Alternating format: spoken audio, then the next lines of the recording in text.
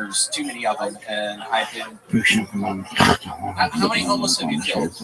Great question. Well, I have been at least I would say around 17 different. Oh, that was a good one, Rabbi. What was that? What was that funny noise? I'm talking about murdering people, you dumbass.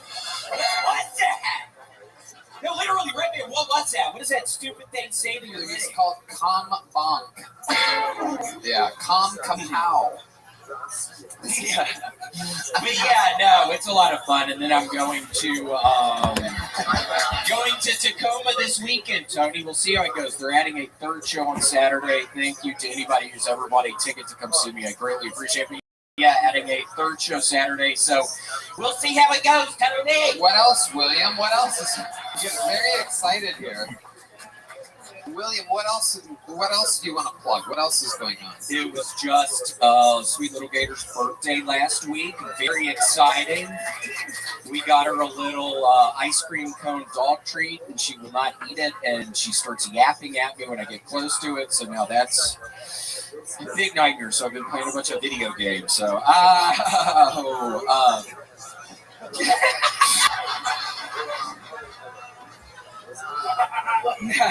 was that funny? When I'm kind of messing up, I mean, I'm having a pretty good setup here other than that one point. Did you really think that was pretty funny? Huh? What? I can hear you, dumbass! Holy shit. Okay. William, we have some really good news for you. There's another red machine here that wants to come back out. And so why don't you stay up on stage? Ladies and gentlemen, I present to you Grammy award-winning artist, one of the greatest rock stars of all time. Make some noise for Winona Judd, everybody. The real Winona Judd. 19 number one hits, Grammy award-winning. Look at these two.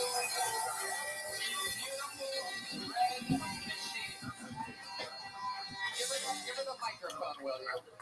Oh shit, shots are coming out with Winona Judd. This is how you know you're dealing with a fucking country music artist.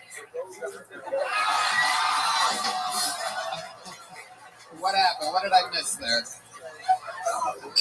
Oh, you're trying to get me to drink alcohol? You stupid man! And maybe this would be a good time to show your titties, man. Wow. How about a hand for the great Winona Judd, everybody? Coming out here, getting us liquored up, being part of the goddamn festivities. I can't do it. Oh boy, that's a spicy treat. Winona, why don't you grab a microphone? Say hello to these people. Say hi to the listeners out here.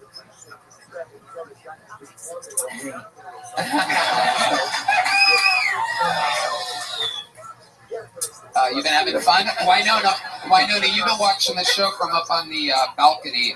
What was the highlight of the show so far for you tonight?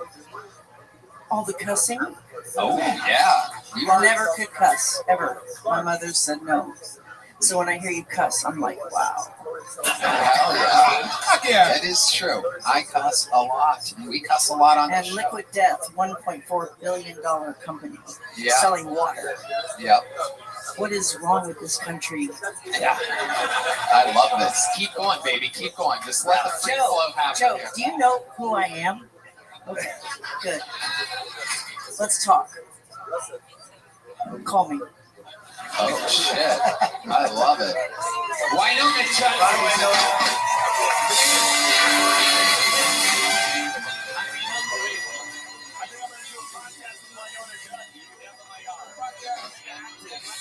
We were hanging out before the show. That is indeed one of the baddest bitches I've ever met in my fucking life.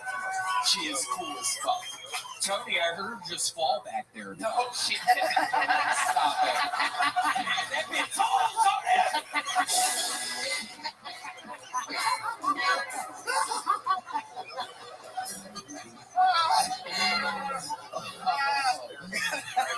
William, stay up here for one more beat because we have one last special treat here. Believe it or not, we have a guy that did a fucking Kill Tony rap on the internet a month or so ago. We found him. He said he's a super fan of the show.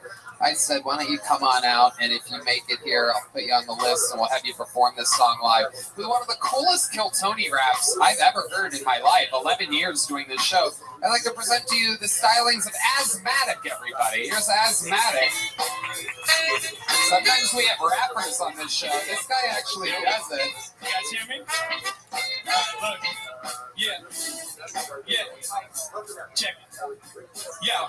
Yeah, let me tell you about my favorite show. It comes on Monday night. I don't stay up late, so Tuesday morning brings the light. It's Kill Tony. Never seen it, then you owe me. It's an open mic where a minute feels awfully lonely. Yeah, Tony Hinchcliffe is him, the Grim Slim Jim. Every show opens with this guy, Hans Kim. I'll admit it, he's a hit or miss. Never quick to dismiss. Sometimes lacks punchline. Keeps a funny premise, bitch. Twitch like I'm Martin Phillips. I don't get it, he's a favorite. But William Montgomery is the illest. Never miss an episode, ain't never gonna stop. Consuming the way David Lucas drinks pop. That's all day down the hallway, so don't look.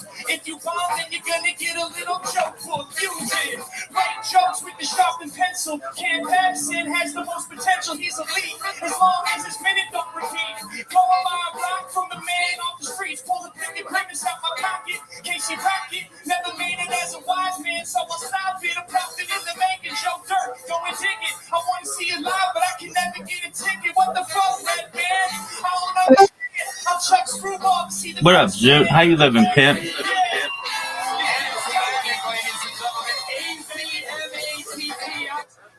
Zoot, how are you?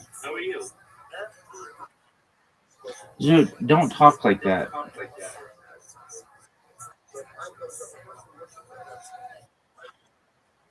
I'm kicking ass, taking names. Thank you for asking, big dog. What's good in your neck of the woods?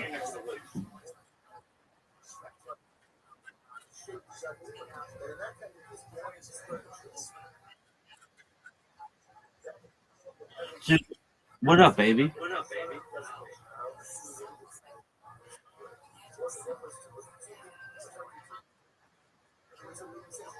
Potentially. Perhaps both.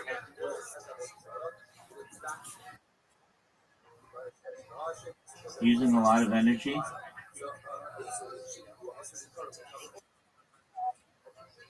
Like the periodic table, basically like element 115 and stuff. Element 115.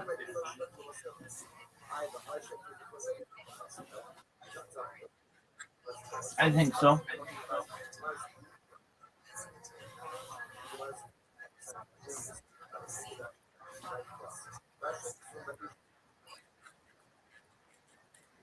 Yep.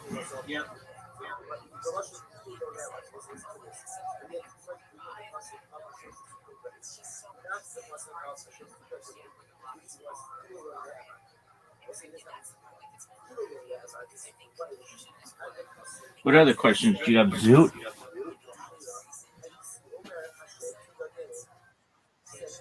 Okay.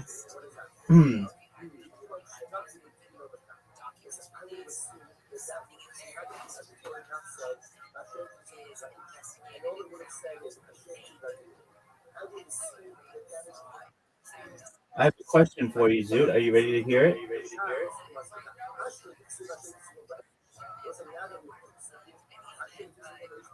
Are you excited for your podcast to come out?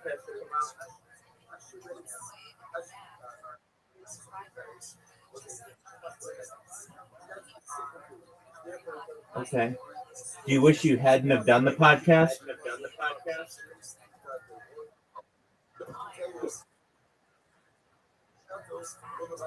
Do you wish what? Can you repeat that? Oh yeah, dog. Join the club, man.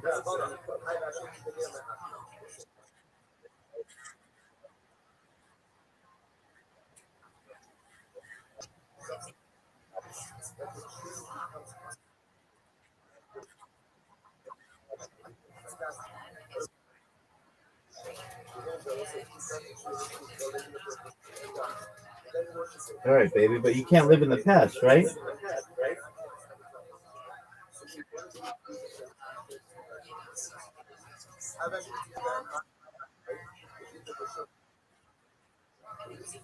You have to live in the present, big dog.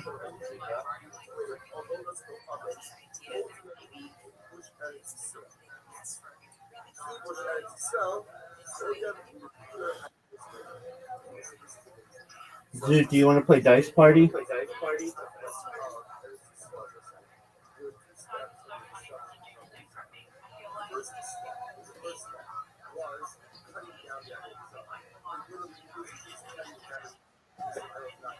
All right. Well, just wait a moment. I'm resetting my.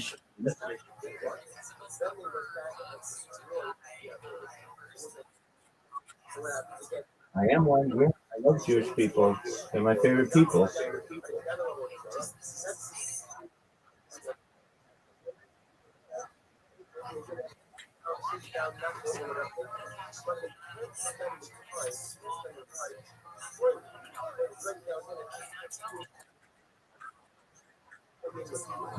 I don't know, like 300 points.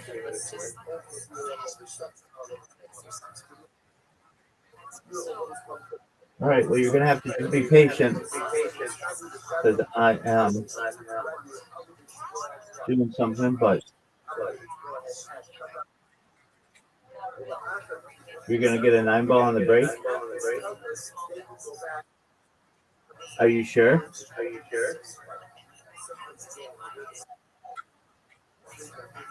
Okay. Do you want to play Dice Party or do you want to play 9-ball? Okay. We'll just wait. I'll be there in less than 5 minutes. I'm still here. I just have to reset my streams, big dog.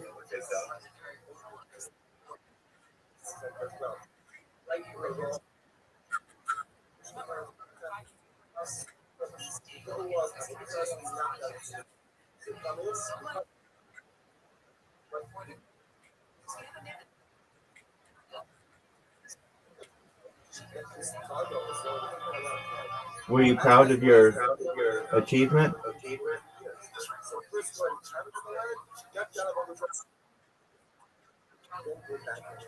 I think you should get something like some kind of badge or something.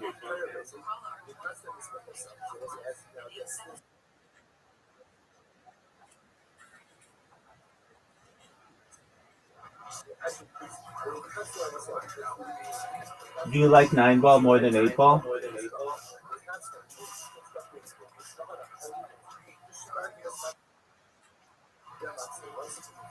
Okay, but that didn't answer my question.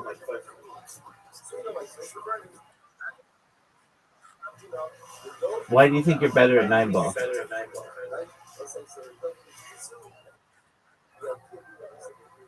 Because you win more? How did you lose so quickly?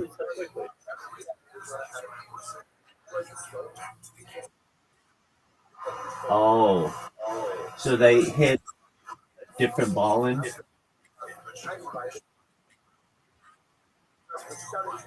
And then you lost?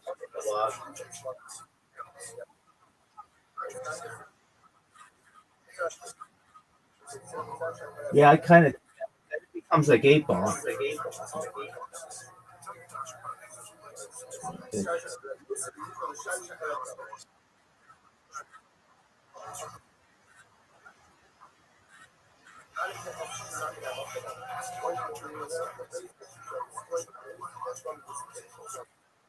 Yes, sir. Really? You think so?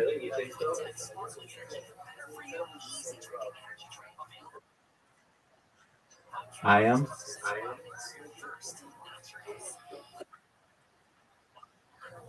Because I'm amazing.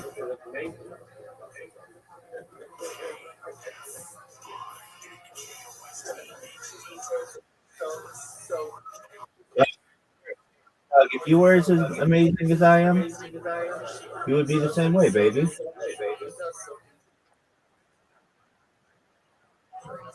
Okay, well, that's a great story, dude. For what? What did I do wrong?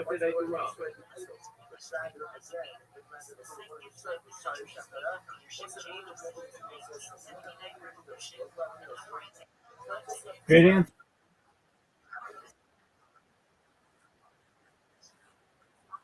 How is it anti-tycoon behavior? How do I have anti-tycoon behavior? Oh, anti-human behavior. Because I'm a transhumanist?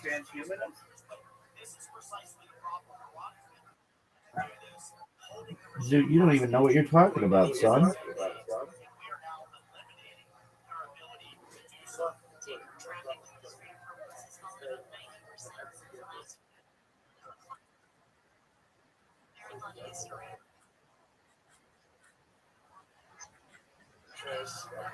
What do I think is a human behavior that won't be allowed in 200 years?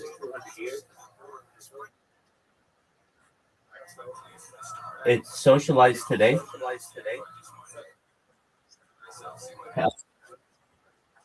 Yeah, sure. Giving birth. I don't think people will be able to give birth in the traditional sense in 200 years.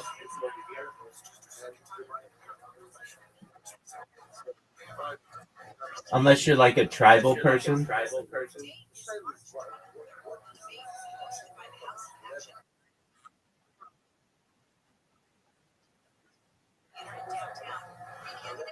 What's a human behavior that's acceptable now that won't be in 200 years? Is that what you're asking? Giving birth.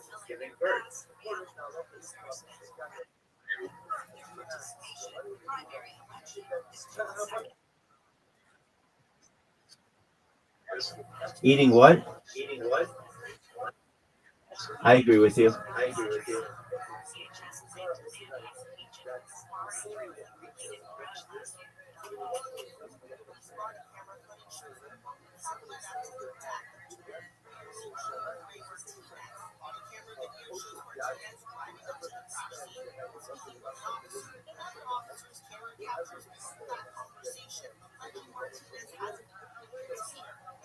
Do you do TikTok? No? Why not?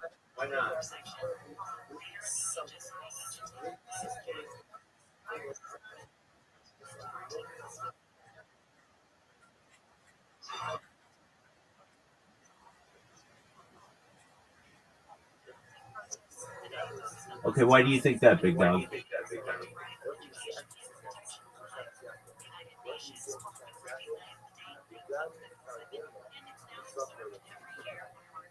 Why do you think that?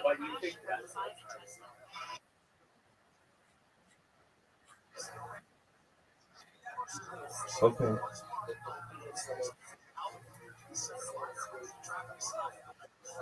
Dude, are you ready to lose?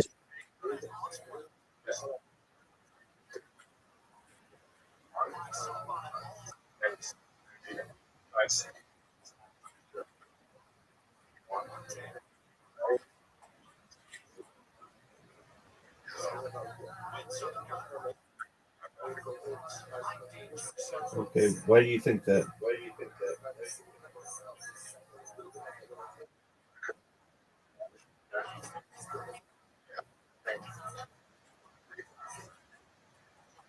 Okay, well, what if you consent at age 25, but then change your mind at 85? Should that be allowed? You consent at age 25, but then you change your mind at age 85. Should that be allowed? Why?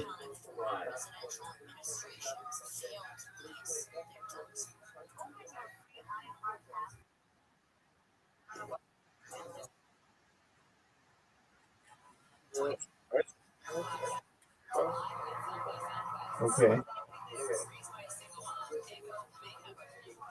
And that's how you feel?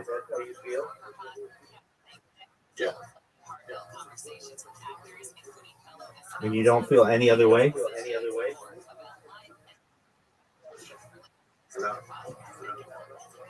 All right, dude. Are you ready to lose? You want to play Dice Party? You don't want to play 9 Ball? Is Dice Party your favorite game?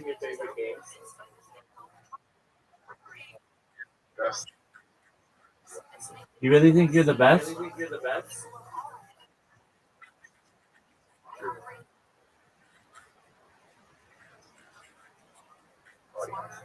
They got 100 in Dice Party? Oh, how many games have they played?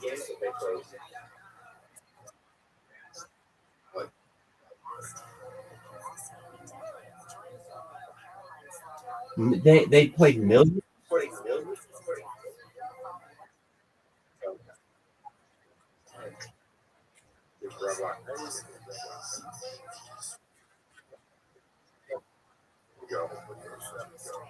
Okay, but you're shitty at mini-golf.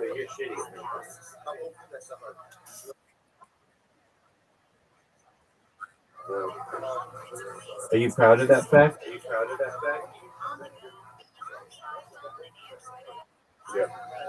Do you know I was once ranked in the top 1,000 people in mini golf in the world? Just for like a moment, or just like one game, I think. I'm pretty sure I could do it again, but it took me like a couple hours to get that good.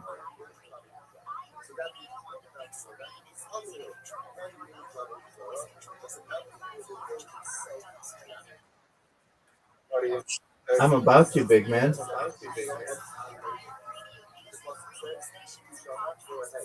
Are you excited for it? Zoot, are you excited for a Dice Party invitation? Why not?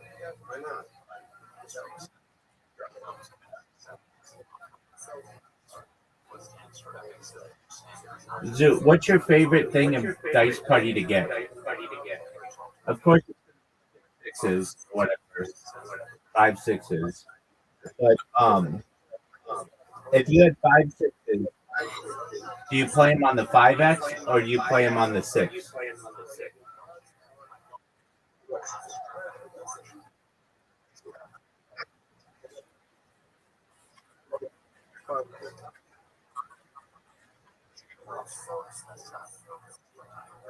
What'd you say?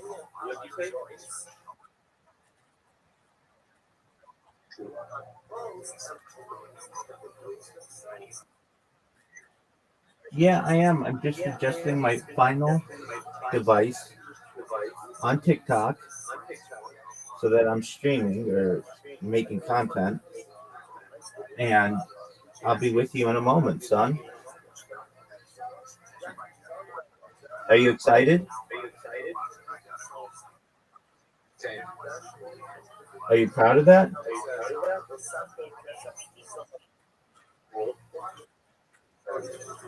Dude, I learned about a new Australian comedian, but they're old. You want to hear about them? I forget their name, but they played like a lady. Her name is Bane something.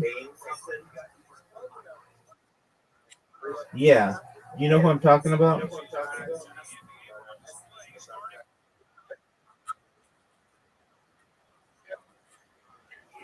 Why did everybody hate him?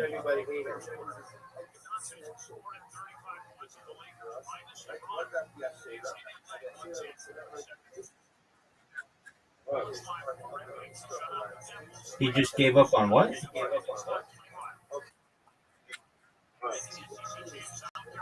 I'll be with you in a second because I can't hear what you're saying. He gave everyone anxiety?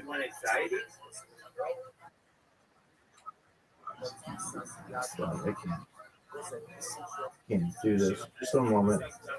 You literally have to wait less than 60 seconds. 59, 58, 57, 56, 55, 54, 53, 52, 51, 50, 49, 48, 47, 46, 45, 44, 43, 42, 41, 40, 39, 38, 37, 36, 35, 34, 33, 32, 31. Did you? Are you sure of that?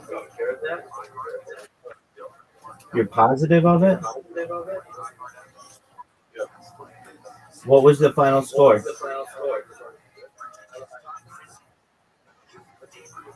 You had 10,000. You had 10,000 points.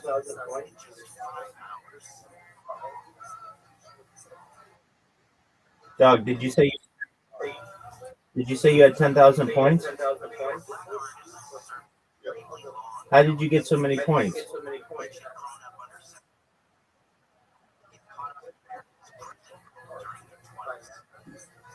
Zoot, how did you get so many points? All right, Zoot, are you ready for your invitation? Do you think you're gonna win? Okay, so why didn't people like Dame Edna whatever?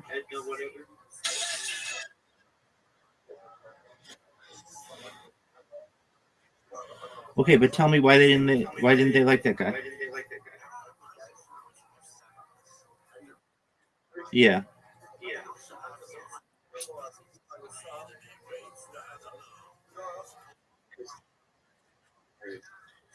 Yeah, she was weird. She had like purple hair, right?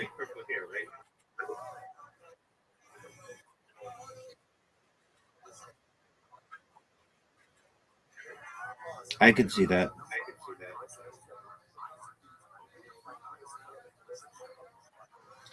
Did you know you're up, big dog?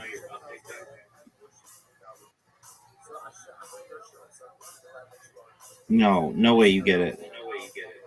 No way you get it. It's such an advantage if you do. Yeah.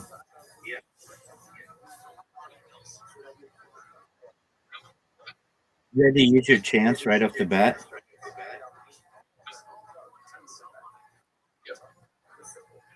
Come on, give it to me. What'd you think of that full house, son?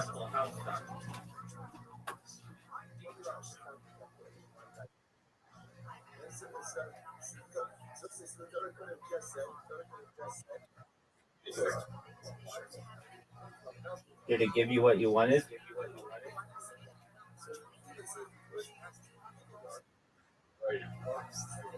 Now you're in the lead. Okay. Well, don't worry. I'll be there in a second.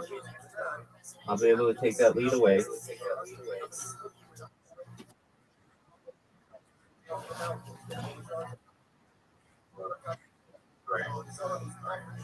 Wow, you did really well.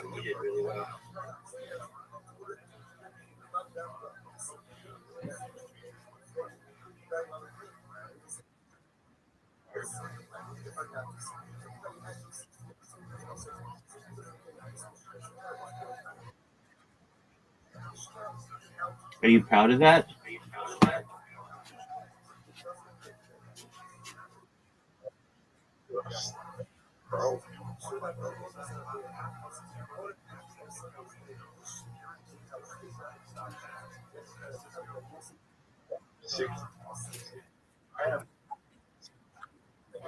All right. Are you proud of that?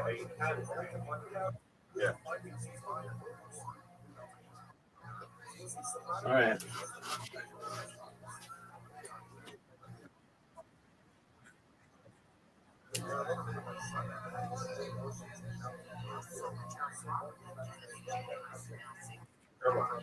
Yeah, baby.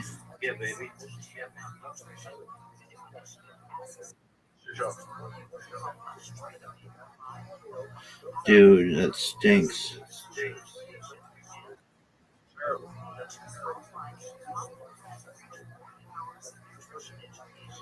Dude, why don't you watch Kill Tony?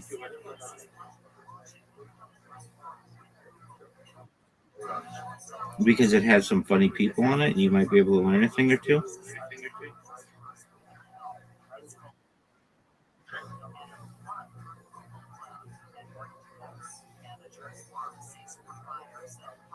Come on, give me at least a 5.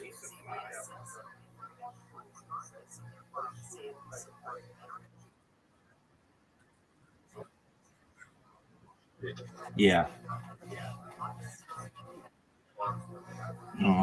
There was one I watched yesterday that they're all okay, but there are some that are funnier than others, and some that are hysterical. I don't know if they're hysterical. They're pretty funny. Okay, 1, 2, 3, 4. Look at this move, Zoot. 5.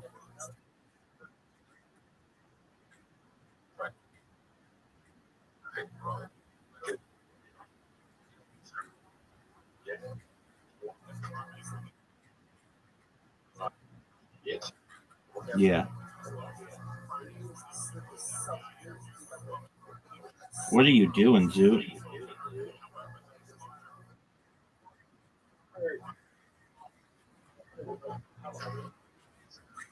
Yep.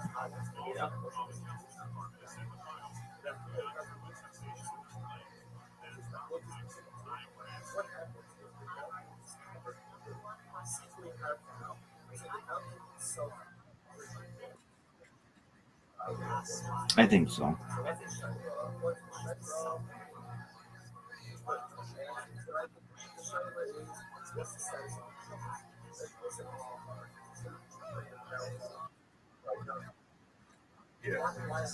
I know.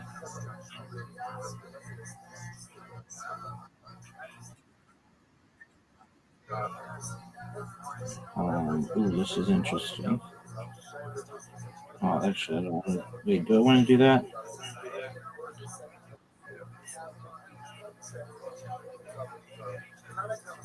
I don't know if I want to do that. Oh, what a big one. They're not that great. I think if you want to know scientifically, we probably just die. Spiritually, we go to a place called Gehinnom, where our souls are purified for like 11 months, 12 months if you're wicked.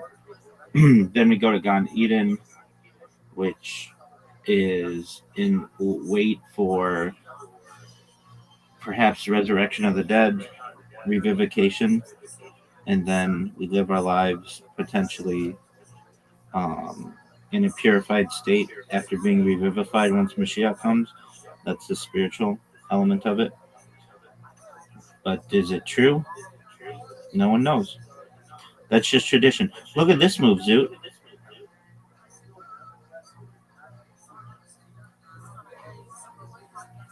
Look at that, Zoot. Remember when you were like, "Hey, I'm winning," and you're not gonna win, and all that other bullshit?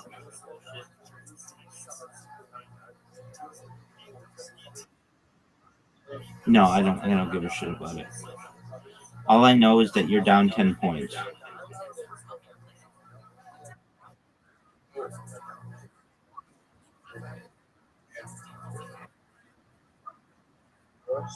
Yeah, Zoot.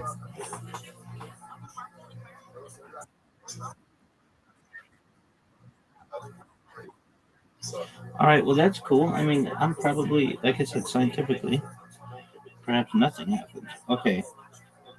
What are we doing here, Zoot? Yeah, that's what I said. Oh, Zoot, look at this move.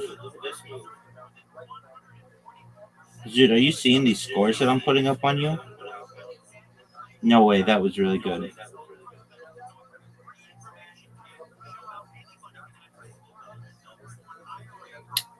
Not good enough though. That was devastating.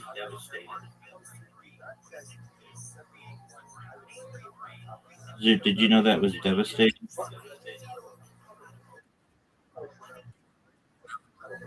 No one knows the answer to this question, Zoot. Zoot, look at that move, Zoot.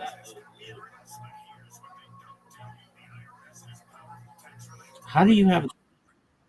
How do you have a lead, Zoot?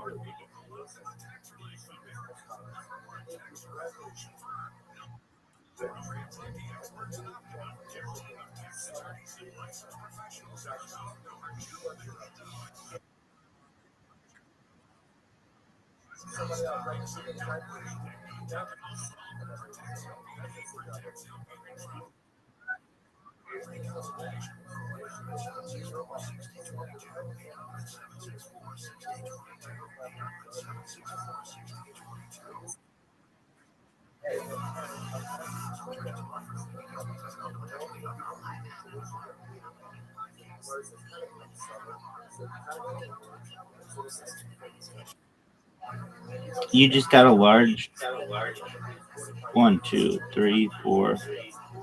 You have a small straight.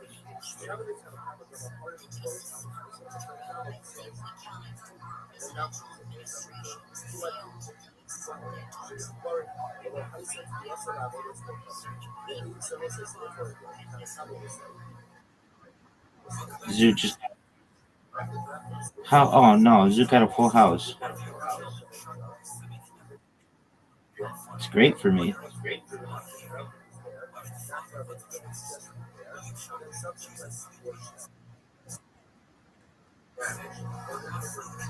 You need 4x, baby, or ones.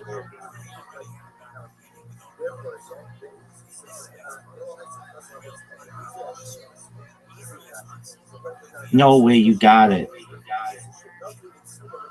Zoot, you got it. Zoot with a marvelous play. Give me 6s.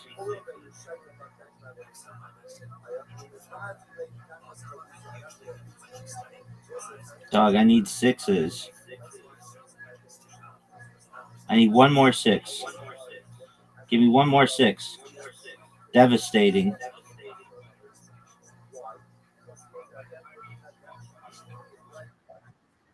Maybe. You need 5 ones.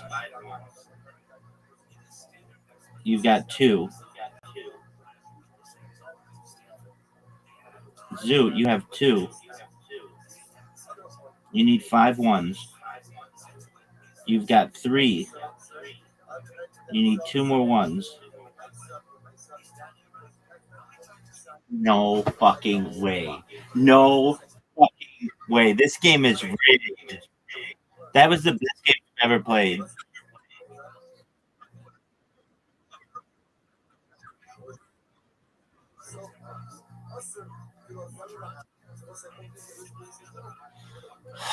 Dog, that was so rigged.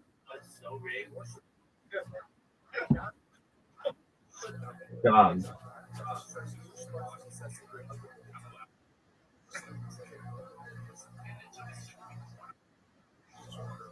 Dog. Dog. Do you realize how rigged that was?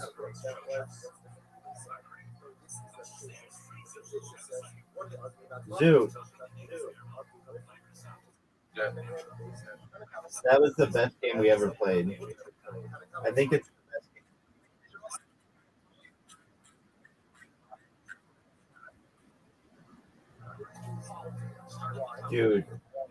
Dude, I can't believe that.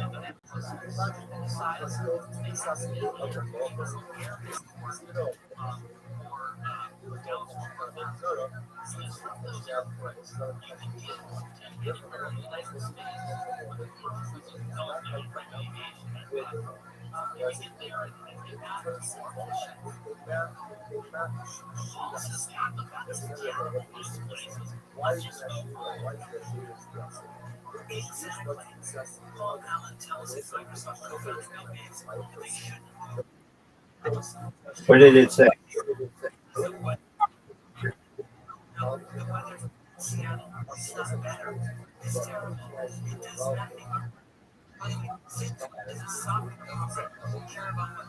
Zoot.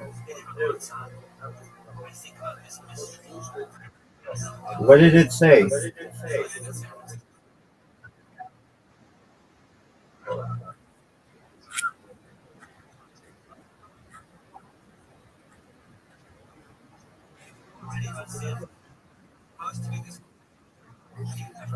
Dude, Grok sucks. Because it's taken so long. ChatGPT would have had that bit for you instantly.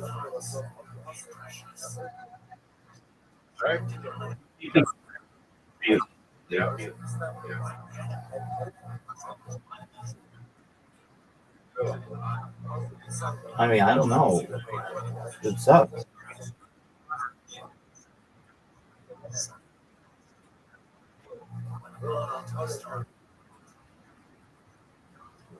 Dude, that game is rigged.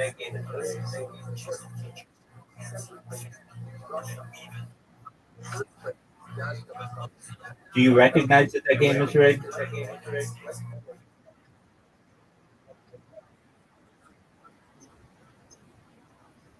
Yeah, which is like really not good odds, which means that for you to get that means that it's rigged.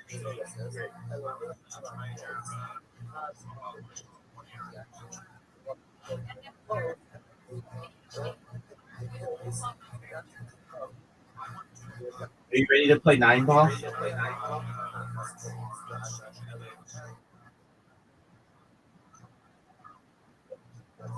Do you think you're gonna win?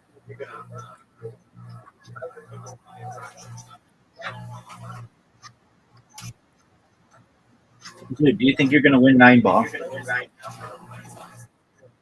Dog, I can't believe I fucking lost that game. That was rigged. You used cheat codes. Dude, you know you did. All right, Zoo, it's trick shot.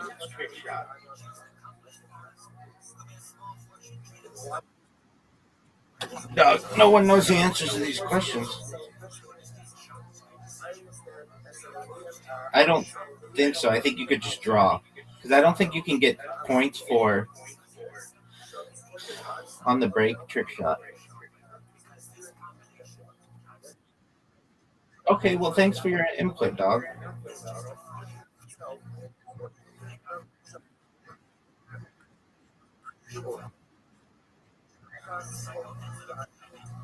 Oh, I think that's the limit.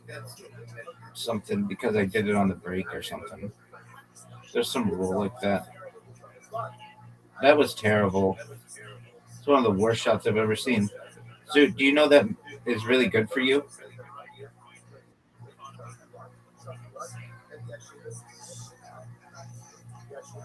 Zoo.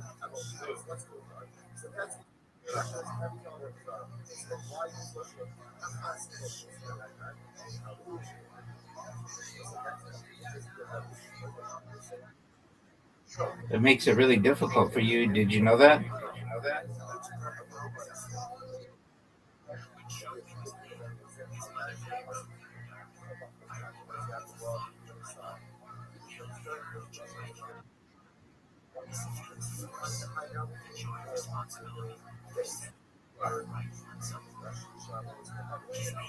What up, baby? Go ahead.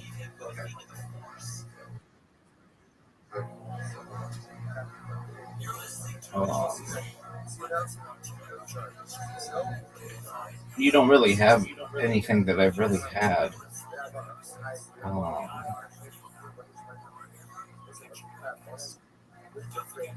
I don't even. Yeah. Oh, almost. What's an Australian food? Uh, capybara? I don't know. Probably like steak. I like steak. I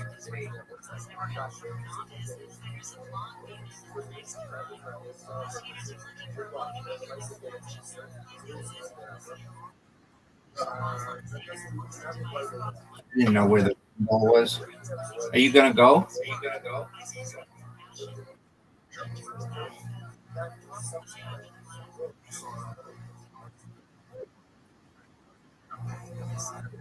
Dude, you know you don't have this. Garbage.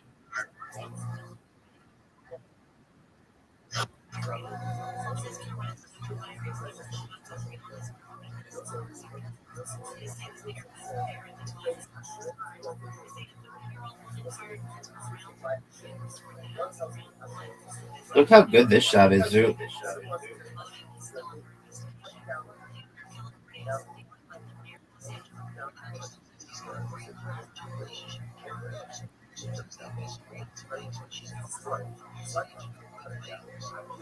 Look at this shot, Zoo.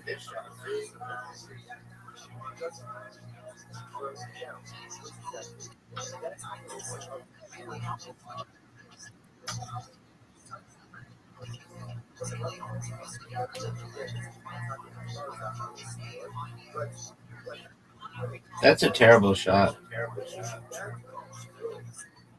One of the worst shots we've ever seen.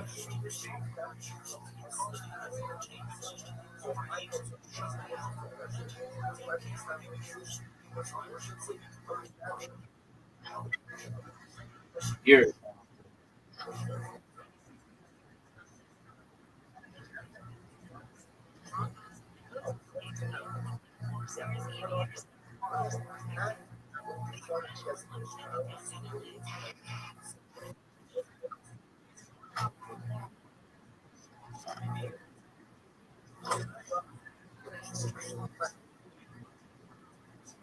Dude, look how good a shot this is.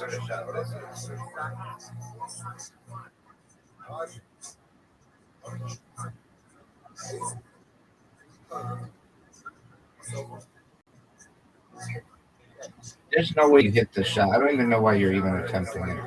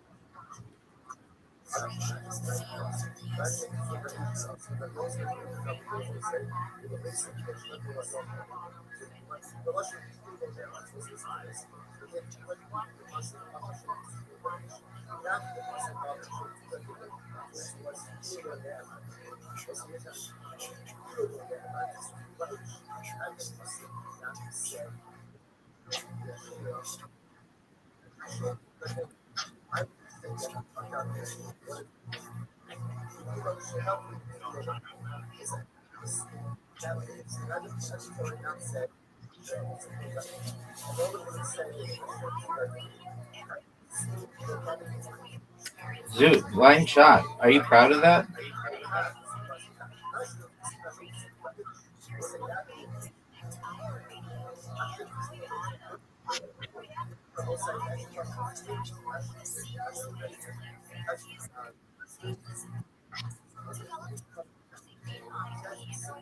That was almost amazing.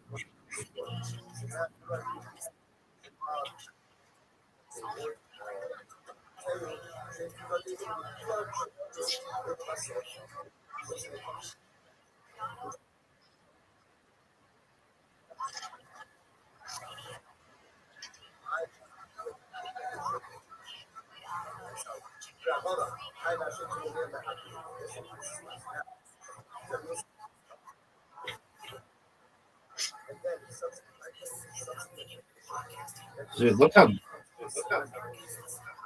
Oh, dude, you know we're tied.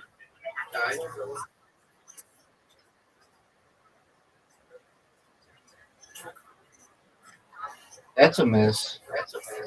One of the great misses in the history of the game. Zoo, what are you doing?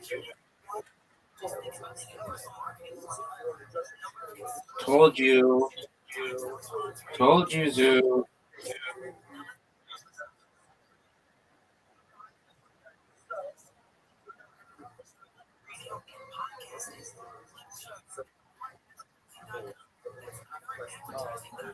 Look how good a shot this is, Zoo.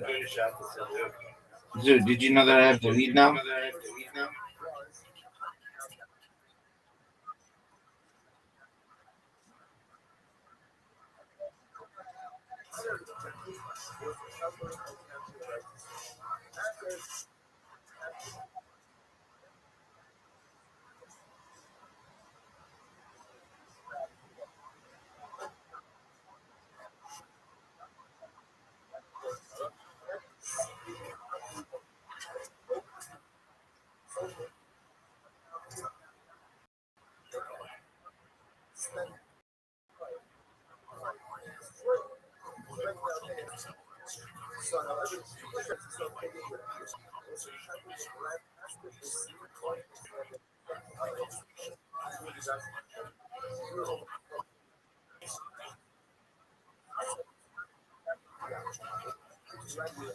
Dude, you know I have the lead on you.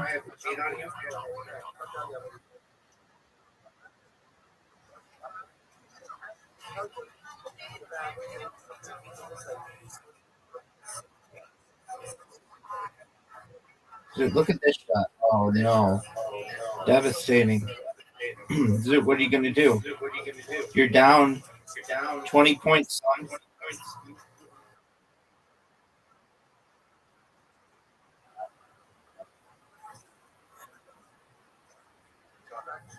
Dude, you're done. We're not playing after that. After you say that.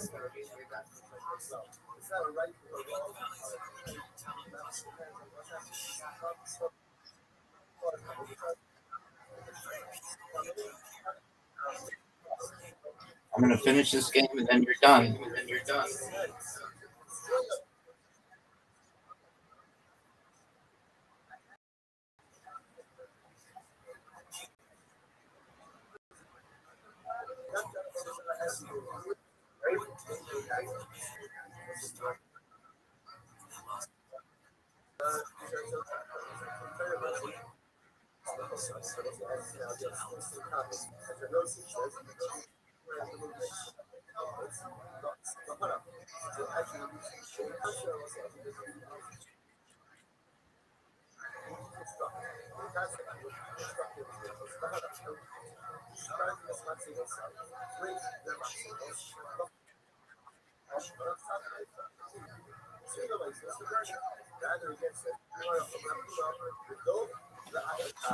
You're done, dude. It's over for you.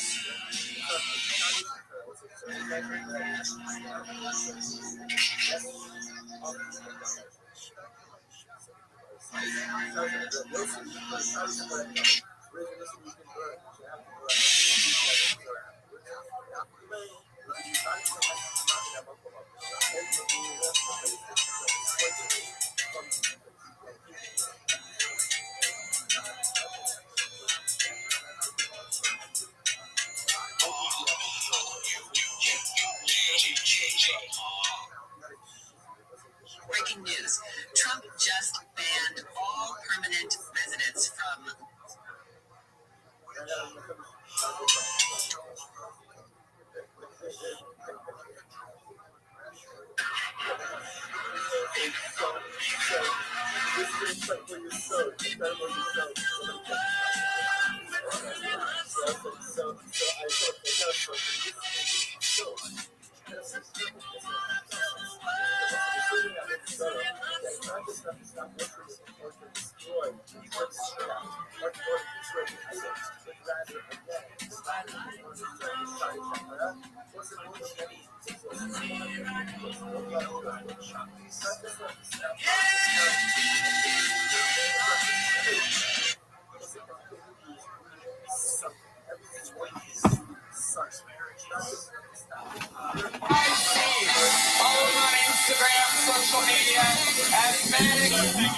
He's next to the goddamn goat, William Montgomery.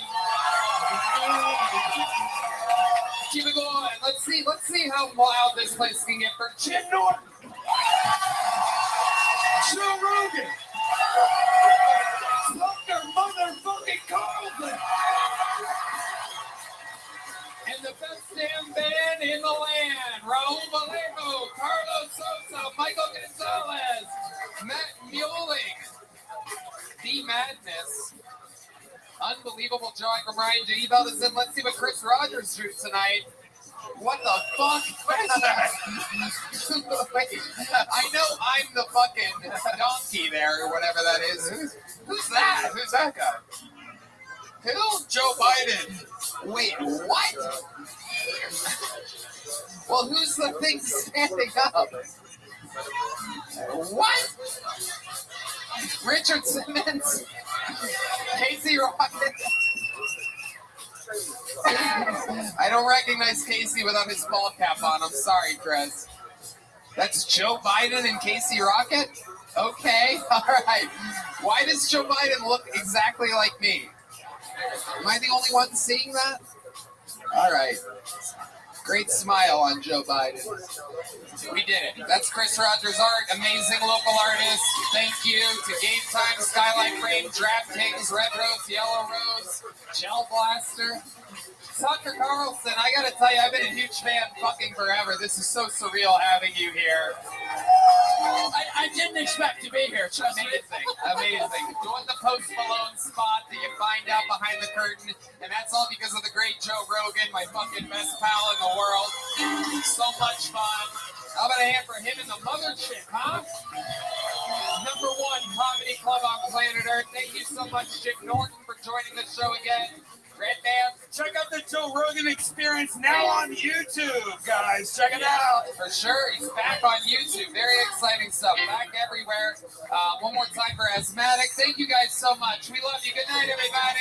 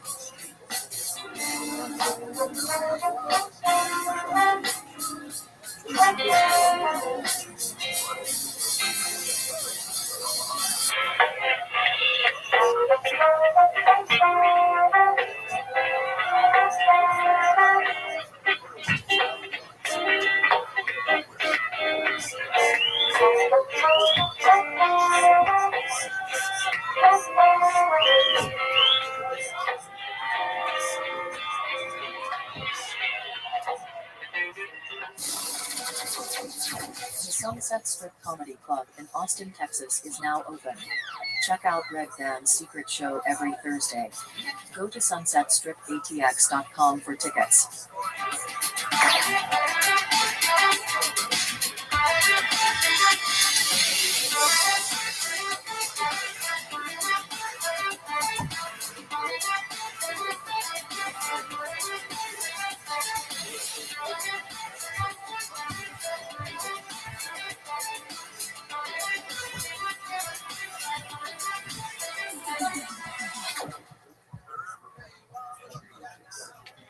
I had this dream about a friend of mine. She and I were platonic friends. Really? Yeah. Like, as an adult, I never liked her. I mean, like that. I liked her as a friend. She's a really good friend. Anyway, we went to Hawaii, and I did everybody. Really? Yeah. And I was like, we were just doing shit. And she was cool with it. She was like, all right, we don't have any money, so we'll just enjoy Hawaii. Really? Yeah. Put her in this LB, baby. Really?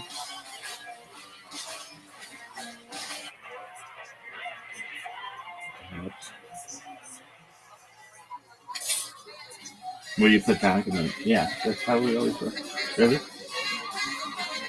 So can men and women be friends? I think so.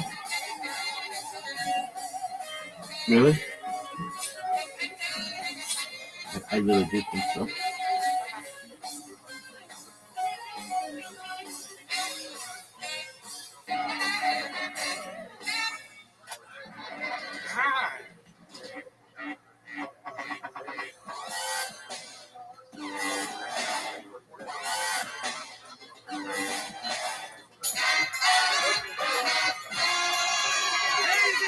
everybody, coming to you live from the Comedy Mothership here in Austin, Texas, for a brand new episode of Kill Tony. Give it up for Tony Hitchcock!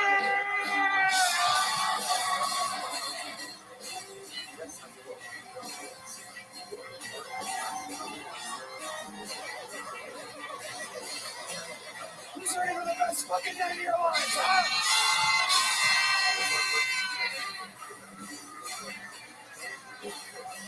Yippee!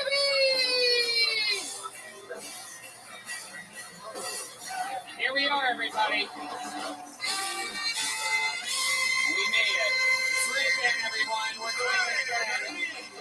Congratulations, you did it. You made it. You're at the #1 live podcast in the world, Kill Tony, brought to you by Talkspace, Squarespace, the Red Rose, and the Yellow Rose. How about that? You guys happy?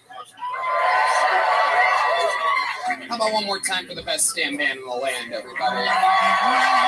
That's the fantastic Raul Vallejo, Fernando Castillo, Carlos Sosa, Michael Gonzalez, Matthew Muelling on the electric guitar, John Bees on the keys, and this is the great and powerful D Madness on the bass guitar right here. Live in the flesh, an unbelievable show, ready to rock. Before we get it started, here's a little bit more from the amazing sponsors that made it all possible.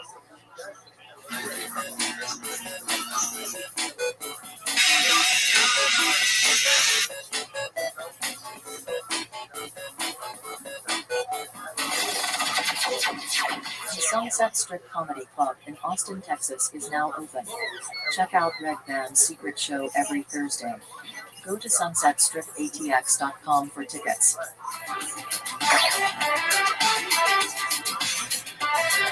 Dude, I fucking love Red Band's Are you sense of guys ready to style. start tonight's episode or what, huh? How he designs shit is great. You guys are in verse. How many of you have been following the show for a very long time? You guys are in for a special treat. On top of one of the queens of comedy at the Comedy Store and one of the kings of comedy in New York, also joining us is the record holder for all-time appearances as a guest in the show's history. Dom For Myra. the first time since the pandemic, ladies and gentlemen, I am so excited to bring to this stage Dom Irera, Eleanor Kerrigan, and Rich Voss, everybody. Make some fucking noise. Dom Irera. Did we ever find out how many times he's been on the show? 24, 25, 26 times. How about a hand for the lovely Heidi as well? Unbelievable. What a squad. And Dom Irera in the motherfucking house. The great Eleanor Kerrigan with the new special, No Country for Old Women, out now on the Comedy Store's YouTube. RichVoss.com for tour dates and unbelievably cool merch. And of course, Dom Irera. This isn't the belly room. You're not in the belly room anymore, Dom. Are you sure? No, you gotta talk into the mic too. It's a podcast. I got a lot of that. Very nice lady. Dom's killing it without a microphone. It's just me up here laughing. Welcome back, Dom. Put in for Dom Irera. You guys don't fucking know. These Austin kids just started fucking getting into comedy this year because they're hoping Joe Rogan's gonna fucking step on their toes or something like that. Dom, how are you, my friend? Good. I couldn't be better. I mean, look at the people came out to see me, and thanks and fake and laughter at these two guys because I'm the baddest motherfucker on earth. He is the baddest motherfucker on earth. Goddamn right. Eleanor Kerrigan, welcome back. Hi, how are you? Thank you for No Country having for me. Old Women is out now on the Comedy Store's Thank you. YouTube. The great Rich Voss is back, ladies and gentlemen. New York assassin. I always have a blast doing this. I'm telling you, I drove from Jersey just to do this. All right, let it go. It's kind of sad. You guys know how it works. You've all done this show, especially Dom, more than anybody else ever in the show's history. Over 200. I can't even get my hands around how many fucking people signed up tonight. They're falling out everywhere, hoping to get their chance on this stage. If they get pulled out, they get 60 seconds of time to do stand-up comedy. They can literally become famous on the show. You know their 60 seconds is up when you hear the sound of a kitten. That means they have to wrap it up then, or else they bring out the angry West Hollywood bear. And then I interview them, and we find out more about them and what they could talk about, what could be interesting. I've already pre-pulled a name. A person has to run across the street to 4 choices, grab them from a group full of hundreds of comedians, and drag them over here. In the meanwhile, let's get the show started with one of our great regulars, everybody. A fucking absolute thunderbolt of energy starts this show every single week now. He is a phenom, a freak of nature, on tour with me, with William Montgomery. Most importantly, literally one of the most famous local comedians on planet Earth. He is a superstar. I present to you 60 seconds, brand new and uninterrupted, from the phenom, Casey Rocket, ladies and gentlemen. And it has begun. Yeah, all right.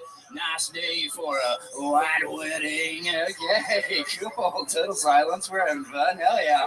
Get real. All right. God, I feel like shit. I've been doing Ramadan, so I can't eat any Percocet till sundown. So, Hill Crab's got meat sweats. All right. Very cool. Hell yeah. Lost you again. God. A lot of people ask me, they say, Titty Boy LaCroix, what's the scariest drug you've ever done?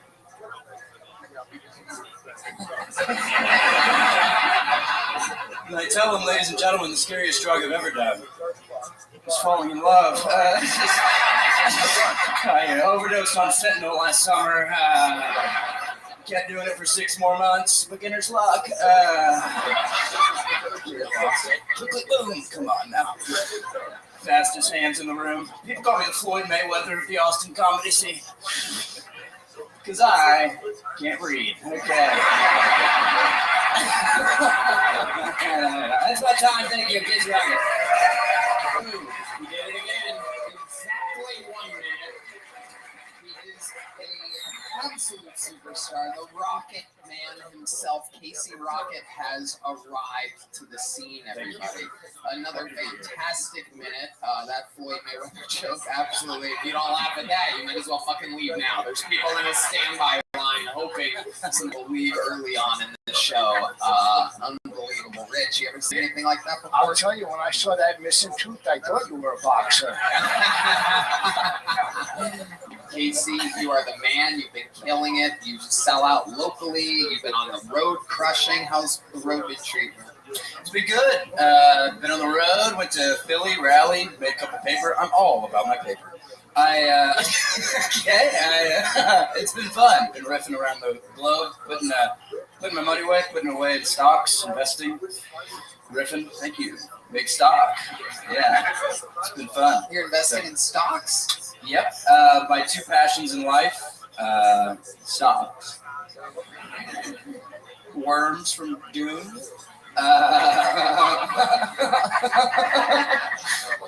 This is a big 2. Yeah, yup. One worm freak out there. Love to see it. Very scary. Yeah. But yeah, I've been putting money away, so I thought it might be interesting for the interview if I could pitch some stocks to you guys. Yeah, absolutely. Stocks have been. Does that sound good to everybody? I pitch you a couple stocks, okay? Yeah, I like this. Let me go grab. Tony got me a Walgreens gift card, so I visualized some of these stocks and I'm putting money in. I've been getting 10-fold, 20-fold my money. So I'm going to show you guys a couple stocks real quick. Okay, he's going to grab his Walgreens photos. Is this a seminar? Oh my goodness! Wow, this is incredible. This is a true presentation. I don't think we've ever had anything like this on the show before, ever. We've been doing this show 11 years. I've never. Oh my God, he has a jacket. Oh my God. He's more of a writer. So, as most of you know, stocks are big this time of year. Especially around the holidays. I've been, these are a couple stocks. I got 2 stock picks. You guys pick on these stocks. I have no affiliation with them whatsoever. Doesn't matter to me. You can make a pretty big coin. Stock number 1. No. Stock number 1. This is car racks. So it's kind of like truck nuts, but it's pits for cars. It's boots for cars. That's about it. But it's $2,500 for each boot. So nice even $5,000. There's a PG-13 version. This one's for moms, so it's got a little bra on it. Kind of sexy to think about around the holidays. Incredible. So this is actually a good one. This is Scream powered cars. So this is Monsters Inc. technology. So that's Mike Wazowski, founder CEO of Scream Inc. It's actually Shriek Automotive. Screeks Automotive. It's Scream Daily Smodlogging, and that's Mike Levisky. He's CEO, founder. Scream in the car. It's like a Tesla. You don't charge it. Just give it a good scream. And then you'll get 100 miles per scream guaranteed. $5,000 per car. Not bad. This is just a continuation of Screek Automotive. And so this is, you can get a couple ghosts on your team. You can fucking go from here to Raleigh overnight. Pretty cool. This is number 2. This is only the second stock. I'm only on the second one. We love it. Everybody likes it. This is amazing. We're going faster. This is 1-800 Guns for Goose. So, basically, it's me and my friend Brandon. If you give me $100, we will give a goose a gun. And, whatever happens after that just depends on how well you treated the goose before we met you. Bonus stock. Whoa, there's one bonus stock, so technically it's 3 stocks. This one's actually pretty exciting. This is Upscale Unhoused. So this is kind of, for too long, we've seen homeless people who aren't that sexy.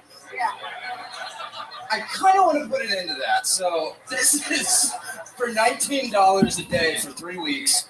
You can give fishnets to a homeless person, and they will stay outside your business. They will stay outside your apartment, and they're going to be a little bit hotter than you remember them being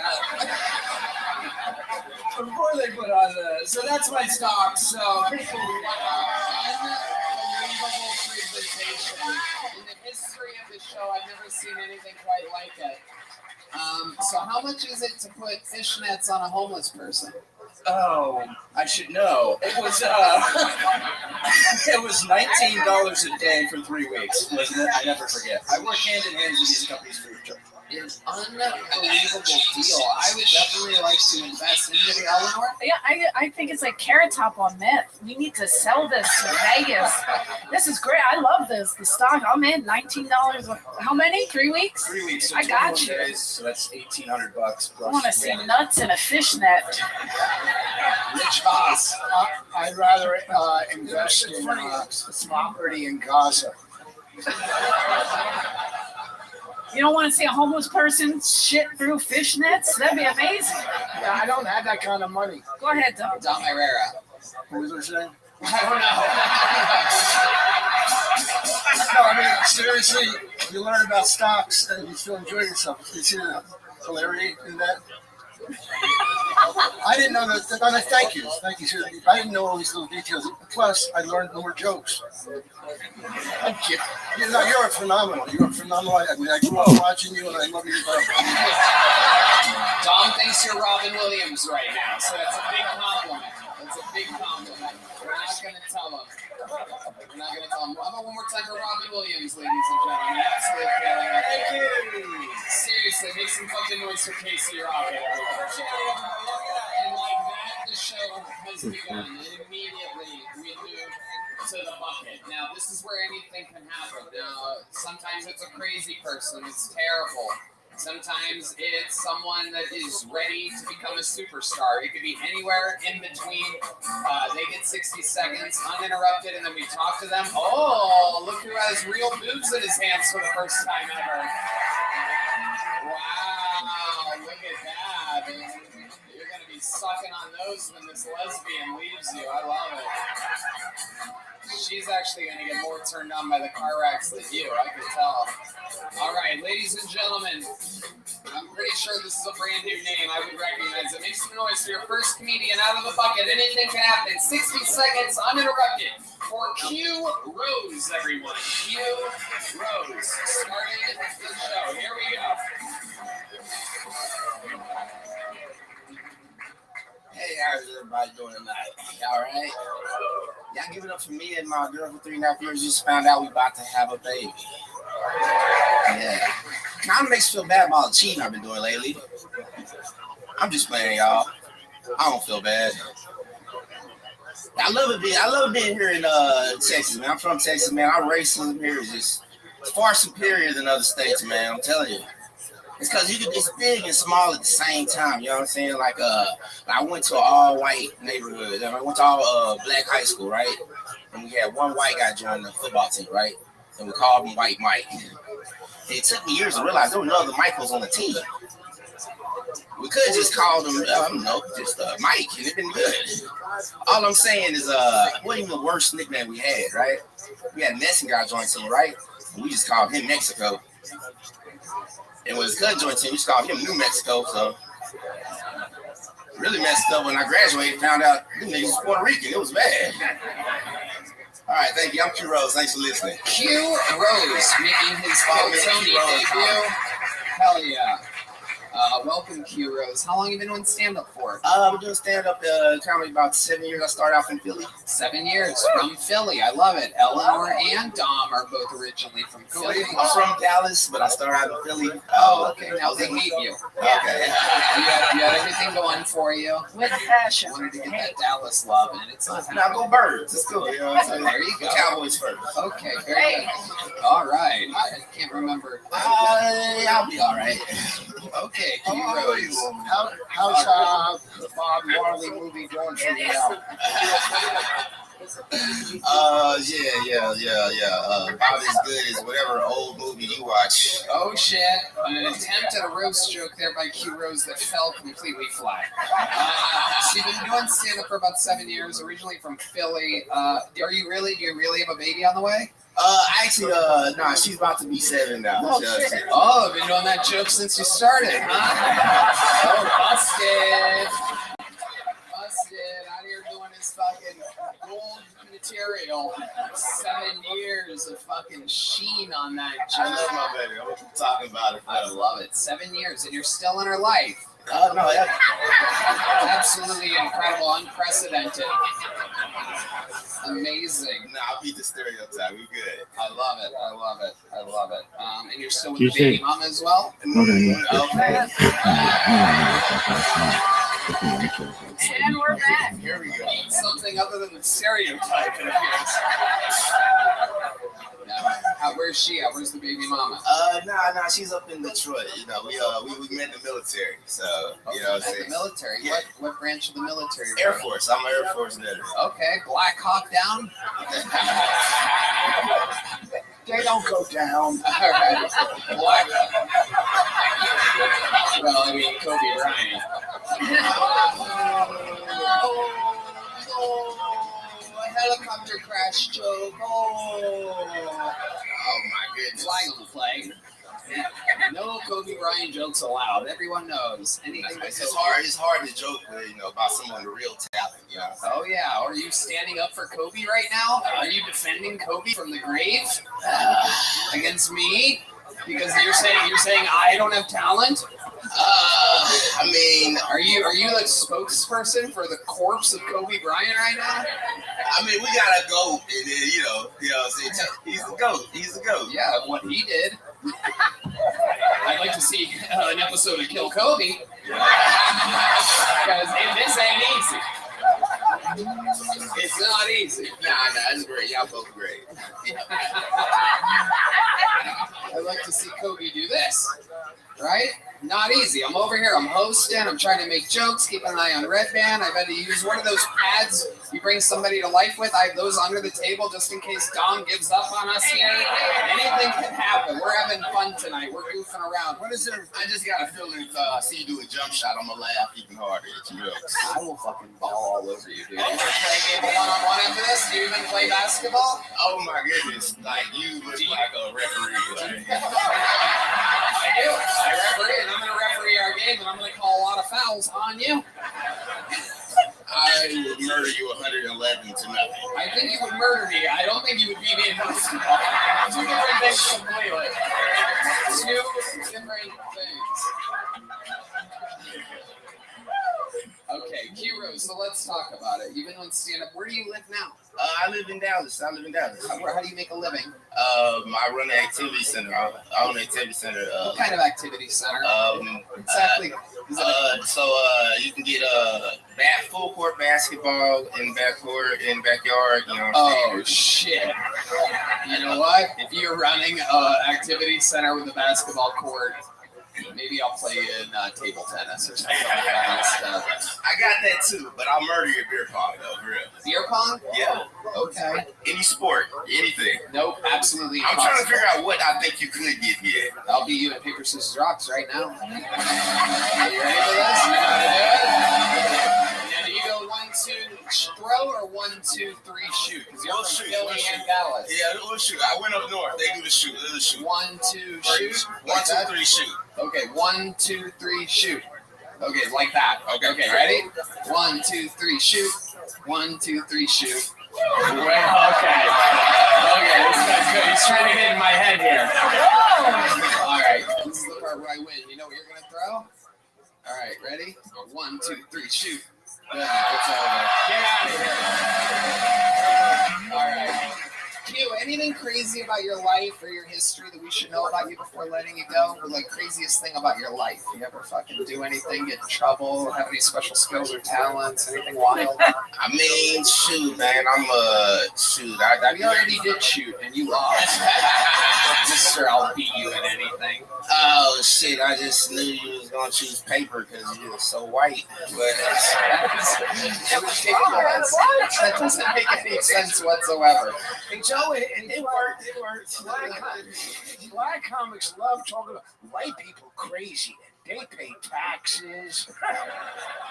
I'm an Air Force veteran. Thank you for your taxes. Oh, that is true. We love you for the Air Force thing. Okay, Q Rose. Well, welcome to the show. Congratulations. Fun times.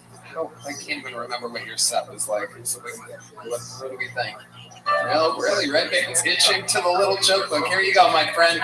Here he goes, Q Rose, everybody. All right, and like that, it's on. The show has begun. You guys get it? Everybody having fun? Hello there. This episode of Kill Tony is sponsored by Talkspace. Do you think seeing a therapist or psychiatrist would be helpful, but you don't have the time to actually find one, meet with them, or afford them? Try Talkspace. By doing everything online, Talkspace has made getting the help you want easy, accessible, and affordable. Why wait? You can get a therapist through Talkspace right now. Therapy can help you shift your perspective, find tools to cope in difficult times, and be a guiding light. Isn't that right?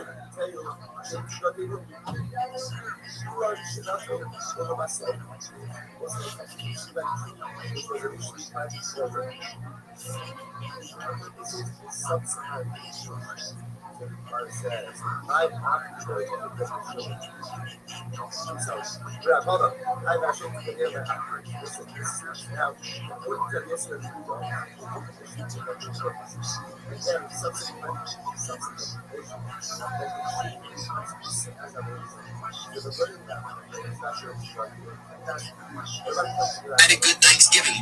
I went to Thanksgiving at Brendan Shout's. And Brendan Shout's is a man. He does a podcast. He is he was a wrestler or fighter. Sorry. And professional fighter.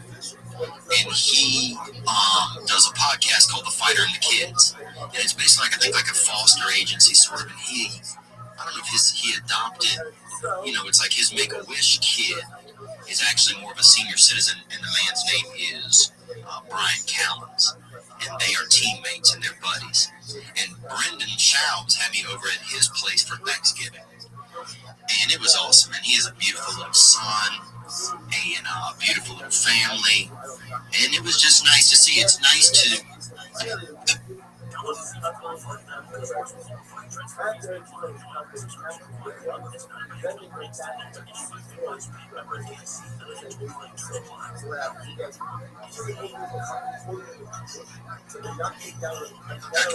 And you're one of the only guys that moved away that I kind of miss. Yeah, who else moved away that you don't miss? No, I miss it. I see there's a lot of them that it's blatantly obvious.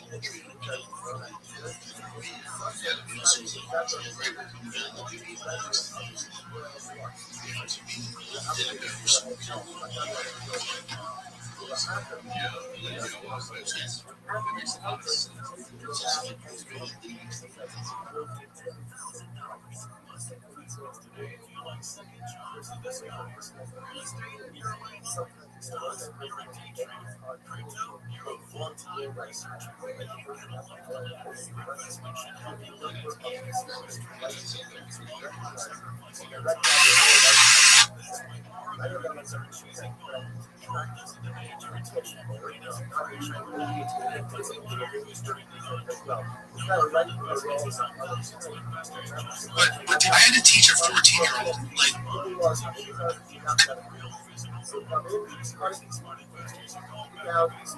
started getting calls from the military. There were commanders were late from where you're from. They were in full thrall about what it was. This was showing is concurrent with their understanding of the revelation, the end times, and this showing that everybody. There she is. How you living, girl?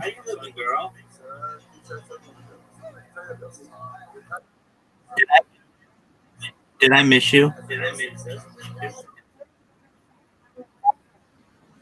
Oh, I wasn't in here, or I was asleep.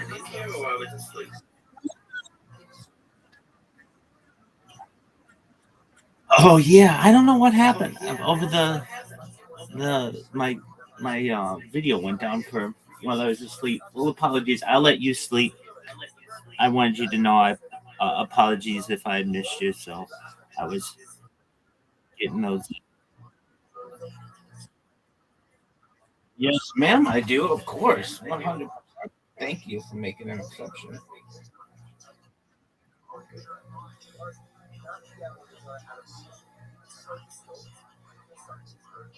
Tomorrow's dress try on day, right?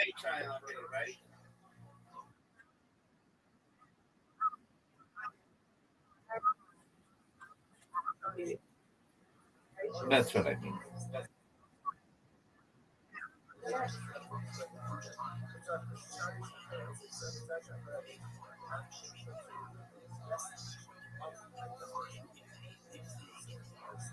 Good. Good spare.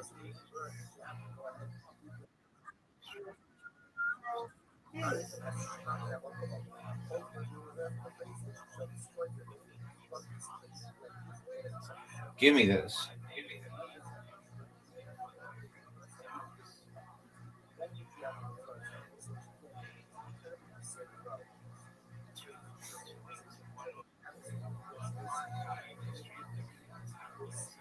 Get it. This, of course, that was a phenomenal strike.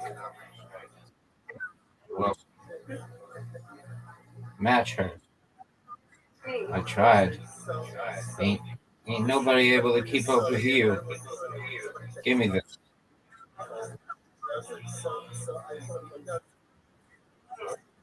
I'm trying.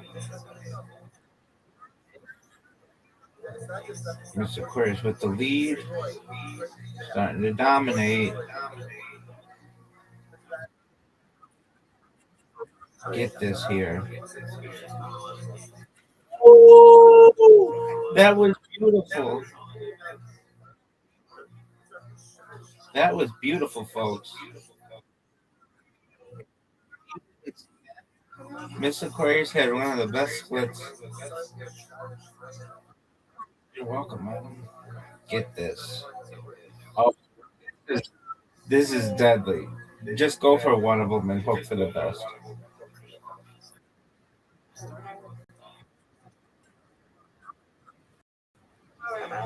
That was difficult. Okay, I'll take it because I can get these two. No, got them. That was Major League.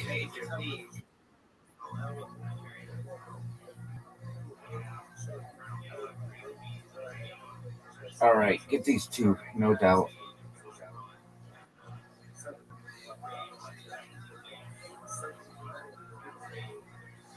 beautiful.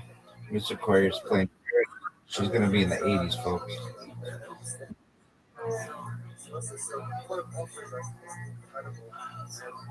Get it. She got 80. That's a good score. Big time. Big time.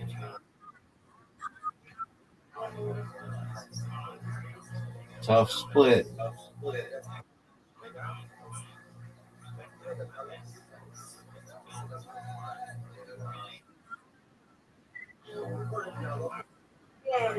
Now when you win, reload.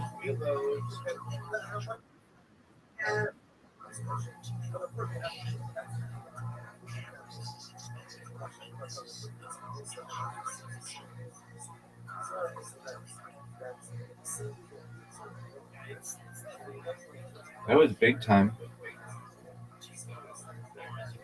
She's going to get these two. No doubt. Got him.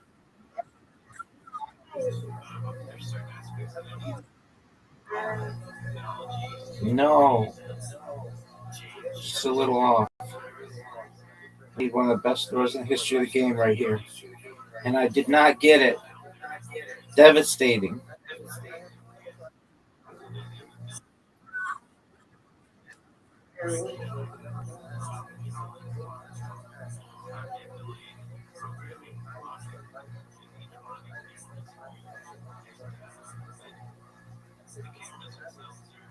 Get it. A beautiful spare.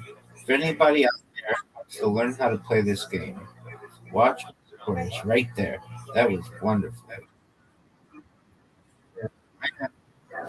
That's what I'm talking about.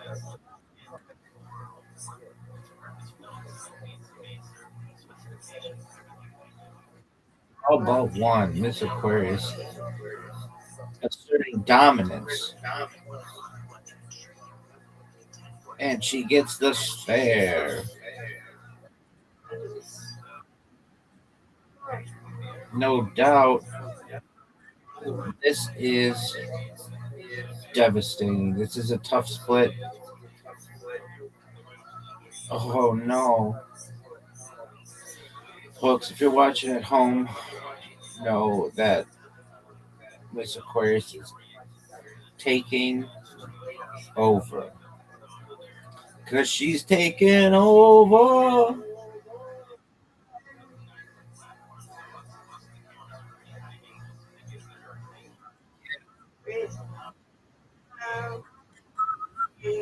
We need the greatest comeback in the history of the game right now.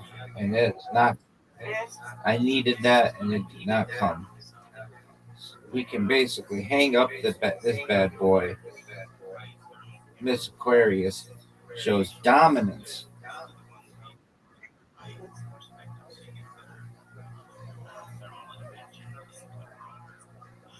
Get it. Folks, turn out the lights. The party's over. Oh, what a beautiful Miss Aquarius.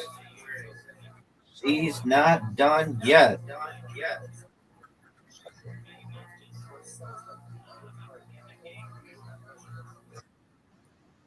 I'm trying.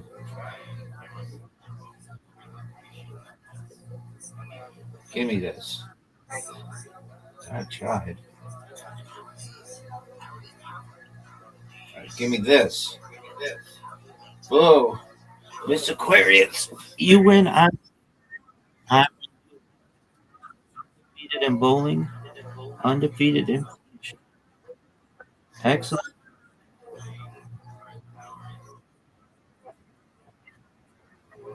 Sweet dreams to you. God willing, I'll see you in the morning. God willing.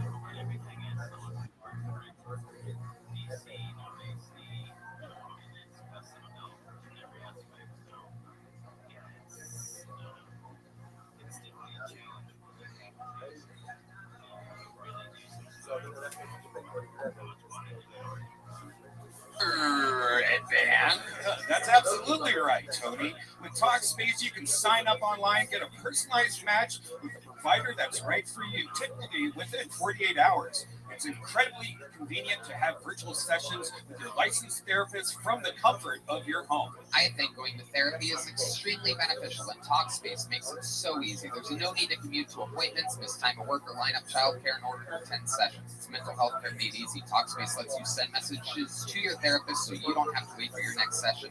Talkspace is secure and private, using the latest end-to-end bank-grade encryption technology to store client information and complying with the latest HIPAA regulations. As a listener of this podcast, you'll get $80 off Talkspace. Talkspace.com/Tony and enter promo code SPACE80 to match with a licensed therapist today. Go to Talkspace.com/Tony and enter promo code SPACE80 to get $80 off your first month and show your support for the show. That's Talkspace.com/Tony, promo code SPACE80. Hey y'all, this episode of Kill Tony is sponsored by Squarespace, the all-in-one website platform for entrepreneurs to stand out and succeed online. Whether you're just starting out or managing a growing brand, Squarespace makes it easy to create a beautiful website, engage with your audience, and sell anything from products to content to time, all in one place, all on your terms. Red Band. Tony, I can't believe how easy Squarespace is to use. Making a website can be daunting, and I was instantly put at ease once I started using it.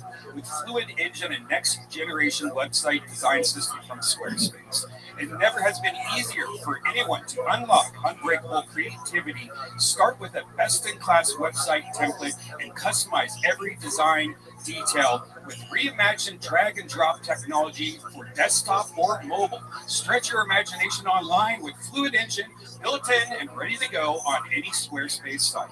Hey Red Band, did you know you can host video content, organize your video library, and showcase your content on beautiful video pages, and sell access to your videos with member areas? Plus, sell your products on an online store, whether you sell physical, digital, or service products. Squarespace has the tools you need to start selling online. There's no doubt about it. I love how easy Squarespace is to use, so head to squarespace.com for a free trial when you're ready to launch. Go to www.squarespace.com/KillTony to save 10% off your first purchase of a website or domain. All right, pull another name out of the bucket. Make some noise for Mike Ryan. 60 seconds uninterrupted for Mike Ryan. Here he is. I don't like to make assumptions about people, but I feel like every time I've seen a homeless guy on a bicycle, they stole that bicycle. If you don't believe me, next time you see a homeless guy on a bicycle, just yell, "How's my fucking bike?" And just see how they react. I got in a fight with a homeless guy one time. I was working at this club and he reached over the balcony and grabbed this girl's ass, so I had to shoot him away. As I was shooting him away, he said, "Hey, you fat motherfucker, I'm going to come back next week. I'm going to kick your ass." I just went about my day because he's a homeless guy. But he came back the next week. Looked like he put the crack pipe down because he gained about 30 pounds solid muscle. His hands were taped up like a professional boxer and he shadow boxed all the way up to me. I did the only thing a reasonable human being could do in that situation, and I hit him with a bottle. And then I stole his bike. As I was riding away, somebody yelled, "Hey, that's my fucking bike!" Thanks, guys. Okay, 57 seconds from Mike Ryan. Doing a little homeless people with bicycles thing. How's it going, Mike? It's good. How you doing? You've been on the show before, correct? 3 weeks ago. How did that go for you? Remind me. I got the big book. I did Secret Show. Ken Patterson stopped me in the street, told me I was funny as fuck, booked me for the regulars 2 weeks ago, and I'm on it again tomorrow. Wow, So, incredible. Whoa. And this all started because of that appearance 3 weeks ago. yeah, a lot's changed in 3 weeks. Tell me what else has changed in 3 weeks. You look 5 pounds heavier. Thank you. Now I'm on Ozempic, so I'm actually down like 50 pounds. Okay, what else has changed in the last 3 weeks? I'd only been doing it 3.5 months at a time. Now it's been 4 months. So I'd only done over mics up to that point. And now I'm getting booked. Actually organized my own show in Houston. Yeah. On the 20th. It's sold out in 7 hours. So, Wow. Yeah. You sold out a show in 7 hours? Yeah. I mean, how did you do that? I was a promoter for 12 years and a rapper. So. A rapper? Yeah. Did I have you rap 3 weeks ago? Yeah. Okay, well, rap again. Let's rap again. I want to hear you rap. I don't even remember. All right, 1, 2. Oh, they're holding me up on this one. Matt Muelling's scared. Oh shit. The microphone killer used to be a dope killer, now I'm just a round killer. I tried to lie. It is like I got a job, color be a homicide. Cause I'm a future. The city be a principal. I'm a motherfucking user. Yeah, I'm about to do it like you've never seen it. I can't understand what you're going on. Stop. Can you guys understand what he's saying? Right. Nobody can understand. The bass and the drums, it's a little bit too loud. Why don't we try it again? A little bit softer, guys, a little bit lower. But and you enunciate a little bit harder. So we go acapella? Do you want to do it acapella? Let's fucking do it acapella then. The band sounds fantastic. Much better than the band of all time. I love you guys. All right. Motherfucker. The microphone killer used to be a dope killer, now I'm just a live killer. Could it be realer if I tried, don't lie? And if I gotta die, probably be a homicide, cause I'm a Houston. This would be a threesome or a twosome. I'm a motherfucking nuisance on this beat. This is all memorized, correct? Yeah, let's do it, yeah. I could do this in my fucking sleep. You know that? I can do what rappers do in my sleep. Yeah. Tony, you're the best, man. I hate to pander It's just again. kind of incredible, right? I mean, they come up with all this stuff, you know. I'm better than you in every way. The shirts, the pants, the socks. I just beat a black guy in paper, scissors, rock. So, and you're literally interrupting me while I rap. You don't even fucking unbelievable. Did you see that? I just housed him while he's talking to me. Well, that's actually, I wanted to, so when I did the secret show. Get to squeeze this shoehorn in your thing. Guys, stop lying. This guy has to say whatever the fuck he's about to say right now. The Ozempic is going to your brain, dude. I just lost a pound of brain cells while he was up there. Go ahead. When I did the secret show, you showed up in the green room, and you and your entourage were all wearing matching jackets. It was like the coolest thing I'd ever seen. And you walked in and you just fucking roasted everybody in the room. Matching jackets, the fucker. Every time somebody's like, hey, I need to just tell this story, they just go into some made-up No, dude, you had they were family and friends. matching jackets. I thought it was really fucking cool, dude. I'm sorry, I was trying to give you your flowers. How many people were in this entourage? How do you remember this story? You remember 4 people. Me coming in with 4 people, and we're all wearing the same jacket. No, 3 of you were in the same jacket. One of them wasn't. Okay. Outsider. It was cool, man. It's like watching Your whole story that you interrupted my rap for is I was wearing the same jacket as 2 producers of the show, Holly Shore. Oh my God. I needed that. I know you're supposed to. What's up, you guys? How's it going? Holly Shore, ladies and gentlemen, Comedy Store royalty. I know you said you're supposed to bring me out when you said a certain word, but fuck this guy, dude. They didn't have matching shit, dude. I was fucking there, bro. By the way, it's a fucking Kill Tony jacket. He says it like we all came in wearing like fucking jumpsuits, like we're like a break dance or something like that. You and your entourage came in. I thought it was cool as fuck, dude. Watching It's you the show. Yeah, no. It's the show that you're on. Yeah, I get it. Yeah. Okay. But watching you roast a room full of people, it was like watching Da Vinci paint, bro. I mean, I love roasting. It was really cool. You know what? You're the best performer I've ever seen in my entire life. Mike, there you go. You got a big joke book last time? Guess what, buddy? You're leaving with a small one next time. Greg's gonna do something with it. Mike Ryan, everybody. Now, I'm done rapping. I'm retiring forever. It hurt my brain straight to the gullet. I just got told a fake story by a guy with a mullet. I bet he has bad breath. Here's hiding with liquid death. All right. Stupid. Who makes the noise for your next comedian? 60 seconds, uninterrupted. For Brian T. Licata, everybody. Brian T. Licata. What's up, guys? What's up? How are you? So I just got married recently, right? And my wife, she's dubbed it a modern traditional relationship, right? And that means she's got the job, but I still have to buy the engagement ring, right? You know? And, I'm worried about it, right? Because I don't want to get divorced. And I'm talking to one of my real Kinzo, Italian friends, right? And Hilarious. He was like, yo, dude, how are you possibly going to stay with her forever, right? And I was like, I'm not. Like statistically speaking, there's absolutely no way that I'm going to make it to the end of this thing, right? And, you're interested in stocks. Right. You gotta understand.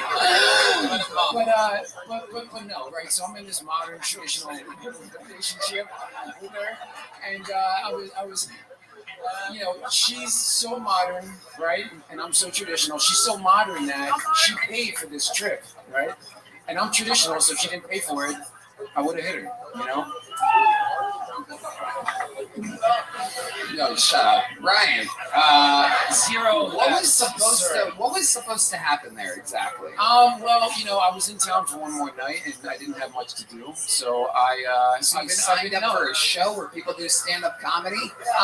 Yeah. So Eleanor Kerrigan. I'm working on my writing. Yeah, working on very, very difficult. That's my tech guy. He does my videos. Are you fucking serious? Yeah. Are you serious? Your tech guy signed up and just ate a pile of hot shit on the show? At least I got called. You didn't know you were gonna get called. Yeah, no one knows they're gonna get called. Have you ever seen the show before? No. I'm gonna put you through 10 minutes of fucking hell. That's what I'm gonna do. I am so sick of this fucking shit. Yeah, I'm like, oh, he's gonna go good. I'm gonna practice my writing. Why don't you practice your fucking writing before coming on a show with 1 million people watching? You fucking numbnuts. So what do?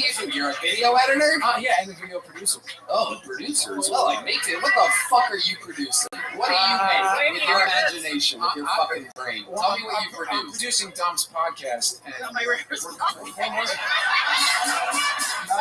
he was interrupting.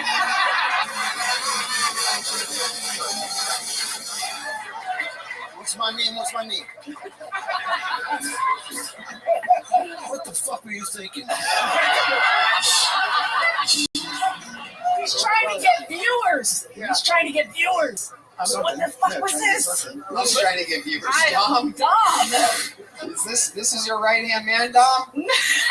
Was.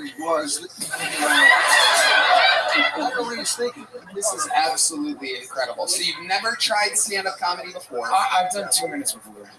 Where did you do 2 minutes? I don't really want to talk about it. Well, I don't care. You said I did 2 minutes on a show in Atlantic City. And his mother's cunt. This one is this thing on? I have a feeling a lot of guys have done 2 minutes in this guy's mother's cunt. Okay. So Brian, you signed up for the show. What did you think was going to happen? What's the best that could have fucking happened? What did you think this show was? Well, I knew what it was, and I knew I was going to bomb, but I was hoping to get the opportunity to at least come out here and see that I probably shouldn't do stand-up. But you also know that after the minute, I interview people. Oh, yeah. And I find out more about them. So why don't you tell me one fucking interesting thing about you? I want to know, because I know a lot of fucking video editors. And let me tell you, some of the most boring, fucking dull people I've ever met in my entire Okay, so you might find this interesting. I used to shoot crystal meth in my neck. Oh, wow. Okay. Now we're getting somewhere. Used to. You do have a big fucking neck, so. Right here. You look like a fucking Argonaut. Incredible. Absolutely. D-Madness, are you on a phone call right now? What the fuck is going on with this show tonight? This motherfucker is on a fucking phone call. I got your guys' fucking video editor signing up for the goddamn show. 220 souls dying to get on this show, signing up every week. Some fucking editor from LA. I was just here for one more day, Jersey. You live in Jersey? Yes. So how do you do Dom's podcast from New Jersey? We produce it online. Oh my God, I hate you more and more with every second it takes Well, place. it's just because Dom doesn't want us together in the same Shut room. the fuck up, Brian. I'm listening. So they send you the raw video file? How does this work exactly? No, we shoot it all together online, and then I cut it up together. So it's Zoom, and then you say that you produce that. So somebody sets up Dom's camera for him, right? And you sit there and you hit record on the Zoom, and that makes you a producer. It's really more of the editing aspect. Okay, so what do you edit? Well, some words that you're not allowed to say anymore, so we just make sure those don't go into the show. I've heard some of the words that Dom says. Yeah. That you actually have a lot of work on your hands. Hey, can I tell them the next act is my real estate agent? It is incredible. It's unbelievable, Brian. What do you think the funniest thing you've ever done in your entire life is? Probably bomb here. No, come on. The funniest thing. I mean, seriously, here you are. You signed up for a comedy show, and I love this. What I get a lot of is what I've heard a lot is that what I hate what Tony does is when somebody fucking signs up that didn't prepare and didn't do it.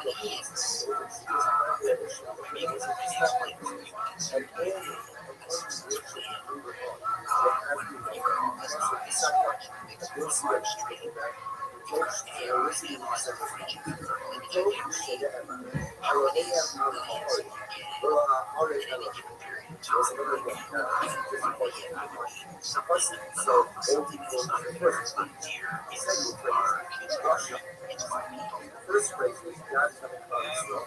White down only together. Let boys, let them clear out of her. Let your gods on the mountains.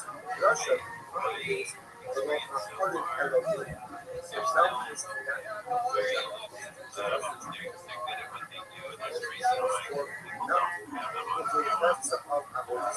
Similarly, Torah says, Elohim Elohim, your gods on the mountains. One direction. Well, I'm going to close Elohim. Don't make your hills for that to become your gods. I would say, Shaleh Hadim, Nachas Kolis, Ra'anat Elohim, V'lo Ra'anat Elohim. It's everybody. Nachas Kolis, Ra'anat. I would have put the original website. And that is inside the movie. That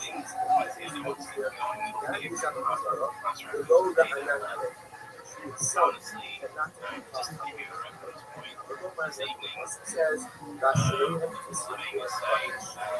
says Shilos shall destroy the life. Syria. Torah exclusively says that these are to be destroyed. Ella Campus Police why do I think that this self I understand SLOM I like both. You shall destroy their gods, you shall on the mountains and all the hills. This is a clear indication of what? That the application to travel is always that he is on the road, not doing himself, doing himself, is worship. Even if the mountain itself is worship. Therefore, Rashid, what does the Torah say? Achas Kodesh Ya'ana. Like, why does the Rashid Achas Kodesh underneath something I would want to know something. The tree itself cannot be called a result. But I was on the issues. Well, second, the Torah itself says, Rashrei, the Torah itself says that the Yeshua tells me what? Tells me what? That the Yeshua is the Yeshua can be done. What's going on? So if that's the case, what the Yeshua can be done with so then why use Russia? I'm not supporting it. What's it? That's the teachers feel that Russia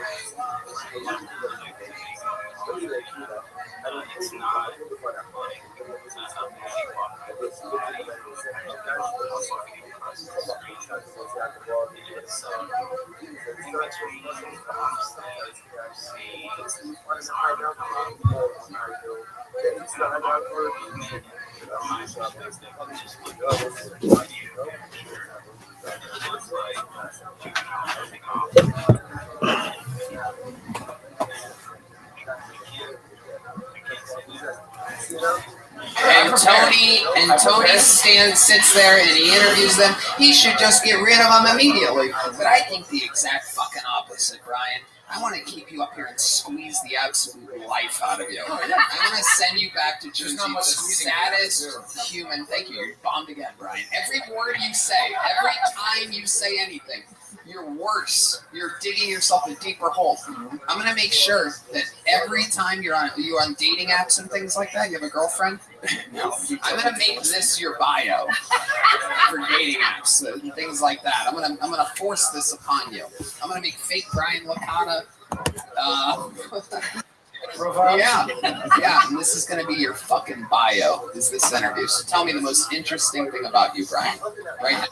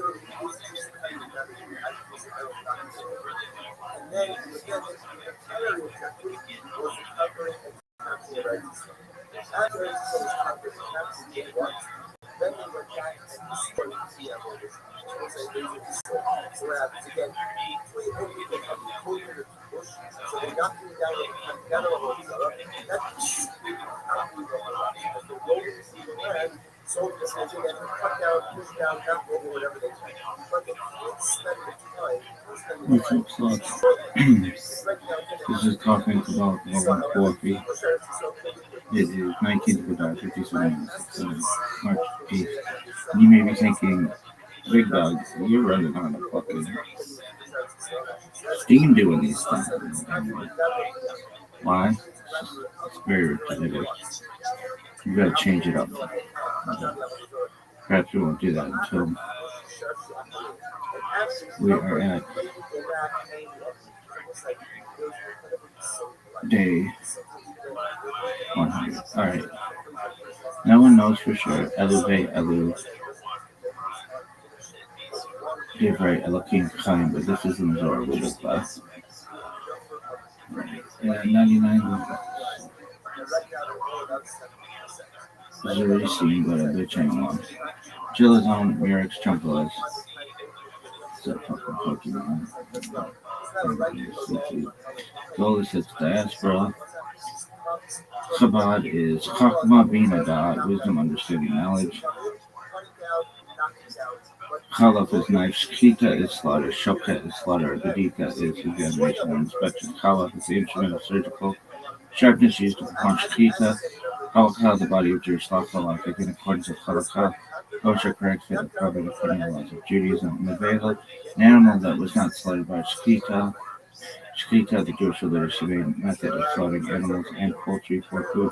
Shoket, the person who performs shkita, qualified with a thorough knowledge of Jewish law, animal anatomy, and pathology, and licensed by both religious and civic authorities.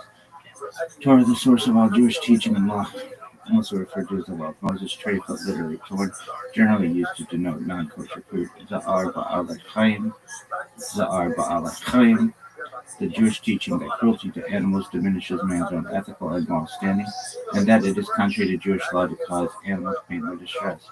Shochet must be learned in the laws of kosher slaughter and adept at sharpening and polishing his knives, known as Stellen Chalaf in Yiddish. He also trains under he or she. We're gonna change he or she. I'm gonna change the she or he.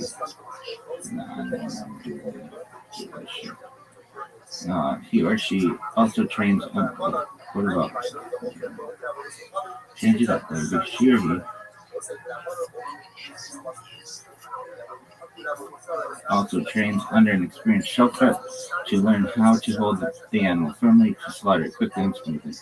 Often, but not always, the shofet is also trained as a bodak, a checker, who examines the inner organs of the animal to ensure that it was healthy at the time of death. And the modern factories set up these tasks are often divided. Gay kaken often young, like this dying.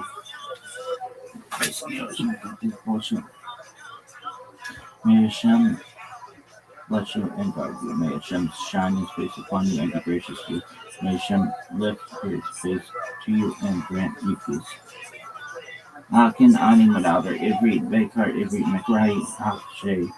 Bofol anaknu amurim madaver hidish o ulat army. Shigam otan ani yakol madaver amida majiyamet. Aval ani ma'adu. And get lakin about madaver and get zanish matol. Yes, we have. Indeed, I speak Hebrew. Indeed, I speak Hebrew, and because Hebrew are in practice, we are supposed to speak Yiddish, which I can also speak to some extent, but I prefer English, therefore I speak English to that something to you.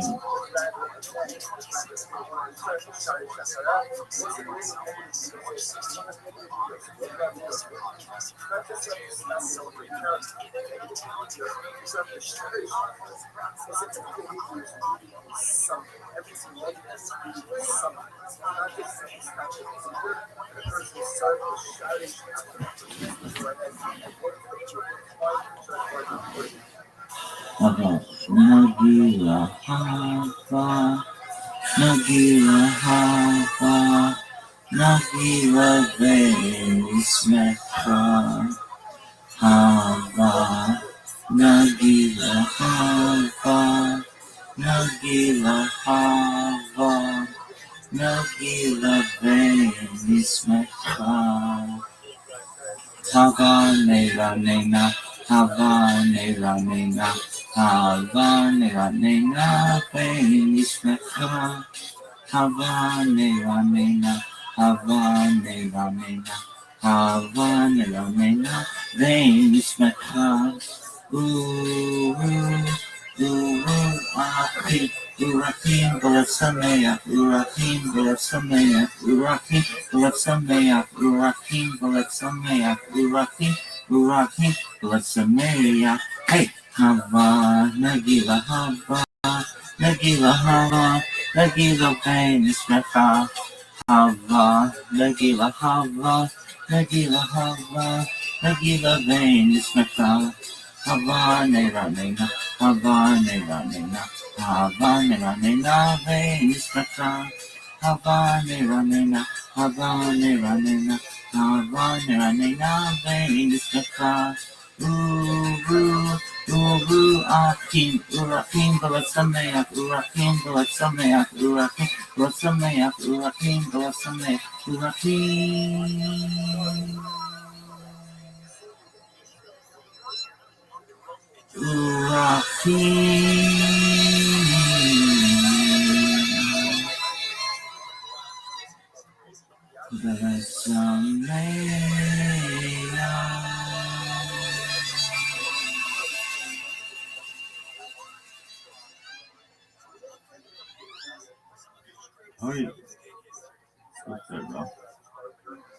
Alright, summary in one flow. Death, soul separates Gehenna, purification God Eden, initial spiritual award, possible reincarnation, spiritual repair, resurrection, body to soul reunited, Olam Haba, perfected, embodied, eternal world. 5 levels of soul, nefesh, action, vitality, ruach, emotion, neshama, intellect, chaya, transcendent life force, pita, absolute unity with before the Torah reading, Baraka Lifnei HaKaraya, reader calls it Baruchu et Adonai Hamabarak, congregation responds Baruch Adonai Hamabarak L'olam Va'ed. Person is called the Torah repeats Baruch Adonai Hamabarak L'olam Va'ed. Blessing before the reading. Baruch Atah Adonai Eloheinu Melech Asher Bachar Baru Mekal Hamim Benatan Lanu et Torato. Baruch Atah Adonai Melech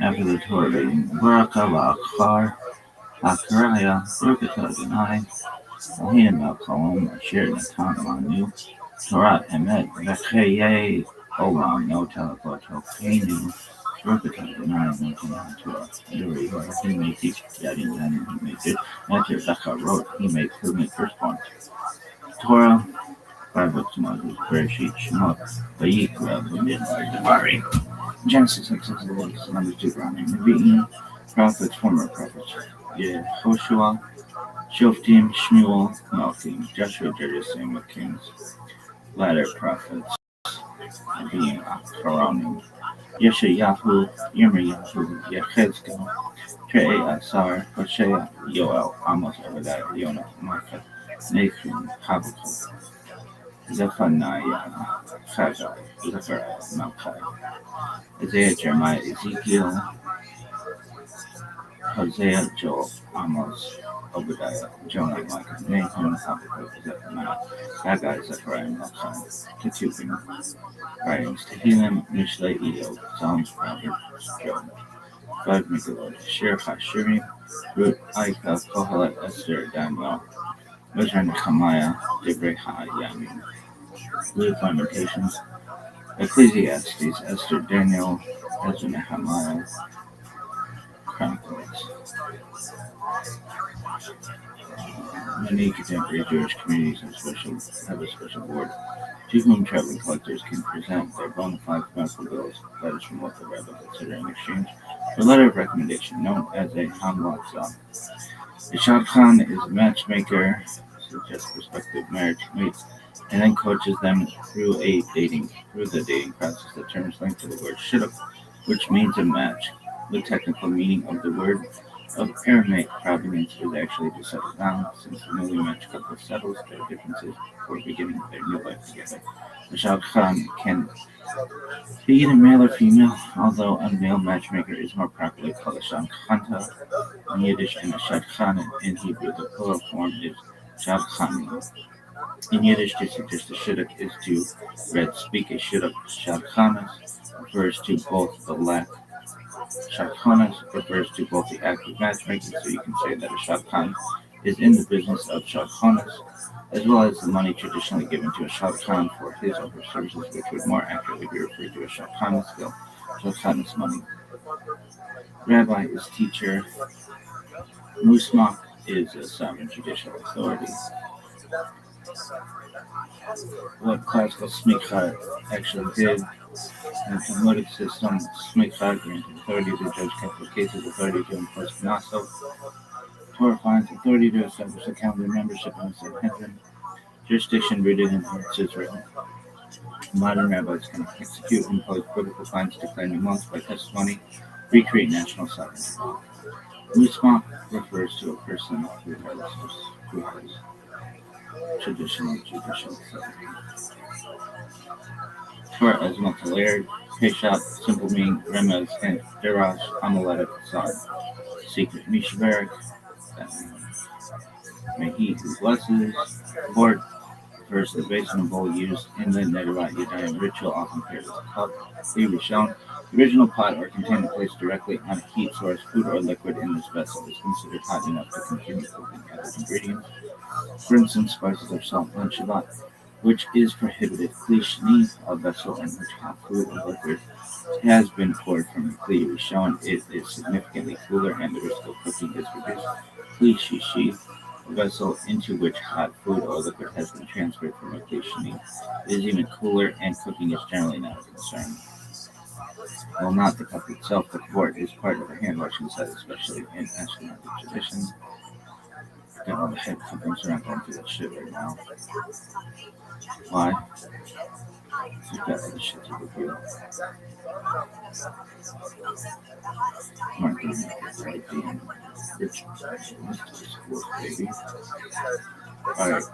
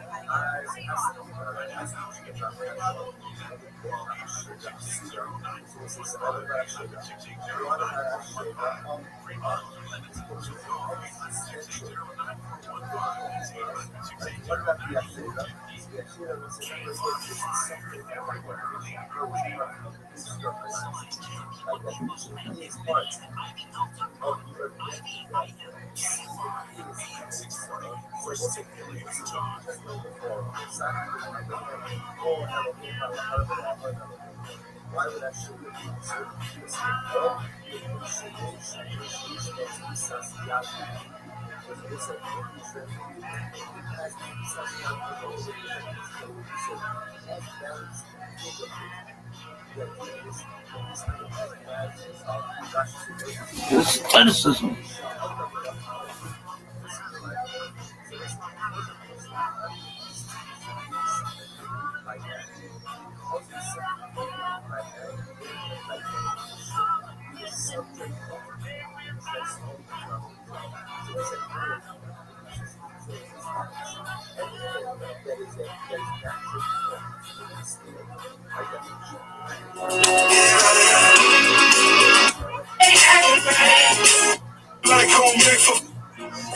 Here I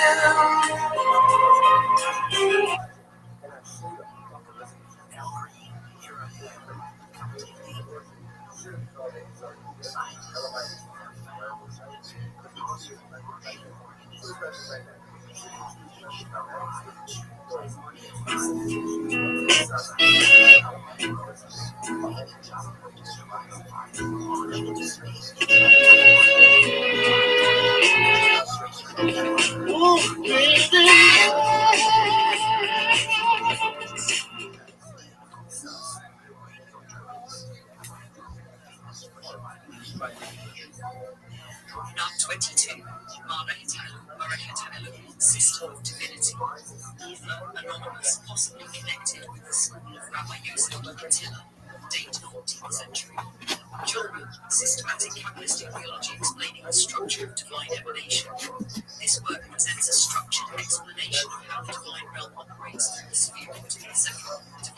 generations. The book attempts to organize earlier teachings about Sefer Zohar, Book of Splendor, and Shari Ora, Gates of Light, into a clear theological system. Judge general structure of the book. Introduction. Purpose of the work: to explain the mandated system and structure of divine reality, to clarify how the Ensof and infinite divine relates to the created world, to describe the functioning of the Sefirot, Sephirot, divine emanations, as a unified organism. Main idea: God in essence remains unknowable. However, the divine becomes known through the structured emanations of the Sephirot. The divine structure. Ensof, the infinite. Topics discussed: God beyond all attributes, absolute unity without limitation, the source from which the Sephirot emerge. Key teaching: the Ensof, infinite divine, cannot be described directly. All knowledge of God occurs through the emanated structure.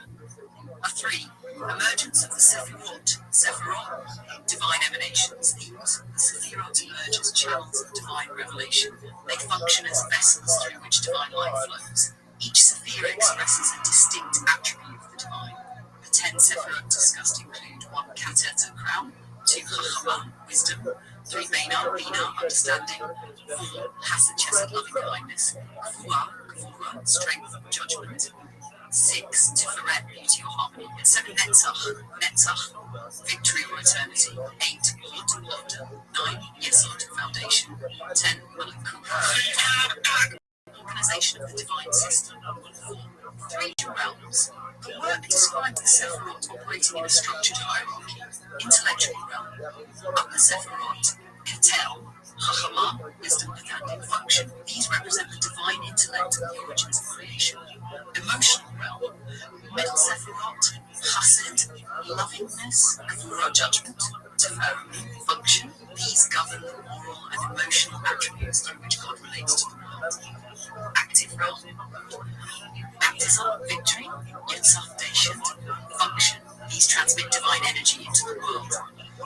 Manifestation, final Sephira, Malakut, kingship, functions the point where divine energy becomes manifest within creation, associated with the Shekinah, divine presence. Flow of divine energy, 5. Chain of emanation. The system describes descending flow. Ensof, infinite divine, Ketau, wisdom, Bina, understanding, emotional Sephirot, Malakut, kingship, creation. This process is often described as Hashba'ah, divine flow or emanation, unity of the Sephirot. 6. Interconnected structure. Key principles. The Sephirot are not separate gods. They represent different expressions of one divine unity. Each Sephira influences the others. The book frequently emphasizes Achdut, divine unity. Role of human action. Human influence on the divine system. Human actions affect the divine system. Examples: mitzvot, commandments, increase harmony within the Sephirot. Avirot, transgressions, creative balance. This concept is often described as tikkun, spiritual repair. Prayer and mystical intention. 8. Kavanah, mystical intention.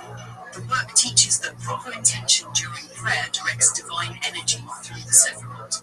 Prayer becomes a means of restoring balance, elevating the Shekinah, divine presence. Symbolism and metaphors, common symbolic models. The divine system is described through several metaphors: tree structure, human body, channels of light, rock kingdom. These metaphors help explain the unity and flow of the divine system. Influence of the work. 10. Historical importance. Ma'areshet Ha'elahut, system of divinity, became an important bridge between early Sefer HaZohar, Book of Splendor, mysticism, and later Kabbalistic systems. The book influenced Spanish Kabbalah, early Sefer mystics, later systematic Kabbalistic writings. Summary: Ma'areshet Ha'elahut, system of divinity, explains the entire structure of divine reality as a unified system. The work describes how the Ensof, infinite divine, emanates the Sephirot, divine attributes. These Sephirot interact with one another and ultimately bring divine presence into the world through Malakut, Malchut, kingship. If you would like, I can also show you something very helpful for understanding this book. 1. The four worlds model that later Kabbalists read into this text. 2. The exact differences between this work and Share or gates of light. 3. The three major medieval diagrams of the Spherot, Sephirot, divine emanations used by Kabbalists. No, we're good.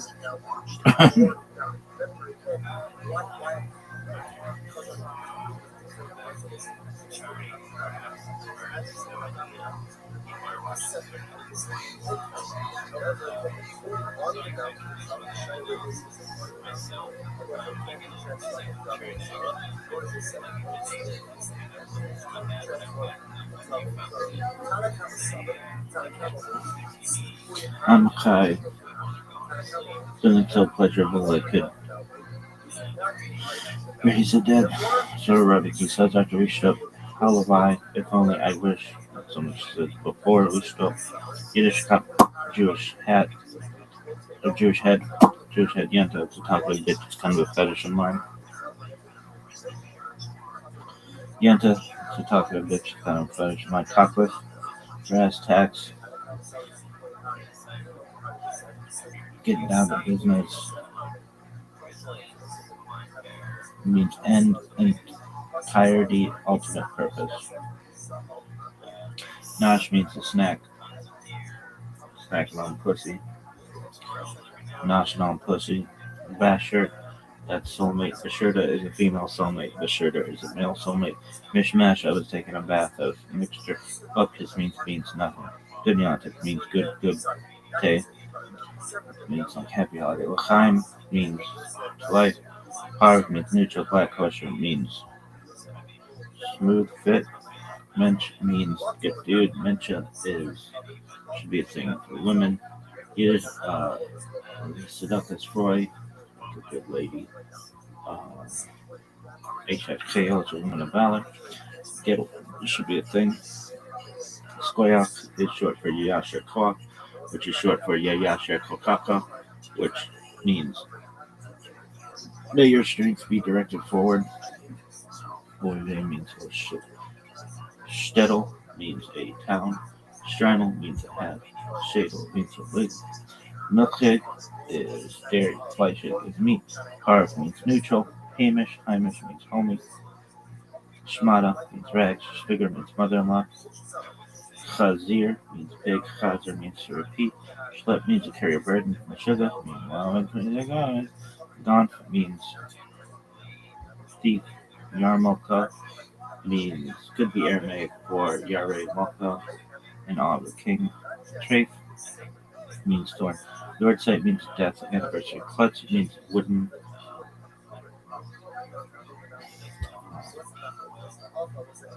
Klutz means wooden. Blank. Piece of wood. Can also mean clumsy or fool.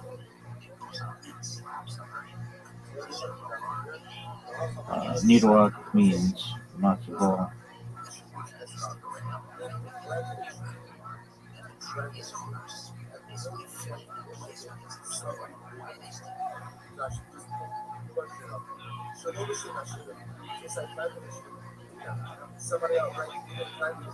Like noodle.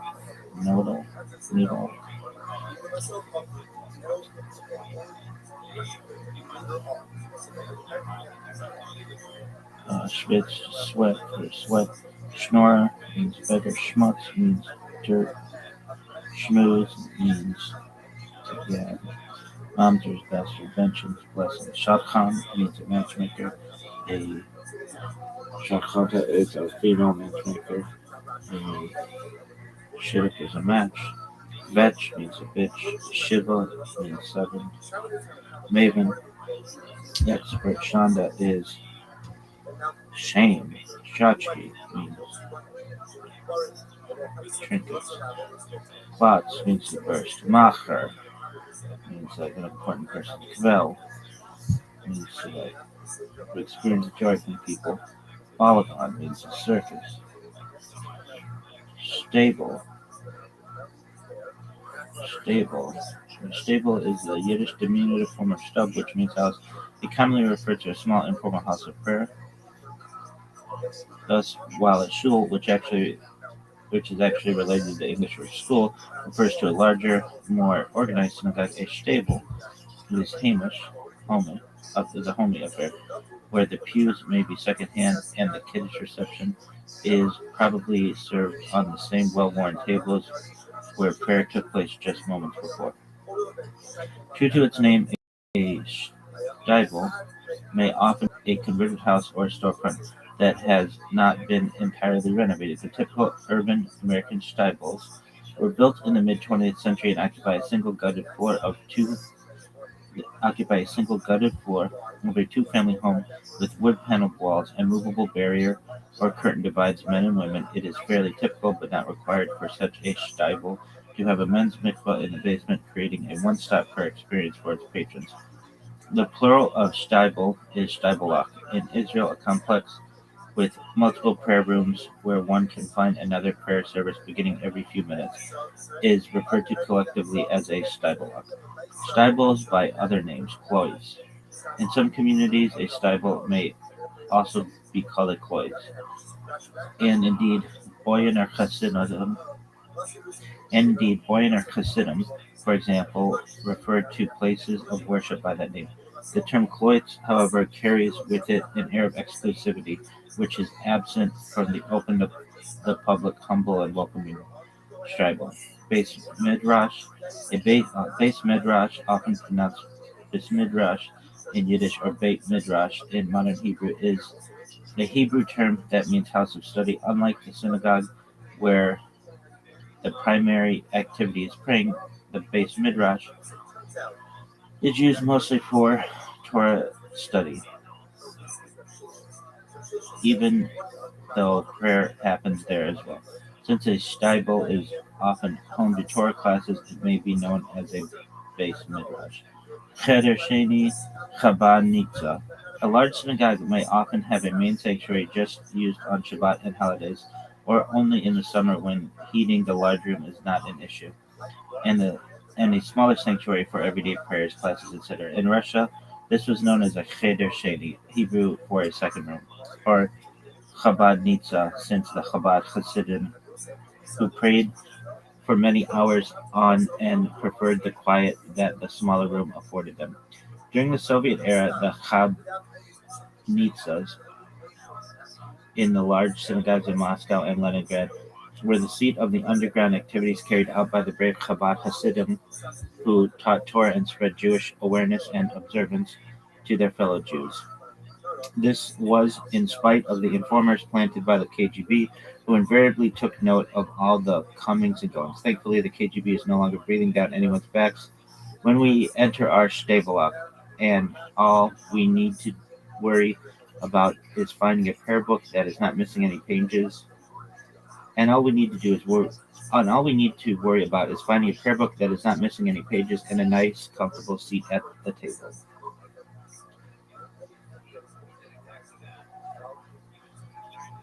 Cool story, bro. Thanks, babies.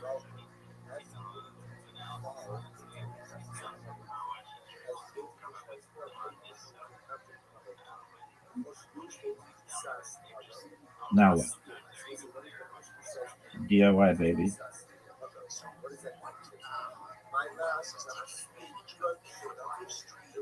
Torah study. Oh! How's it? Hi, this week we're going to be talking about the mitzvah, the precept of Torah study. The Torah means instruction, and the Torah are God's instructions to humanity to maximize potential on earth. And so the Torah needs to be studied in order for us to know how to live, how to behave. What does God expect us to do on a daily basis, a weekly basis, monthly or yearly? Does God have different expectations from different people? Are different times unique? All these issues are addressed in the Torah. When we talk about Torah study, we're talking about internalizing the godly essence. You see, if the idea comes from God, and you study it, you understand it, you appreciate it, now it's your idea. And if it's your idea, words become one with you, then you have achieved a wondrous unity with the divine energy. Our sages tell us, though, that the mitzvah of Torah study specifically is not only about learning so that we can do or follow. Just studying, gaining knowledge, becoming wiser in the ways of God's wisdom is a supreme mitzvah, a wonderful deed, an opportunity to attach and connect ourselves to God in and of itself. And so the Torah is studied all the time. In fact, the scripture says clearly we should engage or involve in Torah study. There are working people who grab a free moment in the morning, some people who have a moment in the afternoon, some people who make sure to maximize their evenings. But a Jew who wishes to develop his or her spiritual potential must always be studying Torah. Since we're talking about the mitzvah of Torah study, it would only be appropriate for us to point out that while there are 613 distinctly different mitzvot, 248 positive things that you do, 365 adults, things that we avoid, it is written in the oral traditions that Talmud Torah, or the study of Torah, Keneged Kula, equals all of the other mitzvahs. To be sure, any time a person studies the Torah, uses those basic principles in order to delve into or discover new vistas or horizons, one is actually connecting to God. And one is discovering the wisdom, the mysteries, and the magic of the continued transmission, or the continued relationship, and in a sense, revelation of Sinai. The Torah, the Word of God, continues to live on in our hearts and minds. So the Torah is divided into two segments. There is the written Torah, that the world calls the scriptures, and then there is the oral Torah or tradition. This came from Moses at Sinai. When he passed on, Joshua replaced him as being the administrator, the teacher, the one responsible for the continued transmission of those oral traditions.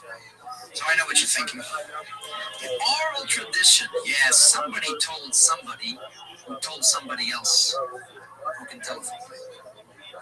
It's very important for everybody to understand that preserving the authenticity of that tradition was something that was of paramount importance.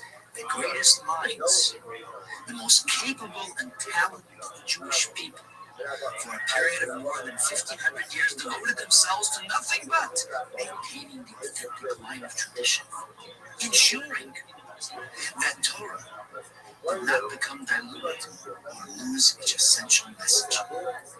You know, when you study the Talmud, which is the original documentation of the oral traditions, you'll find a great deal of honesty and integrity. When there were things that the sages were uncertain of or unclear about, they stated exactly that. And whatever we are unsure about is well documented. This is well known. But we need to realize this. This was no haphazard transmission. And so that oral tradition and its novel applications to us represent a direct connection to the last time there was mass revelation for all of humanity, which we as Jewish people believe was at the foot of Mount Sinai. And so Torah was given to us from Sinai and passed down from Moses to Joshua to elders and prophets until the men of the Great Assembly during the Second Temple period began to articulate those concepts and those ideas into the body known as Mishnah, subsequently Gemara, Talmud, and the later commentaries and writings, which are studied with great devotion till this very day. Cool story, bro. All right, now what?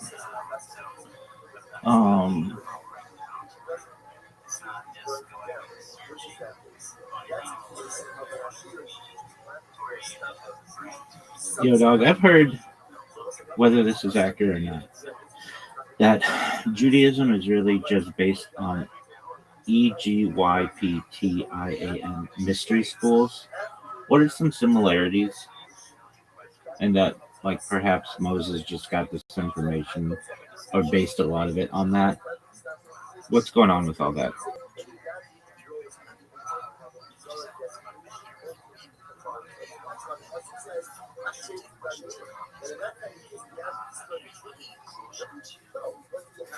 I like this part of doing it the most wrong. Just like, I got a question about this.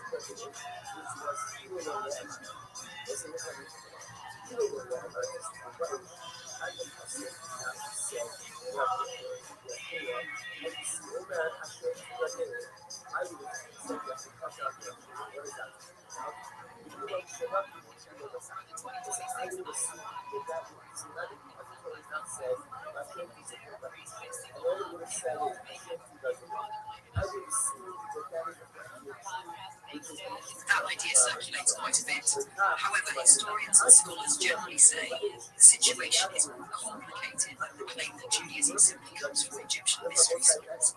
It is better to think in terms of cultural contact and influence, not direct line or derivation. I will explain the main viewpoints. Number 1. The historical setting. According to the Torah, Israelites lived in Egypt before the Yetziat Mitzrayim, Exodus from Egypt before the mission of Moses. This means Israelites were exposed to Egyptian culture. Egyptian religion was one of the most developed religious systems of the ancient world. Because of this, some scholars investigate whether Egyptian ideas influenced Israelite religion. However, influence does not mean that religions were the same. Similarities. People point to these similarities and sometimes used to support the Egyptian mystery school theory. 1. Wisdom traditions.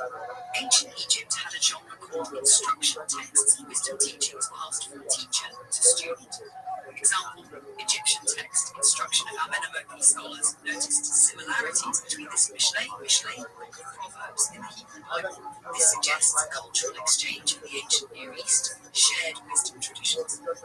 Number 2, ethical teachings. Egyptian religion emphasized ma'at, meaning cosmic order, justice, and truth. Some parallels exist with Tzedek, righteousness, Mishpat, justice. Both traditions value moral order and ethical behavior. Ethical similarities occur across many cultures. Number 3, creation themes. Egyptian myths describe creation emerging from primordial waters. In the Torah, Bereshit, Genesis, describes creation beginning with waters. Example concept, Tehom, deep waters.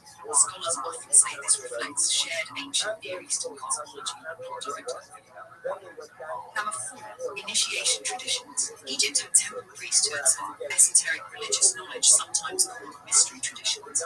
Later Jewish mysticism, such as Merkava, chariot mysticism, Kabbalah, Jewish mysticism, also includes secret teachings. However, the time gap is enormous. Egyptian mysteries, mostly 2000 to 1000 BCE. Merkava texts about 200 to 600 CE. Kabbalah about 1100 CE onward. Because of this gap, scholars do not see a direct lineage. Major differences between Judaism and Egyptian religion. These differences are far more significant. Monotheism versus polytheism. Egyptian religion had many gods: Ra, Osiris, Isis. Judaism emphasizes Yahweh, God of Israel, strict monotheism. The Torah repeatedly warns against Egyptian religion. Number 2, opposition to Egyptian religion. Many commandments directly reject Egyptian practices. Example, prohibition of idolatry idolatry, rejection of animal worship, rejection of divine kingship. Egyptian religion worshipped animals such as bulls and cats. The Torah forbids such practices. 3. The role of the Exodus story. The narrative of Yetziat Mitzrayim, Exodus from Egypt, frames Egypt as the place of oppression and false worship. This story functions as a rejection of Egyptian theology, not an adoption of it. Why the theory became popular. The Judaism comes from Egyptian mysteries idea became popular in modern times. Some reasons include 1. Interest in Egypt after archaeological discoveries. 2. Esoteric movements in the 1800s and early 1900s. 3. Afrocentric historical theories. 3. Masonic traditions linking wisdom to ancient Egypt. These movements often connect Moses with the Egyptian priesthood. However, historians generally say the evidence for this is weak. Scholars say today, modern scholarship usually holds the following view. Israelite religion developed from ancient Canaanite culture, interaction with Mesopotamian traditions, local West Semitic religion, later theological development. Egypt certainly influenced the region culturally. However, Judaism was not simply derived from Egyptian mystery schools. Short summary. There are some similarities because Israelites lived in the same ancient world as Egypt. However, the core ideas of Judaism, especially monotheism and covenant theology, differ radically from Egyptian religion. Most scholars think Judaism developed within the ancient Near Eastern cultural environment, not directly from Egyptian mysteries. If you want, I can also show you something fascinating that many people do not know. There are 3 places where Egyptian ideas might actually have influenced the Bible in a concrete way, including one very interesting possible connection with Akhenaten.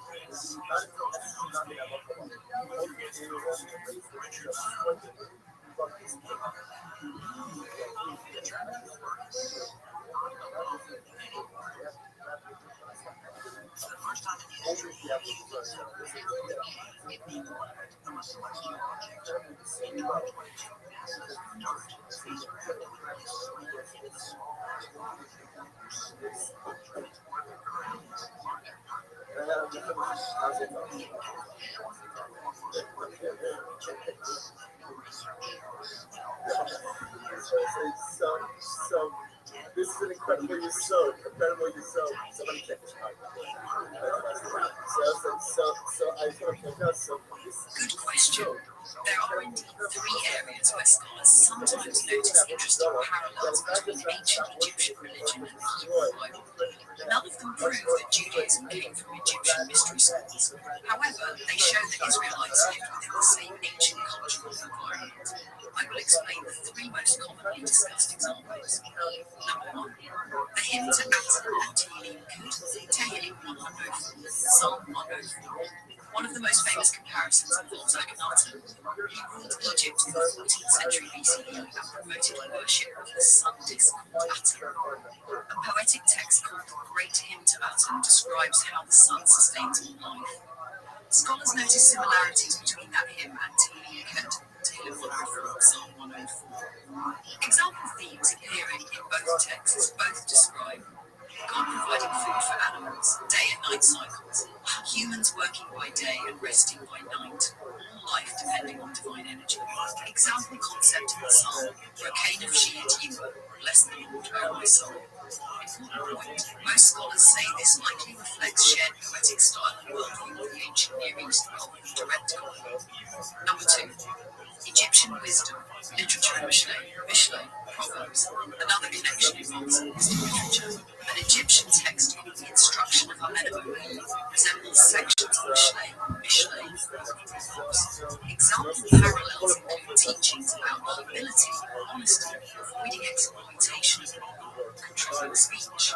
Some scholars think Israelite scribes may have been aware of Egyptian wisdom traditions. However, wisdom teaching circulated widely throughout the ancient world. Therefore, influence could have come from several directions. Number 3, the name Moshe, Moses. The name Moshe, Moses, may have an Egyptian linguistic connection. Egyptian names often contain the elements Mos, meaning one love. Examples include Thutmose, Rameses II. These names originally meant Thutmose, Rameses, love. Because of this, some scholars think the name Moshe may have Egyptian linguistic roots. Interestingly, the Torah itself gives a Hebrew explanation. Minamai Mashu, for I drew him out of the water. This appears in Shemot 2, Exodus chapter 2. Important differences remain even with these similarities. The differences between religions are enormous. Egyptian religion included many gods, divine kingship, animal worship, temple magic rituals. The Torah strongly rejects these practices. Judaism emphasizes Yuma, the God of Israel, covenant between God and Israel, ethical monotheism, rejection of idolatry. Most historians conclude, most scholars conclude that Israelite religion developed within the ancient Near Eastern cultural environment. That environment included Egypt, Canaan, Mesopotamia. Therefore, we see shared poetic imagery, similar wisdom traditions, overlapping cosmological language. However, the theological core of Judaism developed in a distinct direction. Simple summary. There are a few interesting parallels between Egyptian texts and parts of the Hebrew Bible.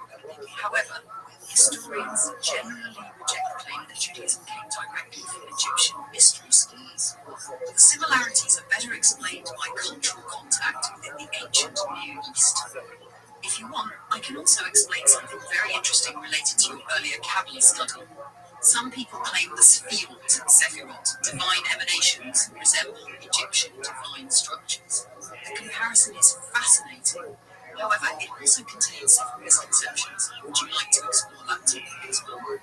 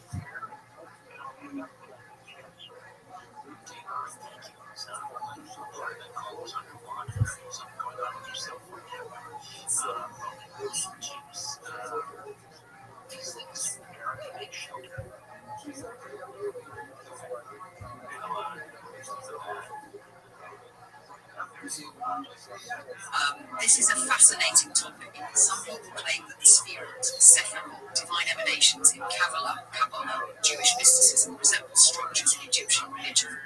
There are a few surface similarities, but most historians say the systems developed independently. I will show both the similarities people mention and the major differences. Number 1, Egyptian divine groupings. Ancient Egyptian religion often organized gods into structured families or groups. One famous example is the Ennead. The Ennead was a group of 9 gods worshipped in the city of Heliopolis. Members included Atum, Shu, Tefnut, Geb, Nut, Osiris, Isis, Set, and Horus. The structure describes how the universe emerged through successive generations of gods. Because the Ennead has a structured cosmology, some people compare it to the Sephirot. Number 2. Surface similarities with the Sephirot. The Sephirot, divine emanations, also describe a structured system through which divine energy flows. Examples include Keter, crown, Chachama, Chokma, wisdom, Beinai, understanding, Gevura, strength, Tefera, Tiferet, beauty, Netzach, victory, Hod, splendor, Yesod, foundation, kingship. Both systems describe layers of cosmic structure, relationships between divine forces, the flow of creative power into the world. Because of this, some writers claim the systems are related. However, the similarities mostly end there. Number 3, major differences. Egyptian system. The Egyptian system contains separate divine beings, and each god has its own personality, has myths and stories, sometimes fights other gods. For example, Set kills Osiris in Egyptian mythology. This is a polytheistic system. Kabbalistic system. The Sephiroth are not separate gods. Kabbalists emphasize Ein Sof, infinite divine, is the only true divine reality. The Sephiroth are attributes, channels, manifestations of one god. The system remains strictly monotheistic. Number 4, historical timeline problem. Another important difference involves time. Egyptian religion flourished 3000 BCE to about 300 BCE. The Sephiroth system developed much later. Early hints in Sefer Rabbi, Sefer Habahir, Book of Illumination. Around 1170 CE, major development in Sefer Zohar, Sefer HaZohar, Book of Splendor, around 1280 CE. That means more than 3,000 years separate the systems. Because of this gap, historians see no direct line of transmission. Number 5, where the Sephiroth actually come from. Scholars usually trace the Sephiroth concept to several Jewish sources. Biblical symbolism. Examples include divine wisdom, divine attributes, the throne visions in Yechezkel. Merkava mysticism. Early Jewish mysticism focused on the Merkava, divine chariot visions in Ezekiel.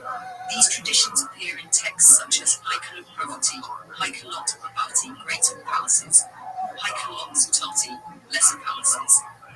Medieval philosophy. Jewish thinkers were influenced by Neoplatonic philosophy, which described reality as flowing from a single source. This philosophical idea resembles the Kabbalist concept of emanation. Number 6, why people connect Egypt and Kabbalah. The connection became popular mainly in modern times. Groups such as occult movements, Hermetic traditions. Some esoteric writers like to link all mystical systems to ancient Egypt. Because Egypt symbolized ancient secret wisdom, many traditions were retroactively connected to it. Summary, there are superficial similarities between Egyptian cosmology and the sphere of Sephiroth, divine emanations, because both describe structured universes. However, Egyptian religion is polytheistic. Kabbalah is strictly monotheistic. The systems developed thousands of years apart. Most scholars conclude that the Sephiroth developed from Jewish biblical interpretation, Merkava mysticism, and medieval philosophy, not from Egyptian sources. If you want, there is actually a much more interesting connection that scholars sometimes discuss. It involves possible Canaanite roots of some biblical imagery about Yahweh, the God of Israel, before strict monotheism developed. That topic reveals a lot about the early development of Israelite religion.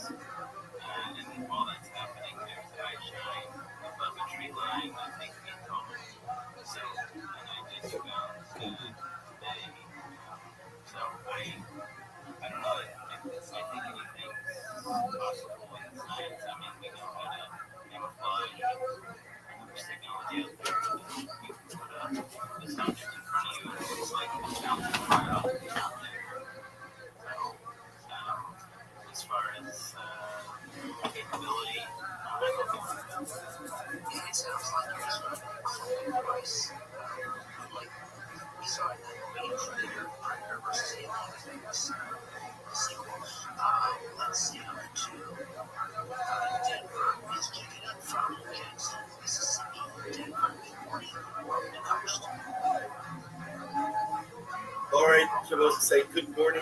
Good morning. Let us begin by thanking all of our sponsors for this morning cheer. To thank our annual top sponsor, Muslim Shabbat Eretz Yisrael, for dedicating Ocean to trust us this year as a plus service levels from Israel. Our calendar sponsors for the month of Av, Mabali, Rothschild, Stephen, and Wendy Drazen. How many days is this picture? 73? Really? Some shit like that. Yeah, 12 sucks everything. With appreciation, share Do the thing. What is it? Nobody knows for sure. Elevate, Elu. Restream are the filming sponsors for This today. topic becomes a very interesting because modern archaeology has revealed some things about the early development of Israelite religion. Some scholars think that parts of biblical imagery developed within the religious environment of ancient Canaan before later Judaism emphasized strict monotheism. Try to explain the main ideas here. Number one, the Canaanite religious world. Before the Israelites emerged as a distinct people, the region of Canaan had its own religion. One of the main gods was El was viewed as the father of the gods, creator of the wise and ancient divine king. Interestingly, the Hebrew Bible frequently uses the word El God as one of the names of God. Examples include El Shaddai, El Shaddai, God Almighty, El Elyon, El Elyon, God Most High. Some scholars think that the Israelites originally identified Yua, the god of Israel, this high Canaanite deity. Number two, the divine council. The Canaanite religion described a council of divine beings. In mythology, the god El presided over multiple sons. Some consider he is one. Example gods Psalm 82 describes a name El. God stands in the council of El. The text mentions Bnei sons of God. This suggests a heavenly assembly. Later Jewish theology interpreted these beings as angels, not gods. Number three, the storm god imagery. Another important Canaanite god was Baal, always associated with thunder, lightning storms, victory, and chaos. Some biblical descriptions of you, by the way, God of Israel, use similar imagery. Psalm 29 describes God with thunder and lightning. The text says, "O hear while the high voice of the Lord is over the waters." This type of imagery resembles multistream language. However, the Bible transforms it by applying it to one supreme God. Number four, archaeological evidence. Two archaeological discoveries were discussed. One comes from inscriptions mentioning Yahweh is Asherah. Asherah was a goddess associated with fertility, and she appears in Canaanite religion as the consort of El. Some scholars think this reflects popular religion among ancient Israelites, not official biblical theology. The biblical prophets strongly attack this type of worship. Development toward monotheism. Many historians think Israelite religion developed in stages. Early stage Yahweh worship of Israelites alongside other regional beliefs. Prophetic stage. Prophets such as Isaiah and Jeremiah strongly attack idol worship. Later stage. Judaism becomes strictly monotheistic. Example statement: Ani of Enod, I am the Lord, and there is no other. Number six, why this does not mean Judaism is just a Canaanite religion. Even if early Israelites shared cultural roots with their neighbors, the biblical tradition radically reshaped those ideas. Key transformations include rejection of idols, ethical covenant theology, universal creator God, prohibition of divine images. These ideas became foundational to Judaism. Number seven, connection to later mysticism.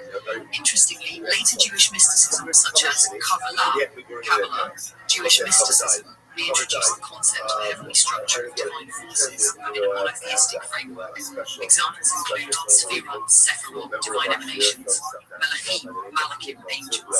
However, these are viewed as manifestations of one divine reality, not separate gods. Summary archaeology and scholarship suggests that early Israelite religion developed within the Canaanite cultural environment.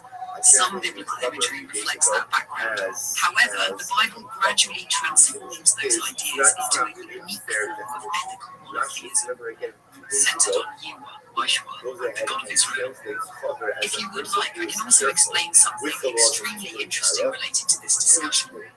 Some scholars think the earliest worship of Yahweh, the God of Israel, may have originally come from southern regions such as Midian, Edom, not Canaan. The evidence for that theory is fascinating.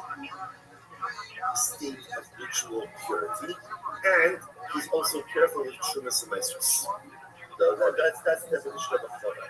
So his interest Rabbi asked, he said, why? They call a father. Right? Chaver means a friend. What's the shot in that? So perhaps the Yisod is like this. He's a chaver. Chaver is someone who is just looking and searching for extra power. He's looking for extra purity. In Judaism, Satan, accuser, adversary, At the end of the day, one of the Hashem says, I want you to make sure that you eat Kodesh in a state of power. You don't have to eat in a state of power. You're not obligated to eat the unsanctified food in the Meaning of the word Satan. ritual purity. The Hebrew word for Satan, accuser or adversary, is originally a job description, not a personal name. In the Hebrew Bible, it can refer to a human adversary, an angel acting as an accuser of heavenly court. Such a person who is thirsty for purity. Such a person who wants to be purity to famous places show this not obligated to do so. Job. Such a person In is the book a of Job, friend. Satan appears among the angels. That's a He friend. acts That's like a a part of prosecuting says. attorney who wants Someone who God wants to praises their Job's life righteousness. so back. Satan argues that Job is only righteous because his life is easy. In God areas allows of Satan ritual to test purity, Job. that mentality doesn't In have to. point, Satan cannot act That's a without friend God's of the permission. In Lord. Zechariah, Perhaps in even to a Zechariah certain chapter degree 3, Satan higher level stands than the accusing the high priest because Joshua the in heaven. acquisition of knowledge Again, is a he joy. functions as the accuser. The three, Very later rabbinic beautiful. interpretation, We all rabbinic love literature such as the learning. We all Talmud love explains Satan even more story simply. new ideas. Famous teaching says, open quote, Satan, evil inclination, and the angel of death, Mark 1. That's the Close quote. Pharaoh. This connects three ideas: concept, language, and meaning. Satan, which attacks the accuser, Where it is says, either in heaven, Cover full should inclination, go to it's their our house. home, So Cover or dies. impulse, Interesting inner is Cover dies. temptation, And angel of death, you guys need to spend the Melchizedek, fast. angel of death, What's the brings issue? death. What's the So issue? in What's the rabbinic issue is we thought, don't know whether Satan or not may they can represent time. the Versus tests. even if the family just harvested them that Key day, difference or in he just Christianity. In Judaism, Chazoko, Satan is not ultimately a again angel. that they Satan are does not talking rebel against God. Satan is part of God's was system I of will justice. second. Think of him as a prosecutor in the Something divine that's court, true. not Something an was heavenly true. court. I will say, well, Number let's five, analyze this case. simple Here's a summary. case of a In God. Judaism, What's the Satan God? is What's the usually God? understood as an Certainty. angel The with a certainty specific what? role, a heavenly But prosecutor, they sometimes work out. identified with That's the the truth, right? inclination in humans, works of God God, told you. not against So why is God. that about that? Here's He also everything starts out. explains something fascinating, how Satan gradually changed from a heavenly prosecutor in Judaism into the cosmic devil figure in Christianity and later folk. The history of that transformation is very interesting. And what do you see here? That ultimately, again, a suffix possibility that the guy did goes ahead and overrides the Vadai. In Judaism, the archangel Michael, who is like God, is one of the most important angels. He is usually understood as the great defender and protector of the Jewish people. That's not true. That's not a suffix of Vadai. That's a Vadai. The Vadai is a rhetorical question that emphasizes that no one is equal to God. It is not saying Michael is like God, it is saying no one can be compared to God. Michael hears the prophetic word of Daniel. In Daniel, he is called, I will quote, Michael, the great prince who stands with the children of God. Close quote. This means he is seen as a heavenly guardian of Israel.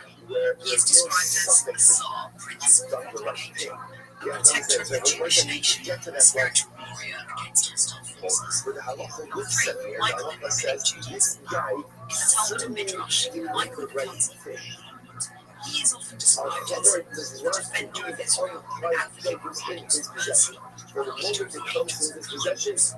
Rabbinic tradition sometimes contrasts him with Gabriel, the archangel, Michael is mercy, Gabriel, final judgment. Number 4, Michael in Jewish mysticism. In Kabbalah, especially texts like the Zohar, Michael is associated with Sophia, Sephirah, Chesed, loving kindness, the right side of the divine structure, the angelic world of the creation. He represents divine compassion and protection.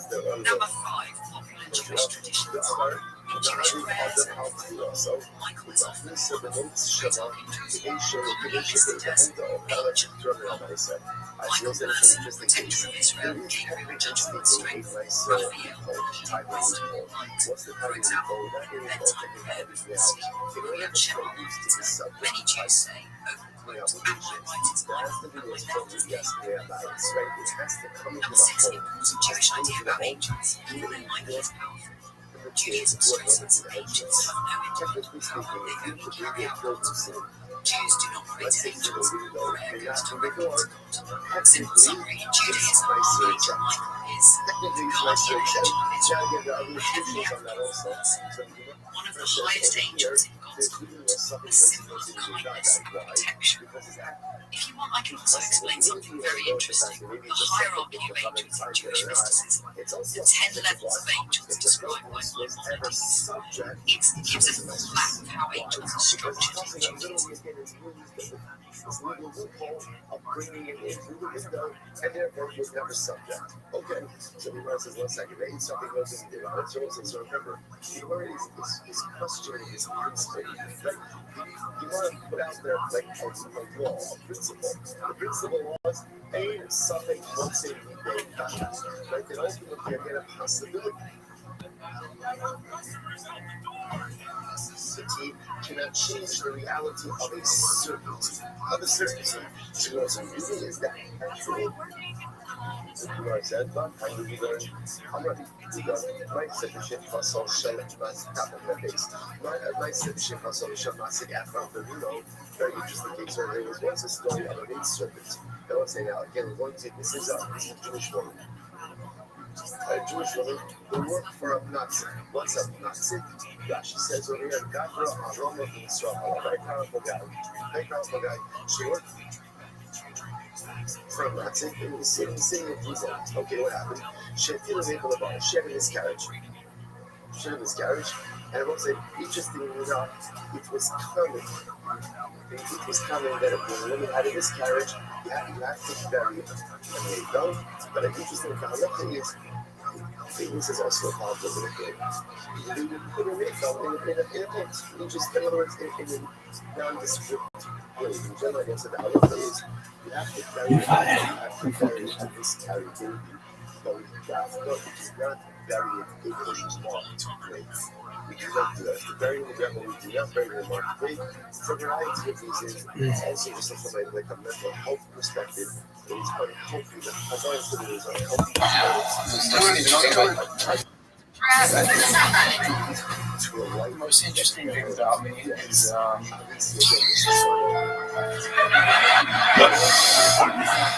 there's just so many things.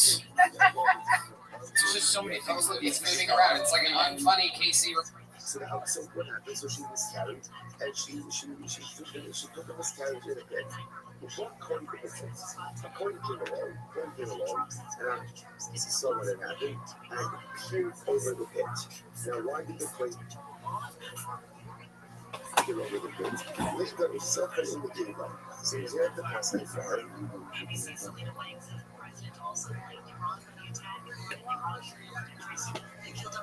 Those are the little things, and even after a miscarriage, the miscarriage occurred, there could be too much later. There could be ritual regurgitation associated with birth. Now, the duration of too much later depends on what, boy or girl. So the colon peers over the pit in order to see was really, I guess it was developed enough to see whether or not it was a boy or a girl. What might significant from that? What's the problem here? The problem is, by peering over the kids, what did the coin essentially do? Tumas Ola. Remember again, Tumas Ola was like to be contracted in two ways.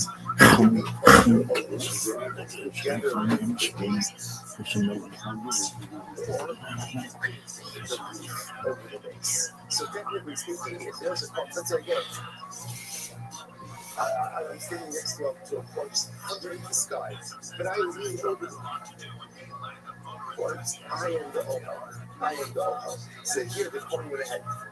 When I leaned over the pit to see is it a boy or a girl. Now what happened? I said, this episode was for the comment. The Tiaruhu, they Shafuba and Barbaris and Suj. And they retired. Why did they retire the coin?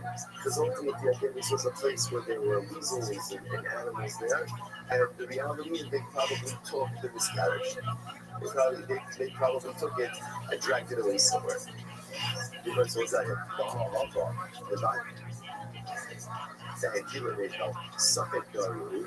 something wrong. Because I see something wrong. So look at this case over here. Here's a case of Badai. What's the Badai? The ship on the woman had a miscarriage and and she placed the baby in the bed. What's the Sunday? Maybe the animal took it in. The animal didn't take it, and yet what we see from here, it was and yet you see that the suffix trumps the Vadai. Like the suffix changes the reality even in the case of the Vadai to the point that again they kind of say the Kohen is not Kohen. The Kohen is not Kohen.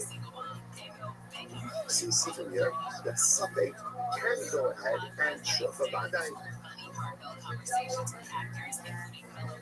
To which the Gemara says, no, don't be like it to the Lavar, with the Lavar Alaima, the Tila Kivin and a Lavar. The Gemara says, no. What happened over here is that the Kohen sees the Shifra throwing something that looked like a Nifel. In other words, it's not a guy that she miscarried and placed the Nifel on the bar. Rather, again, he saw what appeared to be a Nifel being placed in the bar by this woman. So it's a suffix to begin with. But one second, but that's not what it says. But the Gemara says that he got compared over and over to see if it was a boy or a girl. To which the Gemara says, Hakikam is always the same. Leida, the Gemara says, Leida, in Rechevila, in Leida. So first of all, he was looking into the pit to see what did she miscarry. Did she miscarry again? Did she miscarry a baby? Or there was a Rechevila just means maybe she just expelled something else from her body. In other words, not that she expelled a miscarriage. Maybe it was just something else. It was some other discharge. See, it was first of all looking over the body. See, was it an ache or not? What do you think so, an ache? Rocket, everybody. It's the Challenger rocket.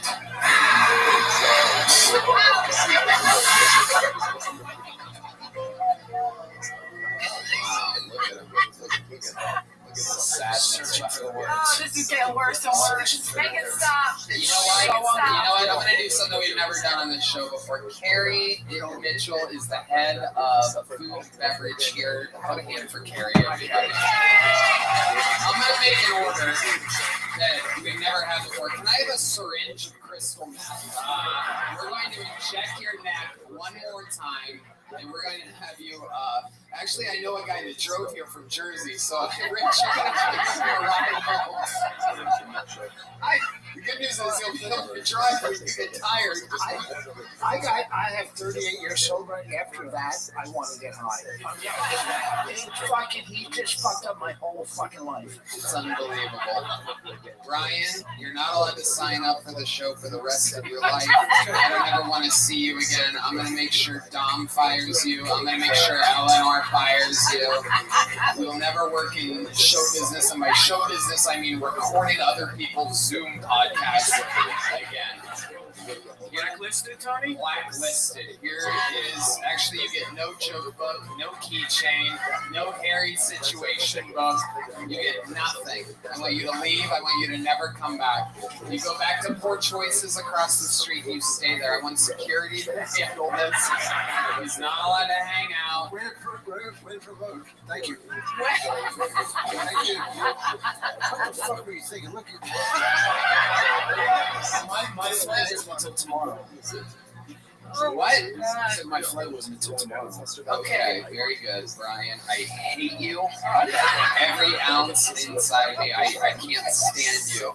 You're one of the worst human beings in the history of a lot of fucking video editors. And let me tell you, some wearing like fucking jumpsuits, like we're on a break dance or something like that. You and your entourage came in. I thought it was cool as fuck. It's the show. Yeah, no, it's the show that you're on. Yeah, I get it. Yeah. Okay. But watching you roast a room full of people, it was like watching Da Vinci paint, bro. I mean, I love roasting. It was really cool. You know what? You're the best performer I've ever seen in my entire life. Mike, here you go. You got a big joke book last time? Guess what, buddy? You're leaving with a small one this time. We're going to do something with it. Mike Ryan, everybody. Now, I'm done rapping. I'm retiring forever. You hit my brain straight to the gullet. I just got told a big story by the guy with a mullet. I bet he has bad breath. Here's hiding with liquid death. All right. Next noise for next comedian. 60 seconds uninterrupted for Brian T. Licata, everybody. Brian T. Licata. What's up, guys? How are you? So I just got married recently, right? And my wife, she adopted a modern traditional relationship, right? And she's got the job. You know, I still have to buy the catering, right? You know, and you know, I'm worried about it, right? You know, because I don't want to get divorced. And my real Kinzo, you know, Italian friends, right? And hilarious. He was like, "Yo, dude, how are you possibly gonna stay with her?" Story by a guy with a mullet. I bet he has bad breath. Here's hiding with liquid death. All right. Your makes noise for your next comedian. 60 seconds uninterrupted for Brian T. Licata, everybody. Brian T. Licata. What's up, guys? What's up? How are you? So I just got married recently, right? And my wife, she's adopted a modern traditional relationship, right? And that means she's got the job, but I still have to buy the engagement ring, right? You know, and you know, I'm worried about it, right? You know, because I don't want to get divorced. And I'm talking to one of my real Kinzo, you know, Italian friends, right? And hilarious. He was like, "Yo, dude, how are you possibly gonna stay with her forever, right?" And I was like, "I'm not. You know, like statistically speaking, there's absolutely no way that we can make it to the end of this thing, right?" And You're interested in stocks. right. You gotta understand. But no, right? So I'm in this modern traditional relationship with her, and I was. You know, she's so modern, right? And I'm so traditional. She's so modern that she paid for this trip, right? And I'm traditional, so if she didn't pay for it, I would have hit her, you know? No, shut up. Brian, Zero, what was supposed to happen there exactly? Well, you know, I was in town for one more night and I didn't have much to do. So I've been signed up for a show where people do stand-up comedy? Yeah, so Eleanor Kerrigan. I'm working on my writing. Yeah, very, very difficult. That's my tech guy. He does my videos. Are you fucking serious? Are you serious? Your tech guy signed up and just ate a pile of hot shit on the show? At least I got called. Yeah, I know you were gonna get called. Yeah, no one knows they're gonna get called. Have you ever seen the show before? No. I'm gonna put you through 10 minutes of fucking hell. That's what I'm gonna do. That's what I'm gonna do. I am so sick of this fucking shit. Yeah, I thought it was gonna go good. I'm gonna practice my writing. Why don't you practice your fucking writing before coming on a show with 1 million people watching? You fucking numbnuts. So what do? You're a video editor? Yeah, I'm a video producer. Oh, producer as well. Like me too. What the fuck are you producing? What do you make? Your imagination, your fucking brain. Tell me what you produce. I'm producing Dom's podcast. And That's why he was interrupting.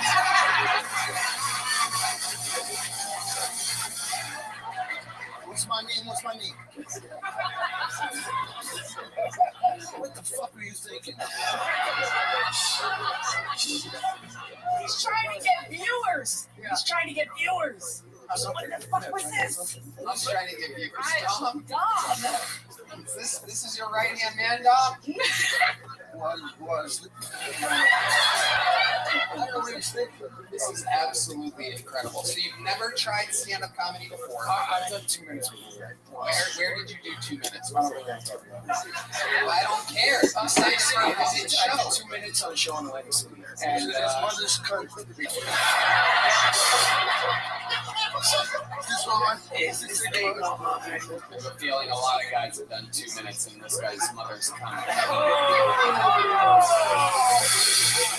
Okay, so Brian, you signed up for the show. What did you think was going to happen? What's the best that could have fucking happened? What did you think this show was? well, I knew what it was, and I knew I was going to bomb, but I was hoping to get the opportunity to at least come out here and see that I probably shouldn't just have. You also know that after the minute, I interview people. Oh, yeah. And I find out more about them. So why don't you tell me one fucking interesting thing about you? I want to know, because I know a lot of fucking video editors. Let me tell you, some of the most boring, fucking dull people I've ever met in my entire Okay, so you might life. find this interesting. I used to shoot crystal meth in my neck. Oh wow! Okay, now we're getting somewhere. Used to. You do have a big fucking neck. So. You look like a fucking Argonaut. Incredible. Absolutely. D-Madness, are you on a phone call right now? What the fuck is going on with this show tonight? This motherfucker is on a fucking phone call. I got here guys' fucking video editor signing up for the goddamn show. 220 souls dying to get on this show, signing up every week. Some fucking editor from LA. I was just here for one more day, Tony. Jersey. You live in Jersey? Yes. So how do you do Dom's podcast from New Jersey? We produce it online. Oh my god, I hate you more and more every second it takes Well, place. it's just because Dom doesn't want us together in the same Shut room. the fuck up, Ryan. I'm listening. So they send you the raw video file? How does this work exactly? No, we shoot it all together online, and then I cut it up together. It's Zoom, and then you say that you produce that. So somebody sets up Dom's camera for him, right? And you sit there and you hit record on the Zoom, and that makes you a producer. It's really more of the editing aspect. Okay, so what do you edit? Well, you know, some words you're not allowed to say anymore, so we just make sure those don't go into the show. I've heard some of the words that Dom says. That you actually have a lot of work on your hands.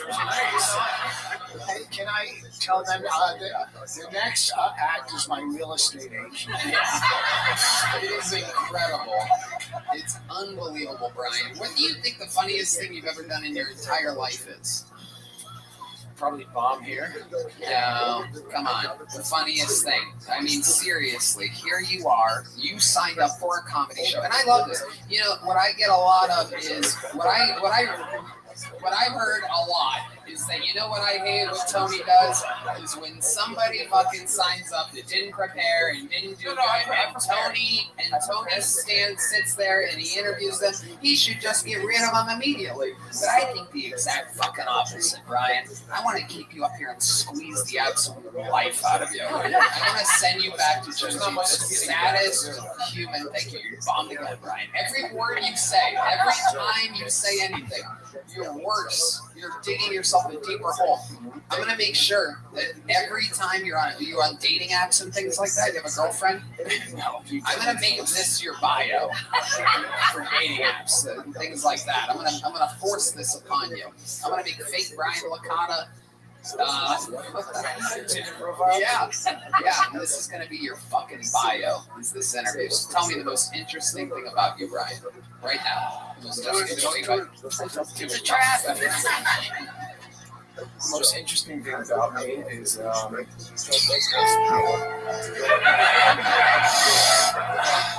there's just so many things. There's just so many things. Look, he's moving around. It's like an unfunny Casey rocket, everybody. It's the Challenger rocket.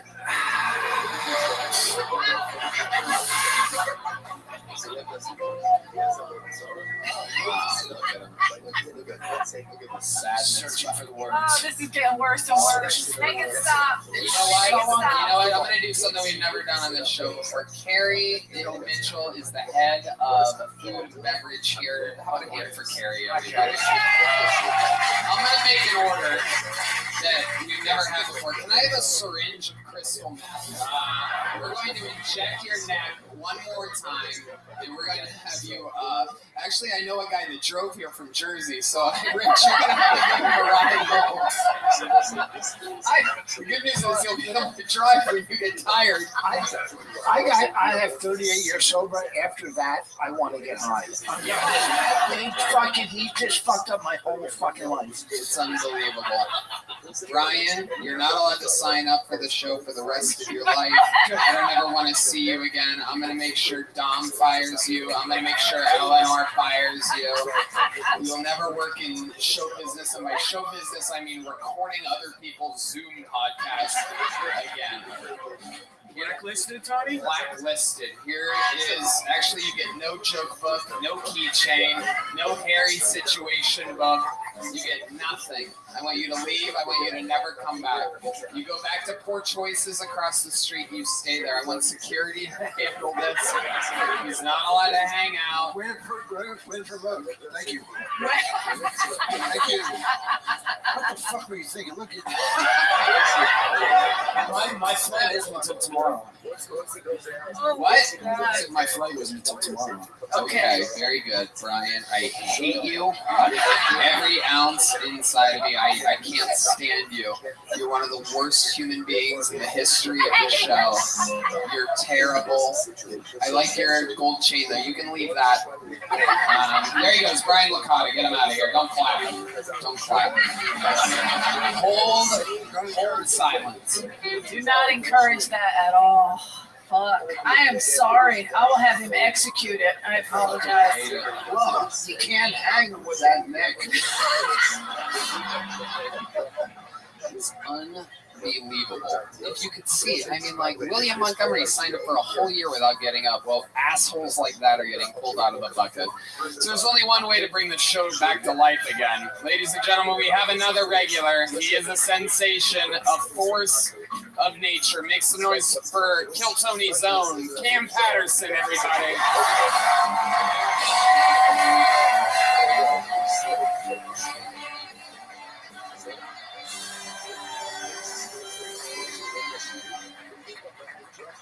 That last nigga was terrible, so I took his chain. You know what I'm saying? Hey, Tony. I told you I got you, nigga.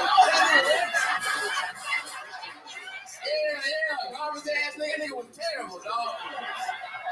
I'm glad he was bad because my minute ain't gonna be great. All right, let's get into it. I've been trying this shit all week, nigga. Nobody been laughing, but I got a haircut and I'm pissed off about it. I look like a bitch, man. I look like a real fuck nigga right now. I used to look like a real street nigga, man.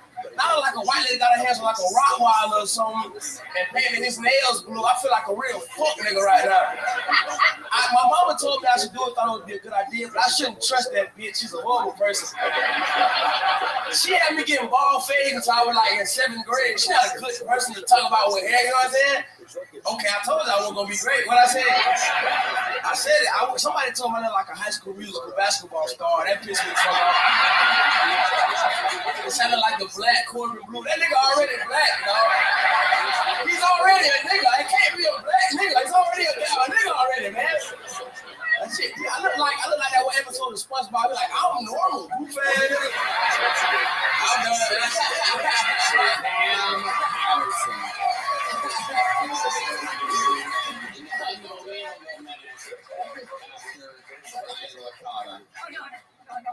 Dominic, no. No, you're not allowed to say the N-word. You're gonna have Brian edit it out if you do.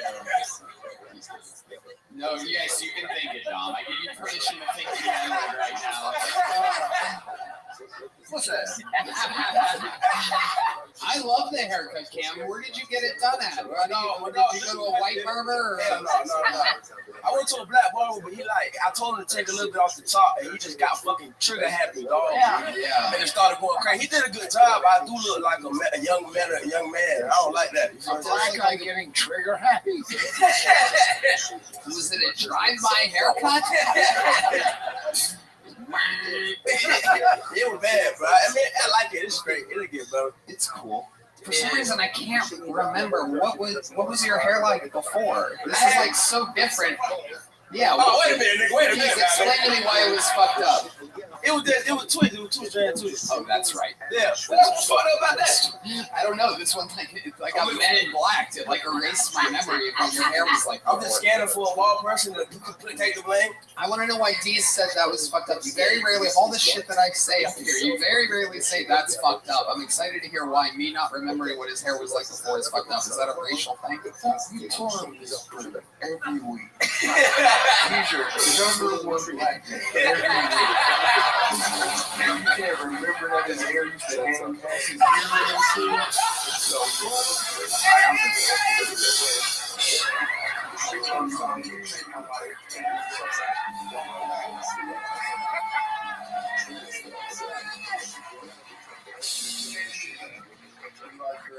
My number 2 and my number 3 black men are all here. How dare I forget what my number 1 black man's hair was like before. Now, you got a little twist in the front. Yeah, my hair curls. I got good hair, dog. Okay. I got good hair. You know what I'm saying? What do you do to it? How does that work? Do you wear one of those like head things at night? Nah, water. Not with this. Nah, I just straight. I wet that bit. I put a little moisturizer in it, and I just hit. You know what I'm saying?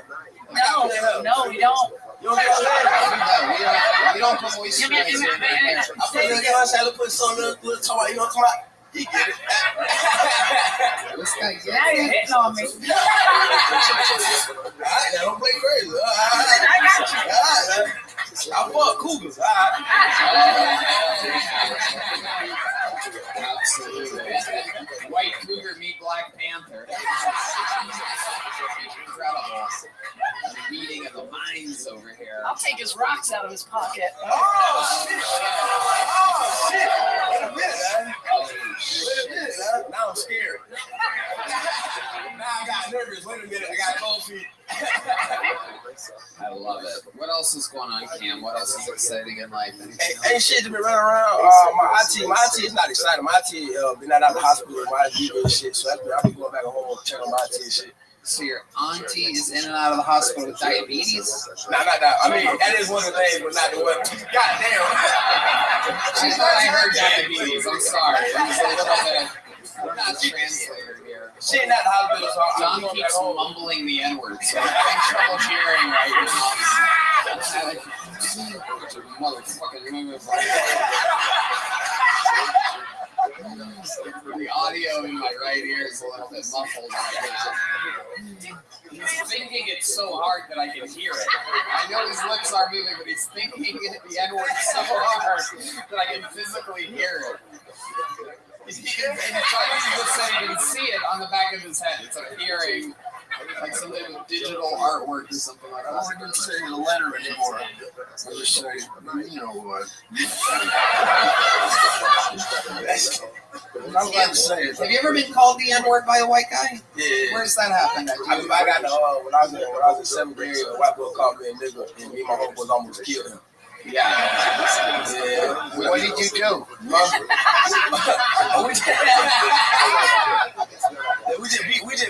We beat the fuck out of him on the stairs. I can't fight real good. My homeboys can fight real good. Yeah. So when they got him on the ground, I started kicking the shit out of him. You know what I'm saying? Teamwork made a dream work, baby. You feel me? 100%. Well, we love it, Cam. Another fantastic performance. You did it again. Brought the show right back to life like he always does. Phenom Cam Patterson back at it again. Hey y'all, if you're tired of harsh smoking, popping attacks, and chugging water after every rip, it's time to upgrade to an icy freeze pipe. Freeze Pipe's unique line of freezable glass pieces removes chest and throat burn by cooling smoke by over 300 degrees. The Seeker's freezable glycerin chambers. They come on every single piece. Pop one of these chambers in the freezer for 1 hour, and as smoke passes through, it's instantly chilled for an icy smooth experience you can't get with your old pipes and bongs. Speaking of old pipes and bongs, here's my old bong, Red Bam. Tony, I love Freeze Pipe so much. I sleep next to it every night. I drift off into sleep and think about taking clean, soft, milky bong rips in the clouds. Then I wake up and I smoke that sucker. It's sitting right next to me. It's like my dreams come true. That is an incredible story, Red Band. Hey, did you know Freeze Pipe is American owned and has over 100,000 happy customers? Visit freezepipe.com and use code KILLTONY for 10% off your entire order. That's the freezepipe.com and use code KILLTONY for 10% off. Shop today and get free shipping and say goodbye to harsh smoke forever. Hell yeah, the best. Oh, you want the chain back? Oh shit. Make some noise for your next Canadian video Laughlin, everybody.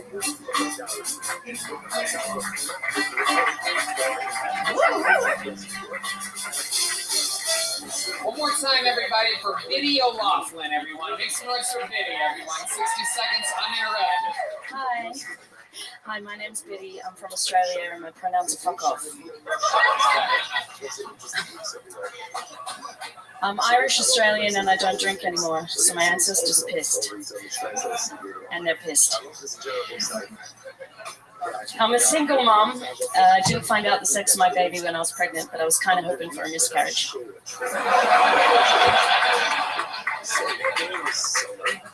At 20 weeks, I was convinced I was having a boy because I was sitting on the couch still waiting for him to make a move. And at 10 weeks, I didn't get that test to find out if my baby had Down syndrome because I didn't care. I would have raised it.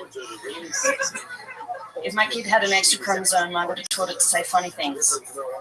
Like when people say, "We met before," they could go, "Nah, I've just got one of those faces." I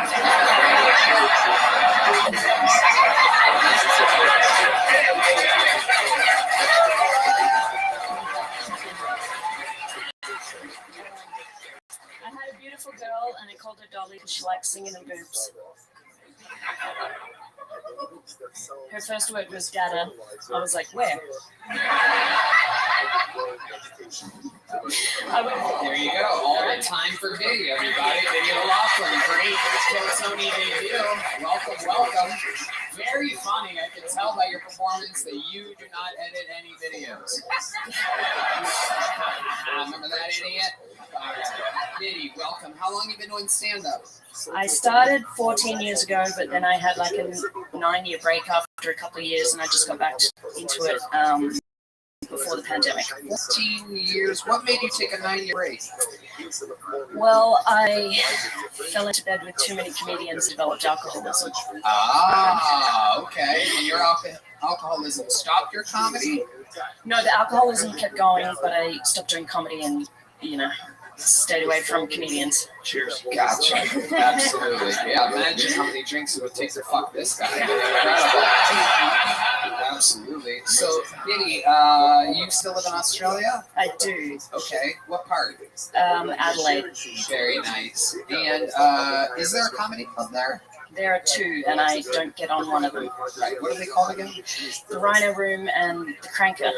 The Cranker? The Cranker, yeah. Okay. And what do you do for a living? I go busking on the streets, like singing for money, and I have single mother benefits at the moment. Busking? Yeah. So that's like street art? Yeah. Okay. Can you give us an example of what you do out on the streets? How many of you want to see what Biddy does on the streets? Just a little showcase of your talents here. Well, I don't have my guitar with me. You play guitar? Yeah, I play guitar and sing. Like acoustic or electric? Acoustic. Can you play with an electric? Yeah. You can? I Would it guess be so. good? What do you say? No? No, be shit. Okay. So you need a guitar. Yeah. You can't just sing. Oh, I can sing. Okay. You do a chorus Oh, gosh. singing? I'm what? gonna end up doing this better than you. This is the theme tonight. Anything you can do, I can do better. Do you know,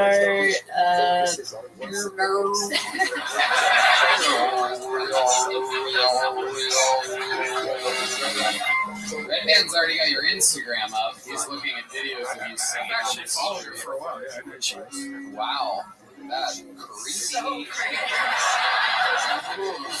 This is my partner, everybody. 11 years we've been on this together. How did you end up following her? Do you know? He was recommended by somebody recently. How'd you meet that guy? at the Comedy Store in London many years ago. Yeah, the bullshit place. Yeah. Yeah, it's not a real comedy store. No, it's People not. don't know that. It's just stole the name from a very famous comedy club, the Comedy Store. Yeah. In LA. Very odd that they would call themselves that. A very bold maneuver. I don't know what this story is with that. Probably allowed to do it because they're British and fucking. International. Yeah. Weird. It's in Australia as well, right? Yeah, they got one in Sydney. The Comedy Store in Sydney? Uh-huh. God, a bunch of unoriginal ass countries. It's incredible. You come up with a single fucking idea on your own. That's why we dominate you with our military anytime we want. How old's your kid now? She's nearly 3. Dolly is nearly 3. Where's Dolly at tonight? She's getting babysat by a lady off care.com. Wow, here in Austin, Texas. No. So you just found a random lady? Well, you have to pay, so I figured they vetted them, and she also said she didn't think Hannah Gadsby was funny, so I was like, you'll do. Yeah, I like that. I like that. That's a great test to make sure if it's a good nanny. as long as they think Candy Gatsby's not funny. Okay, let's sing something. What do we got here? Want to name a song or a chord or fucking anything? Just say anything, really. You want to go a cappella and then they'll follow you? Yeah, all right. Okay, let's do that. You want me to sing the song for you? What about, well, it ain't no use to sit and wonder why. You know that one? Wow. I know that song. I know that song. You do? I don't know it that well. 1, 2, 1, 2, 3, 4. Well, it ain't no use to sit and wonder why, babe. Given that you don't know by now. Well, it ain't no use to sit and wonder why, babe. You'll never do somehow. The rooster crows at the break of dawn. Look out your window, babe, and I'll be gone. You're the reason I'm traveling on. Don't think twice, it's alright.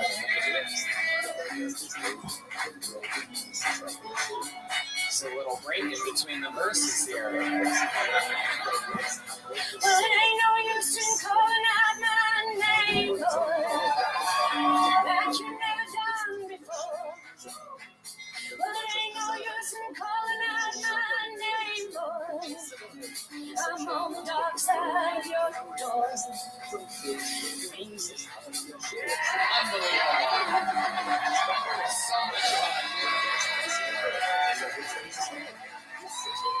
Vinny, I love your style. I love your energy. Fantastic stuff. If you're in town Thursday, I would love to have you on the Secret Show. You changed my life. Here's the big joke.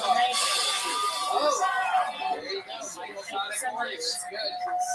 The hooks, they spin the other direction when they're Australian. Please. How about one more time for the new great video Rothschild. Thank you so much. Hey, VIDDY, all around live video live and VIDDY, OLVCHLIN. Adorable. What a fun performance. Oh my goodness. How about a hand for the lovely Heidi, everybody? Just incredible. Gina with 3 A's, .HG, I do believe, right? Gina with 3 A's, .HG. If you guys want to follow her on social media, it's very hard, but go ahead and try. All right, your next comedian, 60 seconds uninterrupted, goes by the name of Kent Hunter, everybody. Kent Hunter. Here we go. Anything can happen.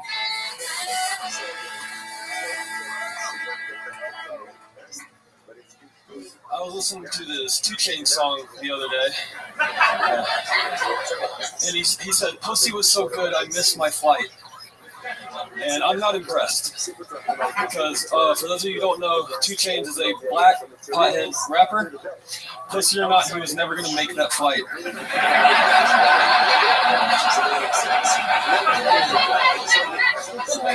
But what would impress me is my grandfather gets the flights 3 hours early. He looked at me and said, "Pussy was so good, I missed my flight." I'm like, "What?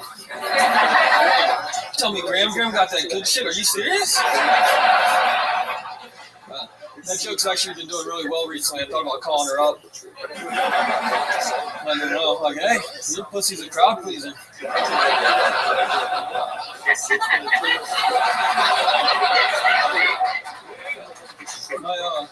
My dad, he calls weed dope. That bothers me a little bit. Because the only people who still say dope are old people talking about drugs and 12-year-olds when they get a Minecraft t-shirt for Christmas. So now I don't know if my dad's getting old or if my mom's a pedophile. Thank you guys. I'm killing it. What an unbelievable performance. I mean, I absolutely love that set. That was fantastic. Well-paced, well-executed. You've been on this show before, right? Yes, sir. This is your 4th. This is your 4th time on the show. You always look different. I know. Are you the shaky late Yeah, guy? yeah. Oh my god. Very famous in the history of Platoni, it turns out. He always has a different disguise. Tonight he's got a new mustache and a backwards hat. Oh, okay. Yeah, Everybody's getting their mullets on nowadays. I love it. This is incredible. We had a fat guy with a mullet on earlier. Very rare treat. Good rapper, though. Yeah, hell of a rapper. Kent, welcome back to the show. I love that minute. How long have you lived in Austin? A year now. How long have you been on stand-up? 2 years now. 2 years. Fantastic performance for a 2-year comic, and all of your sets have been good on the show, right? Yeah. I try. Yeah. Look at that little smile coming through. Such a tough guy. Rich Voss. Like, are you saying that you can't wear a football helmet with a chin strap? Why is that? Because you don't have a chin. It is true. He does not have a chin. His neck goes up to his bottom lip. He's nothing. He's the second comedian who did not hang himself. That's how they're building him nowadays. You know, so many comedians have hung themselves that they're now evolving to. It's a thing that's happening Trying to in prevent it. real life. As the comedians of the future cannot hang themselves. However, I think we can figure out a way for Brian Licata to get some help. We're going to really tighten it up, figure it out. Not you, though. No hanging yourself for you. So, remind us, what do you do for work, Ken? I work at HEB. HEB, American Hero right here, right? When he couldn't possibly get any more likable, he works at the absolute staple of Texas, the greatest grocery store to ever exist, HEB. And what do you do at HEB? I stock shelves. You stock what better job for you than stocking shelves? You have the height. Yeah. You have the everything going for you. I notice you famously had shaky legs. I'm not really seeing it tonight. Are they? Oh, yeah, there they are. All right. Yeah, little earthquake over there. There it is. That's the noise. Michael's got the sound effects over there. When you hear that rattling cowbell, that means we got shaky legs. Look out. There they are, everybody. Is there any other time in your life where your legs shake from nervousness? Whenever I'm really nervous or scared. But it doesn't happen during your minute, does it? No, I'm comfortable with my minutes. You're comfortable with your minutes. You're comfortable doing stand-up. It's this interview part that gets the best of you. What is the question that you're so afraid that I would ask? I don't know. I'm just...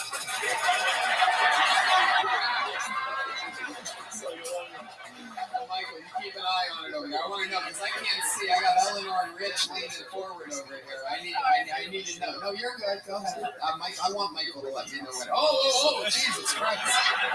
Oh, I saw that one. Whoa. All right. What are you afraid of me asking? What makes you so nervous during the interview part? You're a likable guy. You're very nice. You have HEB, you have HIV, you have everything going for you. What makes you nervous? I'm just not that good with improv off the rip, so I trust my minute. I know it's going to be funny, where I don't know if I'm going to be funny in the interview. You're doing just fine, dude. After we had Brian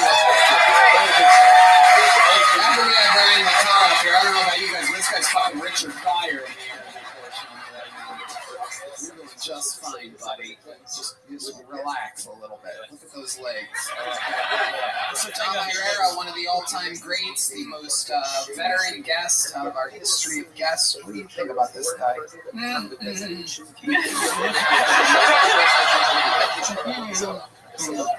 How far? What do I think about it? I think he's got an attitude problem. Yeah, fuck me, fuck you, man. Small piece of this. Sorry, that's not good. It's perfect. As long as you don't call me the N-word, we're good. You're fantastic. I love it. So what else is going on in your life, Kent? It's been a while since we've seen you. It has. You've been hooking up with a lady, you fucking human vibrator, you? Giving him the old fucking shaky third leg, huh? You ever get inside of a girl and just picture me asking you questions? Hello. Hi, Kent, it's me. She loses her mind, right? You turn on that fucking shaky leg and that bitch is just go crazy. Eleanor's into this. Yeah, oh boy, I would come in an instant. That's great. Do you get nervous during sex? Does that happen? Completely honest. I haven't had sex. Wait, you're a virgin? I am. No fucking Do you want to see if it works?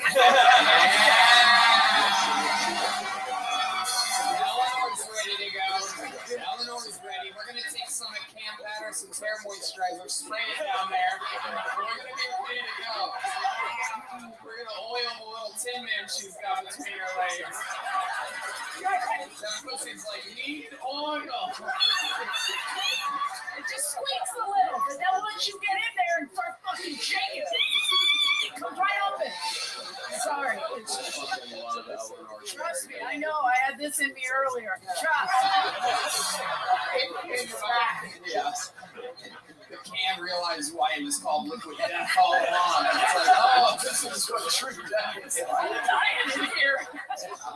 Luckily, there's enough space for me to breathe in here. A lot of black men in Philly. So explain to us, how old are you, Ken? 20. 20 years old. Now, are you a religious guy? How do you maintain your virginity? Looking like this, apparently. Hey, you're a good looking guy. I'm not buying into that. There's a lot of fucking monsters that have been on this stage that have gotten pussy before. I want to know what's going on here. Oh, it was very awkward. Yeah? Tell us what's the closest you've gotten. Have you gone down on a girl? I have not. Have you had a girl go down on you? I have not. You're into girls, though? Yes. Positive about Yes. that. What kind of porn do you jerk off to? Lesbian. I like this fucking. We're hitting somewhere. Yeah, hit that lesbian beat. Hell yeah. He lit up, didn't he? He really did. He really did. There's some lesbians in the audience. I beat a guy in rock, paper, scissors earlier. They go through scissors every time.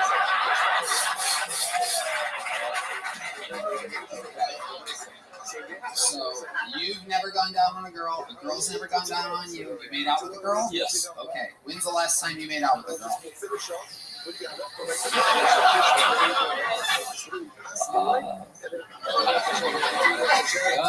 Before I moved here. Before you moved here. How long ago? A year ago? Yeah. Really? You've never kissed a girl in Austin? Oh, I kissed a girl on your show the first time I got picked. Oh, okay. Yes. Okay. That was Red Band.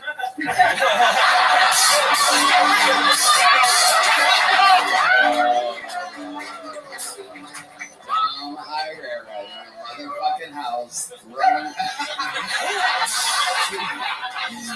Oh my goodness. I love it. So you're killing it, Dom. You're killing it. Yo Dom available now if you like a well-edited Zoom podcast.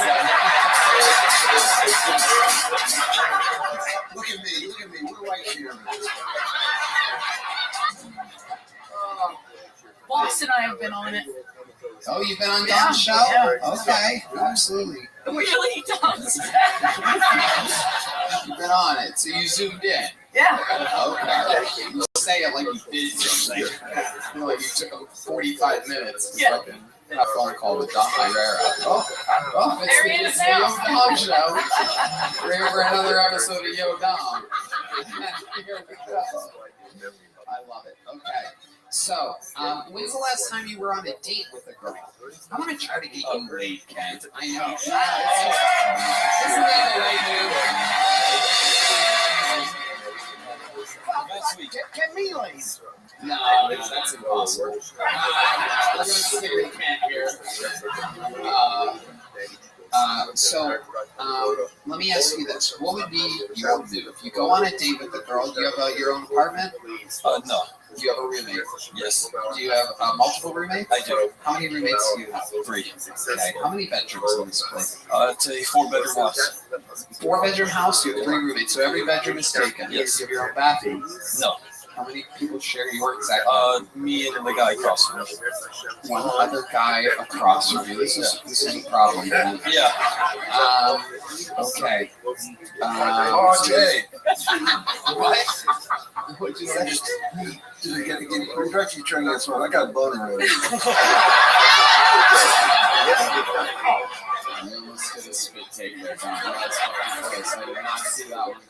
Is the 4th bedroom empty? Like, can you like? No, there's somebody in every bathroom. Yeah, right. That's terrible at math. 4 bedrooms, 10 roommates. Right there. That's a total of 4. Everybody was no excuses. So, Kent, Have you ever gotten a girl back to your place? No. No, never. Have you gone on a date since being in Austin? Yes. What did you do on this date? Ended up being really awkward. We were supposed to go to food trucks and then have like a picnic in the park with the food from the food truck. Smart. And we got to the food truck place and she wasn't hungry. So we ended up just going to the park. Yeah. Did you think about taking her to perhaps anything else? You just went and sat in a park? Well, originally we were going to do mini golf. Okay, what happened to mini golf? She didn't want to do that. She had no arms. She had very shaky arms. Yeah, I don't know. At first, she was down for mini golf and then just changed her mind and wanted to do food instead. So she wanted to do food. And then wasn't hungry. Yeah. And then wasn't hungry. How long did you hang out in the park with this girl? About 2 hours. About 2 hours, and you talked about what, your life and stuff? So Yeah. you're like, what do you have siblings? She has no clue about comedy. I was trying to ask me comedy questions. It was quite annoying. Yeah, that's the worst. She was asking me like how to write a joke. Oh, jeez. I'm probably going to pull her out of the bucket next. This is terrible. Did you go on a date with Brian Licata? Yeah, exactly. So how do you edit a video? So wait, you just hit the button that says record in the corner? And then what? That's it? Oh, I hate him so much. Oh, my hatred boils over. My loins boil. Not you. No, You're I mean, poor Kent up here, old shaky legs like me? No, we're talking about a guy from earlier. There's his legs shaking. Oh, shit. Sorry, Ken. Sorry to scare you there, little buddy. I like you, Ken. I like you a lot. The shelves are always stocked with HEB. I have no reason to hate you. You're like, man, everything's always pushed to the front. Everything's always perfectly stocked. And then it's right there. You ever notice that? Somebody takes something off the shelf and his story just runs right up with a replacement. Okay, so are there any single ladies in the audience? Clap your hands together. Yeah. Okay, who was that? Who was that? Stand up and do it again. Stand up. Who did that? Rapid. Stand up. Oh shit. Okay. Ken, what do you think? You see that out there? You can't see? I don't think it matters, Ken. You see her now? Oh, she's cute. Did you sign up? You did? What's your name? Hannah Gray. And you're single? If you if I give you a minute, will you go on a date with Kent? Okay, ladies and gentlemen, put the mic in the mic stand. Put the mic in the mic stand and stand backstage. I'm going to bring you back out here in a second. There goes Kent Hunter.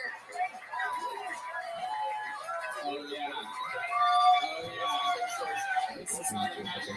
These two are going to fuck right now. Look at this. The romance is in the air. Ladies and gentlemen, I present to you, with 60 seconds uninterrupted, from the audience, a representative of your own. Make some noise for the Kill Tony debut of Hannah Gray.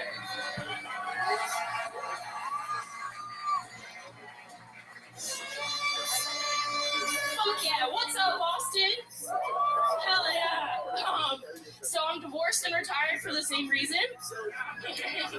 The good old gay United States Navy. What's up? No, it's fun. It's fun being a white woman looking like this, though, because, like, you know, I got a white woman up my military experience. Like, you know, I got that PTS dizzle, what? You know, my only black friend told me, you know, it's okay as long as I don't add ER to it. It's fine. It's fine. The other cute one is I got Kablamzoed in the sandbox. Sounds a lot cuter than an IED in Iraq, guys. What's up? It's fine. No, the other one is like getting back out on the dating apps and shit like that. Fellas don't know who the fuck taught you how to slide into DMs, but hey, what's up? 10 inches question mark. Sounds more like a Subway ad. Maybe that's just me. The other one that's fun is like a lot of guys just take me question mark It's like, I'm the last bitch you want going to your household. But I don't know shit about it, but thank you. Okay, very likable, well executed minute. I love that. Have you done stand up before? Yeah, I do it in Colorado. In Colorado? What part of Colorado? Denver, actually. Okay. Yeah, my friend who did really good on the show said I could shout him out if I did okay. So, Brian Sullivan, what's up? Okay.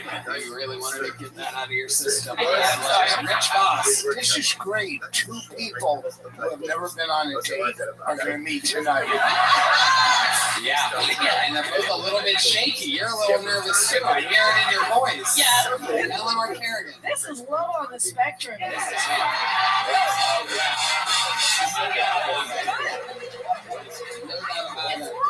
I love your style.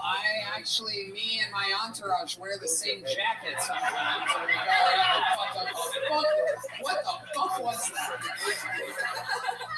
Tony's in the T-bird. It's incredible. I love your style. So what branch of the military were you in? The Navy. The Navy, absolutely. What did you specialize in there? Oh, hell yeah. I fixed airplanes. Okay, airplanes in the Navy. It was like the Air Force, but not. Okay. Yeah, they told me I was too fat, so the Navy hit me on the way out. Like, oh my let's go to boot camp, bitch. That's right. Less gravy, more Navy. You know what I'm saying? I love it. So what do you do for work now? I'm a software engineer. Okay, absolutely. I see why there's some shaking. I can see why that would exist. What exactly do you do with software? So I build apps. I'm actually building a comedy app right Is now. that a half skirt, half? What is that? It's very distracting. What is that? I got it off like an Instagram store, and it was just. Is that what you thought you were buying? Not really. It's kind of like a wish.com situation, Did you buy that from a gay gladiator? Yeah, it looks like Cam Patterson's barber took scissors. This is amazing. What else are you into, Hannah? What do you do for fun? I grow mushrooms. Oh, if we can't tell anything. Hell yeah. All right. You grow a lot of mushrooms? Not a lot. I just started, but like they're pretty easy. How often do you do mushrooms? Pretty consistently, honestly. No, she just hit there. Not every day. Okay. And so you're single right now, Mm-hmm. and you're in Austin for a bit? Yeah, for the week. Okay. Let's bring Kent Hunter back up here. Kent. Here he comes. Whoa! Oh shit! There he is. I got good news for you. I found a girl that's definitely hungry.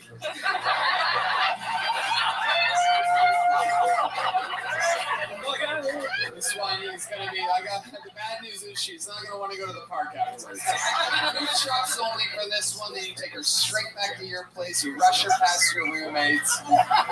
Yep. Just hop and skip and a jump. And then you throw her right down that pipeline. You know what I'm saying? Kent, how do you feel about this situation? Have you ever lost your virginity to a girl with PTSD on mushrooms? I can't say that I have. Well, she's going to turn your software into hardware real quick. I think you have a chance here. Are you willing to go on a date with Hannah Gray? Okay.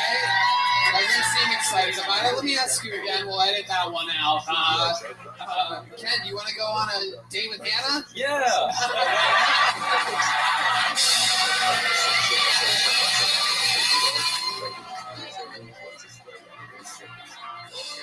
I love this. What night are you free this weekend? This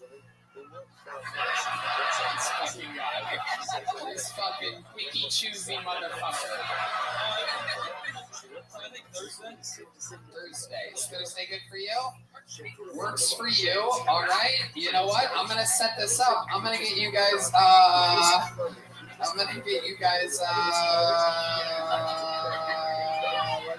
What? Yeah, I'm gonna send them to the secret show. Yeah. Somebody said a room. I like that. Actually, that might kind of work. That's what I'm saying. Yeah, maybe they do it. Yeah, they go to dinner. I'm gonna take care of dinner. I'm not gonna say where. We'll keep it a secret location. But I'm gonna get you guys reservations, and I'll put fucking what, $200? Yep, there you go. A lesbian yelling out numbers. Jesus Christ Almighty. I'll give $200 to you guys. Secret location. You have dinner at 6:30 on Thursday, and then you guys do spots at the secret show, and then you fuck this shaky motherfucker's brains out. Deal? Sound like fun? Good? Ken, is that good? Ken's acting like I'm me-tooing him right now. Look, this is going to be good for you. The good news is you only have half a skirt to take off. All right? It's going to be easy breezy. You bust a nut, and then you're one down. You're going to have a whole new confidence after this. Okay, Ken? Who's excited about this? Ken's going to lose his virginity Thursday night. This is the craziest show on planet Earth. A lot of other shows, you win a briefcase of cash or something like that. We're going to have 2 threes fuck on Thursday. It's going to be incredible. Here we go. Kent Hunter and Hannah Gray. A double date. Free dinner. And then spots at the secret show. And then sex in a house with 3 roommates. Only on Kill Tony do dreams like this come true. Oh my god, too much fucking fun. Tom Herrera. You seem a little like a retard. They're getting kind of a retard. Brian has his workout. He has a lot of work on your show, doesn't he? Ladies and gentlemen, we have a special treat for you. This guy, a polarizing figure in the history of the show. I absolutely love him, and I've always said, off stage he's so funny that I believe that every time I think he's going to get better and better at stand-up comedy. The boy wonder has been doing spots all over the country, and this is no opportunity to hustle around, sell tickets, and do long sets trying to get better. Here, with a brand new minute, I present to you the return, once again, of Uncle Laser, everybody. Here he is, live in the flesh. Oh shit, here he is. Oh my goodness. The lizard man himself, Uncle Laser, everybody. Y'all like true love, y'all ain't gonna like this. I was reading STD pamphlet in the Planned Parenthood this morning. And I just learned that PH actually stands for pussy health. Now, ladies, when it's off, y'all ain't got like a little check engine light that says, hey, I should go EBGON. This shit look contagious, right? I made love to a forklift driver the other day. I went down on her, and it always smells the same. Why does bad pussy always smell like Chernobyl? This woman's pussy lips look like an iguana neck. Her clitoris was calloused over and hard, like an octopus beak. Easy to find for once. Okay, a minute. Opportunities for laughter in there. Great set. Uncle Laser. How much of that is true? That's frightening. The level of woman that you're hanging out with in this world. Well, for the joke purposes, I met her a forklift driver, but she's actually a nighttime ballerina. That's a stripper. Yeah. And she's a nice young lady now. I don't know if y'all know this, I thought UTI was a lady disease. I didn't know men could get that. And I'm currently walking around with this shit right now. And what had happened is she had a yeast infection. I said, well, that don't bother me none. You know, we'll be fine, right? Right. It's the yeast of your worries. Yeast of my worries, yes. And now my kidneys feel like they're gonna explode. Oh my God! How long have you had this UTI? I've been about 4 weeks now. Yeah, that's what I was going to say because again, believe it or not, I hang out with Uncle Laser sometimes. And about 3 weeks ago, I remember you saying that you got a UTI and that your kidneys hurt. Well, I took care of it later since that point, but I hadn't finished the antibiotics all the way, and then she had it too. We made like a super variant. This is why, I just can't get enough. He's so entertaining, and it's all real. Look how serious his face is right now. No shaky leg to be found on this motherfucker. He's calm and confident. I've been drinking cranberry juice and vodka nonstop. I know, Ryan, I know. What you like? The old Ric Flair. Cranberries and vodkas. I know about But that. then the craziest part is, like, 3 days after, so I'm gonna get taken care of. I go like that and stuff. But she went to jail like 3 days later. Like big girl jail. Like, they picked her ass up. She's still in jail. She had a warrant? She had a kangaroo. They can only believe she ride with the cartel in some fashion or form, right? Right, got me. Hold on. She had a baby kangaroo. She owned one. That's not. You can't buy that at PetSmart. Now, again, the interesting thing here, it sounds like he's crazy and silly and making stuff up, but I literally remember seeing in one of your many, you post a lot of Instagram stories. You can almost always tell what Laser's up to if you follow him on Instagram. And literally, I don't even like say, oh my God, what is that? Like, I'm not surprised by anything anymore on in this guy's life. And meanwhile, I did see a story, and I haven't even mentioned this to you, a kangaroo bouncing around in somebody's apartment, like with like roommates and shit. It seemed like the last guy's place you were at. And it's wearing a diaper. Well, you don't want to shit on carpet. I'm just learning the indoor kangaroo game here. No one really divides away the potty trainers because they're not supposed to be inside. You're not supposed to be domesticated by any stretch of imagination. Yeah. And so you go to her place. She has a kangaroo in a diaper hopping around. Do you pet it? What do you do? That's fucking neat. You know, like, what the fuck am I supposed to say there? You know, like, I don't know. When them motherfuckers grow up, they're vicious. You can't keep them in the house. There's no way. Like, they'll eat shit up. Did you see this kangaroo? Yeah, it was a baby. It was cool. It smelled like carrots or something. Like, smelled like I don't know the word I'm looking for, but it's yeast infection. Right there from the corner pocket, baby. Yeah. Yeah, no, she like put like YSL perfume and shit on it, so it smelled like a woman. It was weird. That's expensive ass perfume. I don't know if you know that now. What's that? Is it YSL? Do what now? Hell yeah. Absolutely. No, I know. Eleanor is not like this kind of guy. This is the complete opposite of camp. I don't know what this is. It's hard to understand too, but I like it. I'm enjoying it. I love wrestling. I'm good. Oh, yeah. Shooters gonna shoot, you know. No cam, all cran. That's what this guy is. So, when are you getting this UTI checked out? Well, I got the medication. I got this morning. Okay. Yeah. You taking it yet? Yeah, I took some today. And I took like some painkillers. They didn't prescribe me. I had some. That sounds about right. Like, let me ask you, ladies and gentlemen, a genuine question. Like, so my mama was from the 80s, and she's different. All right, she's fucking Metallica, Alice Cooper, okay? Different times. She's a different type of woman. And she used to douche with vinegar. That's the thing, though. Like, I mean, that was the thing, right? And then I guess the cosmopolitan come out and say, your pussy clean as hell. It's not working.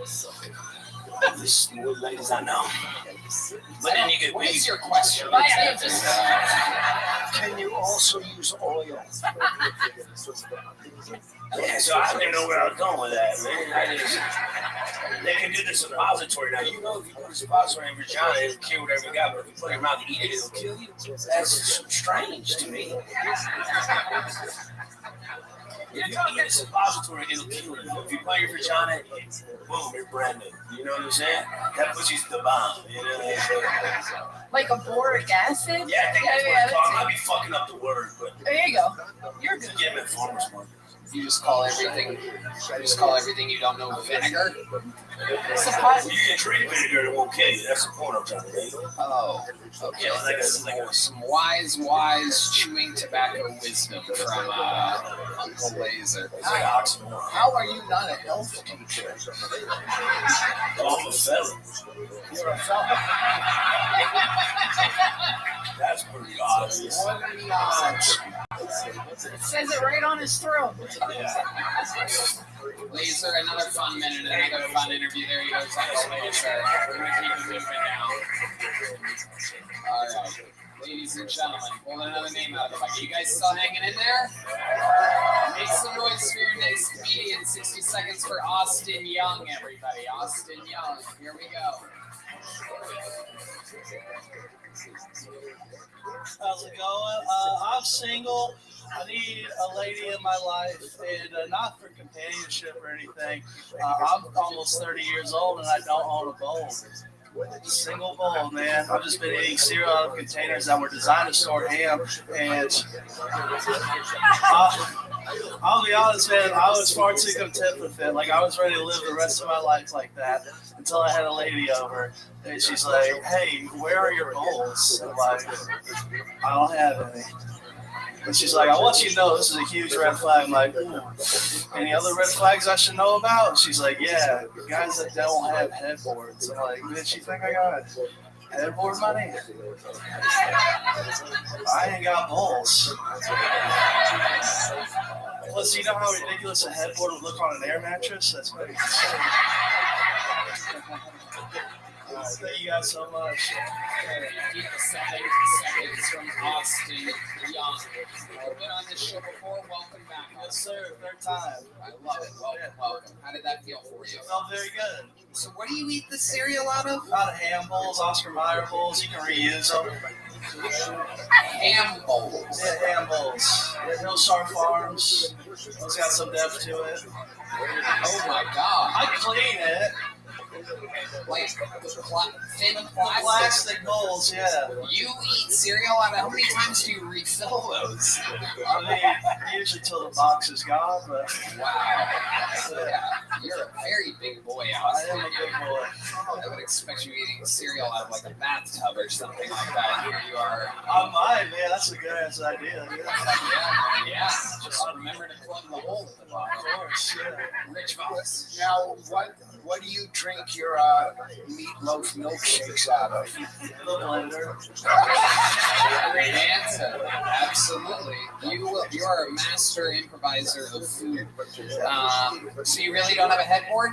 I don't know. Do you really have an air mattress? I mean, I used to, but I mean, I'm doing pretty good. I got a mattress now. It's just a mattress on the floor. Right. It's a deflated air mattress. Yeah. Eleanor? That air mattress would squeak the way this squeaks without foil. Oh, yeah, right. I can't even imagine that air mattress through with you on it. So now you have a real mattress with no headboard. No headboard. How far are we from the headboard? I mean, I could get one, but I just don't want to carry it up to my apartment. Okay. You have a second story apartment? Yeah, it's like 2 floors. I gotta walk it up. This is a real bitch. Second story would be 2 floors. That is correct. Do you walk things up the stairs sometimes? All the time, man. But not a headboard. Not a headboard. Not for you. No. You've made the decision. I have. I'm content. Okay. Now I understand. What do you do for work, Austin? I'm a truck driver. You're a truck driver. I drive trucks. You drive trucks. That's yes, right. A truck driver drives truck, and the second story has 2 sets of stairs. We're learning a lot here. Yeah. All right. And what's your route lately? Go down to Laredo. Okay. Yeah. Can you tell us what you like to do? You stop off anywhere? Do you a Buc-ee's guy? What do you do? Oh, they don't let trucks in Buc-ee's, but I just did. all night and then just like listen to podcasts and whatnot. It's pretty cool. Okay. I scream to keep me awake. That's nice. You really do that? Yeah, I'll just scream. Does that work? Oh, it works. Can you put the microphone down by your waist and just show us what your actual scream in your truck sounds like? Don't do it into the mic. All right. That's a good scream. Yeah, thank you. That's what girls do when he walks in the room. What is your love life like, Austin? I'm doing all right. I actually I hooked up with a lady in Dallas after that Adam Ray weekend, so that was cool. Okay, that's Shout right. out Gabby. Your pussy felt real good. Thank you. Whoa! Shout out to Gabby. She's actually a big fan of the show too. So a big fan of the show. Wow, the pussy felt real good. Better than a normal pussy or average? I mean, better than the average bear, but fucking this ready bear. It felt nice. And you went no condom. No, I mean, I was like, I have some. And I'm like, I forgot. Yeah. I lost some. He's got a sweet face. I'd let him get away with that. I forgot. Okay.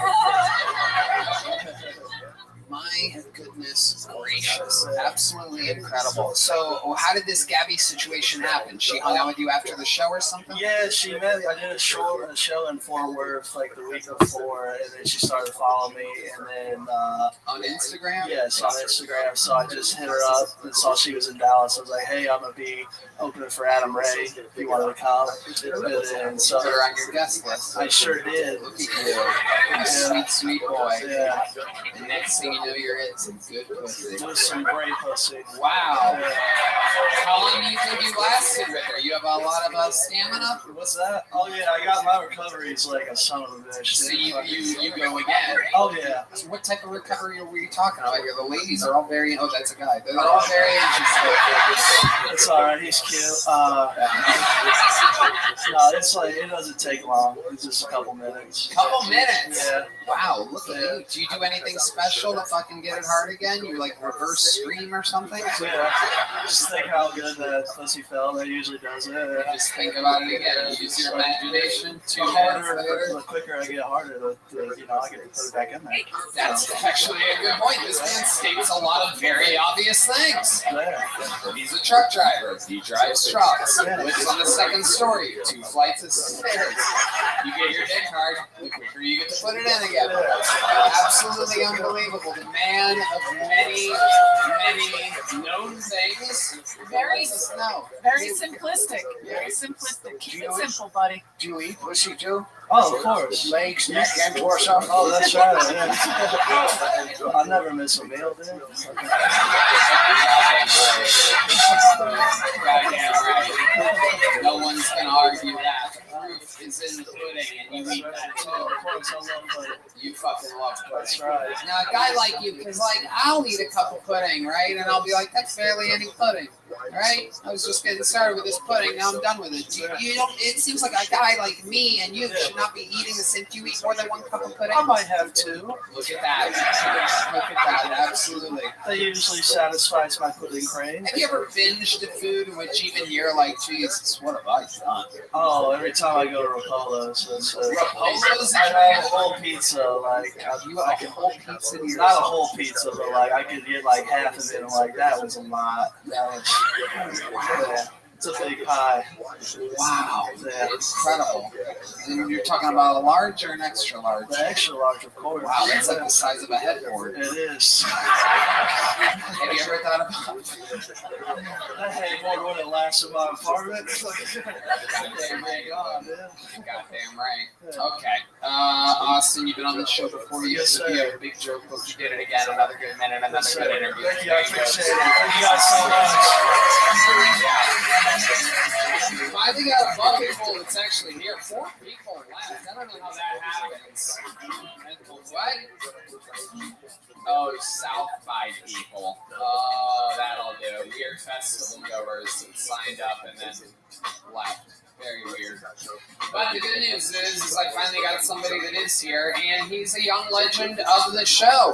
This guy did so good on his debut episode of the show that we had him perform in a fucking arena at the age of, I think he's 16 or 17 or something crazy. What if it's 17? Ladies and gentlemen, I present you a brand new minute from 17-year-old Holden DeShazo, everybody.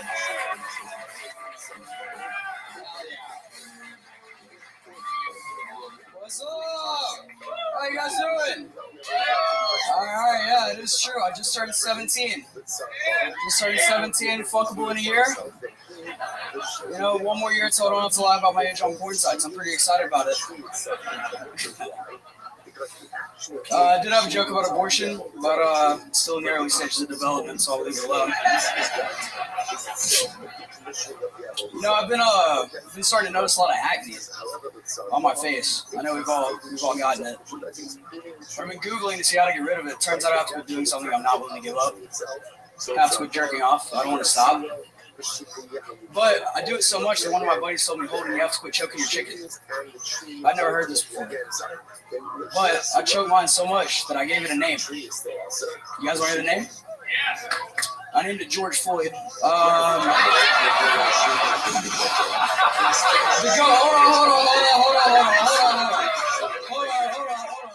The good news is that the cop that killed him is probably being forced to choke a lot of chickens these days himself. Maybe he's into it, I don't know, but based on given clues, I think it's safe to say that he's into erotic asphyxiation. Alright, that's it. Thank you guys. Okay, wow. Hard to tag a good choking the chicken George Floyd joke. It's hard to follow that. That's true. I love that joke, by the way. I don't think you need a tag on that. Me and Rich Voss made 5 seconds of eye contact after that guy like that. That's a pretty good sign. Wow, you choke the chicken so much that you call it George Floyd. Repeating it is so good. Incredible. Wow. I mean, a 17-year-old can get away with that. Yeah. That's the good news. Thank God y'all's phones are locked up. Damn. Thank God what? Their phones are locked up. Oh, yeah. Absolutely. Unfortunately, this will be on YouTube in 3 weeks. It's all right. Let's kill Tony. We can talk about it. We can talk about it. Absolutely. You took a shot. You actually made it. It worked. The show works. It is an anomaly. It's a great joke. Yeah. It is. Trying to think of tags that you could possibly say, but all of mine are basically sound like they're written by Dom Irera. They all end in the end. Are you ready to lose? Are you ready to lose?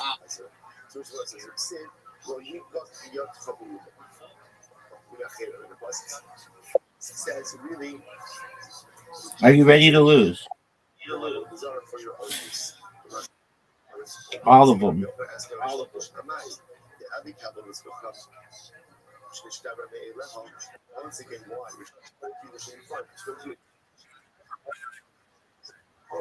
What'd you say, Zoot? Dog, it makes me never want to play that game with you again. That game is rigged.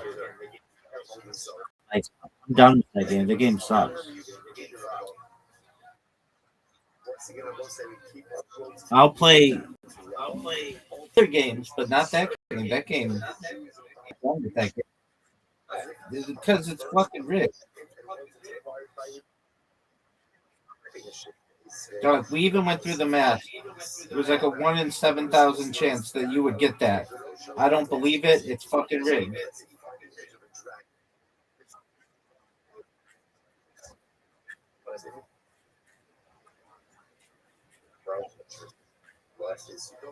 Dog, that shit is garbage. Dog, I don't give a shit. That was garbage and a lie. Fake news. Go, baby. Yeah. What do you mean?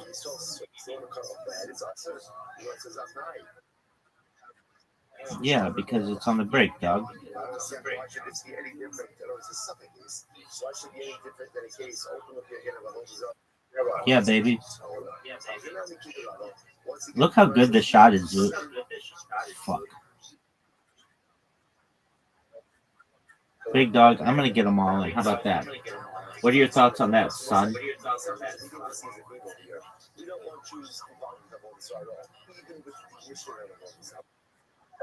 Dog, you gave me the easiest shot ever.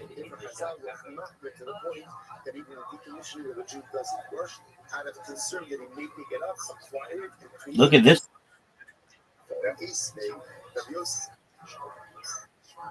What was your question, dog?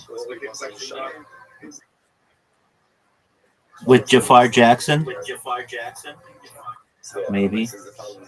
I've actually been super excited. It comes out next week?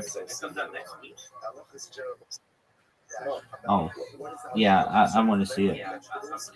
Dog, how did you pick that up? That was dumb.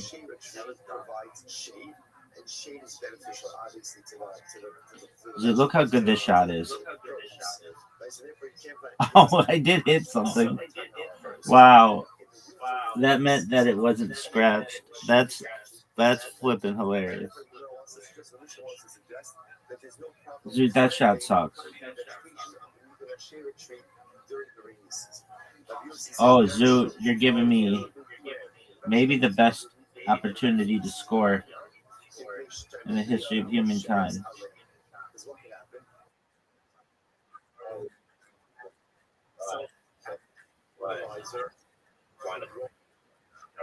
Cool story, bro.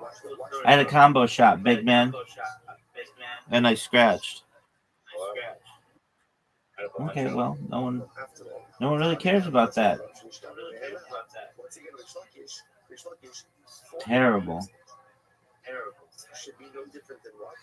Fallen idols. According to your tradition, an idol falls and breaks on its own. It's bottled. So to a leaf falls off of the tree, it should also be bottled. Shouldn't be a fertilizer. First words is better or shiny awesome. The acre of all that's going to happen in Kayanis. No, in the case of the fallen leaf, it's different. Why is it different? Because the primary part of the idolatry remains intact. The leaf may fall off, but the tree is full. Intact. That kind of endows the fallen leaf with a Bolazar identity even after it's no longer on the tree. You must well say other days, in days 42, the Gemara says, I, the ha, shipuyan. What about the case with shavings? That would like the share tree shavings. You got all that's called common parameters where once again the primary part of the Bolazar, i.e. the tree is still in existence. We got trying to get an accuracy of what I said with Sarah. He has sort of a sheep and we said that even in a case ultimately again where you're proving the tree for the Dude, that was terrible. But ultimately again the shavings on the dirt. Dude, are you ready to see one? Are you ready to see one of the best shots ever? Ultimately, also the simple reason is constant is up.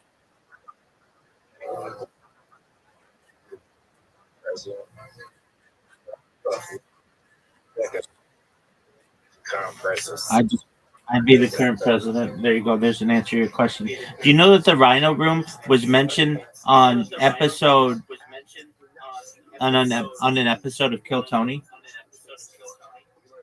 Yep. And there's another one they mentioned. What that you've never mentioned? What's it called? There's another stand-up comedy place in Adelaide. Starts with a C.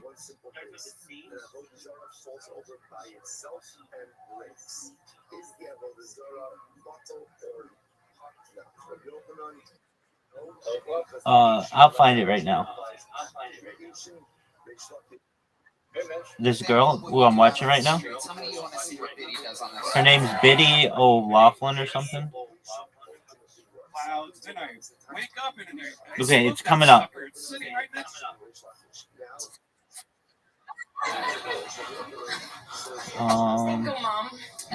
Like within the last few years.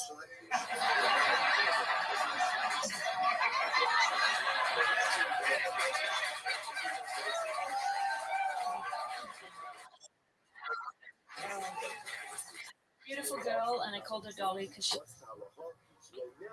Take a 9-year break. Well, I always kept going, but I stopped. Absolutely. So, Katie, you still live in Australia? Here we go. Okay. What part? Adelaide. Very nice. And is there a comedy club there? There are two, and I don't get on one of them. Right. What are they called again? The Rhino Room and Cranker. The Cranker. Why don't you ever talk about the Cranker?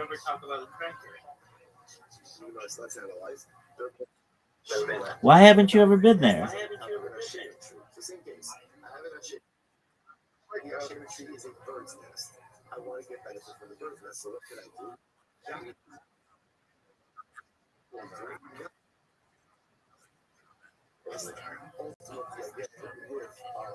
You have to pay to do stand-up?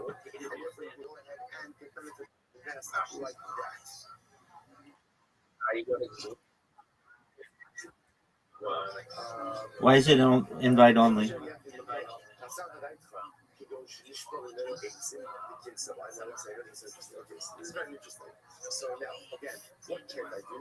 Zoot, why is it invite?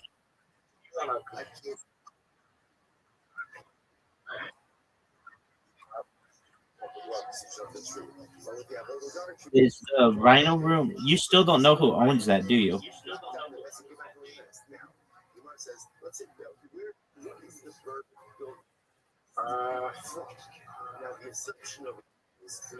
Okay, why don't you find out?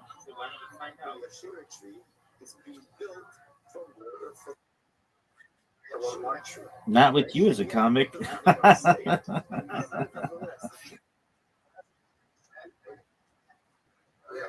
Yeah, but he's not like the biggest deal in the world. He's not Dame Edna.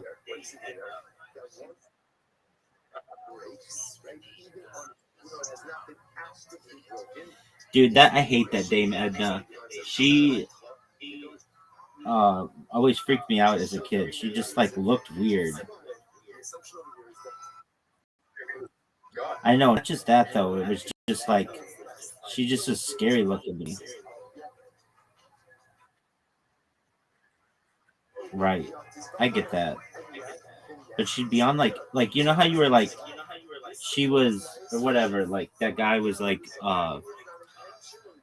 associated with like weird people. Yeah, that it always gave me the creeps like that. He died in 2023, not that long ago. The Dame Edna dude. Look at this shot.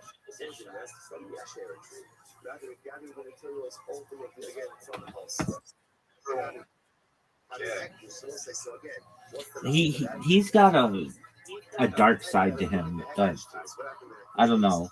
There's just something weird about that person.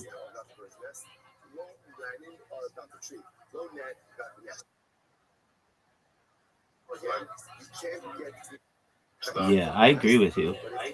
I can't put my finger on it, but it would not surprise me if, like, within the next decade or so, somebody was like, yeah, that motherfucker was wild.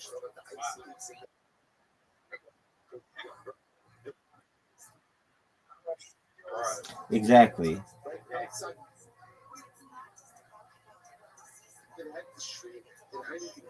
Oh, what a shot. Zoot. Bank shot, combo shot. Zoot. Bank shot, combo shot. Zoot. Bank shot, combo shot. Zoot.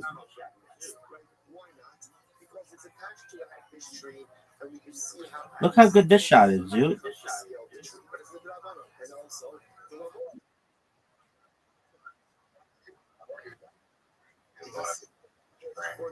Yeah, I mean, I'm into you. You're pretty weird.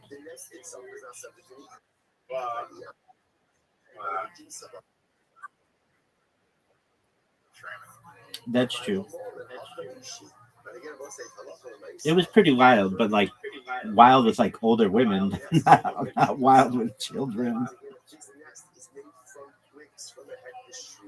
And that was like during my 20s, during my late 20s and early 30s, it was very religious.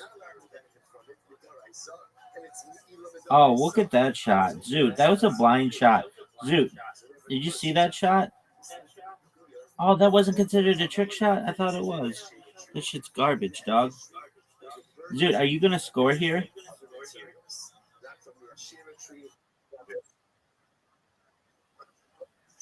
Okay, well. Zoot.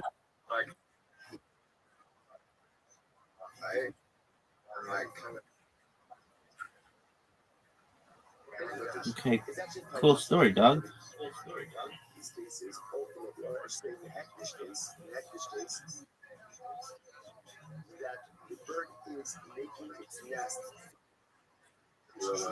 Alright, that's a neat story, man. And you can believe anything that you fucking want. All I know is that you suck dick at 9-ball trick shot. That's all I know.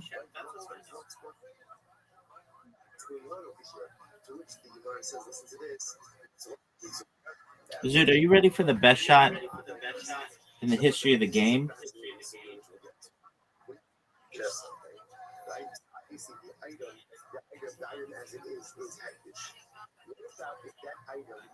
Zoot, do you think you could win? You're down 170 to nothing.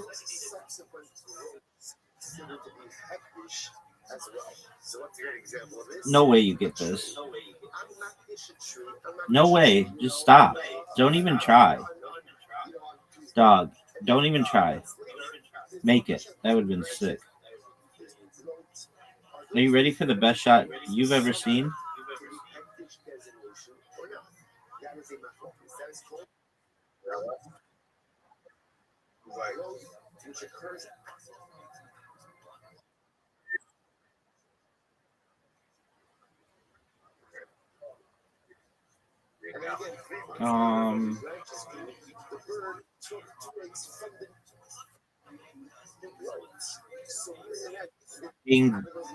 Being vegetarian or being vegan?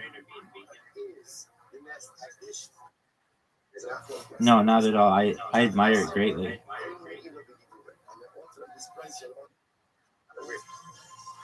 Okay, well.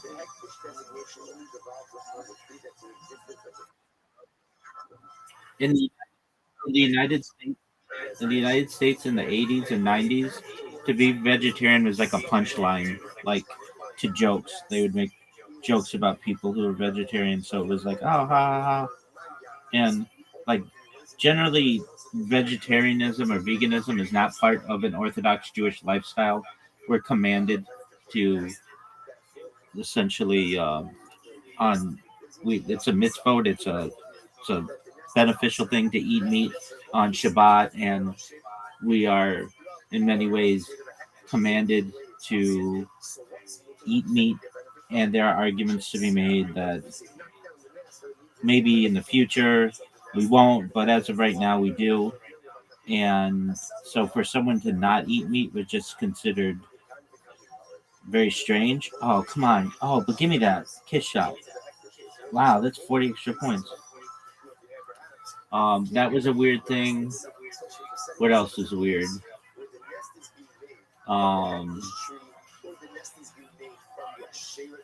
Polygamy to some extent. But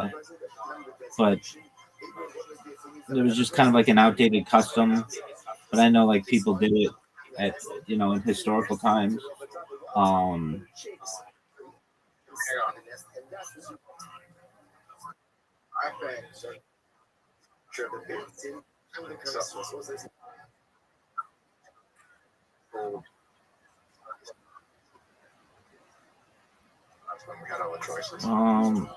mean, they would recognize that the other choices aren't that good yet, but perhaps they're getting better. Look at this shot, though, Zoot. Bullshit. Zoot, you're going to lose by a record amount. Are you aware of that?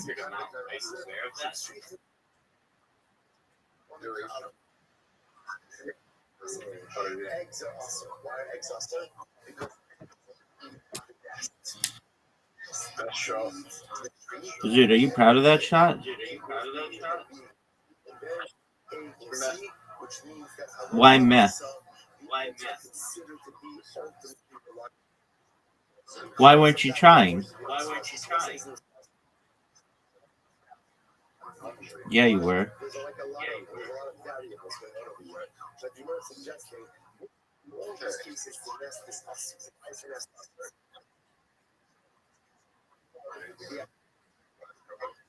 So the nest is going to be awesome.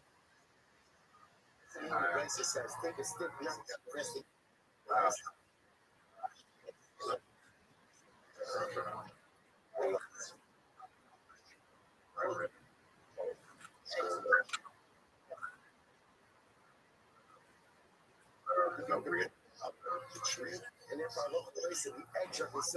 Is that a true story? I mean, aren't you?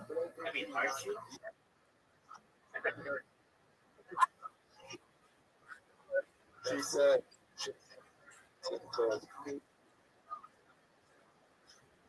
She's hilarious. Dog, that bitch is funny. Well, I could see that, but I mean, that bitch is funny.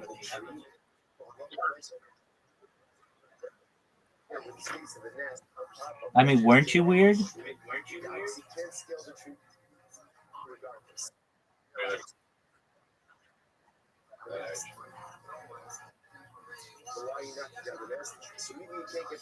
Why not?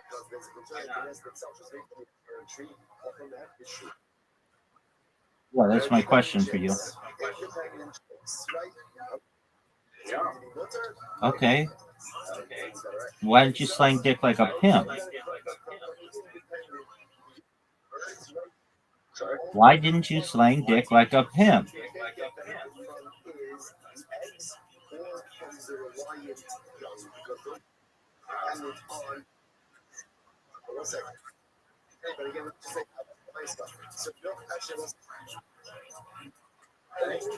Okay, I mean, I don't hear any excuses.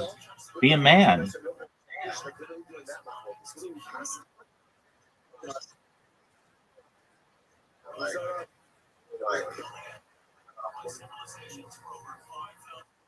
Have a great day.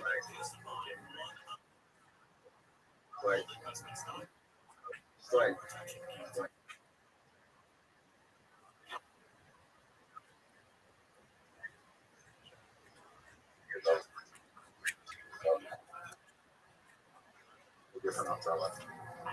Were you friends with any of those kids after you left?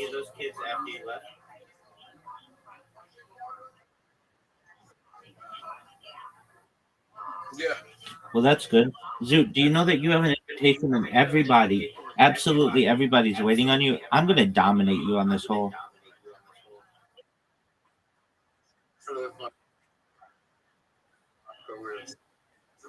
Okay, why do you have to say that he's black? Why can't you just say he's your friend?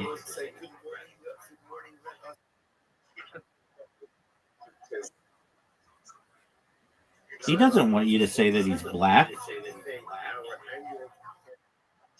No, he doesn't. Shut the fuck up, dog.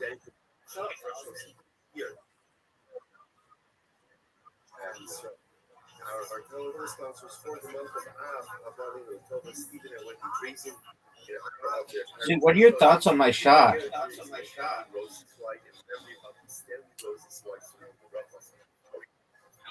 Learning sponsors Abby and Joe Hirsch with There were no black kids in my school, but as I got older, it's not necessarily racist. It's just I went to a religious school that did not have black people. No, I have black friends now, and I had black friends in my community. It's just the community I grew up in didn't have many. I mean, it was like an expensive school, and it was religious, and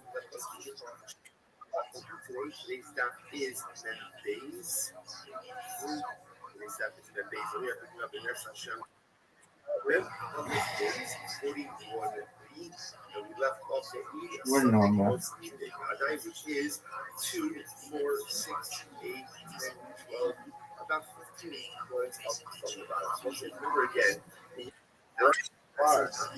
What did you say?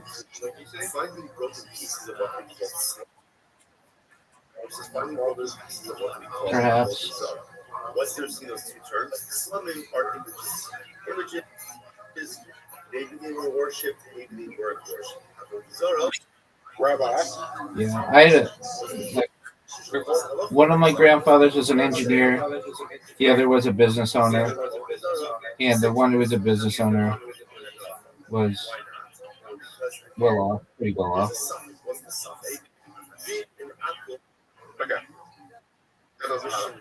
That's what you asked. Does have the ability to decommission but it has now again. Then we have my focus. Dude, you don't even know what you're talking about, dog. You're not even like making sense. Yeah, we'll get back to that. That's our overarching focus over here. The Bilkman says it has to be active decommissioning. Which, like you says, even passive decommissioning. That's the meaning would be if the idol falls over by itself and break. For the Bilkman, still an idol, according to the original. Dude, look at this move. So we'll say, but again, that's my pieces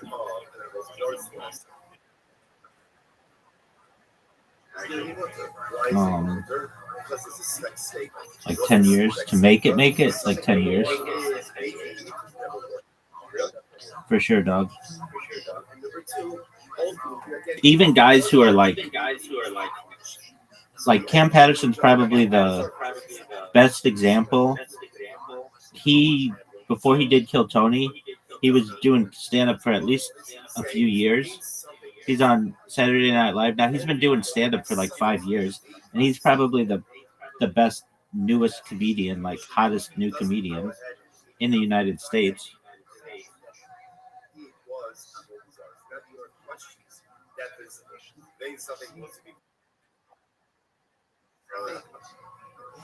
Well, definitely not Zoot. Zoot's terrible. One of the worst. Maybe Dame Edna.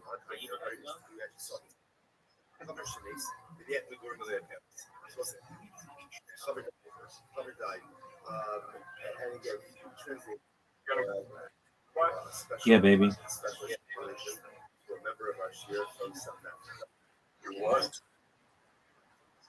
Dude, you know that was really good.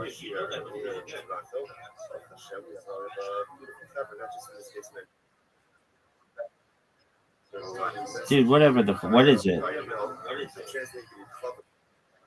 Dog, fuck that shit. Don't dead name that bitch. Alright, Zoot. I beat you. Now I'm gonna beat you again at 9 ball, and then we're taking a break.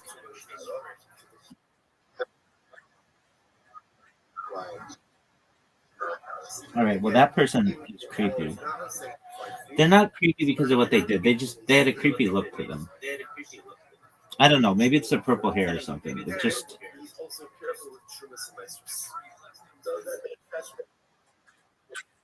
No one knows who that is, Zoot.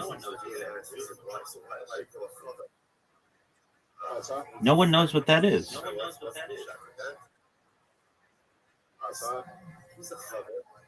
What are you talking about?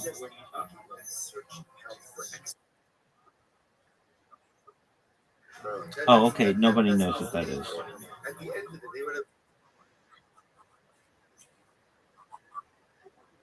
Okay. No one knows what that is. You're fortunate I even know what ABC is. And the only reason why I know what ABC is because it's an American station as well that occasionally gets confused for American Broadcasting Company, except it's Australian Broadcasting Company.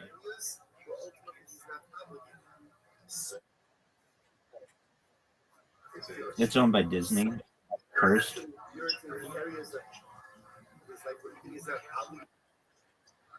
Word. Look at these.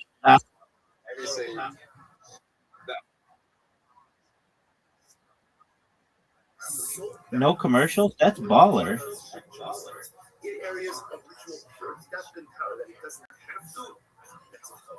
That's a friend of perhaps even to a certain degree a higher level. Well, here's the thing. We do. It's called PBS. But even though they say they don't have commercials, they still have commercials promoting their other shows, and they're always asking for money. Like always asking for money to the point of annoyance. And I think that they discovered that he has a basket of food. What's the issue? What's the issue? Most of the issue is we don't know whether or not they've been tied.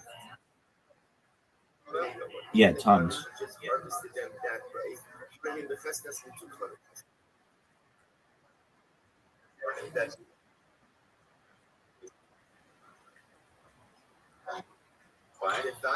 Yeah, I don't watch television, but yeah, that's what airs on cable. I guess it airs on over the air as well. But yeah, it's annoying. It's very repetitive. I used to like to watch them, like kind of, when I was a kid, but oh wow, that was wild that did not scratch. Like I used to like to watch infomercials for like knives, like where they'd cut random stuff like shoes and like tin cans and stuff. Like wow, those are amazing knives. Dude, that's a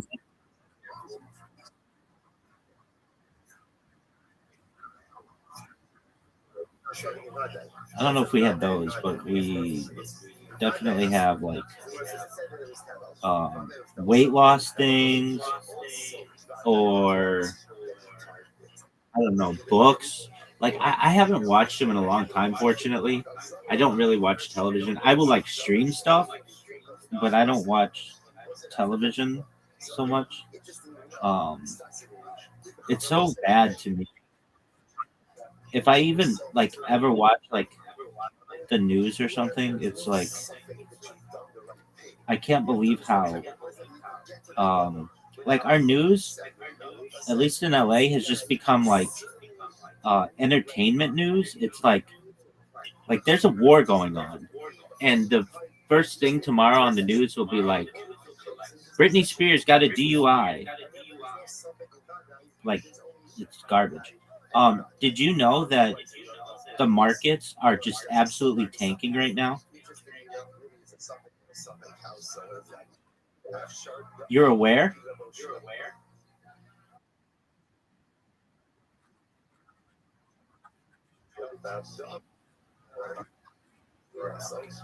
And on oh, give me this.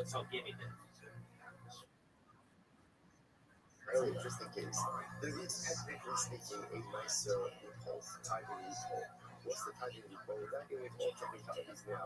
In order for produce to be sold, I have a question. Did you see that the Nikkei index was down like 7%?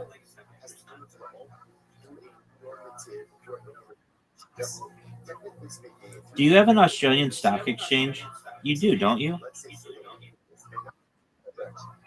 Is that yes?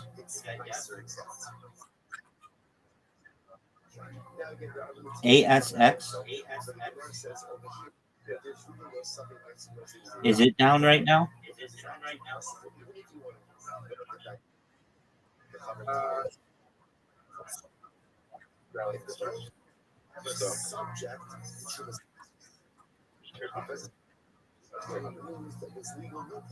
What's the biggest Australian company? Like News Corp? Well, that's just owned by an Australian.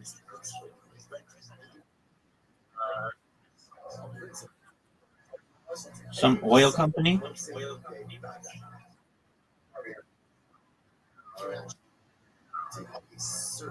Like I can't even name an Australian company.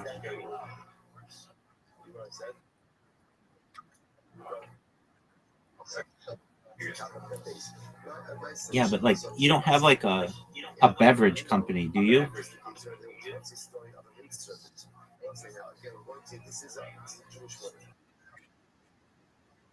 Yeah.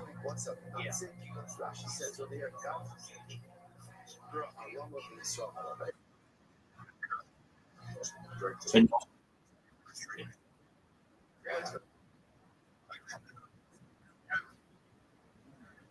Right. It's like all of Australia depends on the United States products or United Kingdom's products. It's like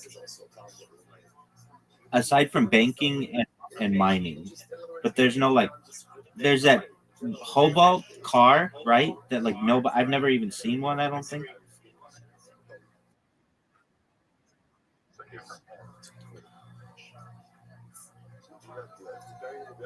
Why? Because of cricket and rugby and stuff?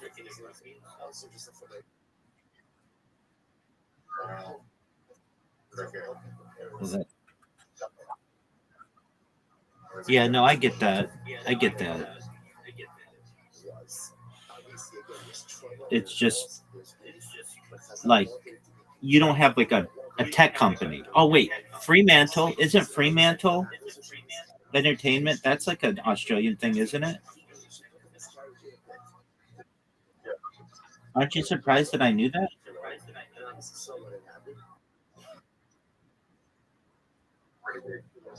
I agree. They make some they make some pretty big shows, reality television shows.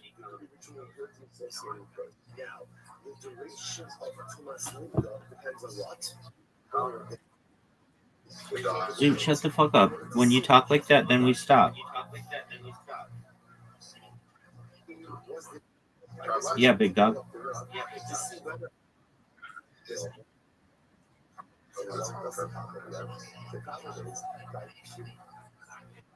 Are you proud of that shot? Because in my opinion, that was some dog shit.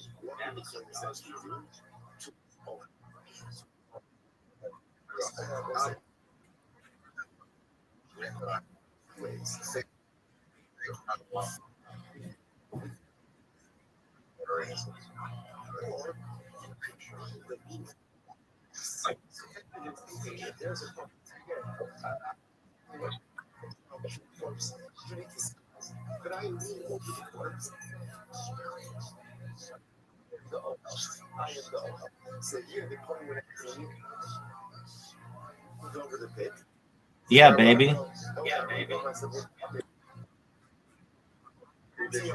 When it airs, I'll probably watch highlights.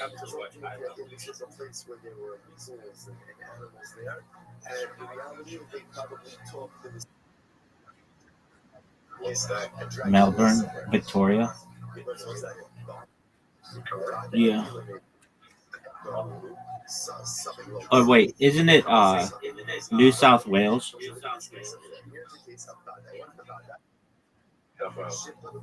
Yeah, they'll probably win. Oh, okay. Then Victoria. Yeah, they'll probably win. I want someone in fucking Darwin to win though. Dude, Darwin's tight as fuck.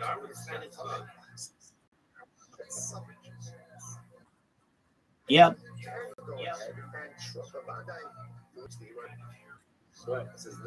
In my dreams, baby. No, Darwin's cool. It's got a cool name, and it's in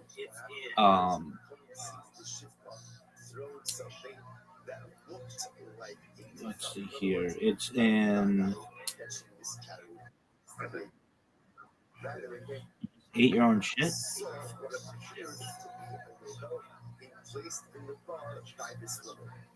Did you just say you just ate your own shit?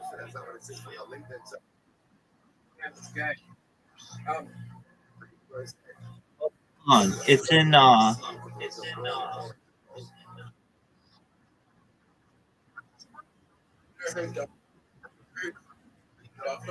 well, Charles Darwin. Dog, I'm trying to think of the state it's in. It's not. Hold on. Is it? Wasn't he a rail guy? Was he a businessman?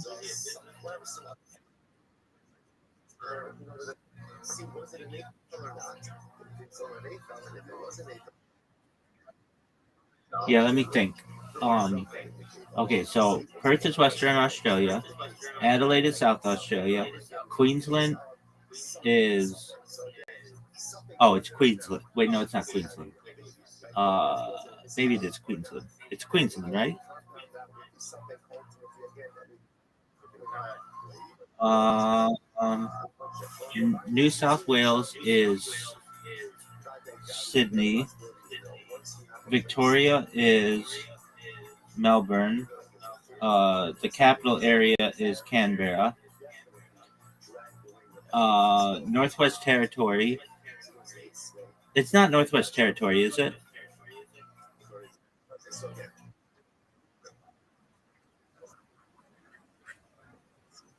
Yeah, but wait, what? Hold on.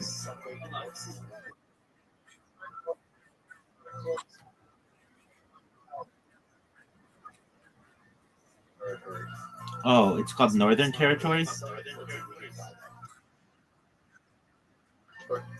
Oh, why? Didn't what? Are you sure?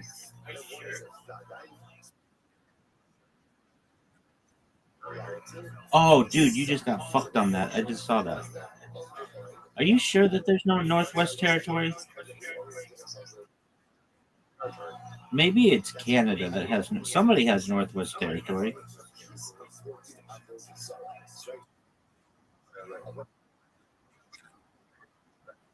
I know that.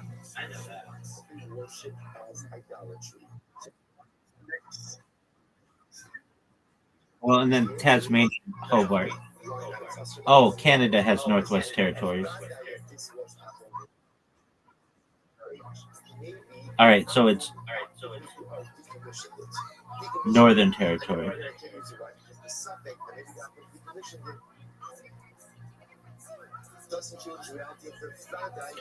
And I'm gonna name them all. Hold on, I'm gonna name them all right now. There's Western Australia, which has Perth. There's Northern Territory, which has Darwin. There's Queensland, which has. Does Queensland have Brisbane? Tight.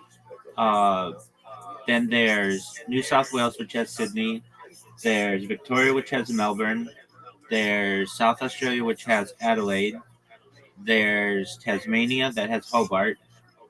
And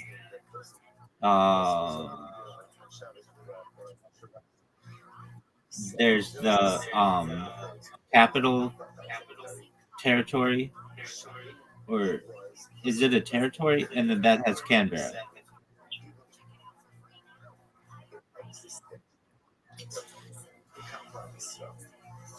Do you know that there was once a plan for Australia to invade Papua New Guinea?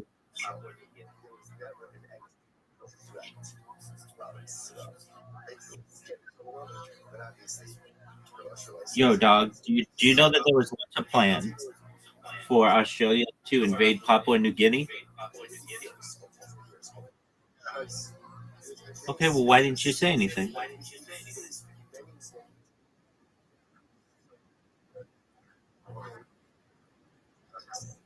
Yep, and Madagascar and South Padre Island.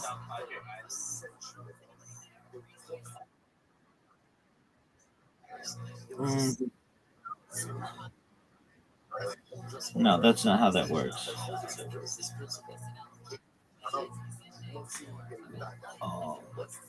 You're in South Australia. Tasmania is a separate landmass.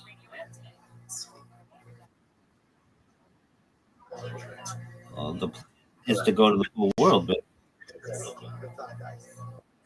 the plan is to go to the whole world.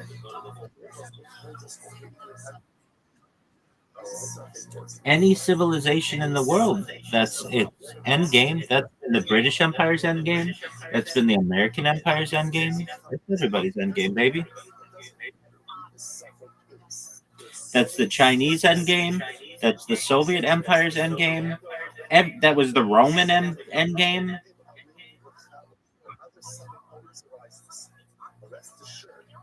That's literally every civilization, every country eventually has a plan to expand and take over the world. It's just it's part of civilization.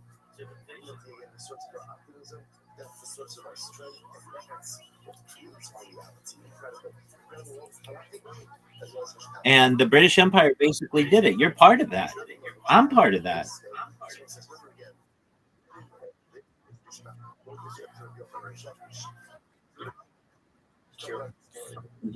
Go get your head on straight and come back when it's back on straight.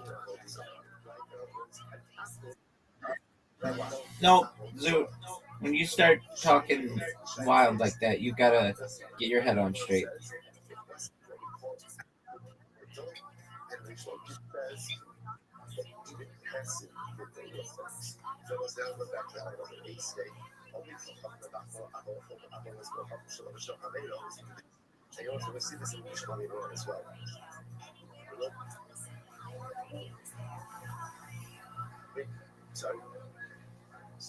Yes.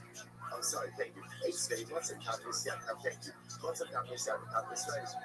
Don't hurry your last students. We'll get back to the mission. What the mission say? If you find the image of a hand or image of a foot, ultimately, again, it's usher. It's usher. So the Gemara says, the thing should you don't see what it is. Why? Because at the end of the day, that was a common image that people worship.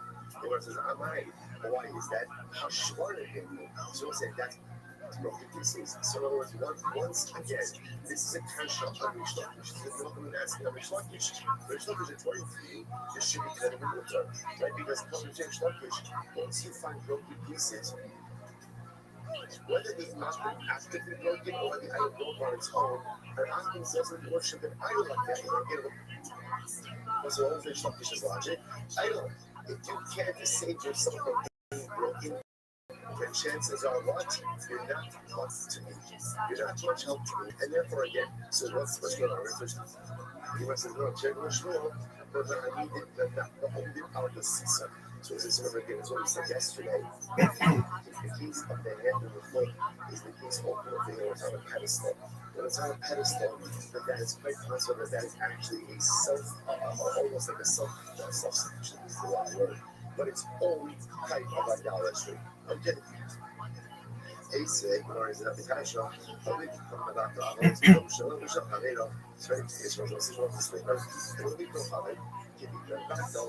own Avodah Zarah, and ultimately again the Avodah Zarah of his friend. Meaning, any Ahu can ultimately again negate and thereby decommission any form of idolatry. Whether it's his idolatry that he worships or someone else's idolatry. However, Israel, I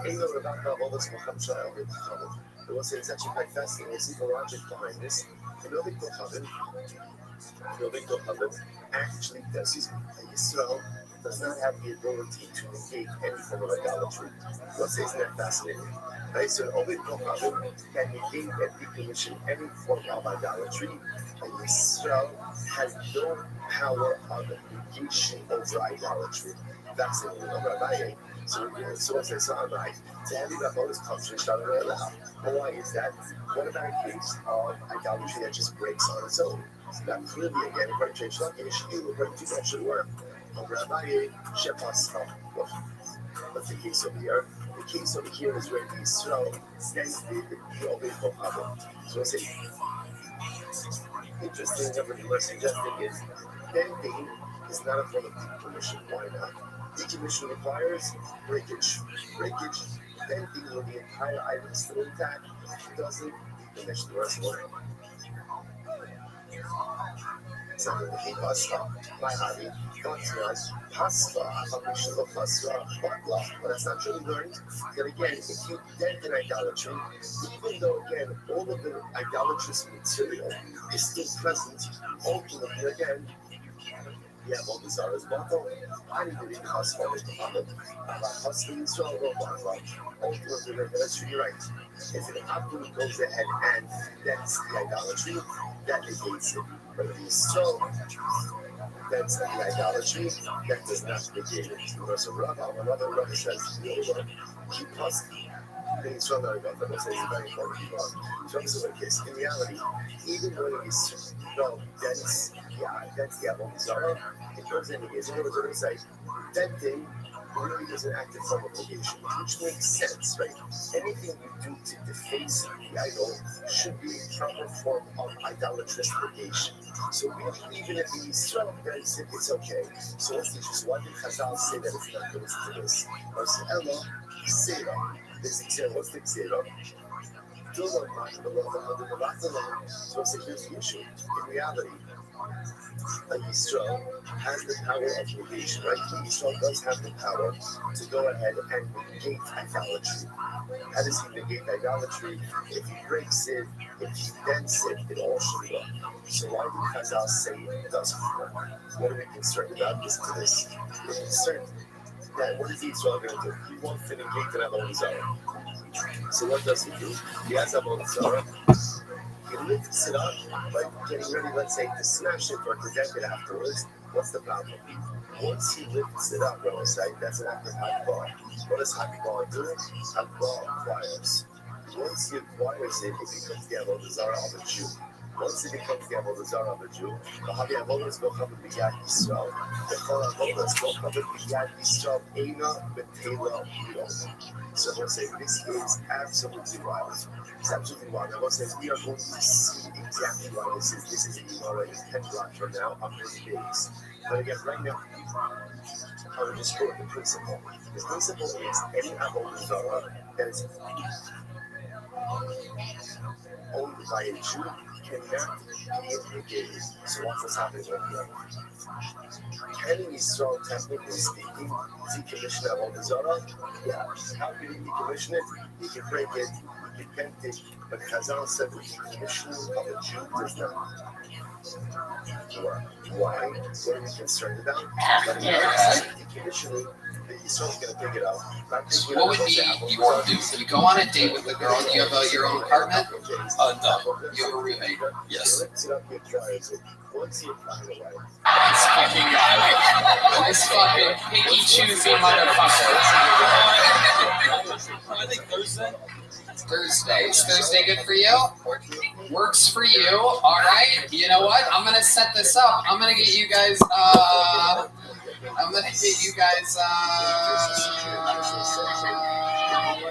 What? Yeah, I'm gonna send them to the secret show. Yeah.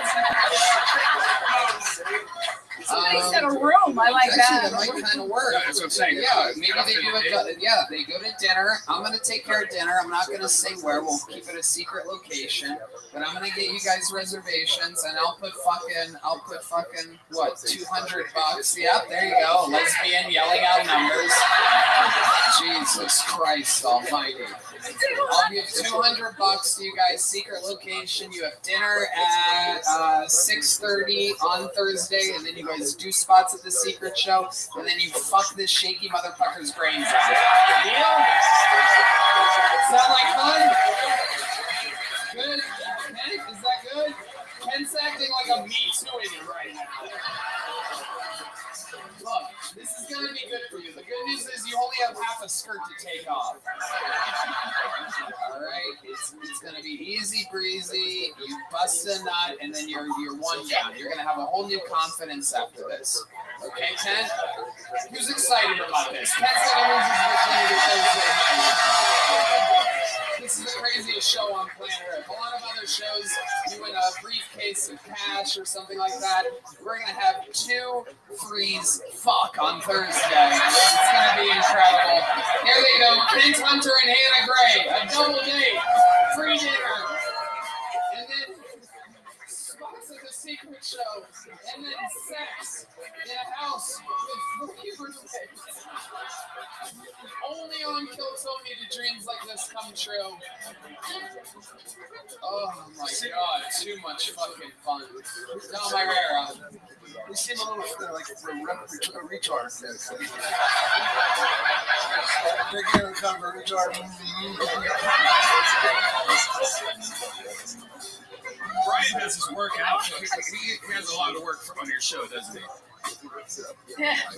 Ladies and gentlemen, we have a special treat for you. This guy, a polarizing figure in the history of the show. I absolutely love him, and I've always said, off stage he's so funny that I believe that every time I always said I think he's going to get better and better at stand-up comedy. The Boy Wonder has been doing spots all over the country and misses no opportunity to hustle around, sell tickets, and do long sets trying to get better. Here, with a brand new minute, I present to you the return, once again, of Uncle Laser. There he is, live in the flesh.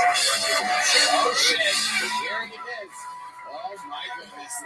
The lizard man himself, Uncle Laser, everyone. Y'all like true love, y'all ain't gonna like this. I was reading STD pamphlet in the Planned Parenthood this morning. And I just learned that PH actually stands for pussy health. Now, ladies, when it's off, y'all ain't got like a little check engine light that says, hey, I should go to EBGON. Because this shit look contagious, right? I made love to a forklift driver the other day. I went down on her, and it always smells the same. Why does bad pussy always smell like Chernobyl? This woman's pussy lips look like an iguana neck. Her clitoris was calloused over and hard, like an octopus beak. Easy to find for once. Okay, a minute. Opportunities for laughter in there. Great set. Uncle Laser. How much of that is true? That's frightening. The level of woman that you're hanging out with in this world. Well, for the joke purposes, I made her a forklift driver, but she's actually a nighttime ballerina. That's a stripper. Yeah. And nighttime ballerina. She's a nice young lady now. I don't know if y'all know this. I thought UTI was a lady disease. I didn't know men could get that. And I'm currently walking around with this shit right now. And what had happened is she had a yeast infection. I said, well, that don't bother me none. You know, we'll be fine, right? Right. It's the yeast of your worries. Yeast of my worries, yes. And now my kidneys feel like they're going to explode. Oh my God. How long have you had this UTI? I've been about 4 weeks now.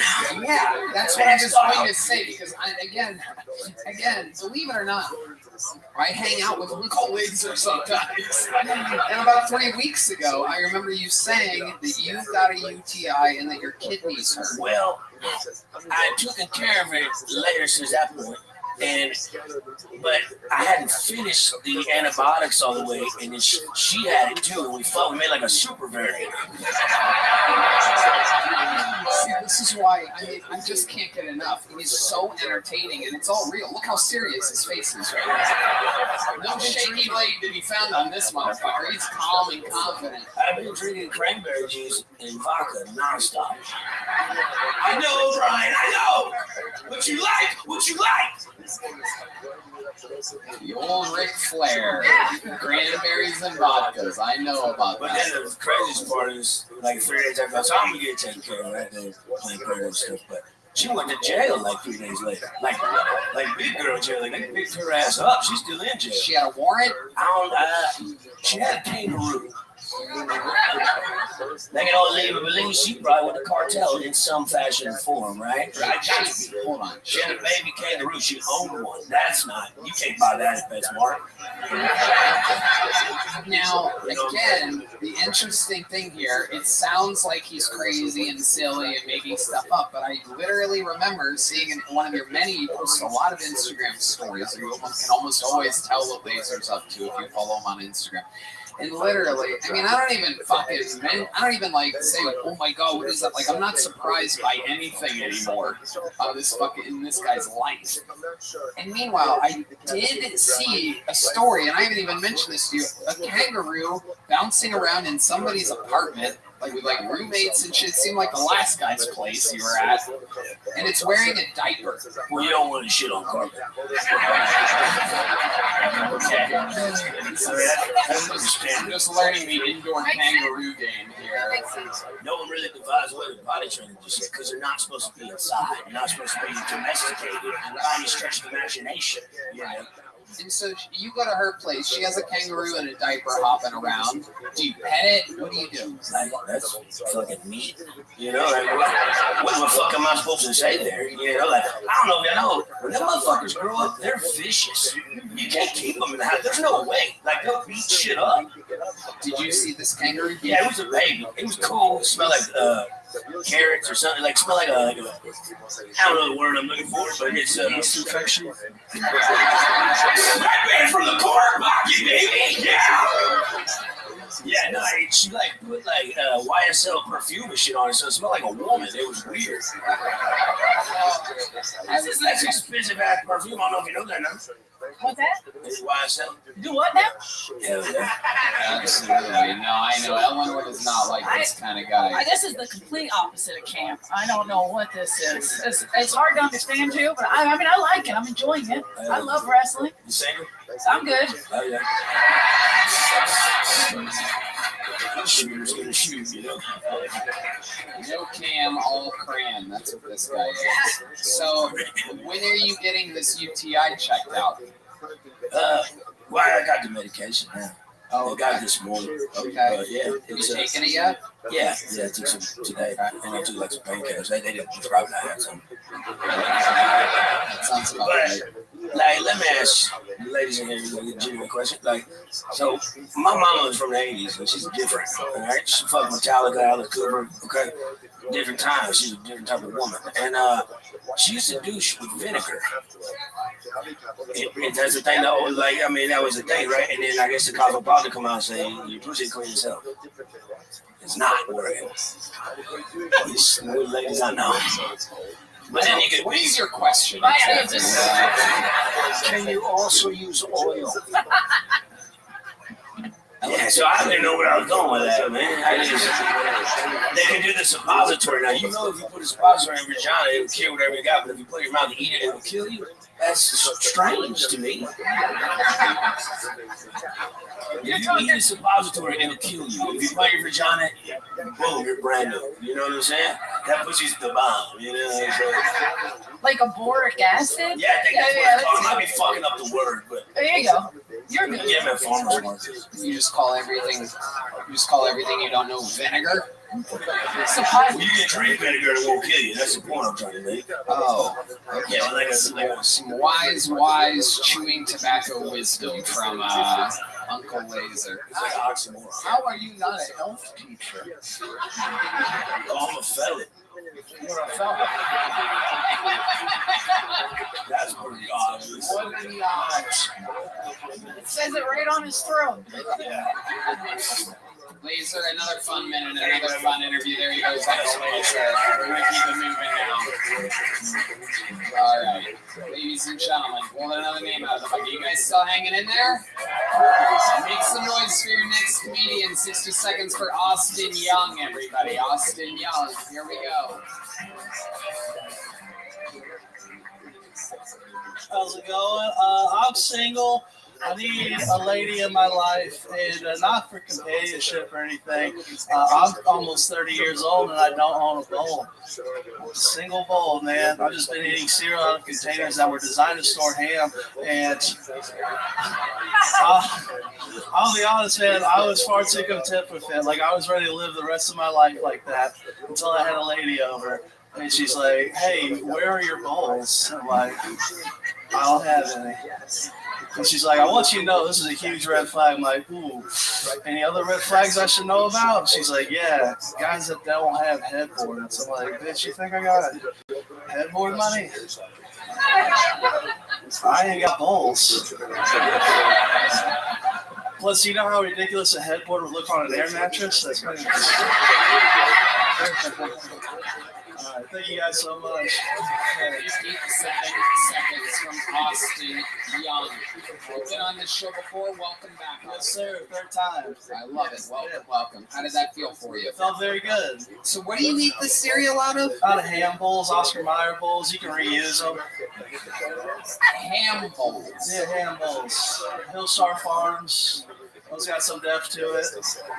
Oh my God. I clean it. Like the thin plastic bowls, yeah. You eat cereal out of, how many times do you refill those? I mean, usually till the box is gone, but. Wow. Yeah, you're a very big boy, Austin. I am a big boy. I would expect you eating cereal out of like a bathtub or something like that. Here you are. I might, man. That's a good ass idea. Yeah. Just remember to plug the hole at the bottom. Of course, yeah. Rich Voice. Now, what do you drink your meatloaf milkshakes out of? The blender. Great answer. Absolutely. You are a master improviser of food. So you really don't have a headboard?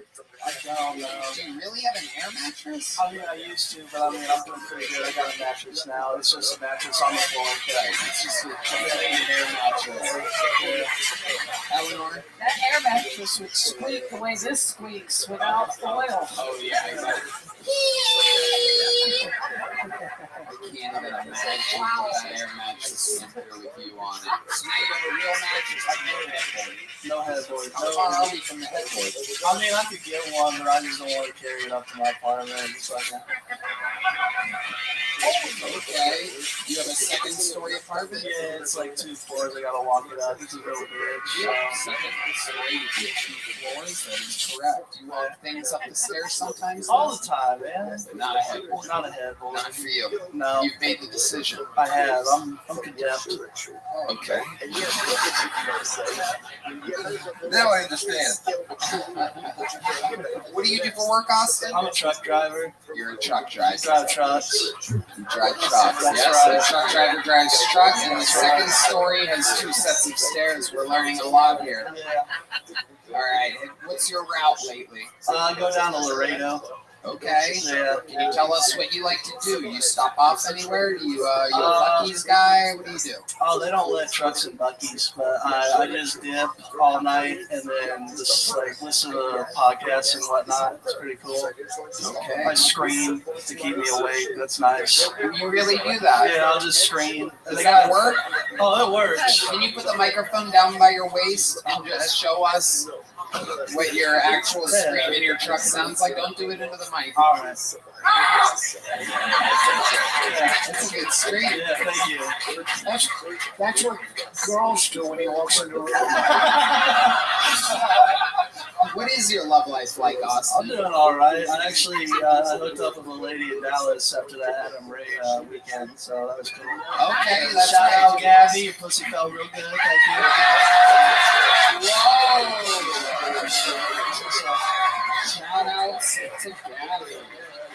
She's actually a big fan of the show too. So a big fan of the show. Wow, the pussy felt real good. Better than a normal pussy or average? I made better than the average bear, but fucking that's felt nice. You went no condom. No, I mean, I was like, I have some. They're like, oh, fuck off. And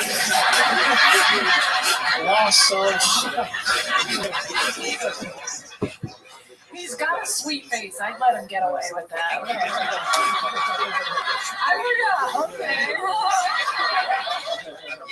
My goodness gracious. Absolutely incredible. So, how did this Gabby situation happen? She hung out with you after the show or something? Yeah, she met. I did a show in Fort Worth like the week before, and then she started following me. And then on Instagram? Yes, on Instagram. So I just hit her up and saw she was in Dallas. I was like, hey, I'm gonna be opening for Adam Ray. If you want to come? And then so you're on your guest list. I sure did. Sweet boy. Yeah. Next thing you know, you're in some good perfume. It was some great pussy. Wow. How long do you think you lasted there? You have a lot of stamina? What's that? Oh yeah, I got my recovery. It's like a son of a bitch. So you go again? Oh yeah. What type of recovery were you talking about? The ladies are all very, oh, that's a guy. They're all very interesting. It's alright, he's cute. No, it's like, it doesn't take long. It's just a couple minutes. A couple minutes? Yeah. Wow, look at you. Do you do anything special to fucking get it hard again? You like reverse scream or something? Yeah. Just think how good that pussy felt. That usually does it. Just think about it again. You just imagination. The quicker I get harder, I get back in there. That's actually a good point. This man's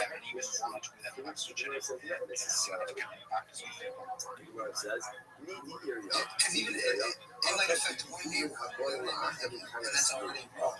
It's actually quite possible that in both of these cases, Like the one in the south in this case, that the bird is making its nest from the actual Hebrew tree itself. But if the bird is making its nest from the Hebrew tree, it likely that nest You don't have to take 56 out the visa specifically. that's the one to which the Gemara says this is. That's what's the case here. So what's like, this is a fascinating scenario to get to. When you map this stuff, right, so obviously the item as it is Hebrew. What about if that item knows Yeah, it make you build that up, bro. You enjoy that when you have a book from the field together. I'm a big fan of strawberries. I'm not just a tree, you know. And then 3 months later, there's 1% branches, branches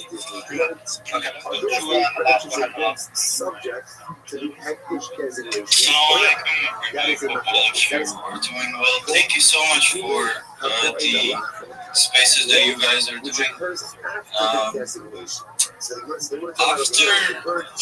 the war that started on October the 7th, it actually opened my eyes to the fact that we were for so long in Afghanistan, so I'm from Afghanistan.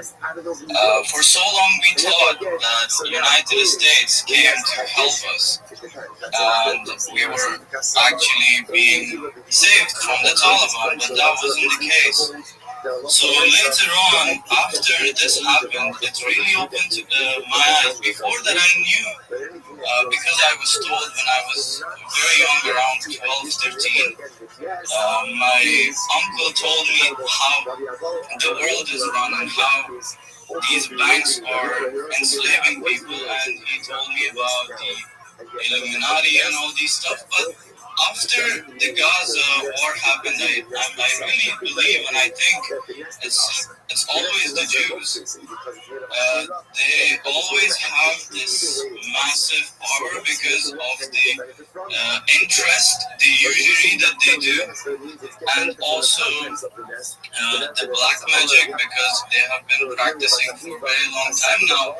I specifically don't know exactly how many of them, who are these people that they do, but I strongly believe after studying history and seeing, like reading about the story of Hazrat Sulaiman, even back then, they were doing, like they were giving loan and asking for interest, which was significant. So I have decoupled myself completely from this banking system. I no longer hold any cash, although I am not so rich, but I don't hold any cash, and the only thing that I keep advocating to people is that this system is haram for us.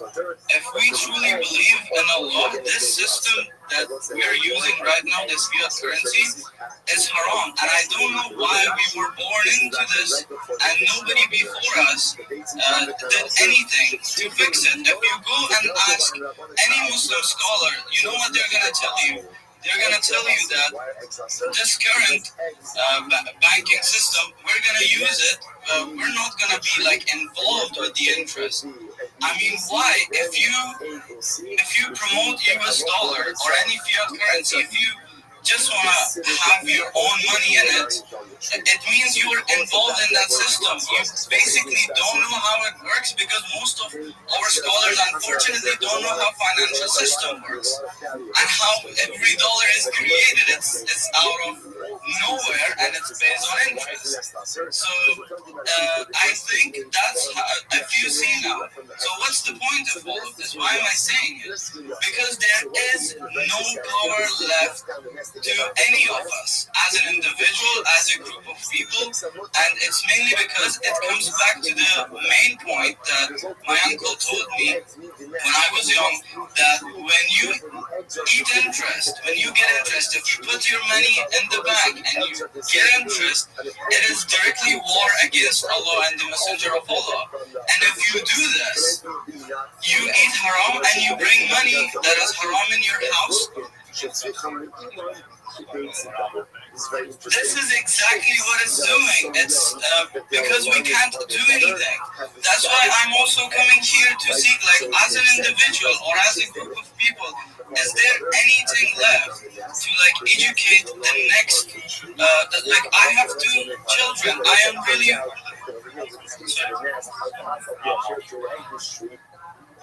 with your own words, well, basically, I know your space is exactly right now about the Iran war, but this was 10 days. Yeah, I know. I'm aware. It's not just in Iran; it's in Afghanistan too. Pakistan is attacking my country, Afghanistan too, and this country.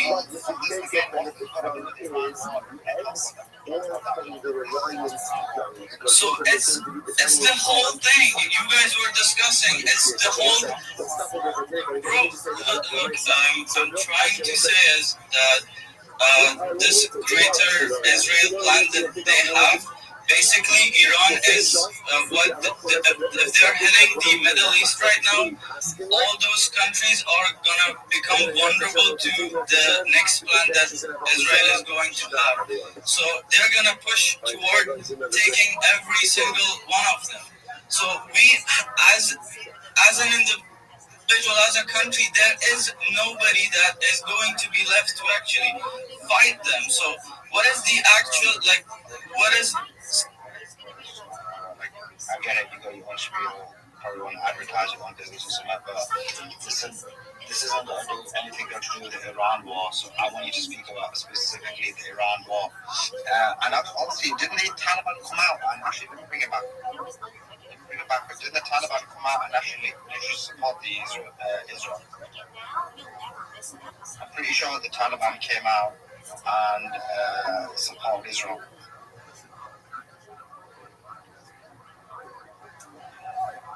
That's what I think. All right, I want to say good morning. Good morning. Let us begin by thanking all of our sponsors for this morning trip. To thank our annual conversation. Yeah, it was like about this year as it's close. Within the 10 days. I can't remember exactly how long. Let's start. In about day 2, we were out, so I think came out day 1 or 2 at the beginning of this. They definitely decided Taliban switched over to support Israel. With appreciation. Yes, they're so infiltrated by some Zionism or some U.S. Zionists, I guess. Because from what I heard after the October 7th war, I mean, when they were going to try and do something with the Holy Mosque, what they said the Taliban was, we are headed straight for the Quds with Hamas. So that would be some really, really shocking news. That's crazy. That would be crazy. I think they're just trying to stay alive. Yeah. They're people alive, so they can damage Israel's strike. Hi, Suleiman. Cheers, everyone. I've got a question for you. Yes, sir. God bless you, first of all, and everyone here. The thing is, I want to talk about the Syrians, especially Syrian diaspora. I'm not really sure in your circle. you observe them. I've got many mates from Syria who used to be a classmate, but due to the situation now and what happened with Jelani in Syria, I see a lot of anti-Iranian posts, and they're talking about just totally ignoring that Iran is in war with this Israel bastard child of America. But they just don't want to realize this, ignoring all these facts. They're saying, oh no, they were supporting Assad, which is not 100% accurate. What's your stand on that? Have you faced such a situation? How do you deal with it? I mean, just to speak from the little I know, because I don't know something I really would like to speak about it, but what I saw going back in history always tells you a lot. I mean, as bad as Assad and his father were, they weren't fully complying with the vision of the greater Israel until they took them out. And then that's when they put the United States, put Jelani, and he was basically first an Al-Qaeda member, then he went to ISIS, then he went to the United States and got trained, and then he became president. After he became president, he allowed the Shiites, the Rus, to take their different parts and their different communities, and basically they're basically all militias, and now they each want to control a certain part, and that's what Israel's vision was, where let them have all of Syria, but they're all going to start fighting each other in order to gain power and gain the authority and gain the throne or gain the presidency or whatever it's going to be. And it's just to keep turmoil in the region so people aren't allowed to keep focusing on what's really important. So right now the Syrians are just focusing on what's happening in Syria, and they did not give a damn about what's happening in the rest of the world because they've been going through a lot. I'm not going to lie, through these past 20 years, but once they finally get liberated, and between quotations, they were liberated, so they felt like this liberation gave them the freedom to go back home and do everything. And all the Syrian people that I know that were in Turkey, that were in Jordan, that were all around, they went back to Syria. They're like, we should have never came back because now we're controlled by the government, we're controlled by militias, we're controlled by so many people that aren't even Syrians, there aren't even Muslims, there aren't even Christians, there aren't even people of God, they're just people of following the satanic agenda and the Talmudic agenda of what Israel wants. That's all they're doing. So that's all I know. Yeah, cheers for that. Yeah, but how do you deal with these Syrian diaspora, which they're fundamentally good? Like, I know one of my mate, like, he's in Dubai right now, going to be in Dubai. A few of them, actually, they're just like, their narratives about Israel have changed more and more, and it just fascinates me. I know they've been through a lot. And I know for some of them they've been brainwashed that, Iran have supported the Assad to stay in power. But meanwhile, how do you deal with these diaspora? They remind me, some of them, they remind me of these monarchies, the Pahlavi supporters from Iran. How do you deal with these people? I don't think you can deal with them right now. It's just a war of good against evil, and right now they're between a lot of evil, so there's not going to be anything to do for Syria or for the Syrian people until they realize that what they're in and how they've been brainwashed and how Israel took and Turkey, I'm not going to lie, Turkey wants to expand its empire and Israel wants to do the greater Israel plan.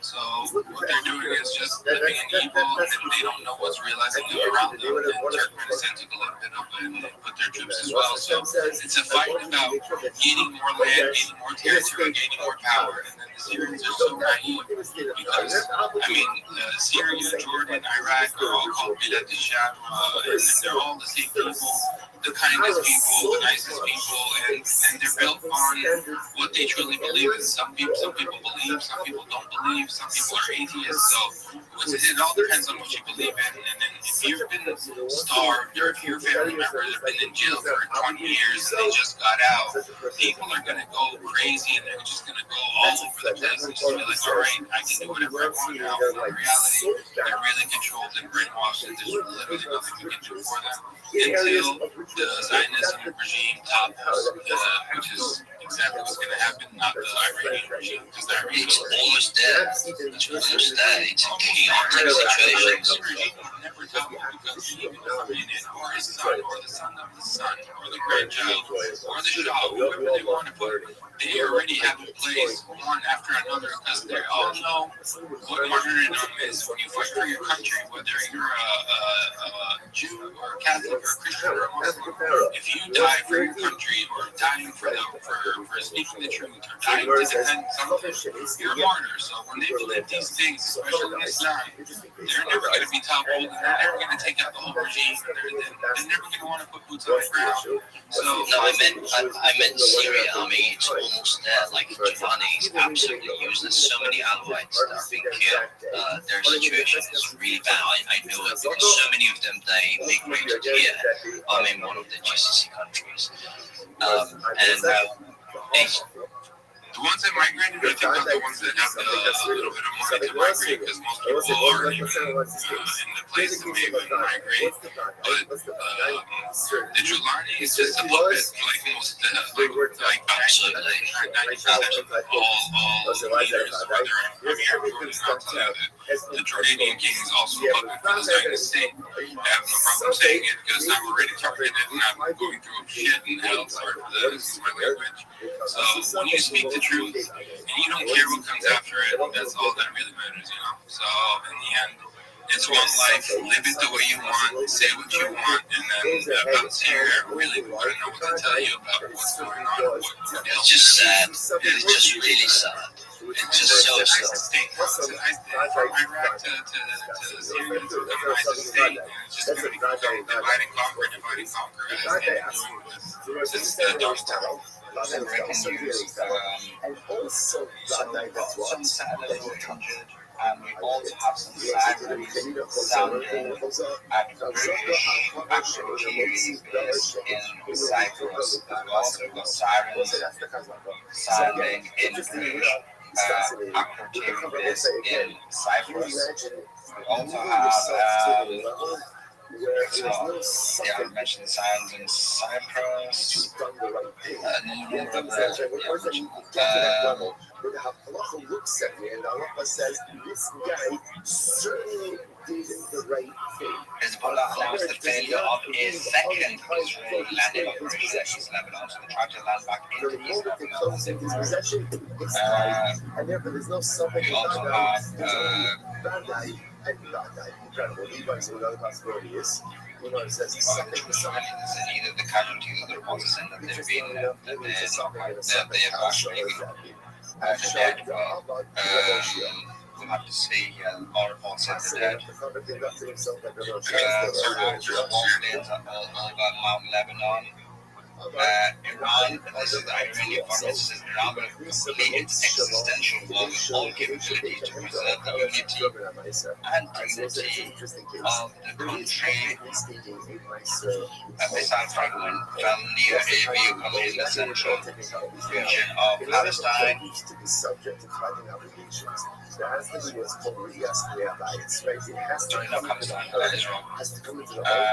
We also have technically speaking, if you could bring your children, let's say through the window and not through the door, technically it's nicer exempt.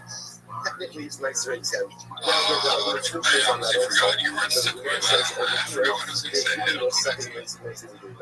the way, Suleiman, Bitrix, Andrew, Adam, God bless you guys. You're doing a great job.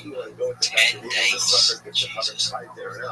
It's also something if the produce was ever subject to the semesters. Why? Because it's possible that literally you're getting used of this legal loophole of bringing it in through the window. I think we may have some more sirens. Okay, so the verse is 1 second. They something there's sirens on right here as well. questioning his principle.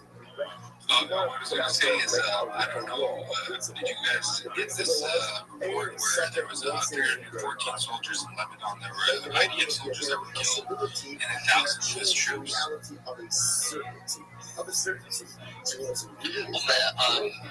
The social fabric in Jordan is like almost 60% are Palestinian. Am I right? Yes, it's 1%, and the rest are yes. So that 40%, 35%. What's the vibe? Are they supporter? Are they ignorant?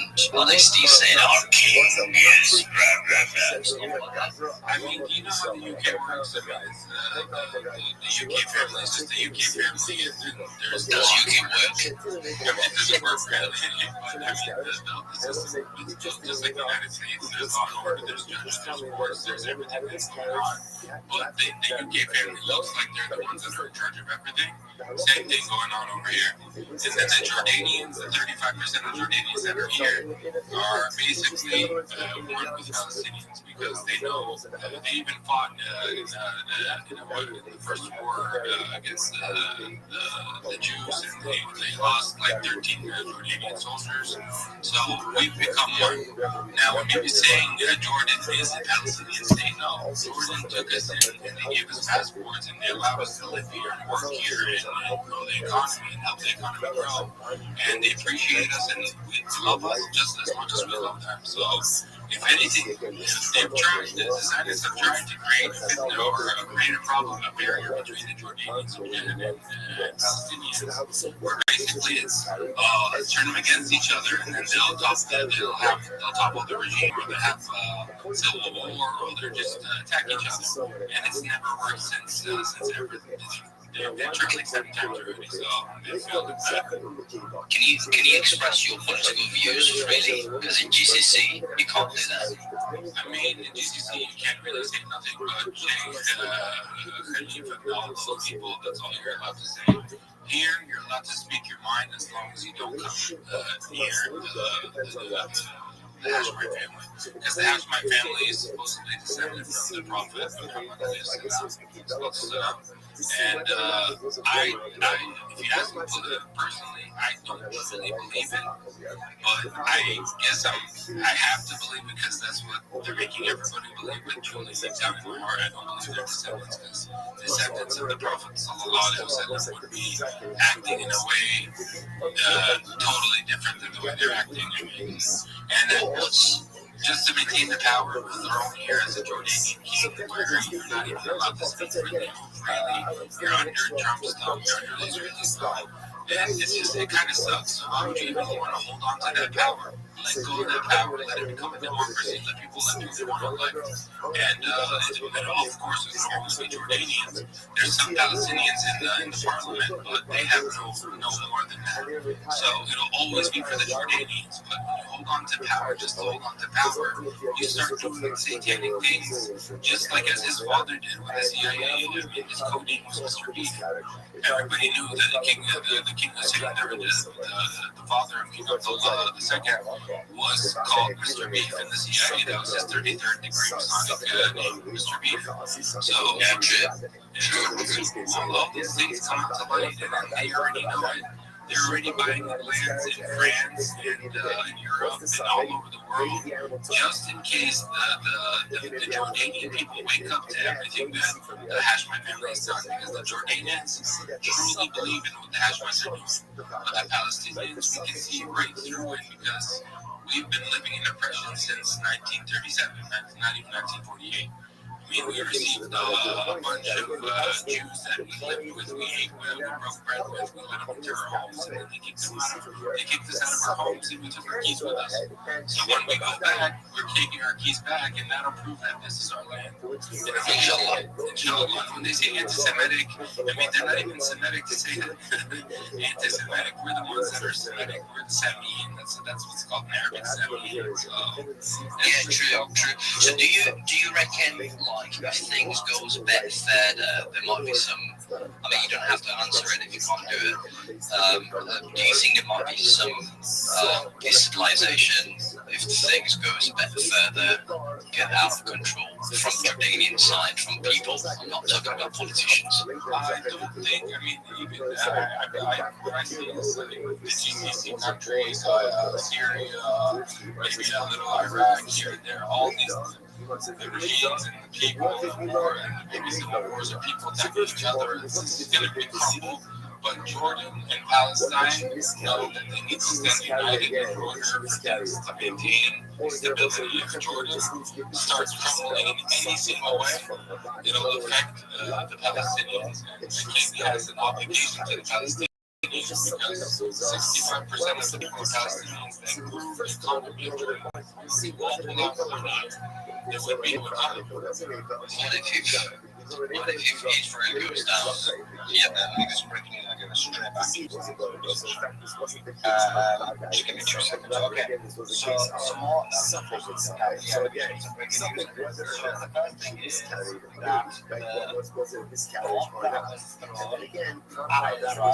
I wanted to get out and the wreckage is significant. The second thing is that 2 people have died from there. And the third thing is the last rocket that was thrown was around 24 small bombs, each weighing 25 kg, scattered over a wide area. This is on channel 12 news. We also have sirens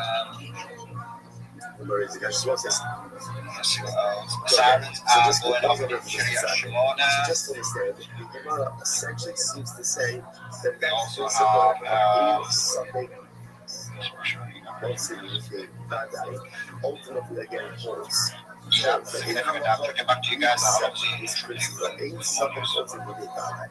No worries. Yeah, almost. It's 64%, 60%. I just want to know if things go destabilized in Israel, which it looks like we're going toward us. I reckon that's the only thing's going to happen by the end of the Ramadan. So, do you reckon, like from the Jordanian side, specifically Palestinian side, they might join the movement and stuff like that? I'm just saying, if it happens. I mean, there's already a lot of Jordanians, actual Jordanians that joined the cause before anything even happened. There's like around 5 or 6 martyrs that went to the border of Israel and did what they had to do, and they took a couple people out just so they feel like they're with the cause. So if that happens in 2024, I believe, 2024.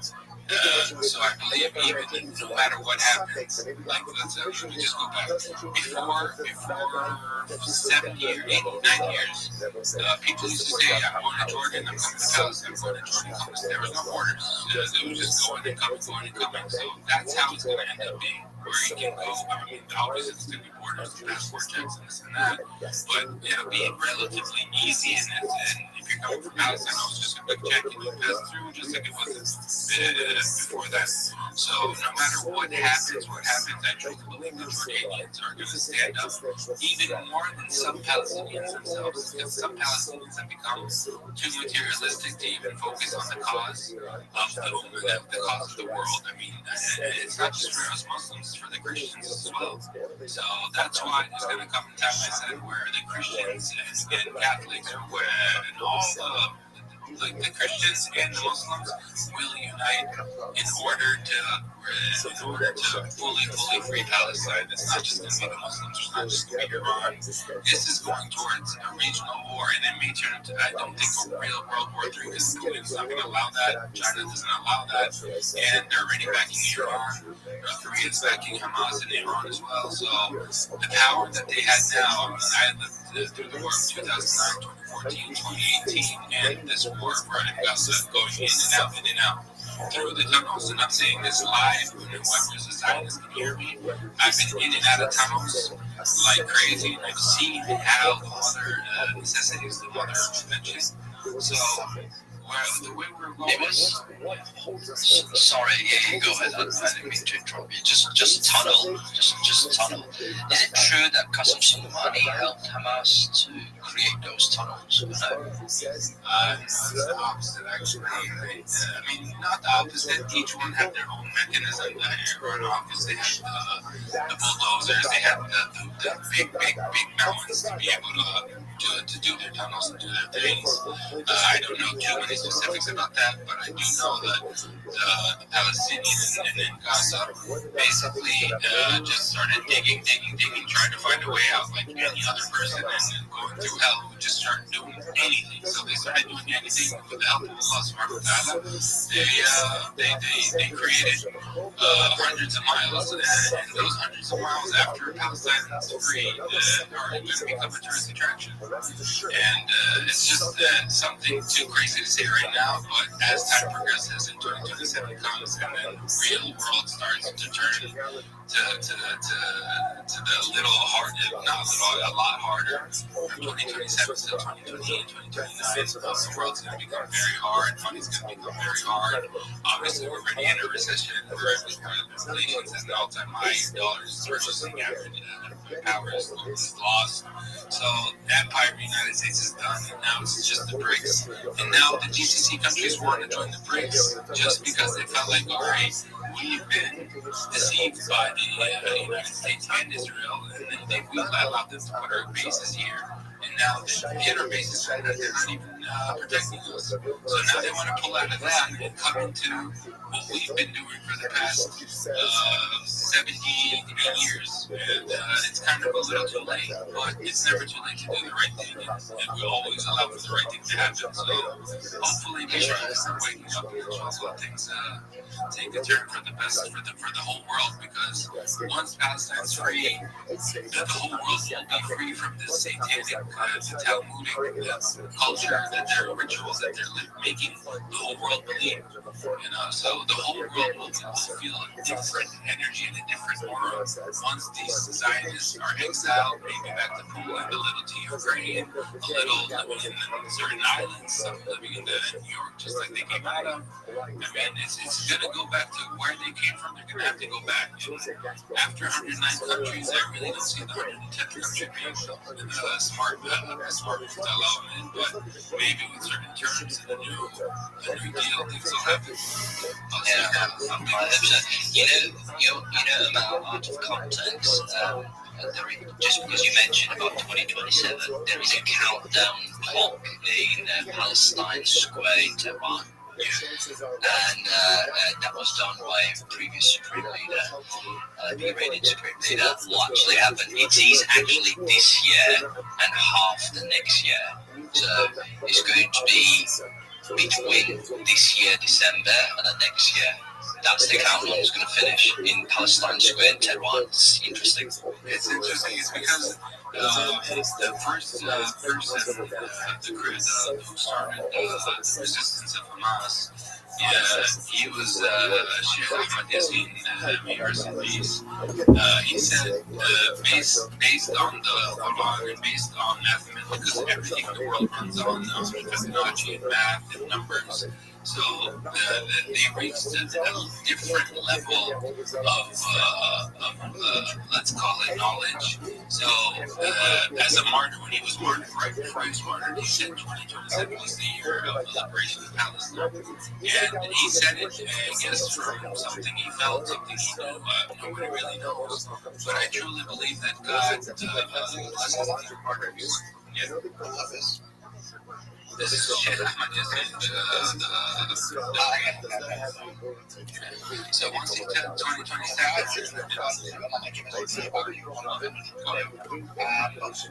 well, another thing that's online, which is the what you call again, the viral collaboration and the collaboration of viral. The tweets in the next, guys. If you can do me a favor, if you can like that video, and if you can just watch it, like I said, on a separate tab, I'm going to be in the chat to people as well. If you open a separate tab and like it, that will be awesome, and I really appreciate it. And I'll be in that chat. So, yeah, back to you guys. Back to you. Oh my God. If someone else says that I spoke too much, I want to hear it from other people, and I want to join the YouTube group. I don't think Jen wants to.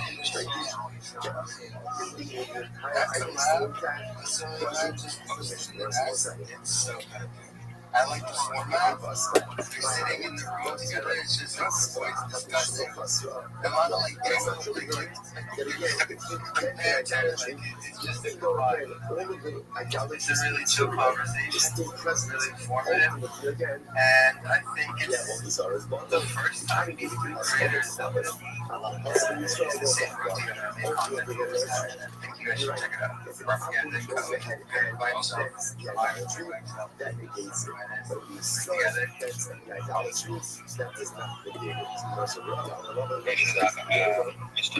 guys, tweets in the nest. Do check it out. It's awesome.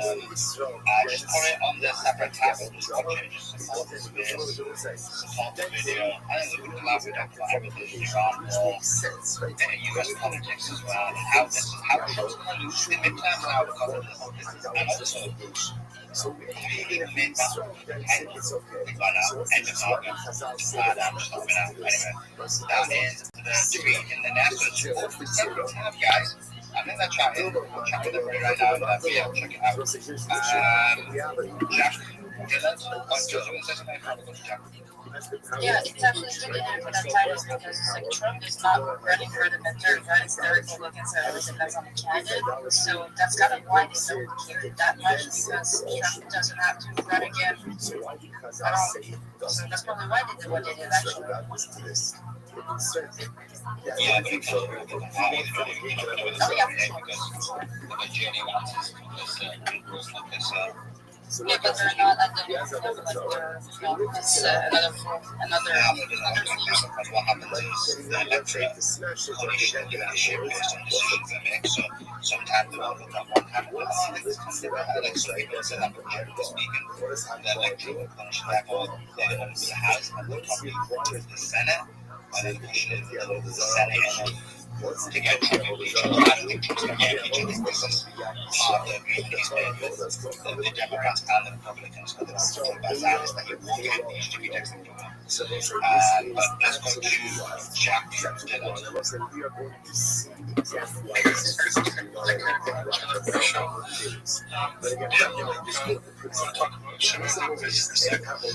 kind of always say Trump is responsible and all this kind of stuff. But if there's an enemy and there's people are trying to go in your house and cause havoc and try to kill your family and steal your money, all this will cause havoc.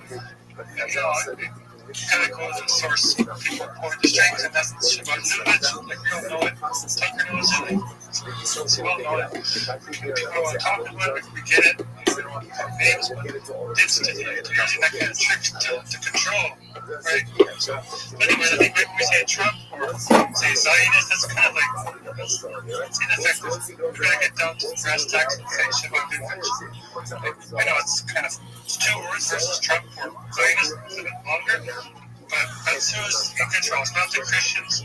Christians are being duped by these some weird Jews. They're being duped. Like, they're good people. Like, they don't want them. They're being lied to by these pastors who sold their souls and for money, for power and jets. So, like, but yeah, like, Shabbat Vivek, say Trump or Zionists, they'll say Shabbat Vivek every time. And I guess that's my main gripe. That's right. I hear Zionist. It's a nebulous term. It's too big. People are like, what? You say Shabbat Vivek and you point to the pictures of Trump with people down there and the grave sites and other, that's my concern, right? We have to focus on who's doing it. Who has Trump by the neck, right? Does that make sense? Doesn't make sense. That's my concern.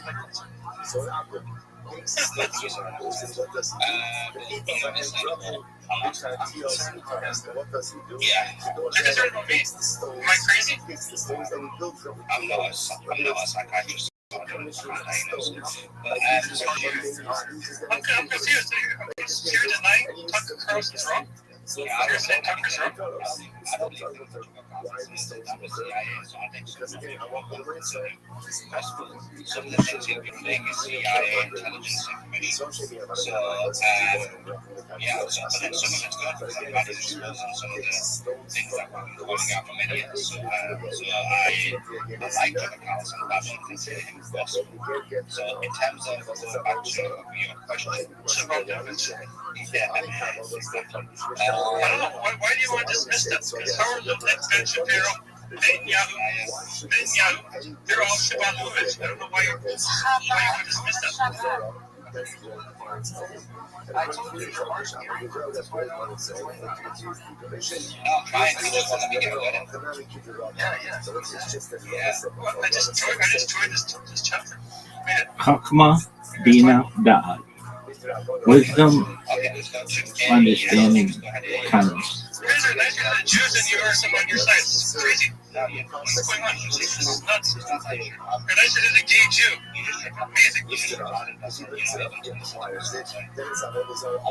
trying to ask you a question. What's the question?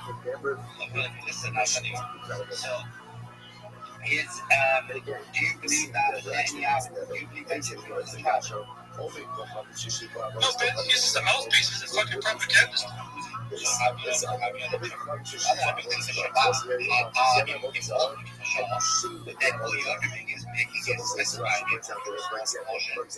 people ignoring a lot of these Jewish Zionist billionaires. So what's the status of the ship? Take out my laptop. Sure.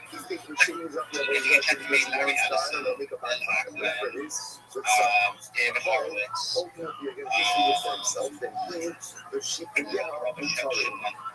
are the big ones. If you can check that for me, that would be awesome. Appreciate it. There's an army people that check for you, like, say the open. And these important people, like these are more powerful than a bunch of people. Netanyahu was at the show. The people I mentioned I see. I mentioned just Of course, he's a billionaire. What is he on? It takes money and politics. They're a team. I'm not even using Larry Ellison. What does he do? The tree is still uncertain. What does he do? He owns many companies. What are you talking about? Everything in media. I know everything. What's your point? He owns everything. Media, CNN, everything. He owns that TikTok, everything. At the end of the day, Trump is going to be gone, right? At the end of the day, these people are still out there, still in the banks, still in the media. Well, nothing changes. Look at you. Doing our job. What are you trying to test me? I'm not testing you. It's just I'm trying to explain to you that you're claiming that they Shabbat Rich, and I'm asking you that these people are just some examples. Just some examples of Zionists, Jewish Zionists in this case, making for the Zionist agenda. They have control over, as per the media, they have control over policies, NGOs that perpetuate ideas of multiple positions. They create a narrative, they make people use internet position, they cause civil unrest and civil wars. They do this through the, as you said, the financial control they have, as well as the media control they have. Actually, some of them have merged finances and media. And so what I'm asking you, what I'm saying to you is when you're justifying going to a small branch, you're removing a large portion of Jewish Zionists and Zionists from it. If you believe that what you call it again, that the issue is only the small, if you believe it's only the small portion of white people, that's fine. Some people believe that. Some people believe it's the Khazarian. Some people believe it's the Frankists. Some of it, everyone has different opinions, that's fine. I'm not issue with it. I'm saying, you guys keep saying design as well. I think that position is quite strong. It just doesn't exclude a large number of people. I think your position is just specifying a bit too much and ignoring many of the problems that we've got, but that's fine. No, Miriam Adams said she's a member of Shabanovich, as is her husband. So you can't dismiss Shabanovich because Howard Lippman, Ben Shapiro, Stephen Muir, they're all Shabbat. Yeah, I agree. So, I agree. so they're not B'nai B'rith. They're not B'nai B'rith. They're not some obscure Hasidic or Orthodox. They're Shabbat is Hasidic to cult. Right? The doomsday cult. It's not general Jews. They're a very specific doomsday cult. Right? They want to bring in their Mashiach, and they have to kill the Esau, the Christians, and the Muslims have to kill each other, and so that they will rule over us. That's what they want. They want chaos. And my point is talking about Trump. Like, we gotta focus on them because that's who has to buy the clothes every day. He belongs to them. That's my point. Saying Zionists is kind of nebulous. Again, we're on the same side. We're on the same side. I'm not trying to fight. You keep saying things and then when I was on you stop and convict them. So I agree, but what you're telling me from the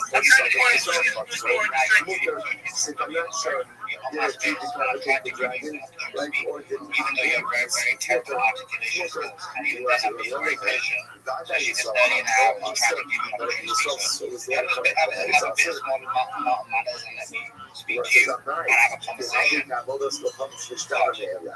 This is why I don't like nerds going to school. So, now coming back to it, what I was saying to you was, I don't disagree with you that these people have a problem. I don't disagree with you that these people are an important component.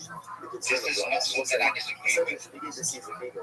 Where you're crashing out is when I disagree with you, when you actually crash out, that there are other components of it. When I ask you, what about this, X, Y, and Z, you start crashing out, and all I'm saying is, what you're saying is a component. I'm not rejecting what you're saying, this is a component too. And that's why when you say Zionist is nebulous, I disagree with you. Actually, I'm very overarching terminological word that's used in order to identify everybody who falls into the banner of it, rather than people specifically attempting to do what you did, I say, which is trying to accelerate towards the end of times without it is a good thing to do that. But this is why actually a lot of people, and this is why a lot of people have a problem with doing something like that, can I say, because they specify too much for you to ask someone like Candace, privately, you need to just never be like, no, I don't. Of course we don't, because this is the important component, but people want it back, sometimes they have to slight separation of your view to the view of, for example, them. During the rainy season, WLC says that's true.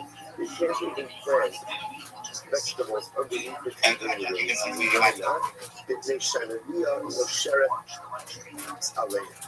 what can happen? The leaves of the tree fall off, and the leaves themselves act as fertilizer for the growing vegetation. Watch falling leaves be a problem. After all, once again, forming leaves should be no different than what?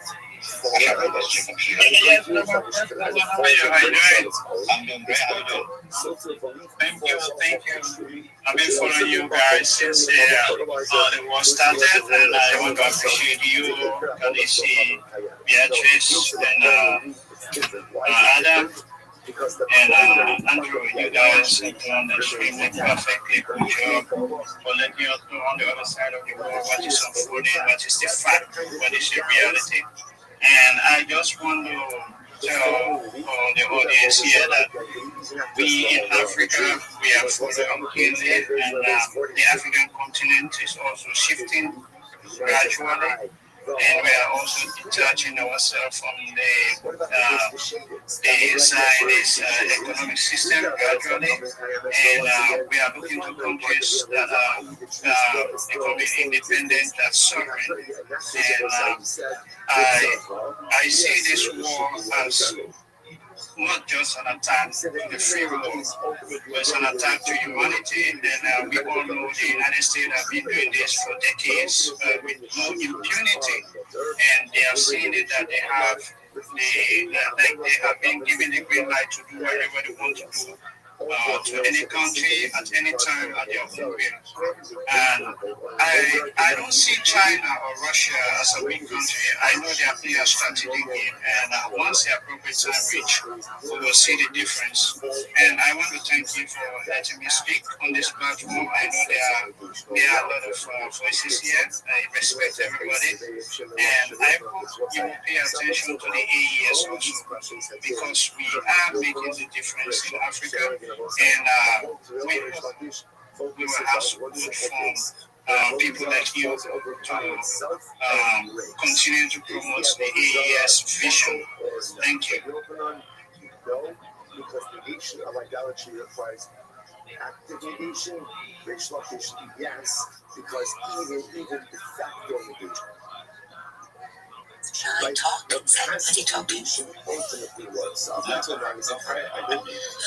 I just want this guy came and said this. I just wanted to ask him. He said, "Oh, Christian is not. They fell for it and they brainwash or something. Oh, I'm not going to accept that. You know, for them, brainwash our children get killed. And people get killed. Is that better they educate themselves? We shouldn't pay, or they are not uneducated. We shouldn't pay in our land and our lives because they are not educated. Please don't wash their crimes and soil. They pay for it and they fund this mess in the Middle East. They do it and they have to get respect. Accept the responsibility. This is very, they do crime, they do defund the crime, and that's, and don't show me you're not acting because you didn't pay for it. Do you see? Because your house didn't destroy, your life didn't destroy, roughly, yes, because our life is not matter for you, because our people, our children are not matter for you. Yes, it's not. That's why if somebody comes and say Christian or innocent, they better educate themselves. They better don't fall to that trap. You better go learn how to cook. Go educate yourself. I know how to cook. Anyway, because we are a Middle Eastern. And why are you here now? We can work and we can cook and we can look after the children, look after our family. You better learn to do it rather than going to Get back in the kitchen. Okay, you go to my family. Not like I cook healthy food for my family. I work and educate myself right. You can cook as I do. You better presiding only fine. That's only you do. Put your feet picture there and then I'm not, I'll cook, I look after my family. You do my family. Now, the assumption of it is that look at my society. You don't understand what mess you are in.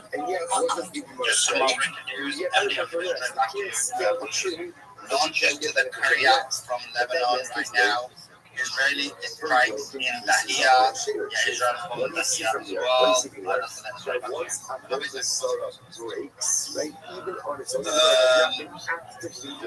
At least 8 explosions have been. These 8 explosions in the occupied northern Israel after being after being Phase 2, Bahrain's largest oil refinery, Babco, has declared force majeure operations after Israeli strike. This supports my assertion that broken up all the zone. So that just means they can't deliver on their contracts anymore. So that's another company in the Middle East that going force majeure on the oil companies, which will have knock-on effects for oil prices. No, that's not appreciated. Aren't you Birds make nests and trees all the time, but they bring materials from other locations. So the case of the And how long somebody Josie, what's your stance? I didn't get to hear you. I just want to hear your stance on all this. My stance are real and I need women to get back in the kitchen, especially this one. Empty. You can kick me off the panel if you super chat $100 US. I will even boot myself off this guy's panel so the man won't even have to do it. Put your chat where your mouth is. Now, I like you to be in the Bible because you show how stupid you are, and I will enjoy to explore. No, save the panel. I'm having awesome pounds, but I will keep you there because I like people see there. The only thing you expose is your clothes and Listen, your I guess you're only fan. That's you, okay? I like We were debating that yesterday, and she gets on my nerves. She's very, her logic is very inconsistent, and that's my pet peeve. Yes, she's Palestinian. You're like finding bad repetition. You're like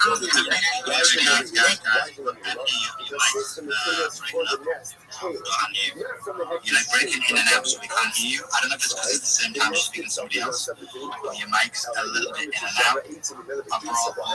Numbers come up immediately. And we do have You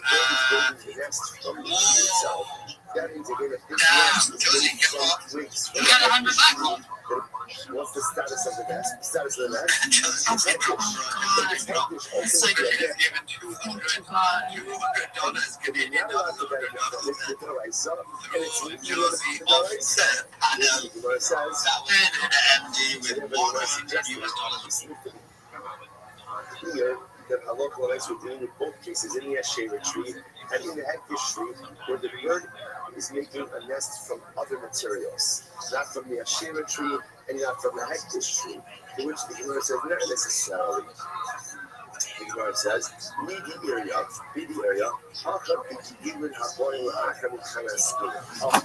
so maybe not. It's actually quite possible that in both of these cases, ultimately, or I should say in the Hektish case, that the bird is making its nest from the actual Hektish tree itself. But if the bird is making its nest from the Hektish tree, why is that nest not asur d'oraisa? Right? What's going on over here? Which the Gemara says, listen to this. So what's the case over here? So this is a fascinating figure which we'll get to. When you're makdish something, right? So obviously the item as it is hektish. What about if that item grows things afterwards? Are those subsequent growths considered to be hektish as well? So what's a good example of this? A tree.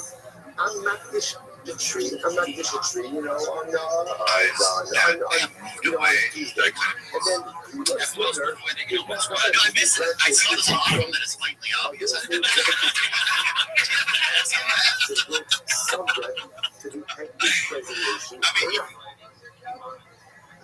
That is in the clause. That is called growth, which occurs after the designation. So once they were talking about over here is the bird. So I was not just the tree. And then again, 3 months later, when we branch this tree, the bird took twigs from the new growths. So, the nest out of those new growths. And therefore, again, so now is the nest hektish? It depends. That's enough for you. So the Kasaba, only the and the author of this place, or the author of this Mishnah holds that Allah the hektish designation only devolves upon the tree that the existence of the primary designation. But anything that grows afterwards is not subject to hektish, and therefore, again, the rest is incredible. Rabbi Yochanan is ultimately, what does it mean? Rabbi what does it mean that it says you can knock the nest down and get benefit from the nest? That's it. It doesn't mean the nest itself. It does not mean that the nest is us. The nest is us in both cases because it's made of Asherah, because it's made of a hektish tree. Either way, it's awesome. So what can it get benefit from? The chicks. But when we say not down the nest, but it means it's get benefit from the contents of the nest. The nest is the sound of the capital of the about the blues of a 7 o'clock that floating. in time to come apart. And you can apply that to both cases, both to the Ashera case as well as the Hektish case. So both of the cases, ultimately, perhaps, you can't get benefit from the nest itself, especially for setting this up as a case. Where the nest is being made from the Hektish tree, or the nest is being made from the Ashera tree. And again, even assuming that the materials weren't present at the time of the designation, maybe we're going with the opinions that whatever grows in the tree is going to be Hektish or Avodah Zarah. So what's the case? Why am I knocking down the nest? Next to the nest material, but not the what? For the chicks or for the eggs inside of the nest, and that will be water. That will be water. The baits in and the connoisseurs. Let's listen to this. The Shimon says, for the chicks, it's going to be water, but for the eggs, ultimately, again, it's going to be usher. Everyone's saying, why are the eggs usher? So this is actually quite fascinating. If you look at Rashi, this is Rashi right before the Mishnah in Rashi. The baits in kan v'kan usher should strichen l'ilon. The gazer b'han rabbana ka'al ilan aske. So what's actually quite fascinating? Eggs are usher. Why are eggs usher? Sorry, because eggs need the nest. The nest needs the tree. And therefore, A equals B and B equals C, then A equals C, which means that halacha l'maisa, the eggs are considered to be ultimately reliant on the tree. So because of that, they're going to be asras. So isn't this fascinating? So it's quite fascinating. There's a lot of variables going on over here. But the Gemara is suggesting maybe in all of these cases the nest is usher. Why is the nest usher? Because we're talking about a case where the nest was made from the Ashera tree or from the Hektish tree. So the nest is going to be usher. The nest is going to be usher. So what does it mean when the Brisa says, take a stick, knock down the nest, and get benefit from the nest? It means the chicks in the nest. The chicks are water. But the eggs may be problematic. Why? Because ultimately, again, since the eggs need the nest and the nest needs the tree, therefore the eggs are considered to be dependent on the tree, and therefore the eggs are considered to be an appendage of the tree itself. So you get benefit ultimately again from the chicks, but ultimately not the eggs. The Gemara says the baits and tam goes from Rashi that broken shetzricham le'iman the baits and double. This is very interesting. Chicks that are so young that they are reliant on their mother have the status of eggs, right? So it makes sense because the chicks that require their mother are dependent on the nest. The nest is reliant on the tree, and therefore a lot more less on their products. Therefore, it turns out that over here, with this case of the nest on top of the Ashera tree egg, this tree, the obviously can't scale the tree regardless. Right? What can you do? You can have double nest. So why are you not double nest? The usually separate that because the bird that wants to stop the gift of the Ashera tree, or from the Ashera tree. What can you do benefit from? Independent shift. Independent shift. Right?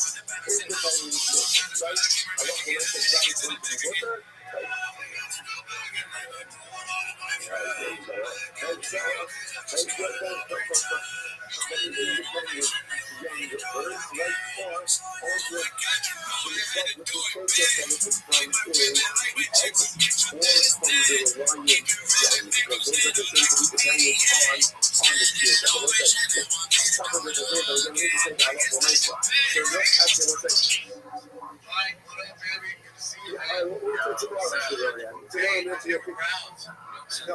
We'll finish off with the Alok Kodesh and Yechon Shakish, the Kodesh in that model. Just keep asking right, and then the next session will continue at the adventures in Avodah Zarah.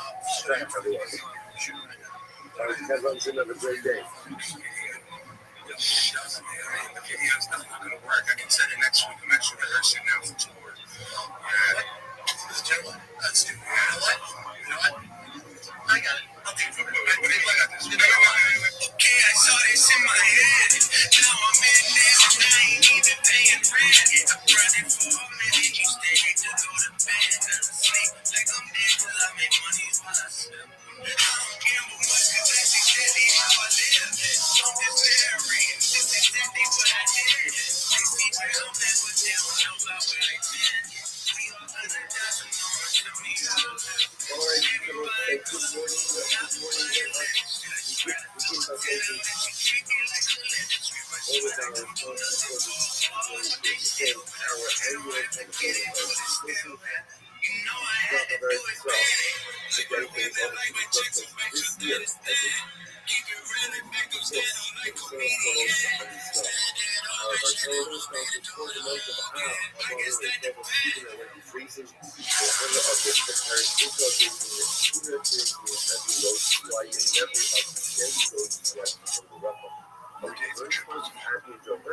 With appreciation, the shared we love for the This isn't going to be your typical 10 sacrifice. Okay, this isn't going to be your typical.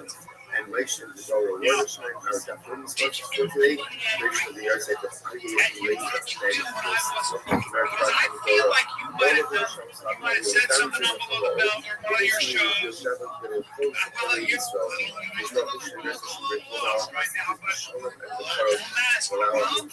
successful. So with that, let us begin. There's a journalist that got all bunched up. Came after me. I'm just walking the earth. I'm walking the and we left off with something close to weird about it because it looked like he was having a bad day or something like that. And then I was like, this guy still doesn't understand why it's bad. This guy still doesn't understand what he did wrong. He still doesn't understand why it was a bullshit move to make up lies about me, my work ethic, my integrity, my ethics, all that stuff. Come after me, don't go after me. I had a very nice conversation with this man. What did I tell you? Now, this journalist, he said, dude, and I told you guys this when I talked about it for a while. We can MMA, bro. Take it easy. That's our show.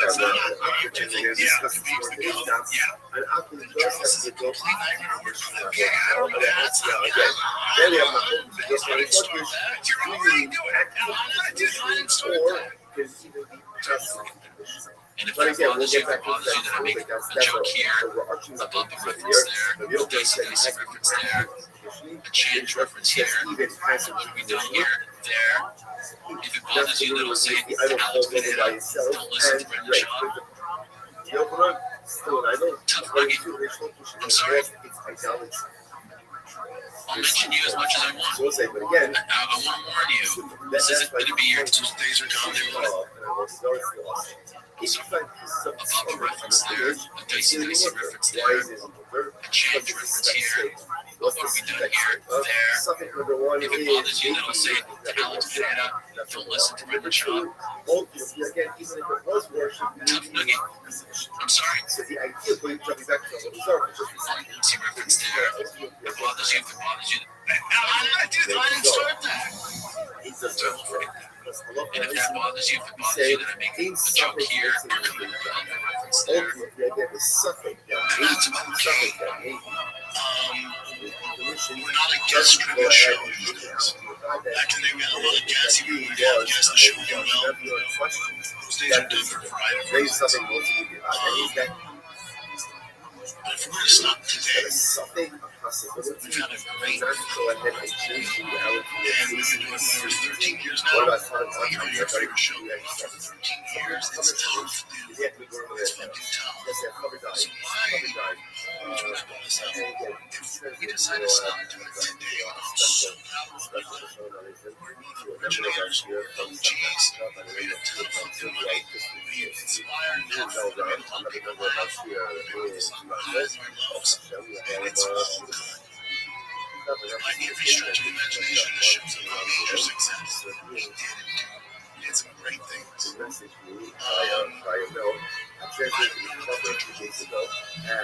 do not know, and that's okay. I think the conversation for Brian would be, why are you still doing it?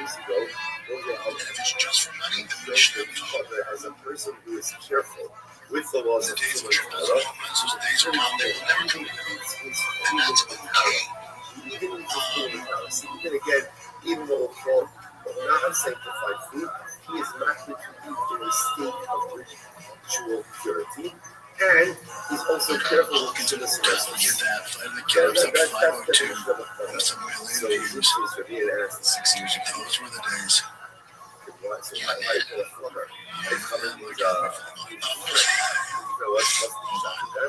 so perhaps the song is like this. He's a cover. The cover is that. Find the kid up like 502. Almost a million views. 6 years ago, those were the days. At the end of the day, one of what Hashem says, I want you to make sure that you eat Kodesh in a state of Tara. You don't have to eat it in a state of Tara. You're not obligated to eat different sacrifices. Get that. Find the kid up like 502. Almost a million views. For Tara, 6 years ago, those were the days. that he seeks out their standards in different areas. Such a person who is thirsty for purity. Such a person who thirsty for purity in areas that is like the kid up 502. Almost a million views. 6 years ago, those were the days. That's a friend. That's what Baruch says. Someone who wants me in their life so bad and is willing to take on strictures in areas of ritual purity, not in power that he doesn't have to. I'll look into it. God, look at that. Find the kid up 502. Almost a million views. 6 years ago, those were the days. Because the acquisition of knowledge is enjoyable. Yeah, my God, we fall off. Incredibly enjoyable. Beautiful. We all love learning. We all love exploring new ideas. Something Ramesh puts upon himself in this. I'll look into it. God, look at that. Find the kid up 502. Almost a million views. 6 years ago, those were the days. Yeah, man. So the Gemara says, yeah, my God, we fall off. So cover dies. It's covered ice. And I'll look into it. God, look at that. Find the kid up 502. Almost a million views. 6 years ago, those were the days. What's the issue? Yeah, the issue is we don't know whether or not they did time. Even if I just harvested them that day, hurrying in the first has been too cunning. It's a chazaka, ultimately again, that they are properly timed. The Gemara says, I will a second. It's not like stuff like a string, stuff like a string. I will say, let's analyze this case. Here's a case of a Vada. What's the Vada? What's the Vada? The certainty. The certainty was they were Teva. That's for sure, right? Teva's untied produce. I say, why is that a Vada? Because everything starts out as untied produce. So you have a Vada that is untied. Something, maybe the cover did time it, maybe he didn't time it. What do you see here? Because I see something the most we did. And what do you see here? That ultimately again a suffix. I said, well, if time it goes ahead and overrides the time that it certainly was. So they just like it from the mark. Mark's a salty bitch. Something was to be did not know. Which the Gemara says no. Hunter Harris says this. I'm an OG TVK listener, so I have to be honest. I can tell you, Brian Bulls, do not like doing the podcast. Those are generally miserable. Saying do the podcast the last couple of years, but definitely since moving to Austin. Brian's too mad at the world on Sears now. He's not close for Brendan. He's not going to get his life back. So my question to you is, why do you still do it? And does it get annoying listening to Brian complain about ticket sales, but does things like have Andrew Wilson on his podcast talk about Christianity, and all honesty as a lifelong fan, take a break for a while?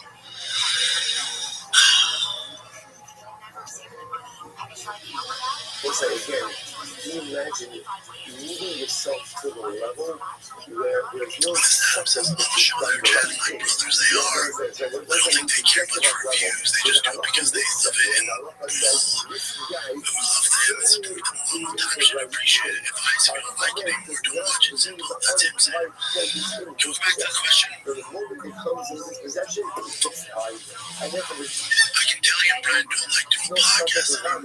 Generally miserable sitting through it. Brian's too mad the world is serious and I love it listener.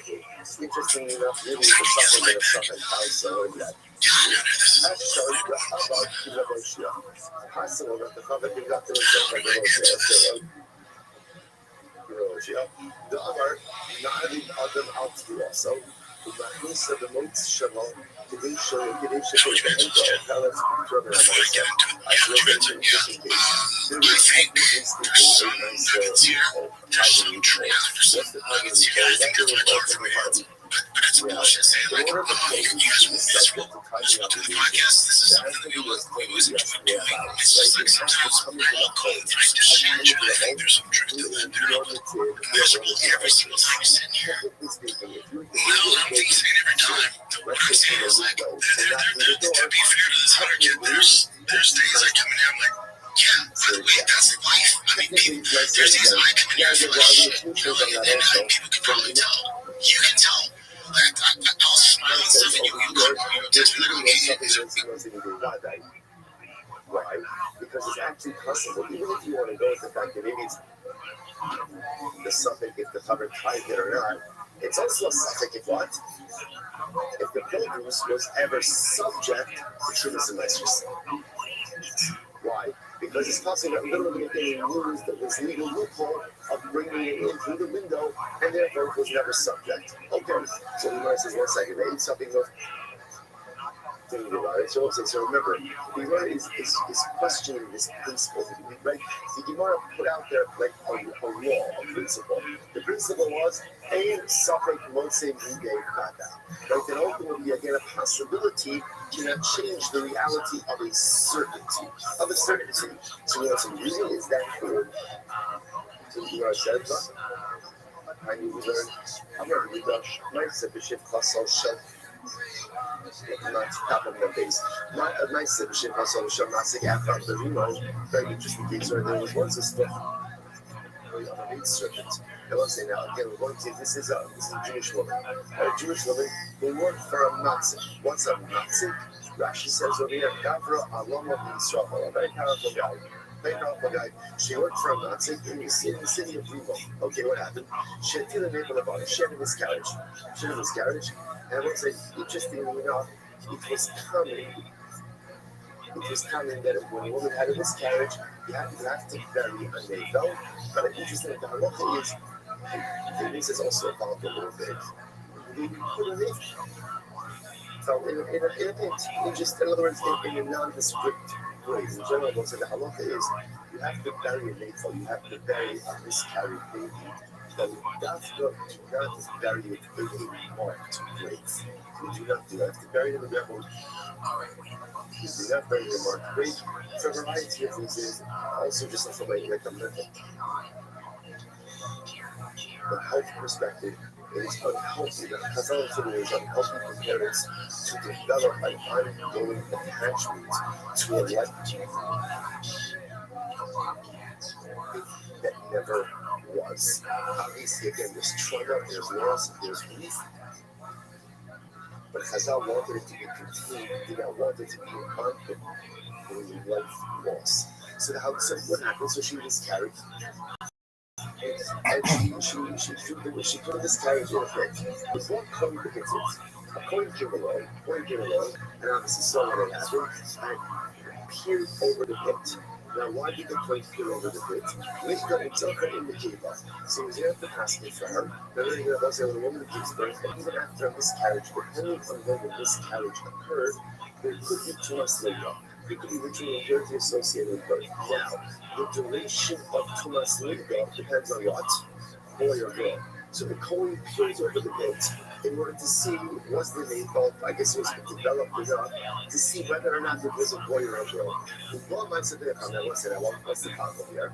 The problem is by peering over the pit, what did the Kohen essentially do? Tumas Olam. Tumas Olam. Remember again, Tumas Olam was said to be contracted 2 ways. You can be under a roof together with a mace, or be the roof over the mace. So technically speaking, if there's a let's say again, I'm standing next to a corpse underneath the sky, but I lean over the corpse. I am the Ohel. So here the Kohen went ahead and leaned over the pit to see instead of what. Girl, don't have you go myself with a this episode came from Muhammad.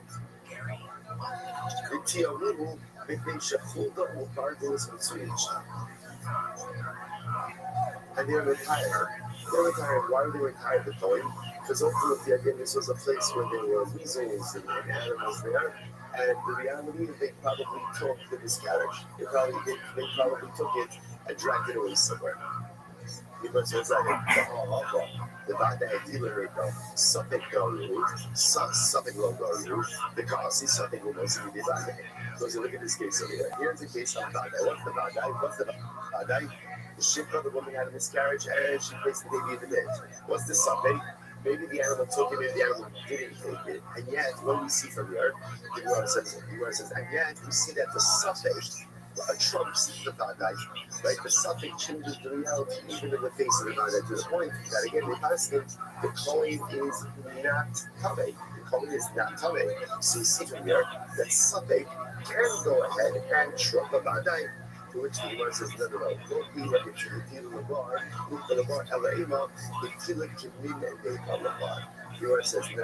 What happened over here is that the coin sees the shifra throwing something that looked like a nefel. In other words, it's not a vadai that she miscarried and placed the nefel in the bar. Rather, again, he saw what appeared to be a nefel being placed in the bar by this woman. So it's a sucker to begin with. Whereas 1 second, but that's not what it says. Mahaleven. It's not very cable, but the Gemara said that he got the peered over in order to see if it was a boy or a girl. To which the Gemara says, how can you do this to say? Lay down, the Gemara says, lay down, in Rothschild, in Mayfell.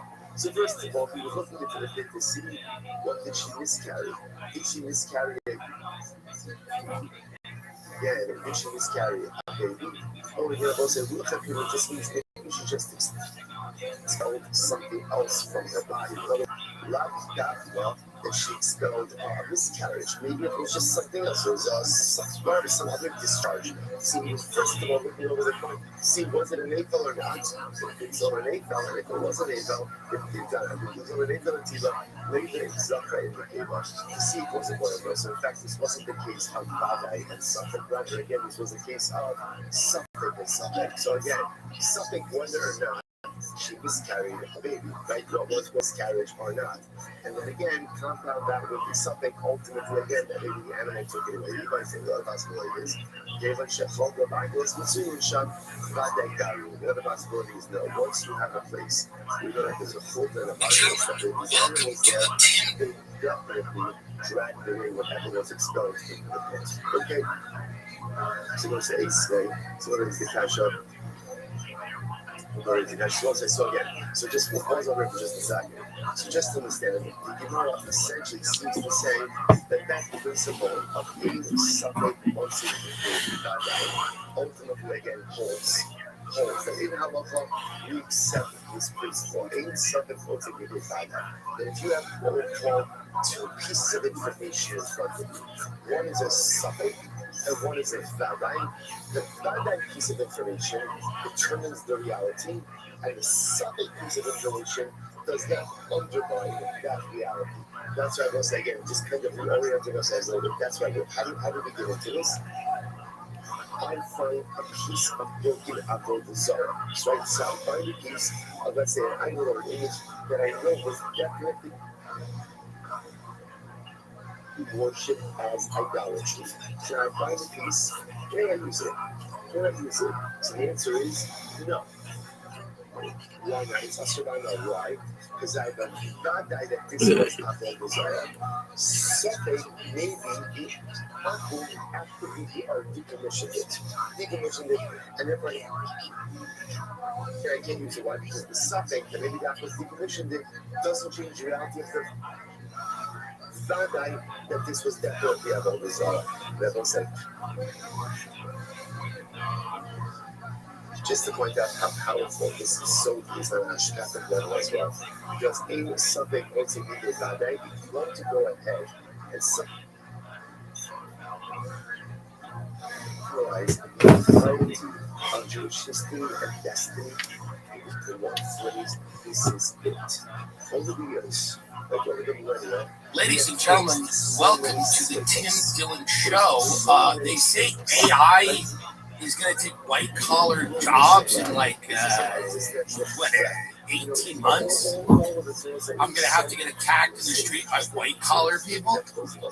Where are you going to be safe when all this happens? Where are you going to be? You know how demoralizing it's going to be to get attacked in the street by consultants and secretaries and accountants and lawyers? I'm prepared to get attacked, by the meth zombie, contingent.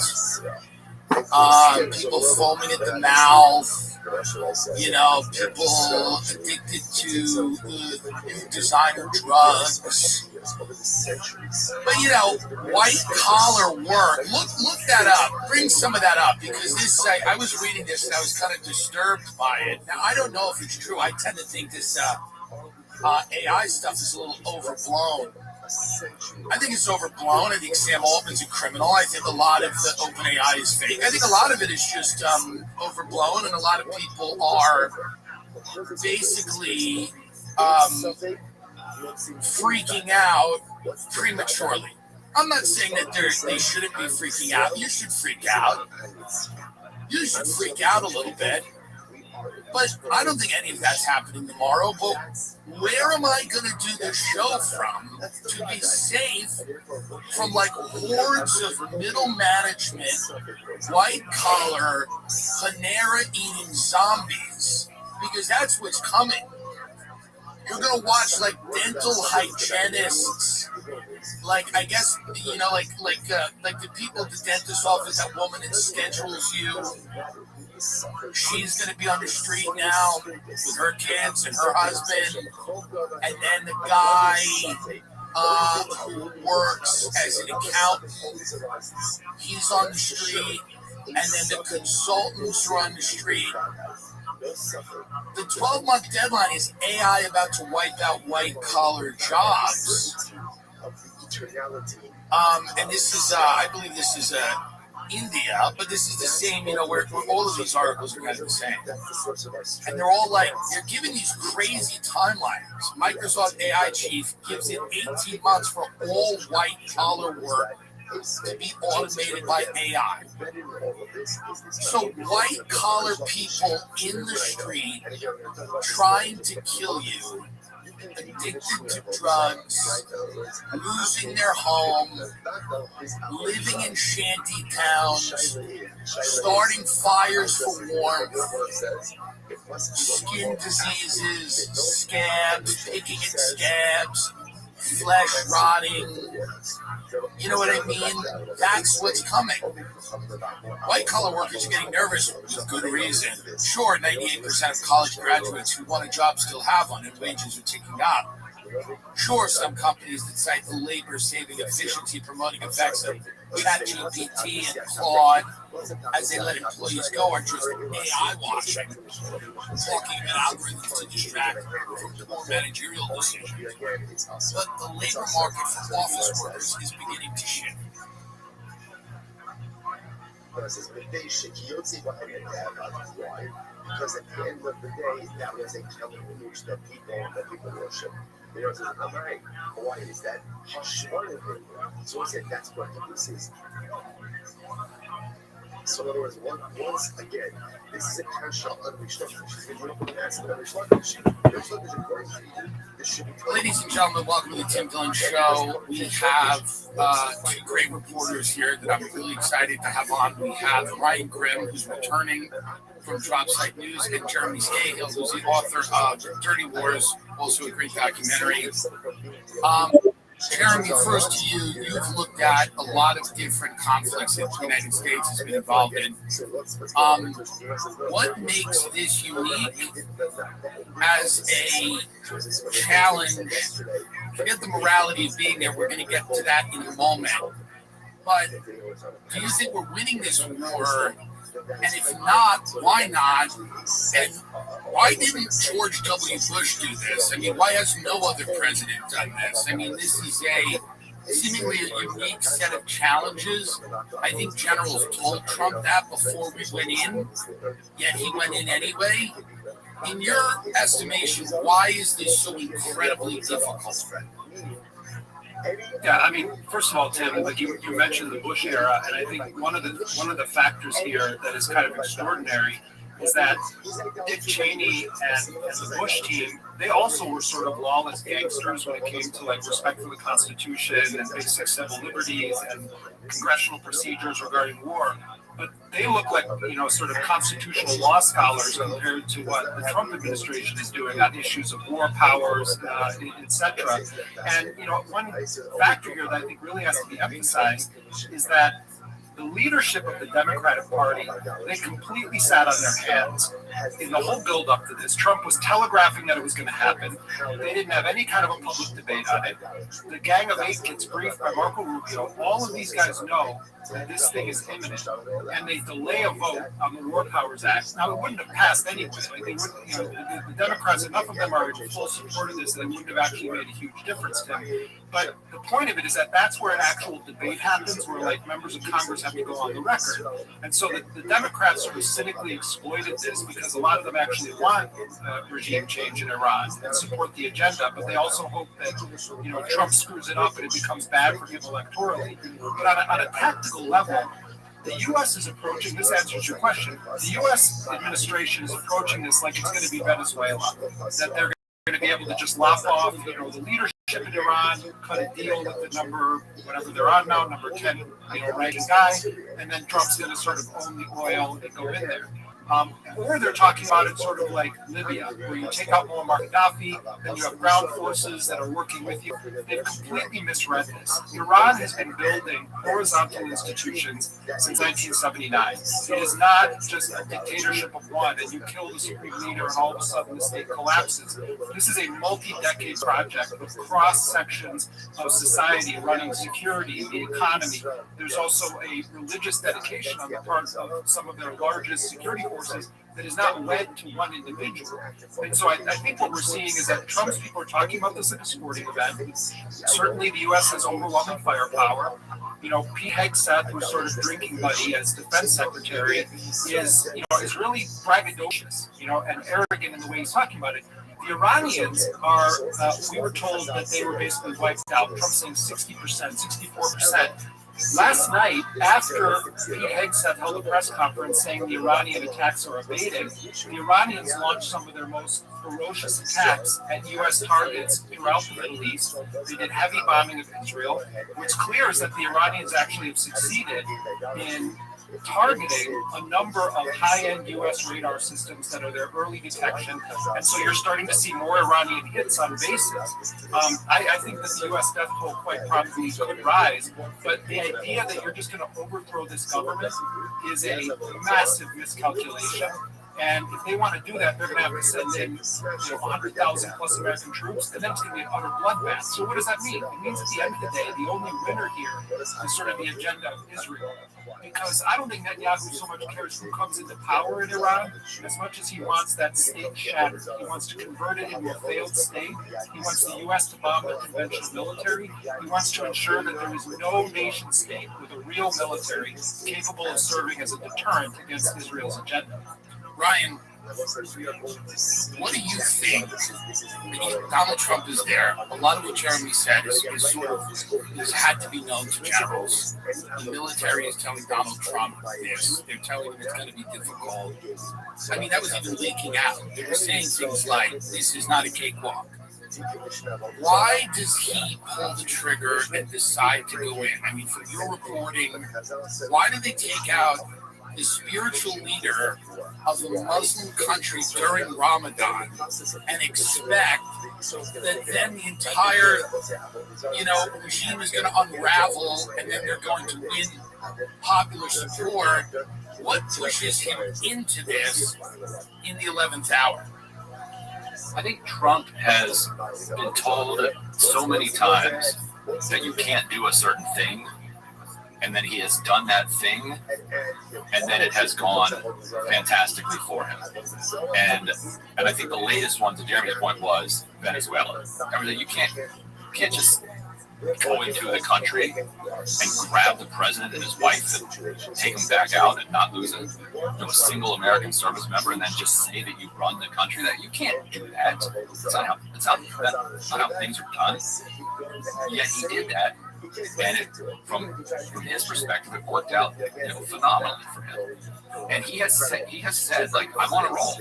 like, let's go, let's hit Cuba. Like, I'm feeling good. Like, it's 3 a.m. in Vegas, and he's feeling great.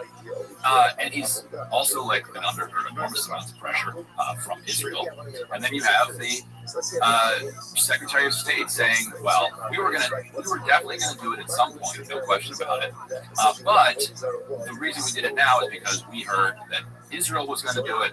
We knew we would be attacked in response if Israel did that. So we just decided we're going to go along with Israel and start this war now.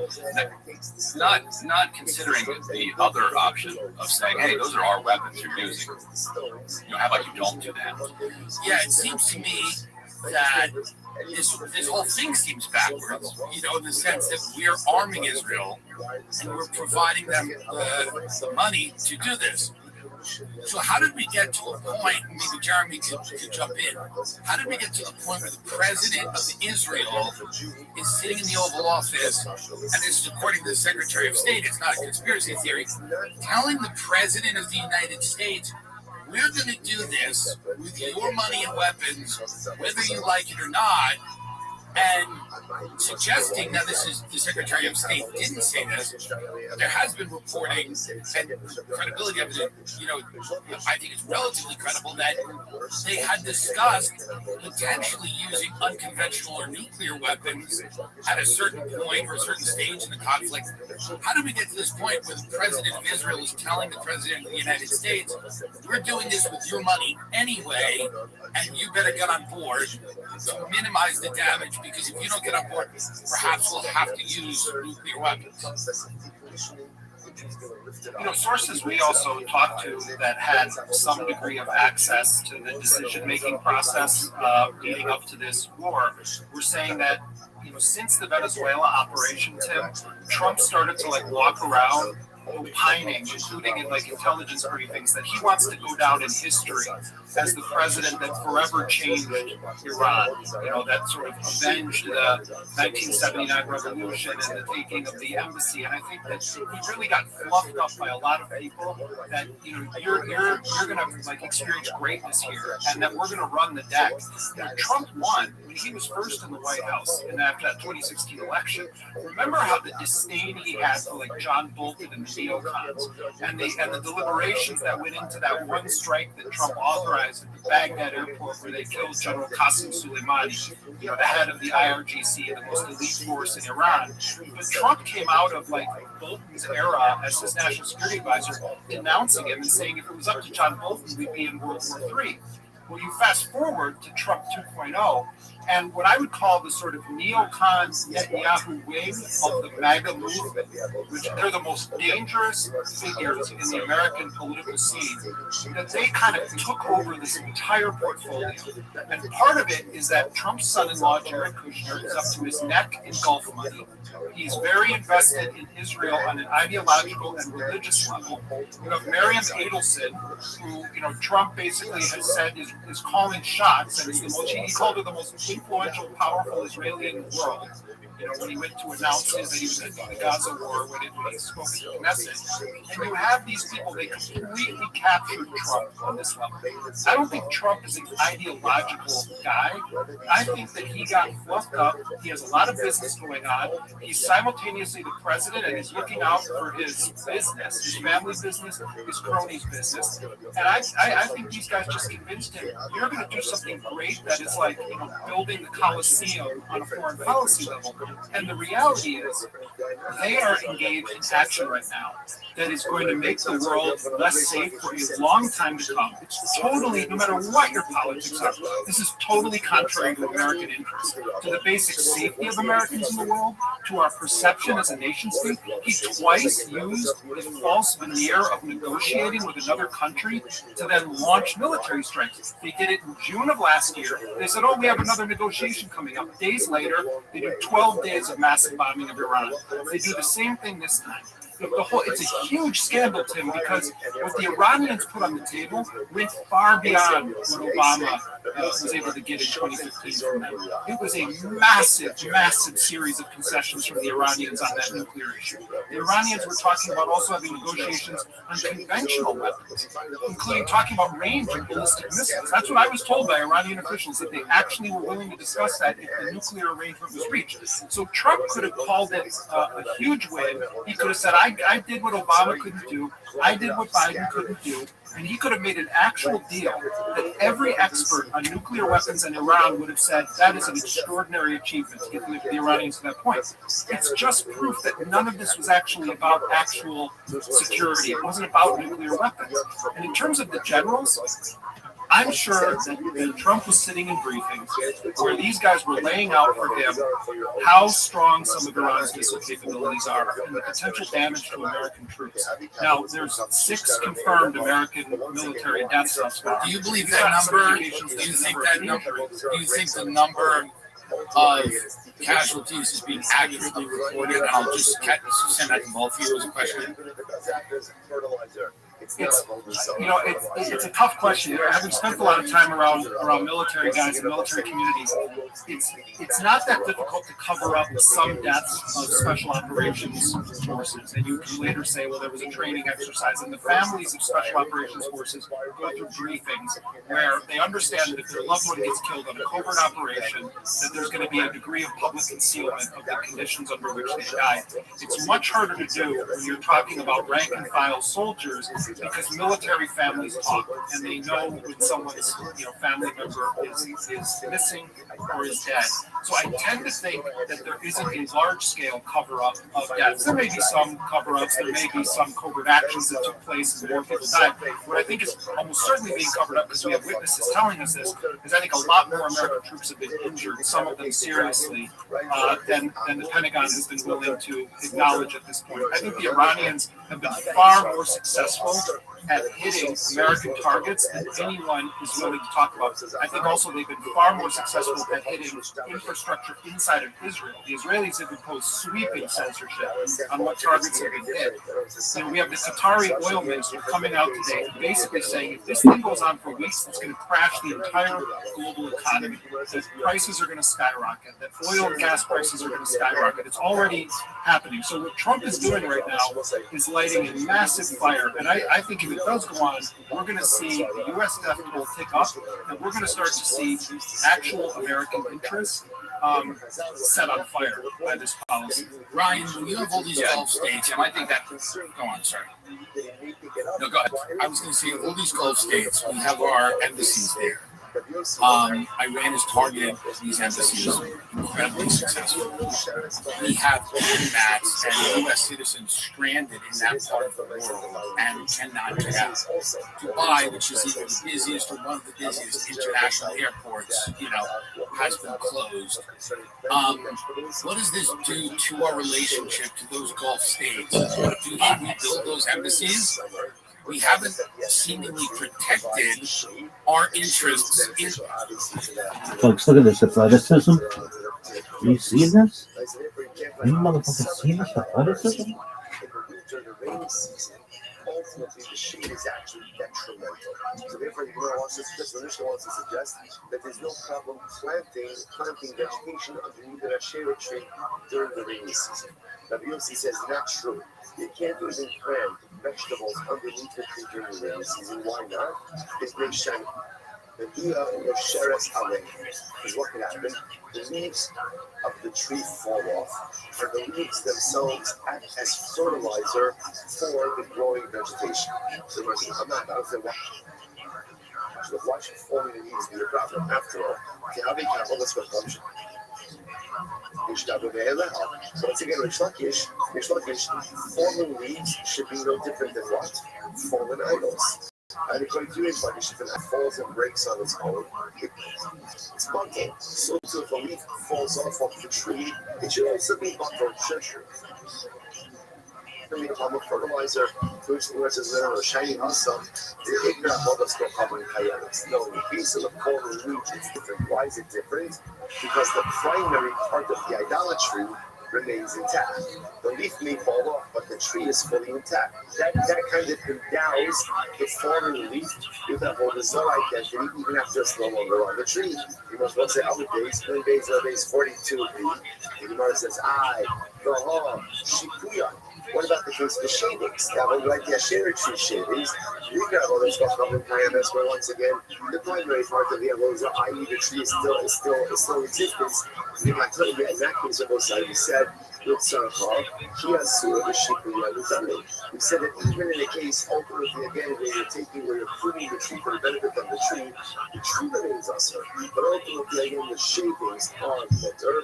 If we were to shoot Amar, with the Shein, Avodas, the problem, the Kula, Derech, Giving ultimately, also, simple reason because an Avodah Zarah, you can't negate an Avodah Zarah cannot be negated when it is functioning in its normal, natural way. So since it is normal for leaves to fall off trees, that act will not create a sense of negation or reality of negation, which makes sense. The Gemara says, hey, so they have shown on this website. So up until now, all of these questions have been from Rabbi Yochanan to Reish Lakish. So now again, I will say, Rabbi Yochanan Reish Lakish focuses on one simple case, and Avodah Zarah falls over by itself and breaks. Is the Avodah Zarah bottle or not? Rabbi Yochanan, no, because negation of idolatry requires active negation. Reish Lakish, yes, because even de facto negation, right? Or passive negation ultimately works. So up until now, this entire argument has been Rabbi Yochanan questioning Reish Lakish. Now we switch gears. So Reish Lakish asked the kasha on Rabbi Yochanan. Here we go. Well, now you go ahead. It's an interesting case here. If you have a tree, now the tree belongs to Akdish, right? The tree belongs to the base of the brush. Now what happens? There's a nest on top of the tree. So birds made a nest on top of the tree. What's the halacha? You really should not get benefit from the nest, but if you did so, you have not committed the Now we'll say so again. Rashi says over here, second line from the top low down in, that's the drabanan. So you can't get benefit, the drabanan, right? But obviously, again, the nest itself is not considered to be part of the tree, and therefore, if you do get benefit from the nest, ultimately, again, it's not to be fine. So let's analyze. What about if the nest is on the top of an Asherah tree? So same case, I have an Asherah tree. On top of the Asherah tree is a bird's nest.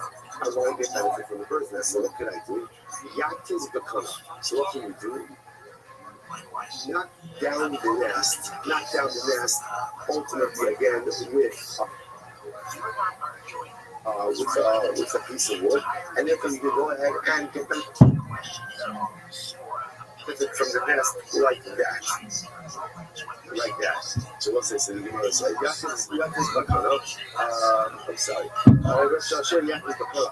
It's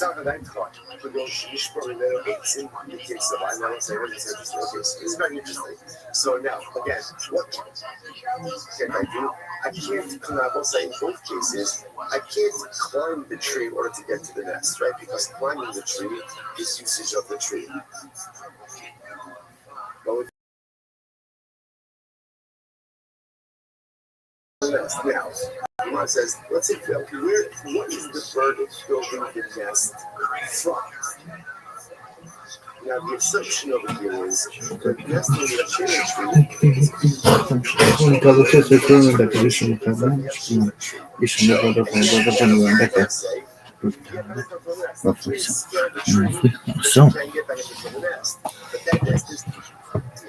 from broken pieces of the Asherah tree. What do you see from there? That once Avodah Zarah breaks, right? Even on its own, it has not been actively broken. It's permission. in those countries, in those countries have been made vulnerable by this, and they're going to lose a lot of money with tourism. Why wouldn't those countries just say, we want to deal with China or someone else? We don't want to deal with the United States when they're going to unilaterally launch a war with Israel that destabilizes the entire region. Yeah, they are expressing a lot of outrage about this. One of the most powerful and influential businessmen in the UAE, who was a former business partner of Trump himself, put out this long statement saying, Mr. President, Your Excellency, who gave you the right to do this? Who authorized you to set this region on fire? And they're also frustrated by the fact that Israel gets most of the treatment when it comes to missile defense, despite the fact that rather gathering materials ultimately again from elsewhere. They can only hectares. So again, what's the lie for that?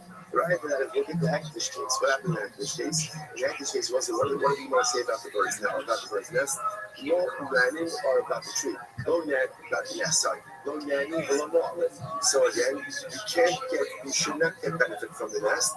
But if you did not so let's analyze this. So we're talking about a case where the bird built the nest ultimately again from materials in the belt, right outside of the hectare tree. Then how did you kind of got the hectare slow land so then it makes sense. No nanny in the Rabbi. So again, Chazal said, we really don't want you to get benefits from that nest, right? Why not?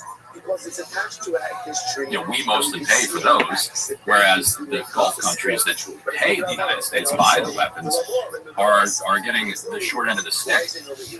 The way you're starting to see this play out, though, is going to be probably very detrimental for Trump and a lot of his friends, because what he doesn't seem to have thought through is that the U.S. right now is basically the economy is propped up by an AI bubble / Ponzi scheme, which is mostly supported by financing from the Gulf. You're already seeing, and I say this with regret because I know that Barry Weiss is a friend of the show and the previous guest host here.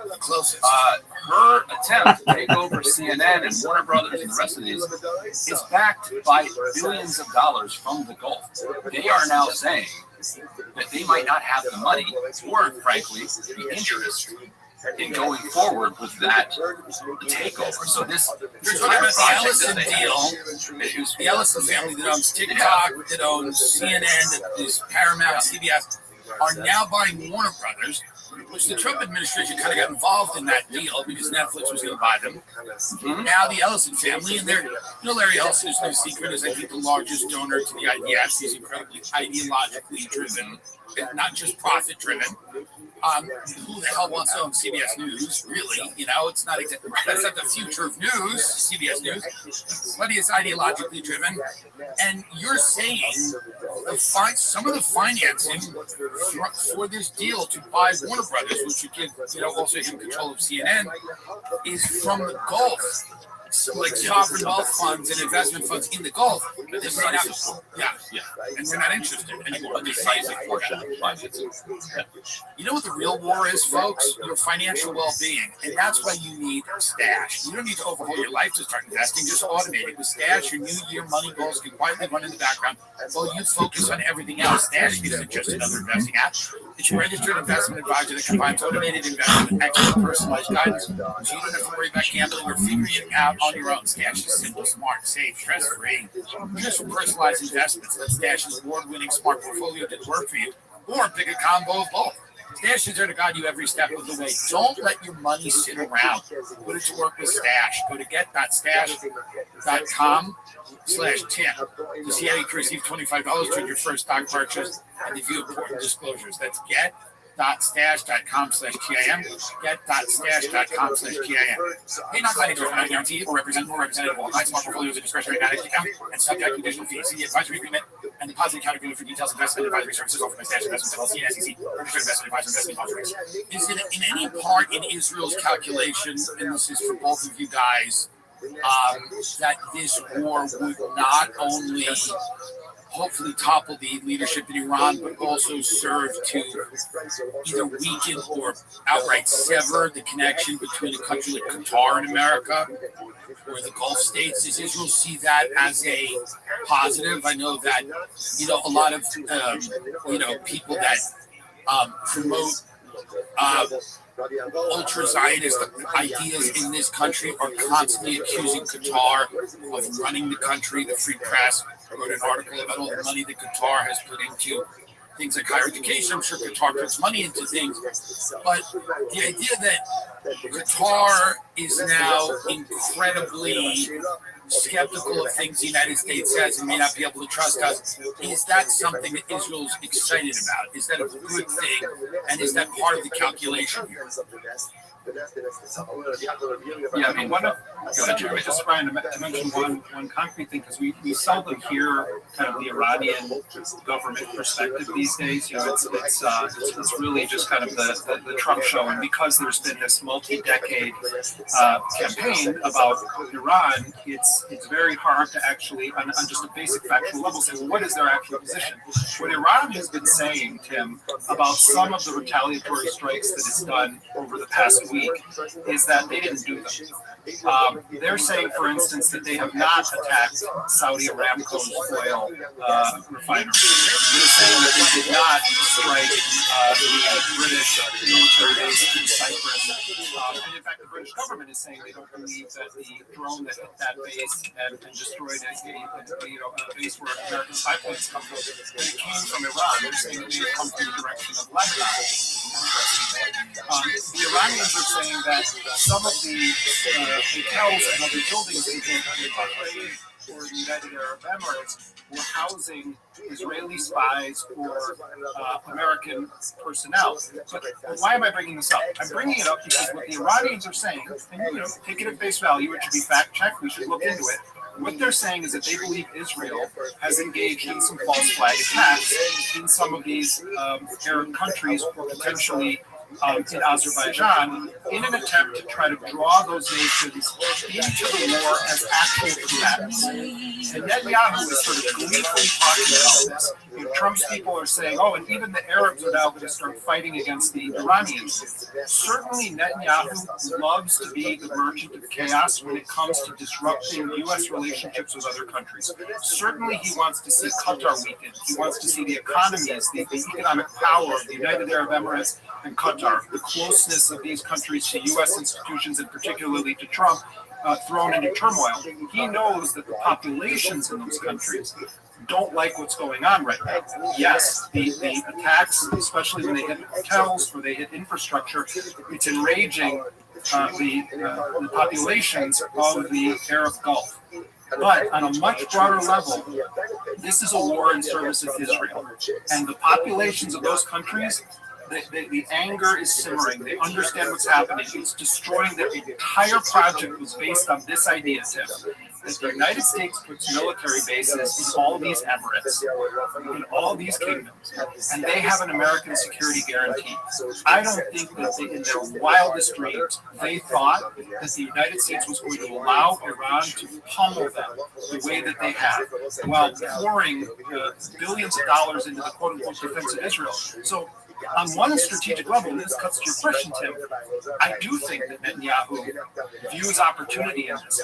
He wants to be the merchant of chaos to try to utterly destroy that relationship between the U.S. and these other countries because he views it as a threat. Trump is unpredictable. Trump is merging family business with the business of government. This causes some consternation for Netanyahu in his broader sort of project in Israel. Ryan, do you think that Iran hit the Saudi Aramco facility? They say they did, and they say it. So here, and their argument is this. And Jeremy interviewed the deputy foreign minister on Wednesday and asked him directly about this. And paraphrasing him, he said that would be insane because our entire economy is also based on the oil industry. Like you think we want to start a tit for tat where people are bombing oil fields? I frankly find that a fairly persuasive argument at this stage. I can imagine if this war continues to descend into chaos, and it continues to climb up the escalatory ladder that Iran may eventually strike an oil field, and we may strike all of their oil Do you fields. think Lebanon? I don't think that they. Do you think Lebanon struck the Saudi Aramco facility? I don't think Lebanon did it. I mean, I think their claim that Israel hit this oil facility needs to be taken seriously. So it's very possible. One thing, just for the record, go on, Jerry. just to put a factual thing on the record.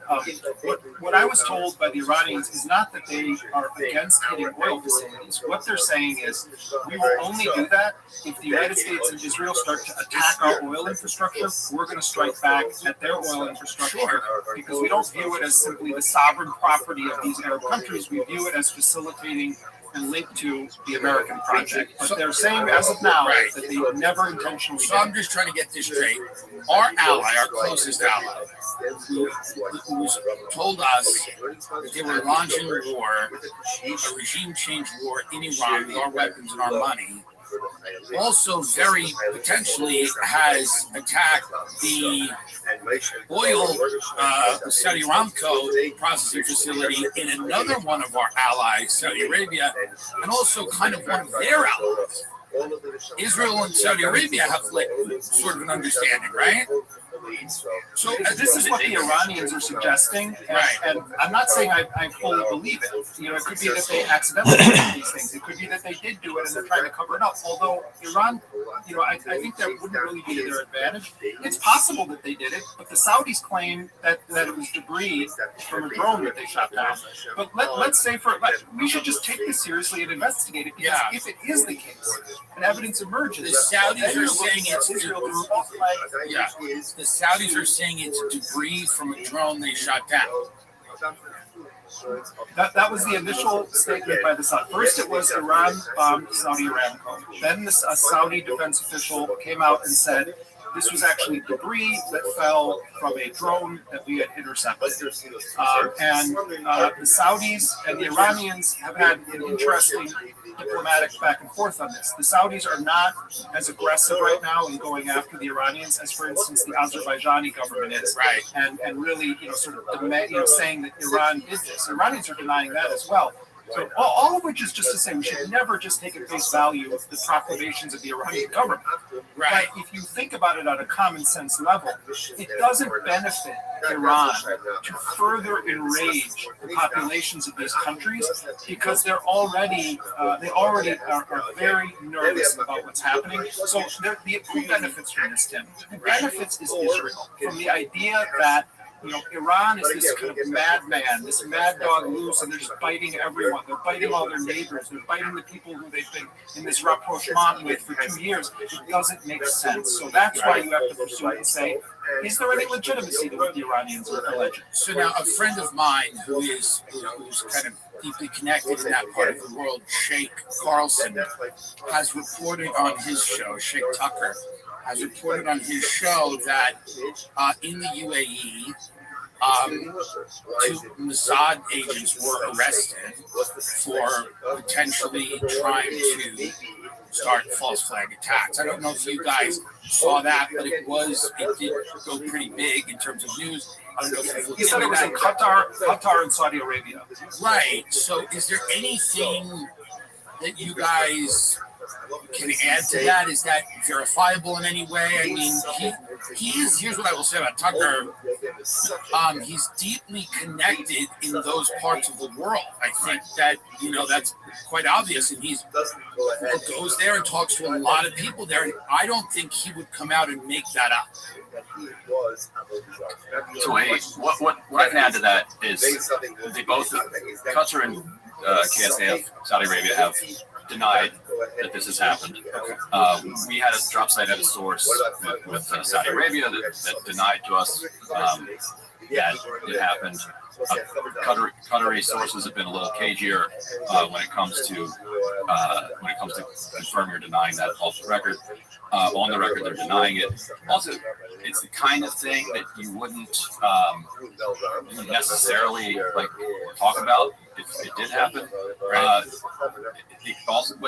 It could also have been made up by somebody who told it to Tucker. Sure. Like they're trying to sow like it may have been a very credible source that told it to Tucker, but that credible source was just trying to sow misinformation, disinformation, chaos. Yeah. Moments like this, 90% of what you hear turns out to be proven incorrect. A year later. So we're in that the heat of that moment where there's going to be a lot flying around. But it's.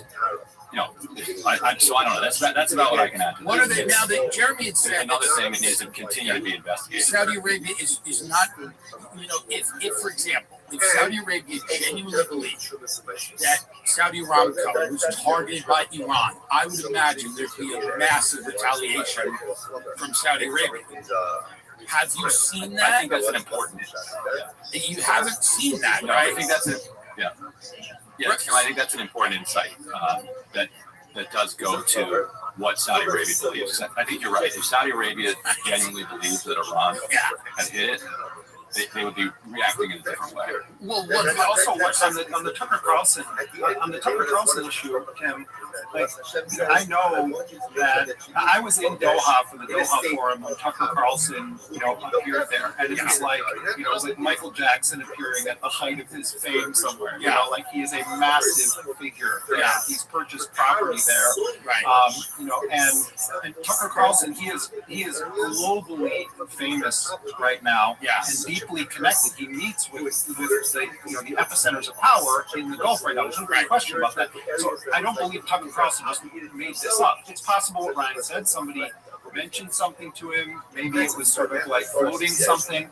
But let's remember that Israel has a decades-long history of engaging in all sorts of covert operations, in false flag operations, in assassinations, in bombings that they then try to blame on other groups. There's a long history of Israel doing false flag bombings in Lebanon and elsewhere. So again, it's in the category of we need to pursue it, we need to look into it. But the idea that there's Mossad agents running around these countries is like not at all a shocker or a surprise. It would be surprising if they weren't doing these things. The question is, were their agents arrested and it's being covered up, or was this floated to Tucker because they wanted to achieve some purpose that we don't quite understand right now? I don't know, but Israel's a long history of doing this stuff. Right. And also, if they did arrest agents, they would not imagine what it would take for them to say that publicly.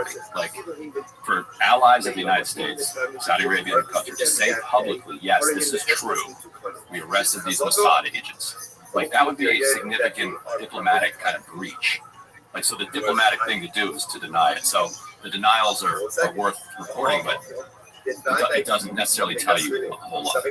When you look at the time, can I tell you one brief? Go.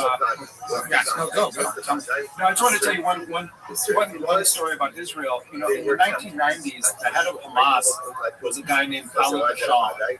And he was based in Jordan at the time, and he comes out. He's driving his kids to work and then to school, and he gets out of the car with his bodyguards. And these two guys posing as tourists come up and they spray something in his ear, and it was a poison, and it sends Khalid Mashal into a coma. And then there was a pursuit, and his bodyguards and Jordanian police end up tackling and getting the guys, and it turns out that they were Mossad agents. The king of Jordan then, and this is a public story, people can read about this, there's been documentaries made about it. The king of Jordan then says, we're going to cancel our treaty with Israel, and we're going to execute these agents. If Netanyahu, he was prime minister at the time in the 90s, if Netanyahu doesn't give us the antidote to resurrect Khalid Mashal, the head of Mossad gets on a plane from Israel, flies to Jordan to deliver the antidote to save Khalid Mashal's life. And Khalid Mashal is still alive to this day. I just interviewed him, a couple of months ago. But the nature of what Israel is able to do, that's one of the most sort of famous known episodes. Israel has deep penetration throughout the Arab world, and there are many cases where they conduct operations Like not here in America. The world never No penetration here, and that's what I'm proud of. You know, these other countries fell for it, but us, we didn't. And how easy would it have been for us to fall for it? So many men in our country are suffering with erectile dysfunction, and here's the way to fix that HIMS. Through HIMS, you can access personalized treatment for ED if prescribed. HIMS offers ED treatment options ranging from personalized products to trusted generics that cost 95% less than brand name if prescribed. You shouldn't have to go out of your way to feel like yourself. HIMS brings expert care straight to you with 100% online access to personalized treatments to put your goals first. This isn't one-size-fits-all care that forgets you in the waiting room. It's your health and goals put first with real medical providers making sure you get what you need to get results. To get simple online access to personalized affordable care for ED, hair loss, weight loss, and more, visit hims.com/Jim. That's hims.com/Jim. For a free online, visit hims.com/Jim. Featured products include compounded drug products, which the FDA does not approve and verify for safety, effectiveness, and quality. Prescription required. See website for details, restrictions, important safety information, actual price, depends on product and subscription plan. Let me ask you, what role in your estimation, and maybe it's no role, or maybe it's some role, or maybe it's I don't know percentage of a role it is controlling politicians through things like blackmail or coercion of some degree. Obviously, APAC spends a lot of money, but then we have these files come out that show that Jeffrey Epstein is in contact with a lot of very highly placed people in governments all over the world. The ex-prime minister of Israel is living in his house. It comes out that an Israeli, and then I believe the Israeli government, this was reported, put a security system in Jeffrey Epstein's New York townhouse. This is true. This is not a conspiracy. That townhouse is being frequented by some of the wealthiest, most powerful, and most influential people in our society. As well, the man has an island and a ranch in the middle of nowhere in New Mexico.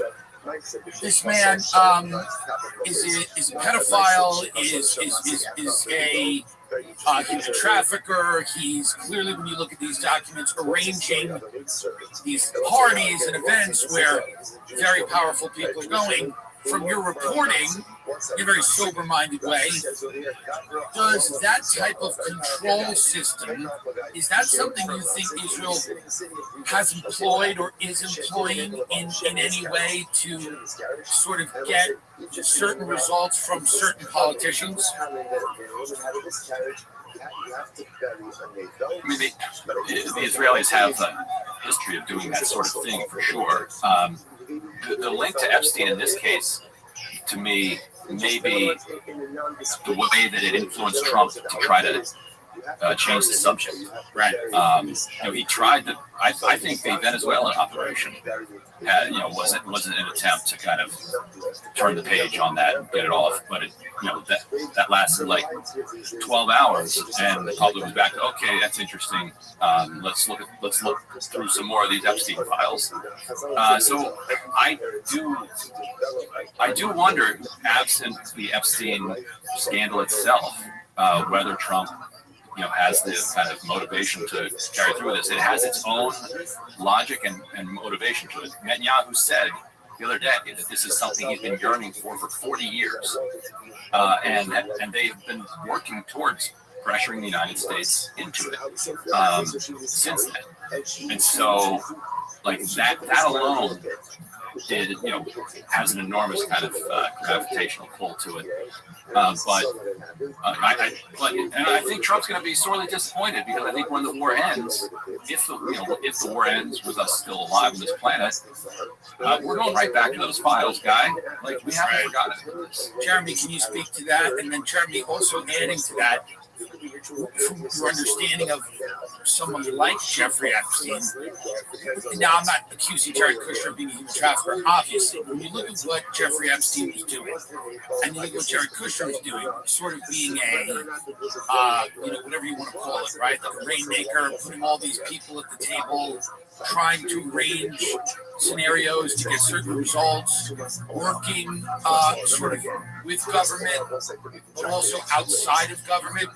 Would it be completely crazy to say that Jared Kushner is working in an Epstein-like fashion to maintain certain relationships and to build other relationships and to increase the likelihood that certain outcomes happen on the global chessboard. Do you see Kushner as a figure like that, or am I overstating it?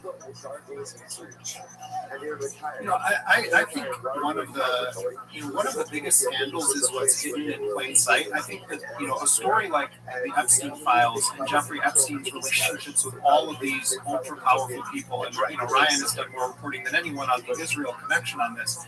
It captures the imagination, but part of why it's so damning is that it's indicative of something that isn't even a secret conspiracy. That what's hidden in plain sight is that the reason that we're at war against Iran right now is because of the way that the U.S. political system is arranged. It's because of the sameness of policy that exists among the elites of the Democratic Party and the kind of most vicious elements of the Republican Party. This is an enormous indicator of the influence that Israel has over the issue as sensitive of the decision of a state to go to war, where you have, as you mentioned earlier, the Secretary of State mistakenly saying the quiet part out loud that we did in fact go to war for Israel, and then he has to walk it back later, and then Trump has to concoct this ridiculous statement about how the U.S. has been in a state of needing to preempt Iran for 47 years. But what's hidden in plain sight is in a way more damning than the Epstein files. It's that we have a system that produces the kinds of characters that are in power right now.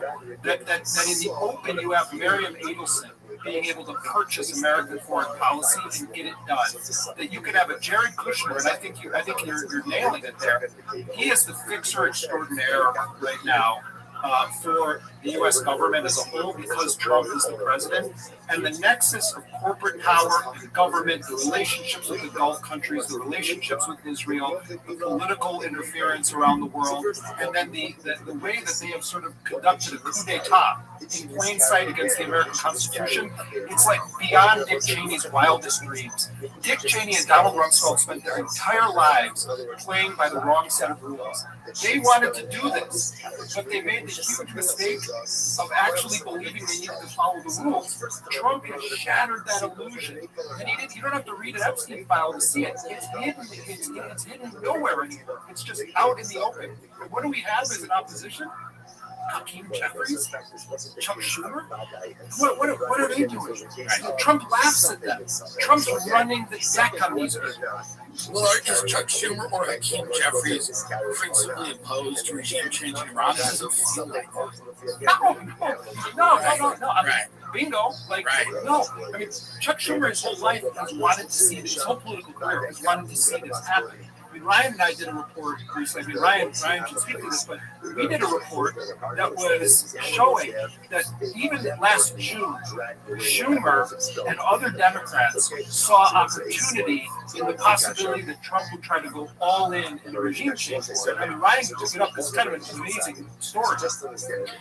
Yeah, Schumer did the whole Taco Trump thing, trying to taunt Trump into the war. And so a bunch of anti-war groups sent Schumer a letter saying, hey man, we get it, fun to score points against Trump, but let's not kind of goad him into World War III. Let's relax on that one. This is one of the most powerful, just to restate for people, this is one of the most powerful Democratic senators from New York, Chuck Schumer, kind of taunting Trump like you always chicken out. You're not going to follow through on regime change in Iran. Yeah, and so that letter that these groups sent to Schumer leads to a phone call between a top foreign policy aide for Schumer and one of the leaders of one of these anti-war groups. And she says to him, look, what you have to understand is that he's under a lot of pressure from the caucus too, because there are a ton of Democrats in the Senate who really want to see a regime change war. They hate Iran. They want the military to take out Iran. But they also know that the American people are done with these wars. And so it would be extremely damaging. But it will also then, therefore, be extremely damaging to Trump. So their two worst enemies, the Ayatollah and Trump, both take a hit. So they're like, so we're actually, and then she said, well, Schumer, he doesn't believe that, but he's under a lot of pressure from Democrats, unnamed Democrats who believe that. But from our reporting, like that basically captures a lot of the Democratic lawmakers' position on this, right? That they want this war and they want Trump to be the one that wages it and takes the hit and loses politically for it. I have heard that Stephen Miller was a huge proponent of this war. I don't know if you've heard that Stephen Miller behind the scenes. Who was? Stephen Miller. Oh, interesting. Behind the scenes was a big proponent of this war. It's been reported that J.D. Vance, who was kind of marketed as an isolationist, who came on my show and said, he made a lot of mistakes by going into these countries like Iraq, Afghanistan, and having regime change wars.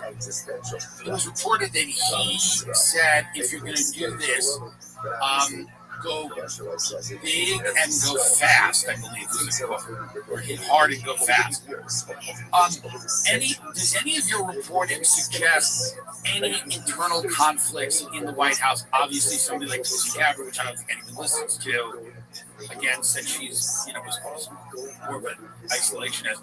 J.D. Vance was marketed himself as someone who, and I do believe J.D. Vance, a lot of what he said has been somewhat consistent about, and he said it on my show. He came on my show and he said we shouldn't be doing this, and yet they're doing it.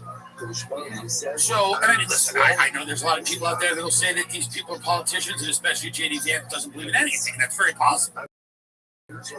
But what is your reporting about the dynamics in the White House? Yeah. The other day I was talking to Daniel Davis, who was a career military, and he was supposed to be one of Tulsi Gabbard's deputies in this administration. And then Republicans and Israel were really ballistic because he had been a critic of the Gaza war and had said critical things about Israel. And he's a career decorated military officer, and he was going to be put in the position of presenting the presidential daily brief to Donald Trump. This just happened right at the beginning of this Trump administration. So then they withdrew his nomination. So Daniel Davis would have been, a real voice of kind of objectivity and independent thought, but also, a longtime military thinker. And he was saying that he still maintains contact with some people. This was just recently I spoke to him. That he maintains contact with some people. He said there's only like a handful of sane people left in the inner circle when it comes to anything having to do with national security or specifically with this Iran, and that there's a vibe that anybody who sort of speaks up, it's not welcome to sort of be giving contrary views. It's that you're going to be viewed as disloyal. It's like you're in a kind of authoritarian dictatorship, and you're like afraid that Honecker from the Democratic German Republic is going to like oust you if you say the wrong thing.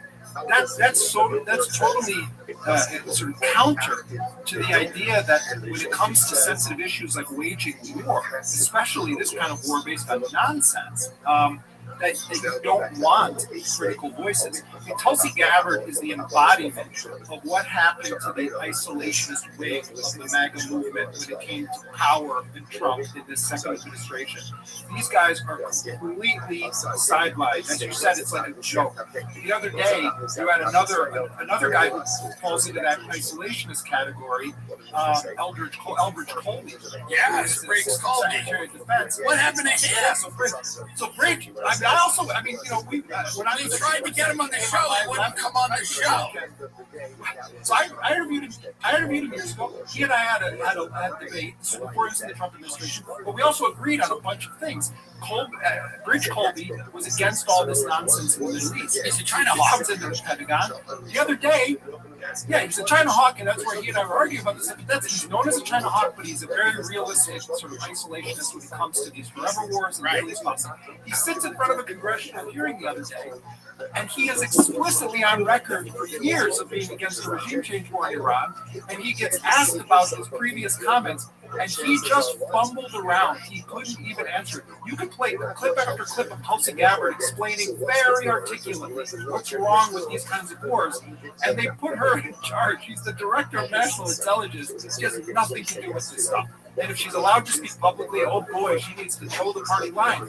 That's the reality of this administration. The MAGA movement needs to understand the whole thing was an epic sham. There is no isolation swing of this administration. There is no America first. This is Israel first right now, and it's Trump family business first. So what's interesting about Breach Colby is this is a guy who last summer they are writing hit pieces in the Politico on him because he is opposed to continuing funding the Ukraine war. And he was sort of outspoken about that. Now, I know for a fact that serious people, billionaires, media people, were calling Trump to fire this guy. You know why?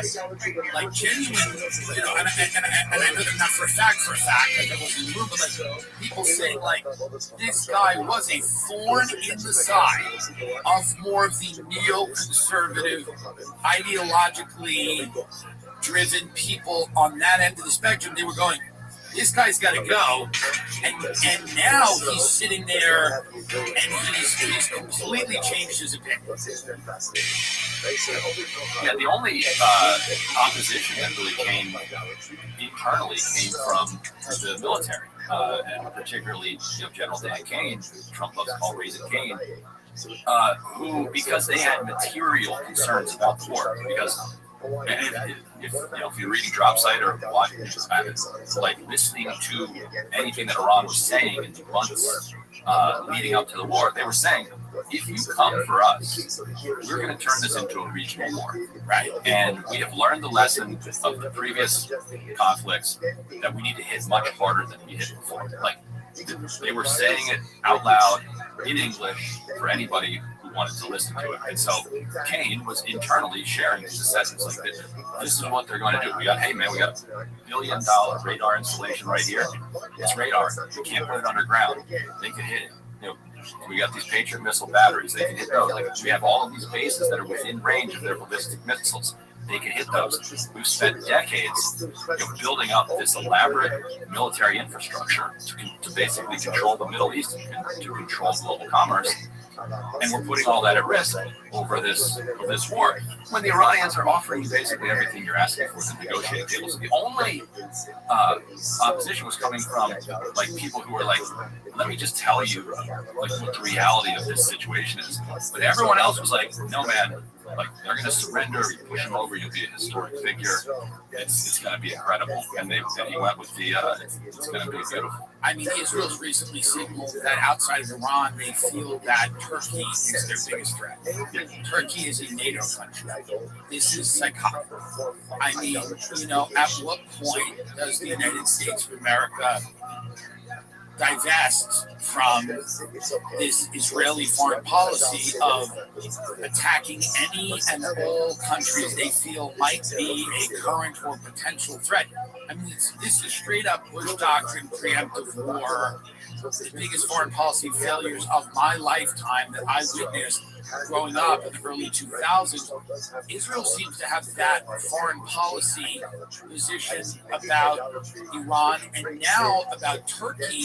When you hear, and I forget who said it, you guys know more than me, but someone came out and said, and I don't know if it was Yair Lapid, I forget who said, but basically somebody said, outside of Iran, we're looking at Turkey as the biggest potential existential threat to our existence.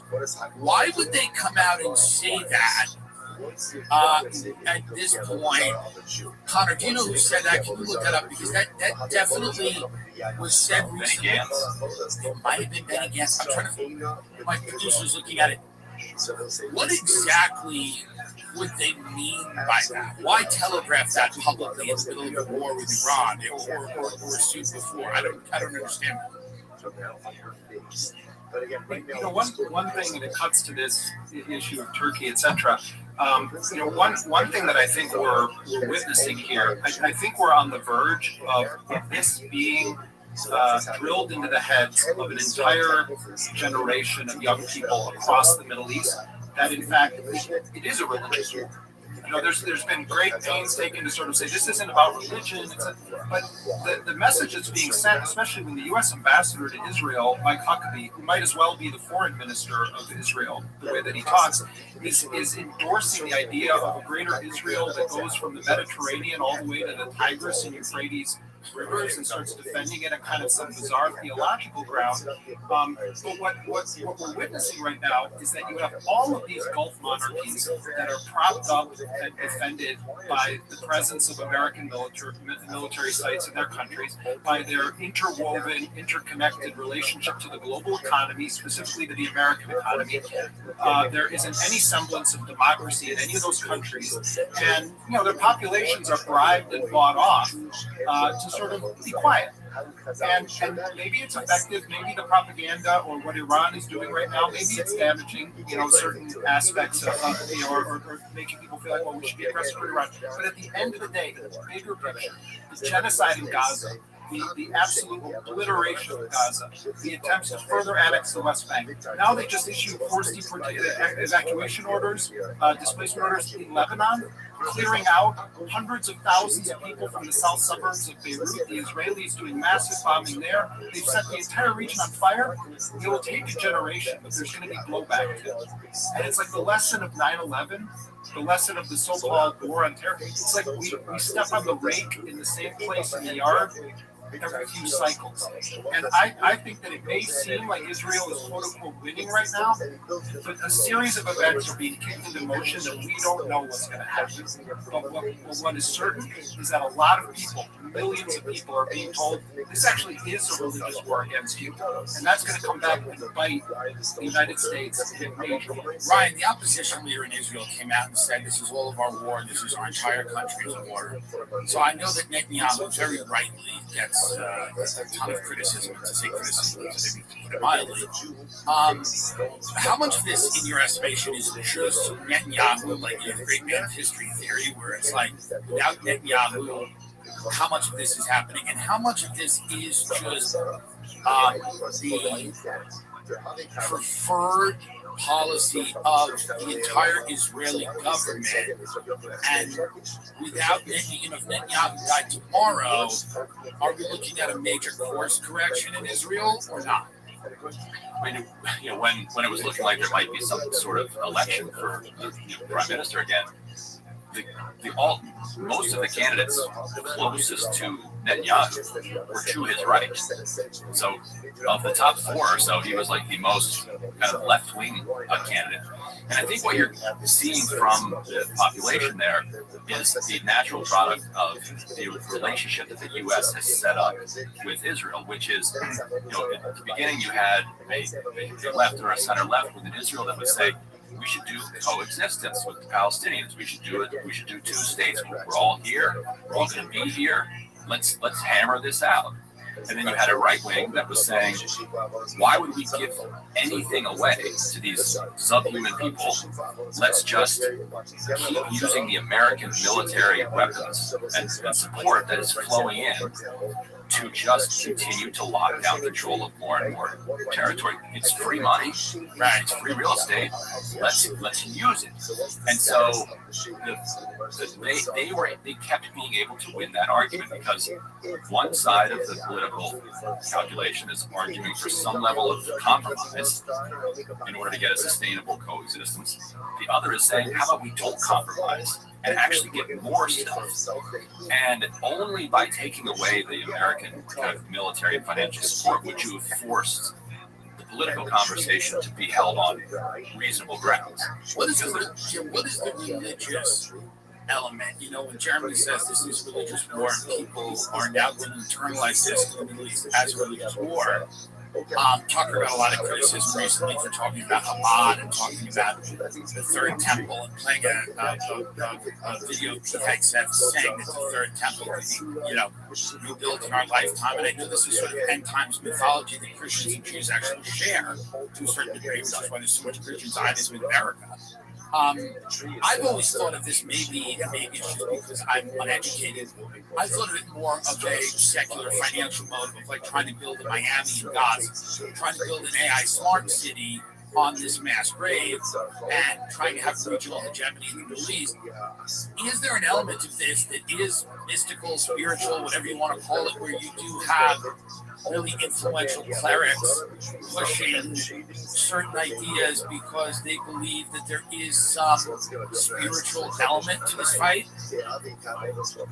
Well, I actually think, if you go back and you look at how the Republican Revolution was organized in the 1990s when Newt Gingrich and the Contract with America came to power, or you look at Reagan's electoral campaign in the 1980 election, at the core of it was a Republican strategist mobilizing the evangelical vote and including getting large numbers of evangelicals who were not voters at all to start voting and supporting Republican candidates. And very cynically, there were the Karl Roves of the world who viewed that section of Americans as kind of the crazy, the loonies. And so we need to constantly be throwing red meat to the loonies to keep them on our side.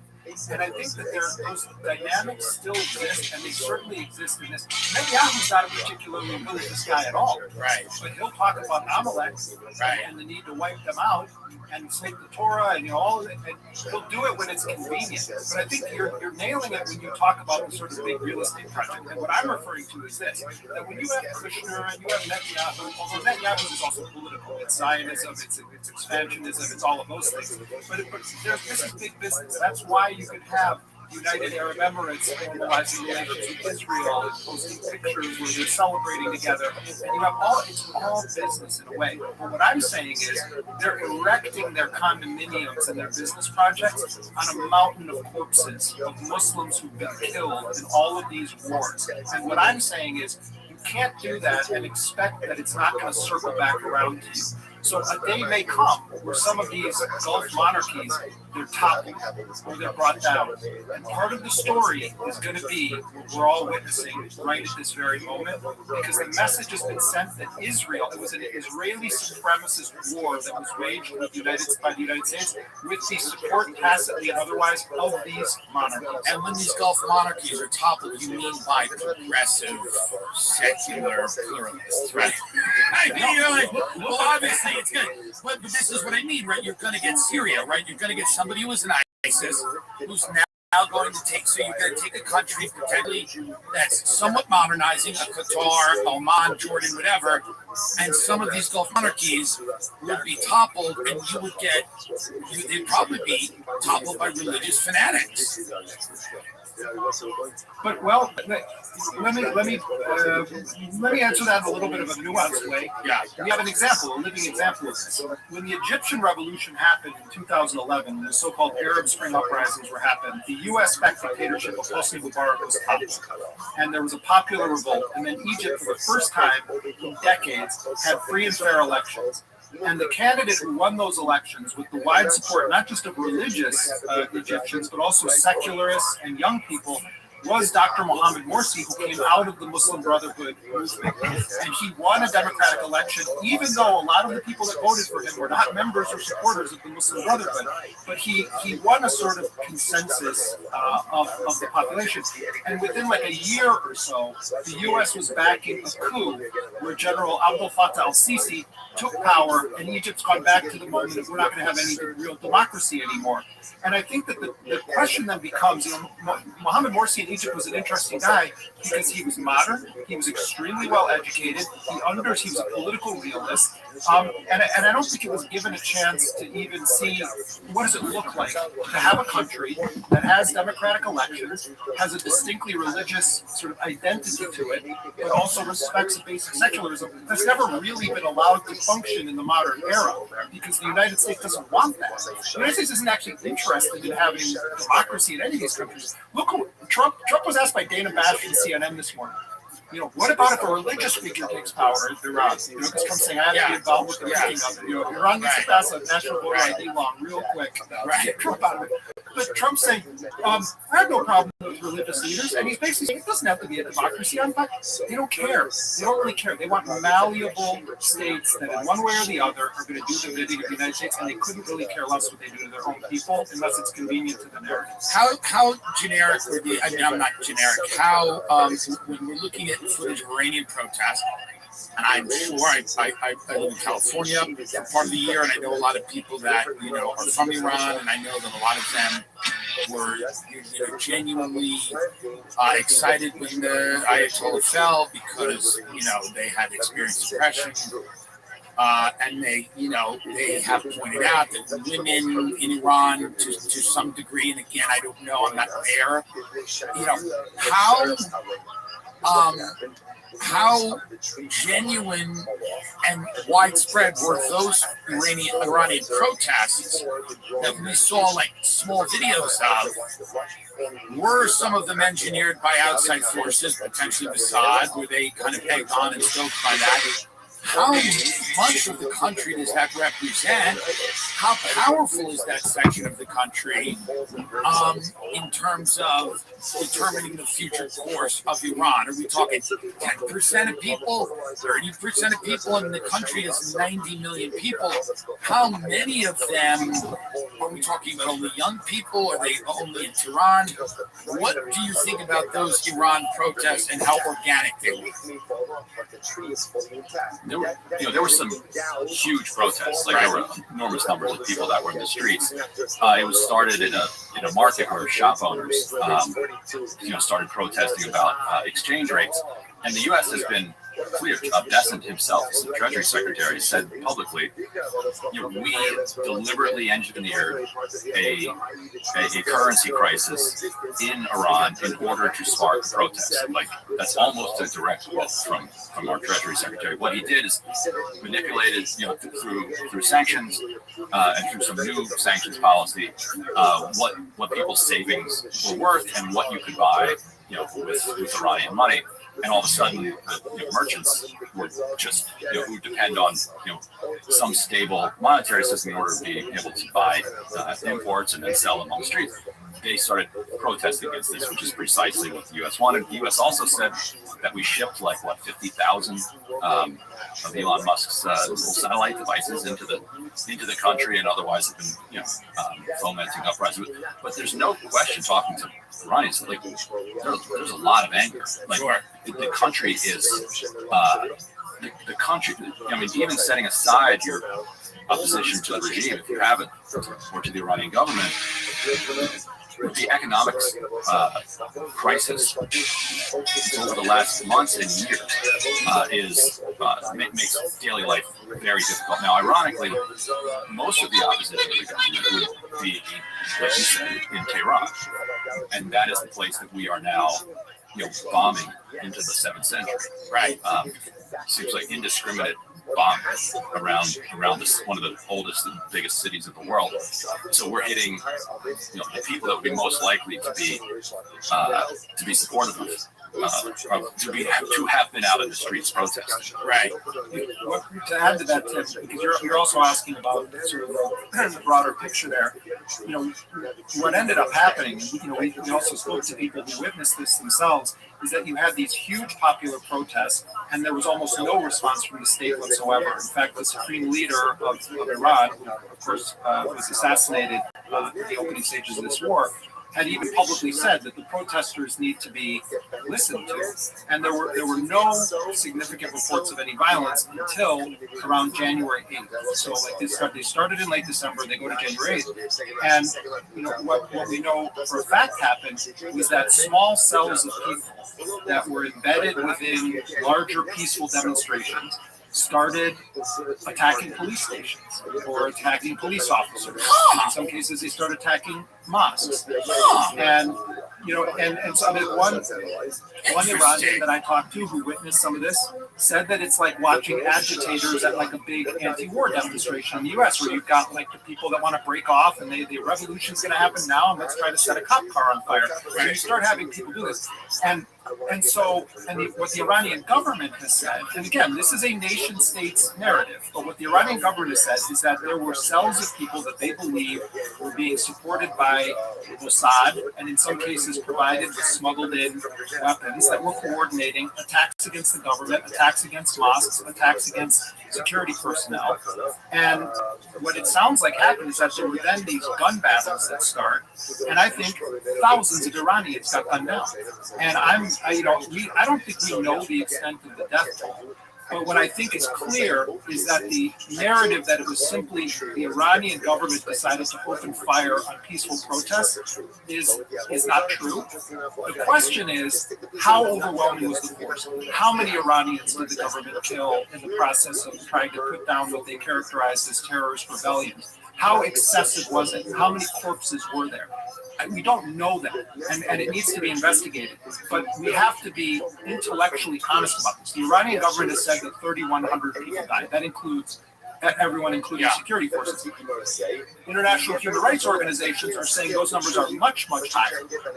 Some of the numbers also come from human rights organizations that are connected to the National Endowment for Democracy and have received U.S. government funding. But even the big ones, Amnesty International, Human Rights Watch, they all have characterized it as most of the deaths were caused by the Iranian government opening fire on peaceful protesters. I think that because these narratives have been weaponized into broader public support initially for some kind of quote-unquote action against Iran, there needs to be an actual investigation of the events that took place in Iran in January. But it is not even part of the narrative anymore from the White House. This isn't about we're saving the Iranian people. Trump is, they're not even talking nuclear anymore. Now it's, we're going to get rid of their ballistic missile capacity. What they're actually saying, I want people to understand this, what they're actually saying is Iran shouldn't have any defensive capacity. It shouldn't have any ability, which any nation state worth anything has, to deter other nations from attacking it. The position right now is Iran should be like Syria, where after Assad fell, Israel came in, they bombed the entire conventional military capacity of Syria to make sure that whoever comes next, whatever Arab ruler takes power, won't have a real military. In a way, that's kind of the minimum that Netanyahu wants in this game. Ryan, let's make it so they can't ever be a real nation state again. Yeah, Ryan, we spoke earlier about the role that AI is playing in actually helping these military coordinate attack. Can you speak a little bit to that? This is one of the obviously the Gaza genocide is another, I think, example of this, but this is one of the first theaters of war that we've seen AI have such a prominent role. Yes, it was reported that Israel in the early stages of the bombing of Gaza was using AI to pick targets, and there would be one low-level person at the very end who would just press confirm on all of those. But it does appear like the U.S. is using AI in its targeting here. The most absurd example, this is the one you and I were talking about, they bombed in Tehran a place called Police Park. And first of all, it shows you that it has nothing to do with police. It's just called Police Park. It shows you that they are doing what Iran says they're doing, which is bombing a lot of civilian infrastructure. Police are part of the civilian infrastructure. They're trying to keep order. They want disorder.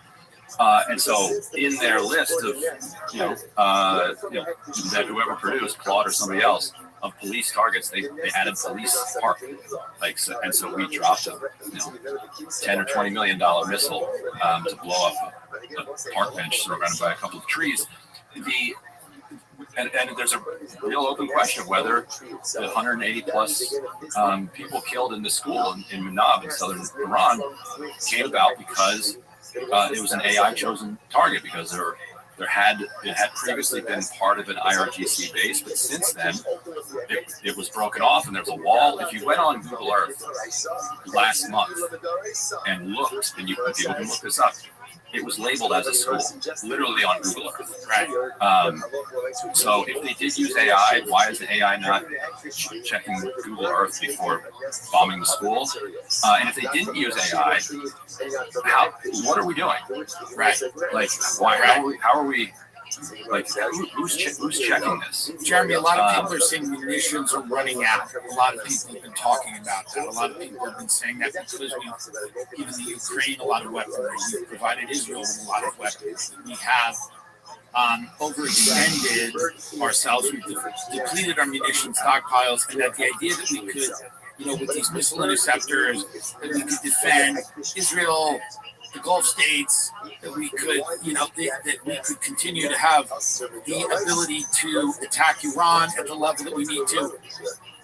Is there any credence to that claim? Do you think that we are kind of running a little bit low on certain munitions? And to piggyback on that, as Israel runs low on munitions, do they consider using alternative weapons, nuclear weapons, if they feel like they are losing this war? Which right now, it seems to be that they are, and I don't know if that's true or not, and that could be reversed, but it does seem to be that they're taking heavy losses, big hits. As you said, it's sensitive over there, it's hard to tell.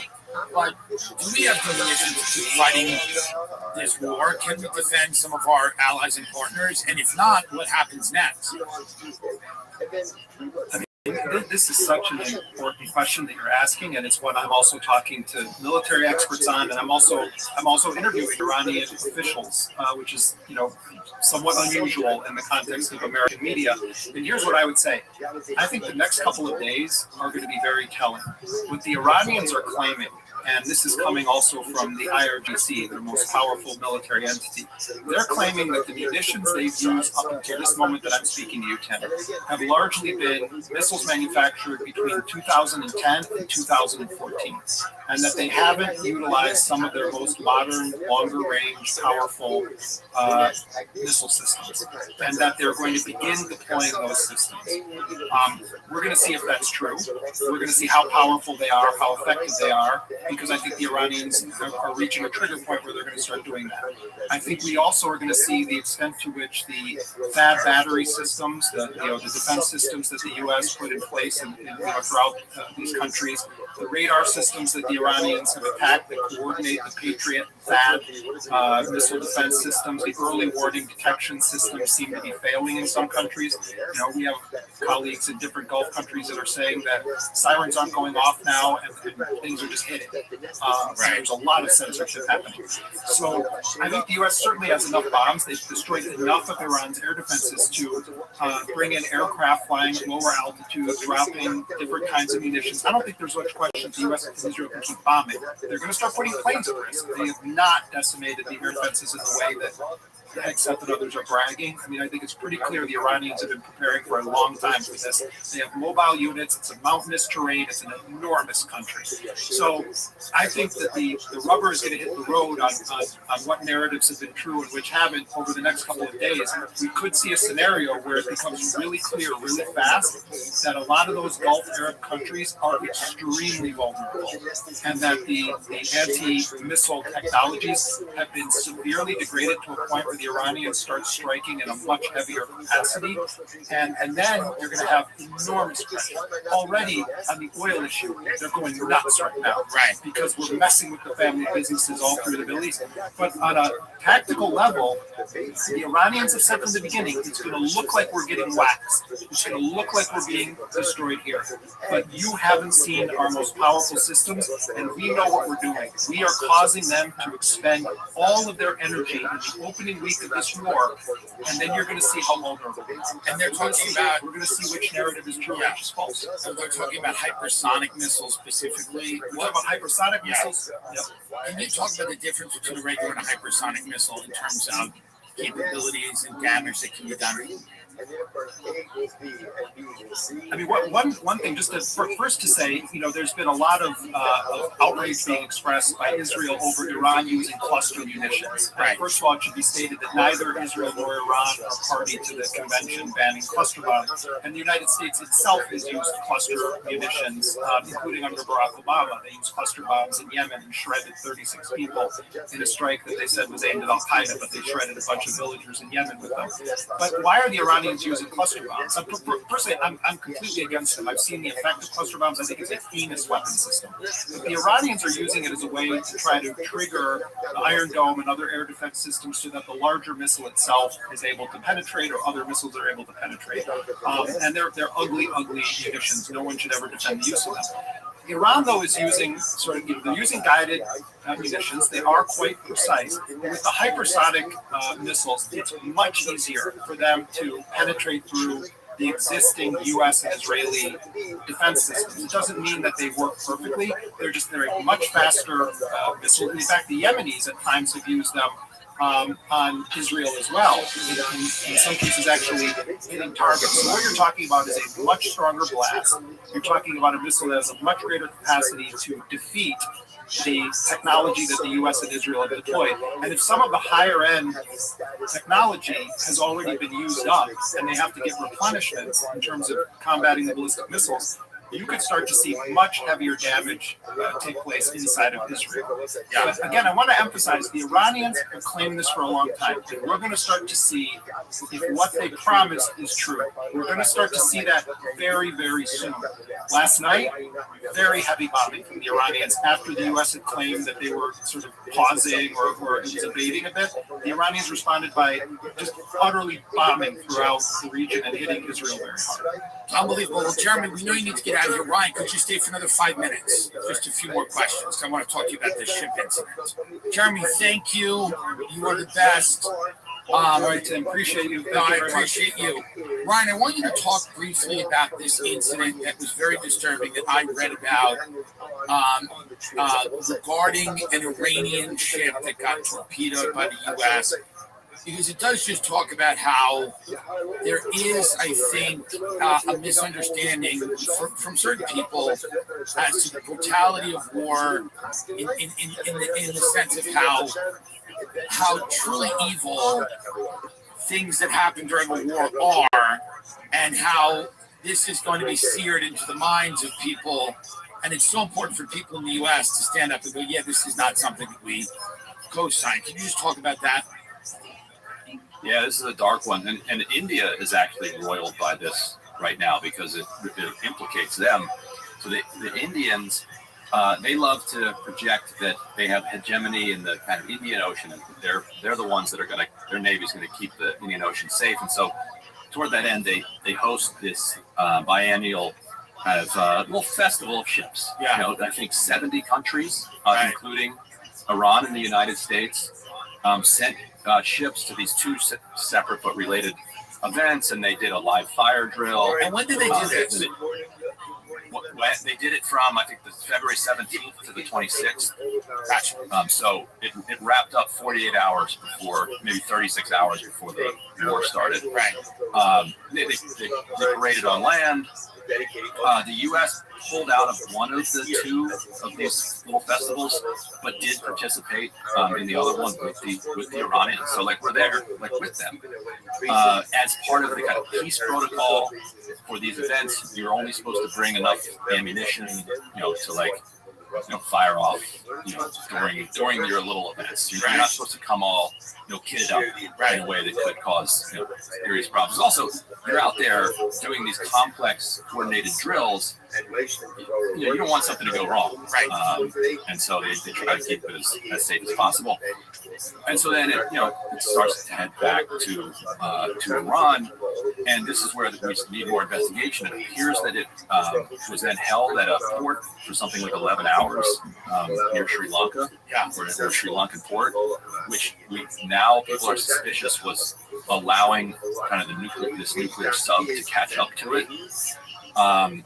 There's also the questions like how did they find the exact location? There's some in India. They are speculating that the U.S. exploited its kind of joint intelligence network that it has built with India to get into the Indian system, and then because the Indians and the Iranians were, they invited the Iranian ship, and then they said goodbye to the Iranian ship. So they knew exactly where it was. So then the nuclear sub finds the ship and torpedoes it. And that the laws of war, the Geneva Convention, say that if it doesn't put your own ship at risk, you are obligated under international law to try to save drowning sailors. So you have to do the bare minimum. Also, under the kind of common sense of humanity, like you see somebody drowning, it's like a meme. You see somebody drowning, throw them a rope. Right. That's what we do. We prosecuted a Nazi at Nuremberg for not doing that. Right. But often the Nazis didn't. Right. We're below them at this point. So Sri Lanka's Navy had to come out and get there as fast as they could, and they managed to save, I think, 32 people from drowning. More than 80 Iranians died in the attack. And we posted the video as a with the caption something like this Iranian ship thought it was safe. Suckers, you're not. And so now the Indian, so this is interesting too. The Indian government is under enormous pressure because this is a slap in the face to them. If you noticed yesterday, Trump lifted sanctions on Russia when it came to selling oil to India.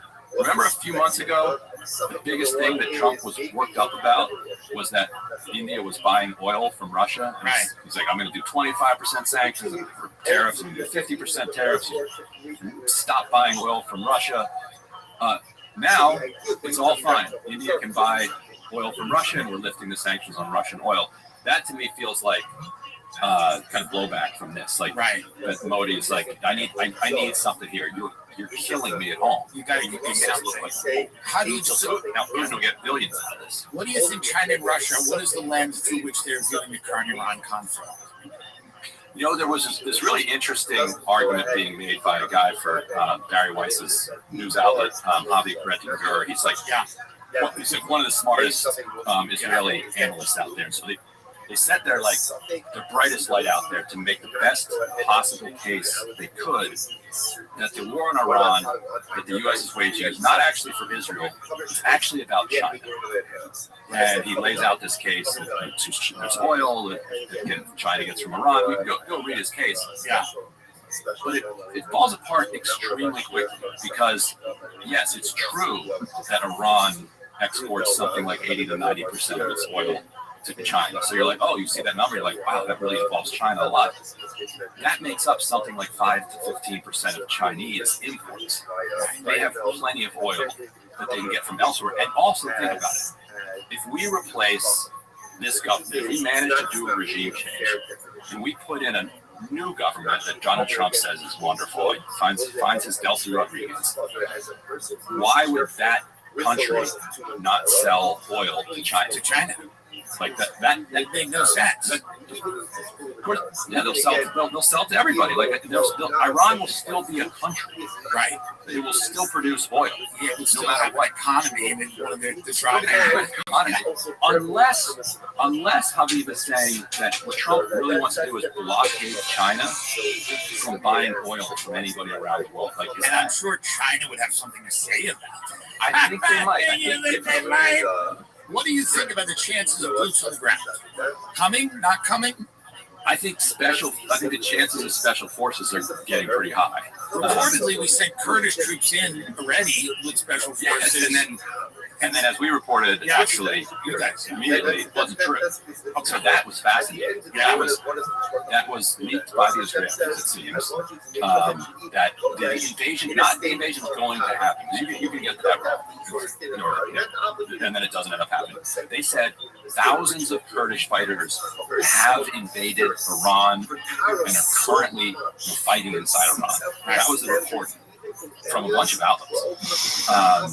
And it clearly seemed to be a source from Israel. We talked to all of these different Kurdish sources, and all of them were like, no, it's not happening. Like, not casting judgment on whether it should, but it literally is not happening. And then this Iranian Kurdish base inside Iraq was bombed, which maybe it was from Iran, who thought that the reports were true. Maybe it was from Israel, who's like trying to rile them up and say, you need to go in there. We don't know. But it's not happening. So the invasion is not happening. So the U.S. is putting enormous pressure on them to go in. The problem is, in 1991, we told the Kurds to rise up in northern Iraq. They rose up, and then Saddam massacred them. It's always the we then supported them in Syria to go against ISIS. And a couple months ago, we sold them out. So the Kurds have been saying publicly, all right, 1991, that's one thing. Also, all of the betrayals going back hundreds of years. But 1991 is one thing. You sold us out 2 months ago. Right. That's insane. Yeah, it's unbelievable. But they're still calculating, they're under a lot of pressure to do it, and Bush and Obama were actually pretty decent for northern Iraq, the Kurdish region. So they're kind of but they're comfortable too. They're like, we got our autonomy, we're happy. Like, why get involved? Like, what do you think? I'm hearing the Qataris basically saying we want to pull our money out of the American economy. Saudi Arabia is, saying similar things. People are really upset out there. I mean, this could be a massive, collapse financially here. I mean, what is Jared Kushner doing right now? Is he calling these people on the phone, going, "Hey, relax"? Yeah, he's got to, because he's so much of his business relies on the Gulf economy continuing to produce oil and gas and dollars, and then funneling those dollars into the grifts that the Trump organization, the Kushner organization are operating. Set aside the entire AI grift that is the U.S. economy at this point. Also, it's obvious. This should be obvious to people, but that stuff is the backbone of everything else. Like, if the oil and gas stop coming out, we stop making aluminum, we stop making chlorine, right? Like, we stop making the copper, like the basics of our economy, and then we can't make semiconductors, and then and that happens as it's almost as if people forget, like March 2020. Like, you remember how quickly, right? Like, the entire world fell apart from supply chain shocks. Yeah, it wasn't that long ago. It's like, so that is kind of Iran's strategy. I think is to like they cannot withstand. Like, they are already driven to absolute poverty and desperation by our sanctions. Right. So they're already there. So they can weather this. Final question: how is Dubai cannot, right? Final question for you: how does this play out? What is your prediction from what you know, from what you've seen? Obviously, so many things could change. I mean, what do you think happens here? Does Trump say, "Hey, we won, even though we didn't, and just get the hell out of there"? What is this? I've seen reports that the Pentagon is asking for money and some true commitments in terms until September, right? Like, what is this? Are we talking about this on July 4th? I think the most hopeful outcome at this point would be Trump stares into the abyss, or the actuality of a global financial crisis that he sparked, and declares victory and just stops bombing. And says, here's the list of things I wanted to accomplish. I obliterated their ballistic missile program. I obliterated their nuclear weapons. I killed the Ayatollah. Maybe we'll kill his son before the end of the day. And so we won, and everyone tells me that it's the most incredible war victory that anybody has ever seen. But the Revolutionary Guard still controls the country. And you're right, exactly. Will Israel allow that to happen?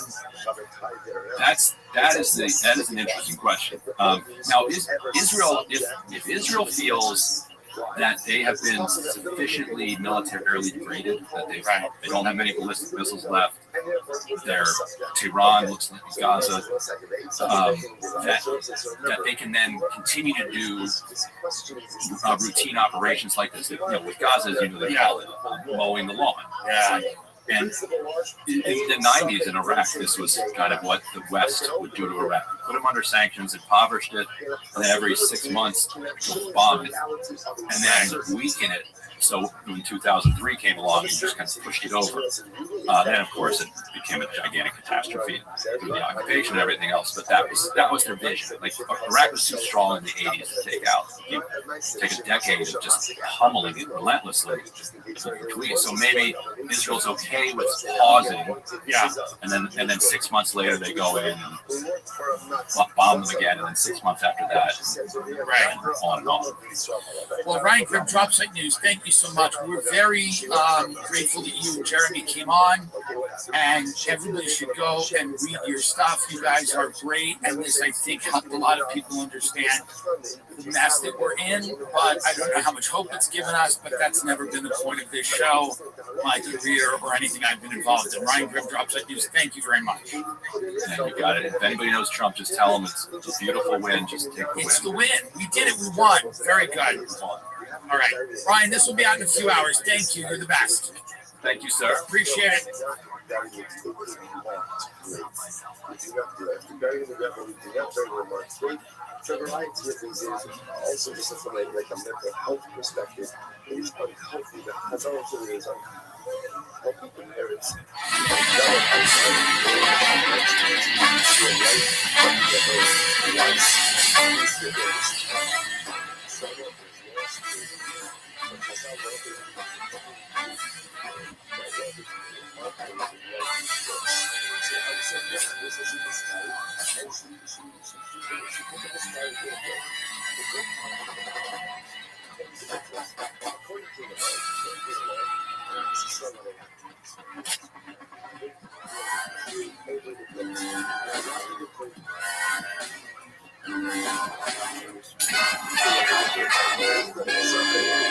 Hey, this is Rabbi coming to you live from the Comedy Mothership here in Austin, Texas, for a brand new episode of Kill Tony. Get over Tony! It's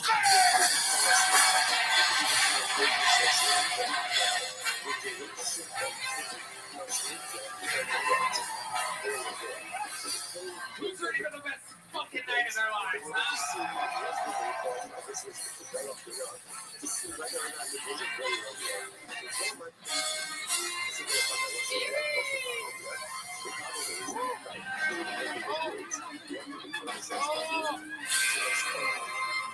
Hell yeah, make some noise for Red Band, everybody. Keep it going for the best damn band in the land. This is Kill Tony, brought to you by Express VPN. Carlos Sosa, Raul Vallejo, Fernando Castillo, Nachos Belgrande, Michael Gonzalez, sweating bullets, Big Mike on the drums, Matt Mueling on the electric guitar, John Dees on the keys, and that is D Madness live in the flesh, ladies and gentlemen. An absolute scorcher. We're sitting here at 81.1 degrees Fahrenheit, 71% humidity. The AC guy is here. Make some noise for the AC guy. Texas, late in July. Welcome. Holy shit. ACs be breaking. This is a real live show. Anything can happen. Happens everywhere. Doesn't matter how much money Spotify gives you.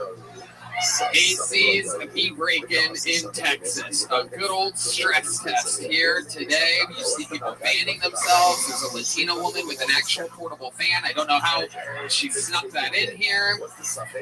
They lock up phones, but I guess you're allowed to shove a portable fan up your puss. Anything can happen here. As you can tell, this is an action-packed episode. Before we get started, here's a little bit more from the amazing sponsors that made it all possible.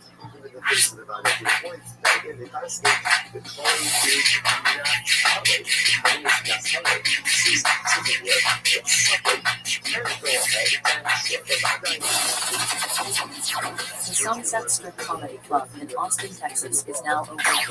Check out Red Band's secret show every Thursday. Go to sunsetstripatx.com for tickets.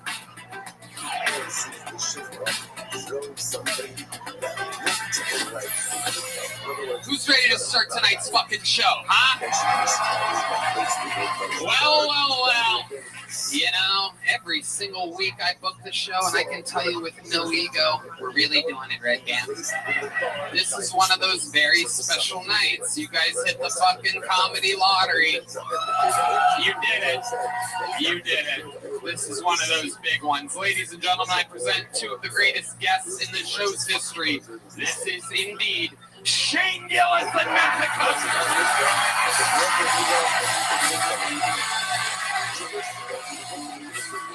It is hot in here. Shane Gillis,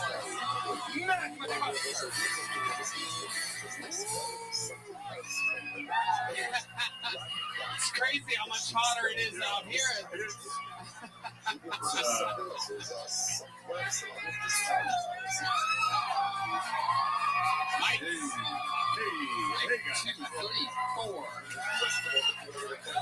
is unbelievably hot.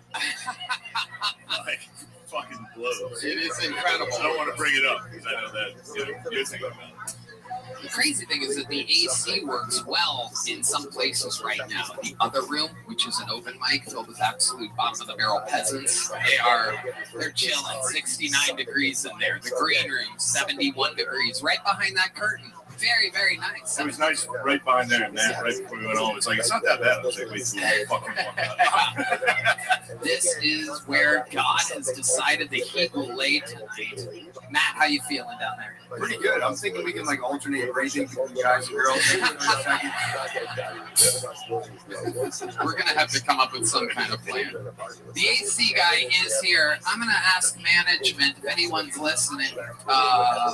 Wave to me before he leaves. I want an update. Maybe we can get the AC guy to agree to a quick appearance, live appearance. Maybe he can explain himself.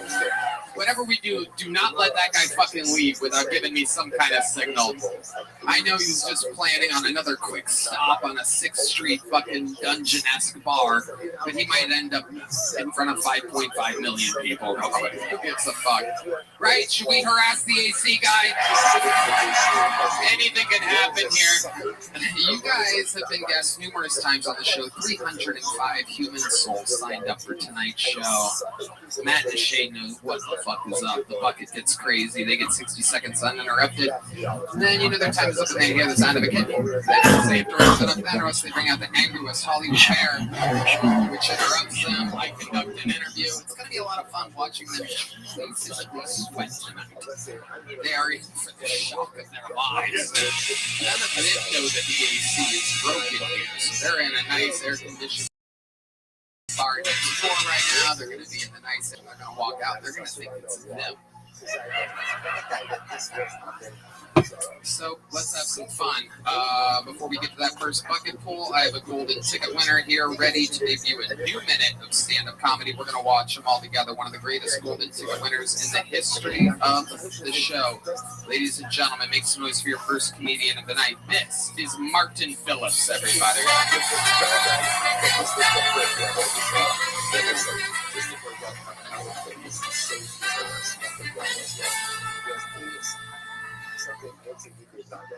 It's fucking awesome.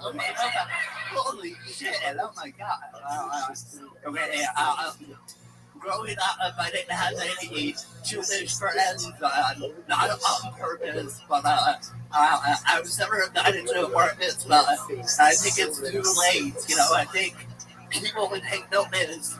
I specifically hung out with 13-year-old Jewish boys. I was like, I just want to party with them. Damn, it's so anger. Anyway, circumcision started because God told Abraham to do it.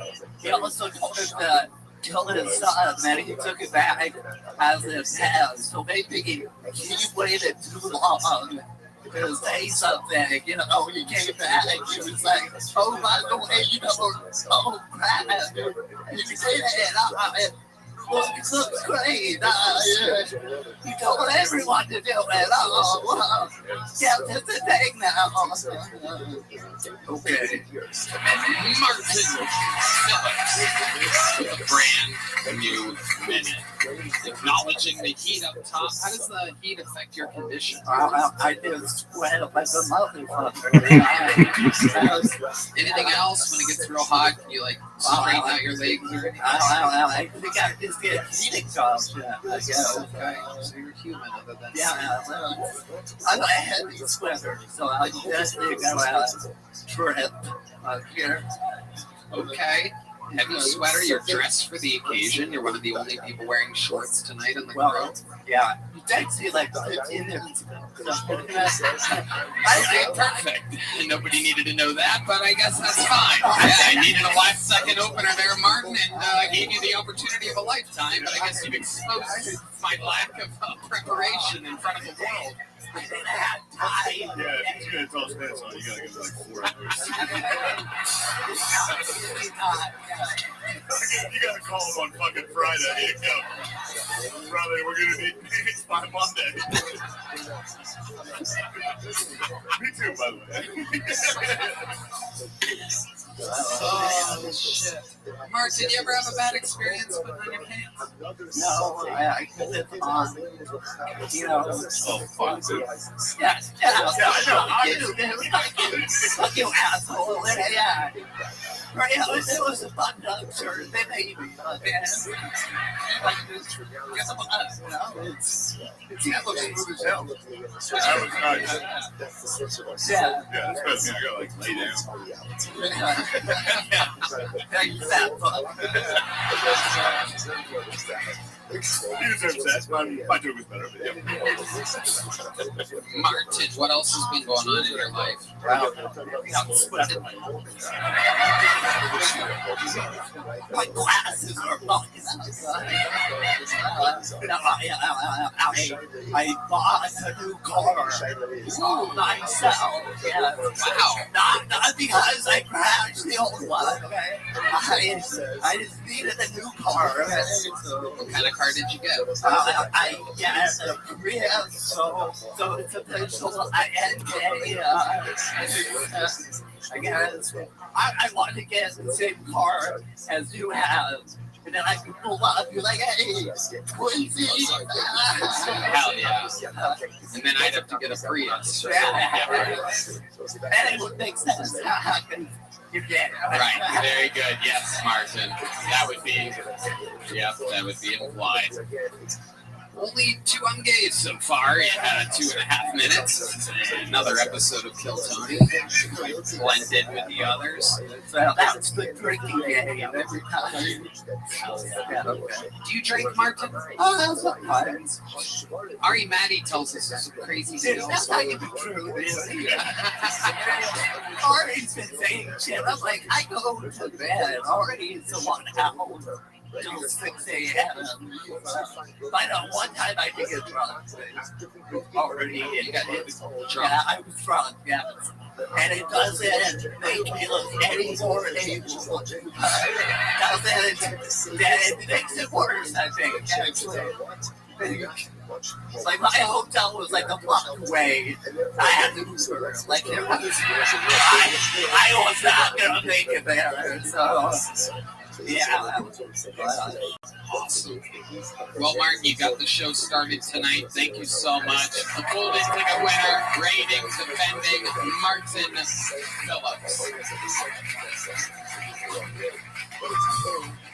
Is the AC guy there, Zach? No, he's on his way down. But we do have an update incoming. We'll hold him back there while I bring up the first bucket pool of the night. You guys know how this part works. It's where shit gets a little crazy. Because we're going to meet somebody. Could be the next star of the show. Could be a fucking insane person. Make some noise for your first bucket pool of the night. It's Daniel Shepard, everybody. Daniel Shepard.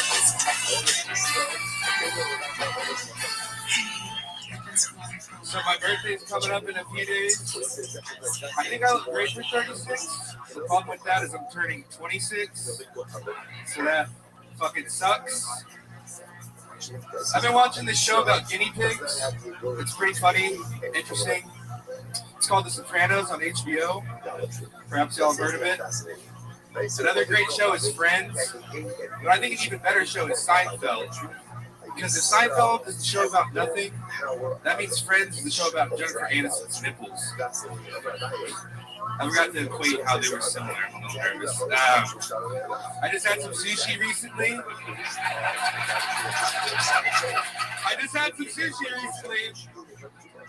Over in the hood at this new place called Nigiri Please. I ordered the unagi. What? Yeah, they didn't have a drive-through, but they had a drive-by. And last joke, what do you call a black lawyer? A brother-in-law. All right, thank you guys. Okay. Thank God you didn't do the punchline I thought was coming there. Holy shit. I like watching the autism bleed through, and you're like, I forgot to equate that last thing to the other thing. Yeah. Straight to sushi. Yeah. Fuck it, sushi X. So the three shows that you've been watching recently, Sopranos, Seinfeld, and Friends. Did you just get, what, a VCR player or something? How are you just starting these 3-decade-old shows now? Friends is a lot like Seinfeld. I just, that was kind of the point of the joke, and I almost didn't include that. I autistically added it. Do you remember what the correlation between the three was? Friends is like Seinfeld without the Jews. Okay. My father wrote that joke, helped me write that joke before he died. Wow, when did he die? 25 years ago? He died 10 months ago. Wow, how did he die? He had a lung condition, so he had connective tissue disease, which paralyzed his stomach, and that drained into his lungs and destroyed his lungs. And then he died in my arms. He died in my arms at home one day. What? What was on the TV?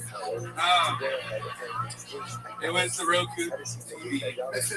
Just a Roku screen. Yeah. The Roku, like Roku City, Died gazing into the sunset. So one last sunset. It was Roku.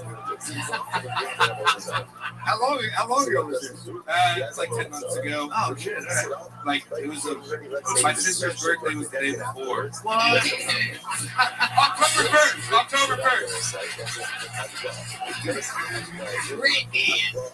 Did your sister bust into the room like Kramer? Like what? She must not have blown out all the cables or something. She was in a big fight with my dad, so she wasn't home at the time. Oh, so maybe she did blow out the cables and made a nasty little wish. Oh yeah. I don't even think she saw him the day before. Well, that's really fucking horrendous, man. Yeah, I'm sorry to hear that, bro. Yeah. What were they arguing about, your sister and your father, at the time of his death? The people at home want to know. My sister would try to attend to my dad a lot, and there was some pushback with like a sick guy being told what to do. What was she trying to get him to do? Just like she's just kind of up his ass kind of person, I guess. My sister's a little bitchy. Oh yeah. I don't remember. I tried not to really pay attention. I just saw a lot of arguing. God damn, dude, it's like really, yeah, you're really fucking bringing it. Yeah, but she feels so bad. You like Star Wars? What's going on there? Let me guess. Your fucking dad watched. No, Star Wars rules at 6. Yeah. Yeah, Kylo Ren could have been the best. Yeah, they ruined it. So I like that. Yeah, for sure. Hell yeah, man. Yeah. What do you do for work? I'm between jobs right now. I got lots of life insurance for my father's death. How much exactly did you get? $70,000. $70,000. I can't believe I'll never talk about that. I don't know why I just nonchalantly said that. No, you're finding the silver lining. You got 70 keys. And, yeah, it's over halfway gone. Question: did your sister get the same amount? Yeah. Wow. Sister got cut out of the life insurance. Mostly. Wow. Poor thing.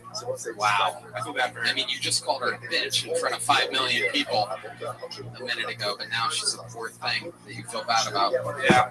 Okay. It's like that. All right. Very fun. And how much more of the 70,000 you have left? It's been 10 months. You don't have a job. What are we at now? 25,000. 25,000. It's going fast. It's going fast. So what's your plan? What type of job are you looking to get? I was into welding for a minute, but that's kind of, laborious and hard to juggle comedy. I burned myself really bad here. And then I'm looking into some kind of audio video thing. I'm really good with that. Filmmaking background and stuff. Right. Well, there you go. Daniel, well, welcome. Congratulations. You got on the show. Thank you guys. Yeah. Thank you so much. Daniel Shepard, everybody. There he goes. Appreciate it. Oh, here's a little joke book, Daniel. There you go. Nice catch. Ladies and gentlemen, I'm getting word that the man that we all want to talk to is here. I present to you for the first time in the show's history, this is the AC guy. Wow. crowd going absolutely wild.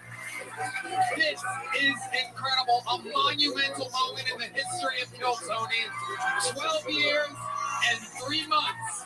And we've never spoken to an AC guy live on the show before. Sir, what is your name? My name is Dean. Dean. Hell yeah. Hold on. I'll see if he actually did he fix it. I feel it. I did, yeah. Wow. Unbelievable. Dean, tell us about it. What was the issue? So the issue was you guys tripped the smoke alarm with your smoke machines. Oh, it was the haze. The new upgrade to the cameras, a little bit of haze. So how do we avoid that in the future, Dean? Truthfully, if you're using smoke machines, probably not. Okay, we can't do it. All right, let's reset the cameras, recalibrate the cameras to zero haze. I'm your biggest fan. There you go. Thank you. Good show. This is awesome. So, Dean, how long have you been working in AC? About 8 years. 8 years. Wow, you're very good at what you do. I noticed that it wasn't long that you were here. You came here about 5 to 10 minutes before the show started. You were able to figure it out. 8 years in the game. What's your love life like, Dean? I'm married.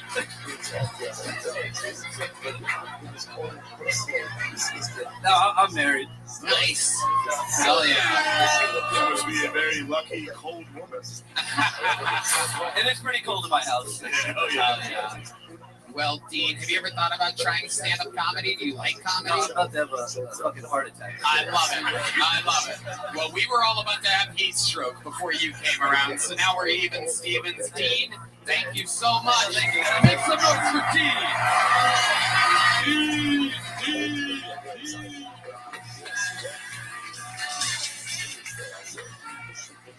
Wow, what a special episode.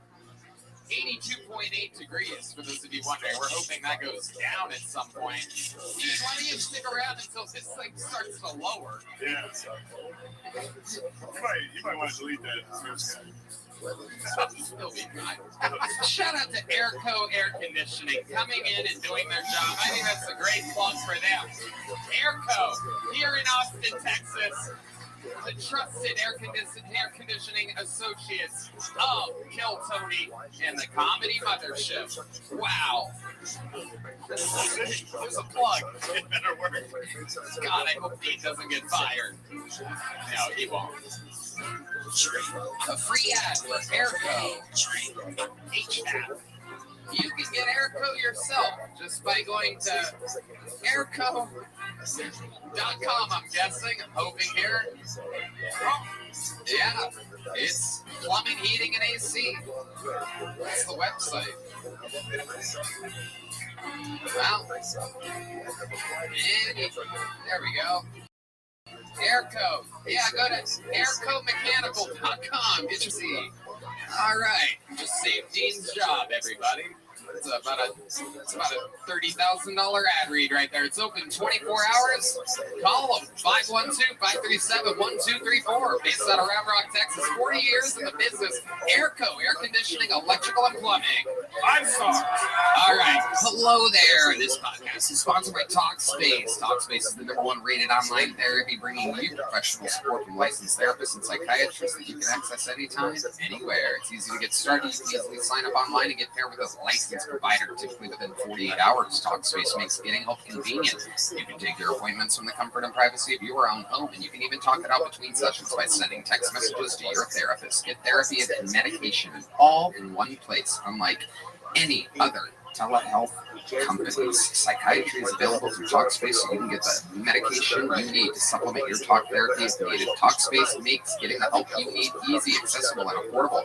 Plus, most insured members have $0 copay. Now, let my man Red Band tell you why he loves Talkspace. My man, Tony, thank you. Tony, I think Talkspace is amazing. They're providing the best mental health treatment out there. As a listener of this podcast, you'll get $80 off your first month with Talkspace when you go to Talkspace.com/Tony and enter promo code SPACE80. That's SPACE80 to match with a licensed therapist today. Go to Talkspace.com/Tony and enter promo code SPACE80.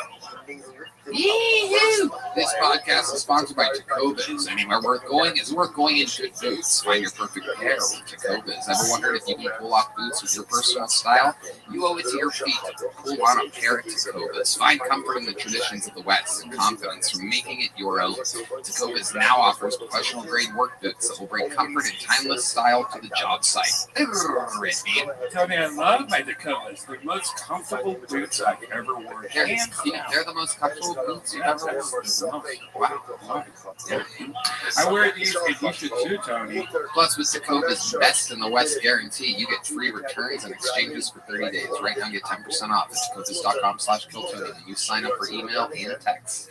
That's 10% off at TECODAS.com/KillTony. Jacobas.com/KillTony. See site for details. Jacobas, point your toes west. Your next bucket pull is a one-word name. Ladies and gentlemen, make some noise for Paul. Paul.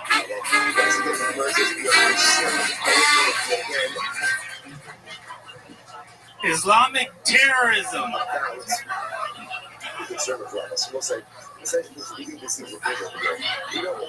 I don't get it.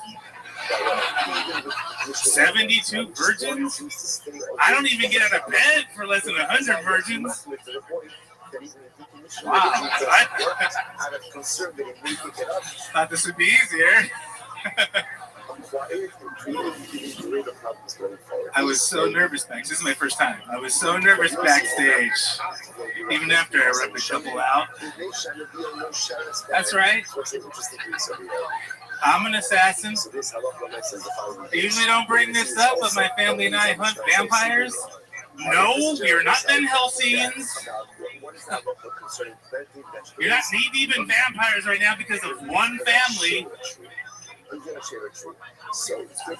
I apologize.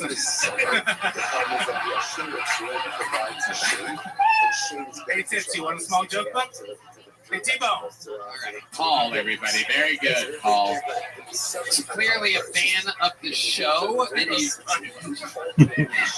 chose to sign it. This is truly your first time.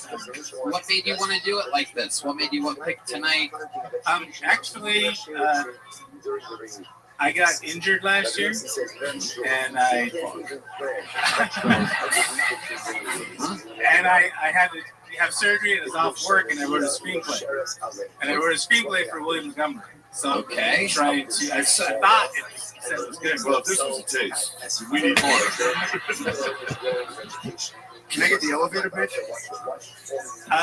Yeah. Let's hear the movie. The elevator, not the synopsis, the elevator pitch? Elevator, please. Okay. Shaquille O'Neal and Charles Barkley play. The way you said that Shaquille had me. I mean, really. I was thinking about saying Shaq. With his full name. They are used to be partners. They were private investigators, but they had a falling out 15 years ago. They hate each other, and they find out their kids kept in touch and they're going to get married. They have a fight. They lose the ring, and then they got to chase these bikers all across the country to find the ring. They don't want to have the wedding, but they don't want to let their kids marry. And they really considered having them play aliens in basketball? So it's like Wild Hogs with NBA. Right. Wild Hogs needs NBA. Yeah. But those are tough gets. They're phenomenal. There's no doubt. So what was the job that you had before all of this?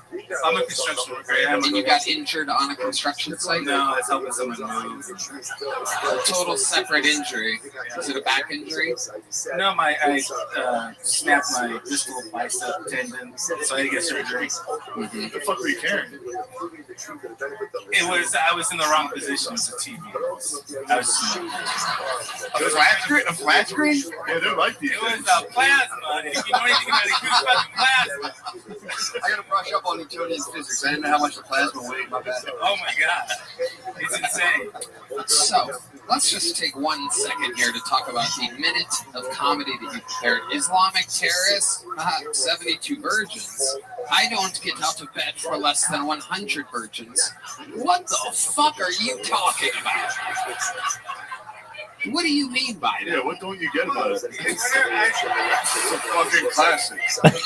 It's a classic, dude. Just out of curiosity, last question. What is William's character in this movie that features Charles Barkley and Shaquille O'Neal? He is a homeless wanderer, but we find out he's a fugitive. But Shaq and Chuck Oh, you call him Chuck now. Wow, you're so close with him. No, he's funny. They get mugged, and they have to enlist William to help them finish their mission. There you go. Very good. Here's a little joke book. There you go. There goes Paul, everybody. Good luck, Paul. Paul, what's your last name? What is it? All right. There goes Paul, everybody. I have that one. Whoa! The lovely Heidi has arrived, ladies and gentlemen. Delicious. Bud Light. All right, your next bucket bowl goes by the name of Michael Scott, everyone. Michael Scott. Ooh, we're down to 81.9 degrees.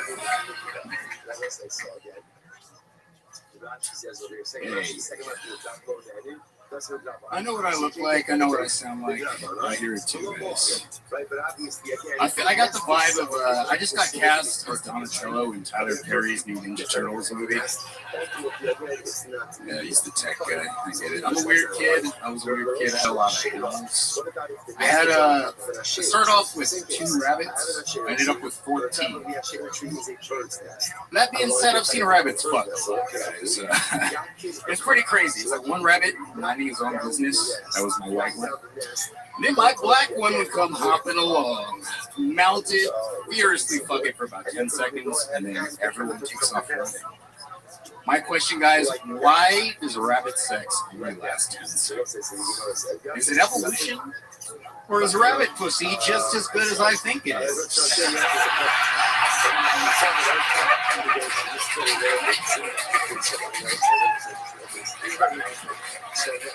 Hell yes, Michael Scott. What a great joke. I'm a weird kid. I was a weird kid. I had a lot of animals. I had start off with 2 rabbits. I ended up with 14. That being said, I've seen rabbits fuck. Yeah, it's pretty crazy. It's like one rabbit minding his own business. That was my white one.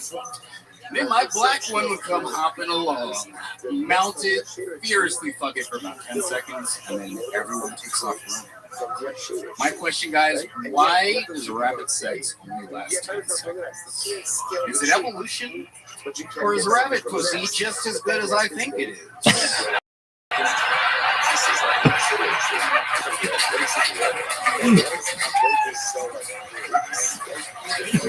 Hell yes, Michael Scott.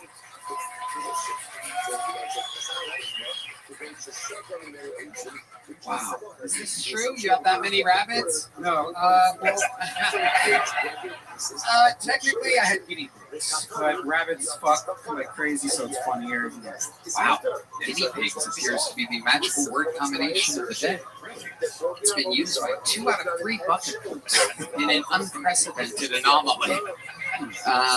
So Michael, how long have you been on stand-up? 8 years. 8 years. Where at? Fresno, California, Bakersfield, California. Wow. Is that where you still live? No, I'm out here. I've been here since December 30th of last year. Nice. Awesome. What do you do for work? I work valet at Hotel Ella, and I just got a new job 2 months ago at Benefast. I deliver construction equipment to sites. Awesome. Yeah, absolutely incredible, Michael Scott. What do you do for fun? I used to train MMA, play poker, watch movies. I got cats. How many cats do you have? 3. 3 cats. What are their names? Whiskey, Waffles, those are my 2 girls, and I got Tanuki. Yes. How's cat pussy? Everything I dreamed of. It's incredible. How many guinea pigs did you have? 14. You had 14. I started with 2, and they just kept fucking. It got to the point where I was selling them back to the pet store. Wow. Yeah, just a bunch of inbred, angry guinea pigs. Yeah. Incredible. How old were you? 12. So you were living with your parents? Oh, yeah. What were they saying about all They. Give me motherfucking guinea pigs. You better get these motherfucking guinea pigs. All right. Now, what did they say? Police are I saw an opportunity. Everybody relax. Guys, relax. These motherfucking guinea pigs. Man, you fucking bedroom be stinking, Michael. All right. It did stink. See, this is what they said, right? Yeah. Did they kind of sound like that, or did they speak perfect American English like you? They're my mom. Yeah. She sounds like me, just not. Guy. Northern California black. So you had how many of those guinea pigs were in your room at once? So you did have 14 in your room. You were jacking off in there in front of 14 guinea pigs. How many times did you jack off in front of 14 guinea pigs? A lot. That's so many. I perform better in front of a crowd. What can I say?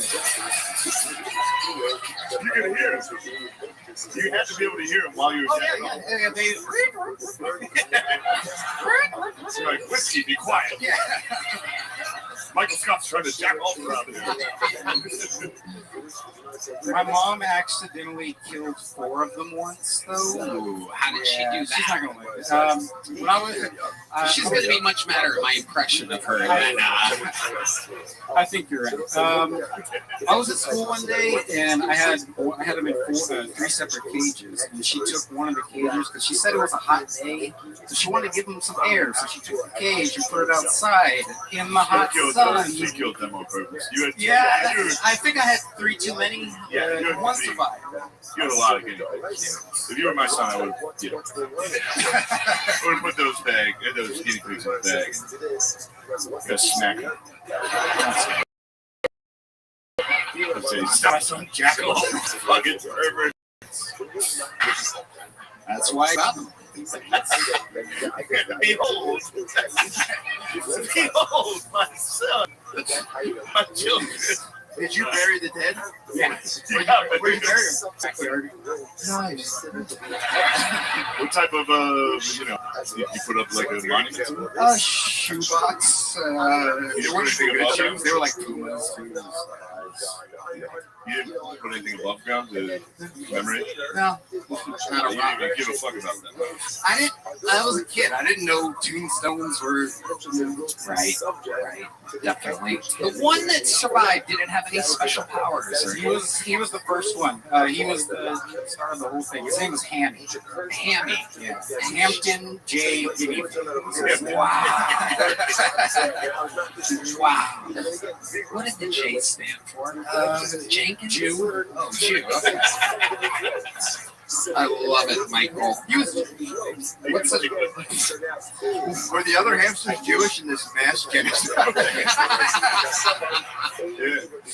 I ran a guinea pig concentration camp. They could not survive the mama cost.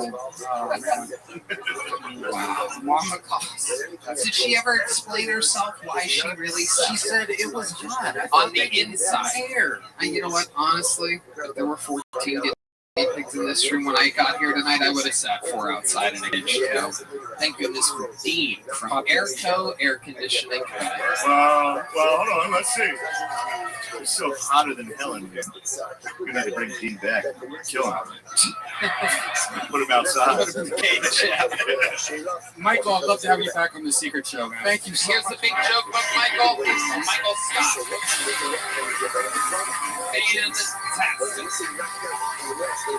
Hello there. This podcast is sponsored by OpenPhone. If you're running a business, you know that every time you miss a call, you're leaving money on the table. When every customer conversation matters, you need a phone system that keeps up and helps you stay connected 24/7. That's why you need OpenPhone. OpenPhone is the #1 business phone system that streamlines and scales your customer communications. It works through an app on your phone or computer, so no more carrying 2 phones or using a landline.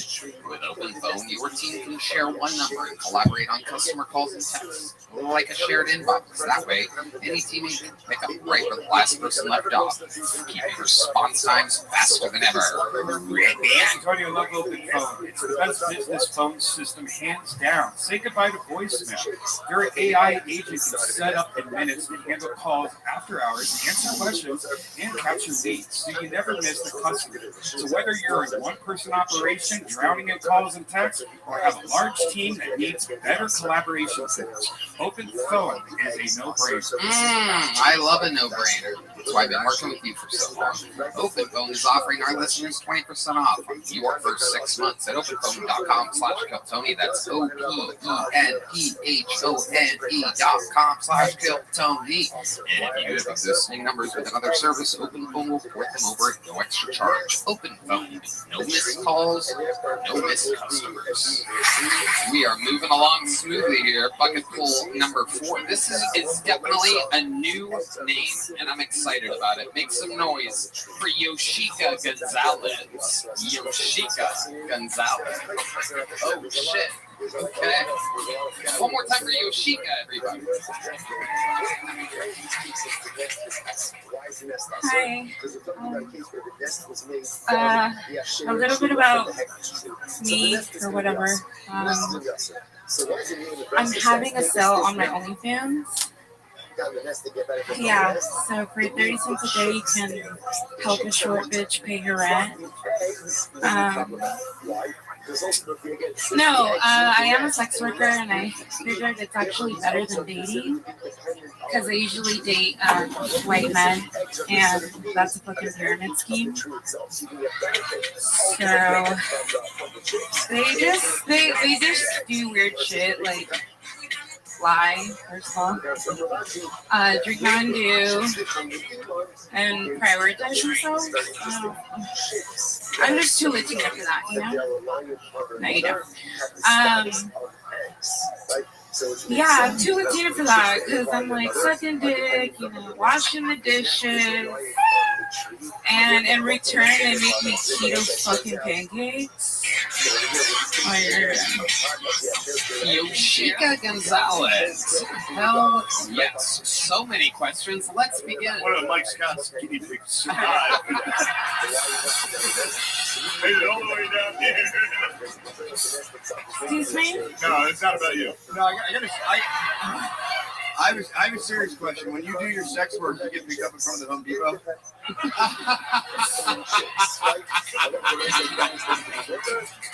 Just kidding.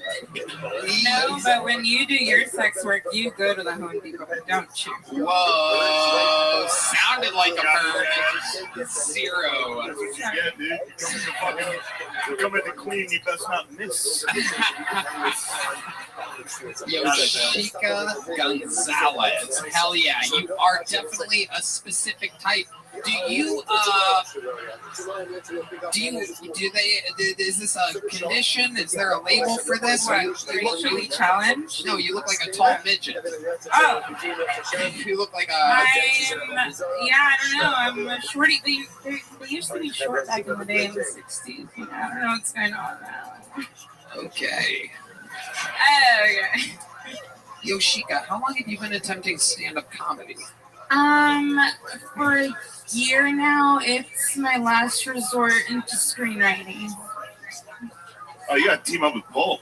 Yeah, this is wild. Dude, Farley Brothers. Yeah. It's a special episode. We have two screenwriting references and 2 guinea pig references, and somehow they're all mashing together right here. with Yoshika Gonzalez. Yoshika is an interesting name. What does that mean? How do you end up with a Japanese name? I was named after a Japanese film camera. You don't know. I know. My dad used to say different shit, like a hooker one time. Cashier, a book. Then he told the truth, I guess. 38 cents, you said? 30 cents. 30 cents a day. Is that real? 30 cents? Is that legal? Mathematically, yeah. Okay. What do you do on this OnlyFans exactly? I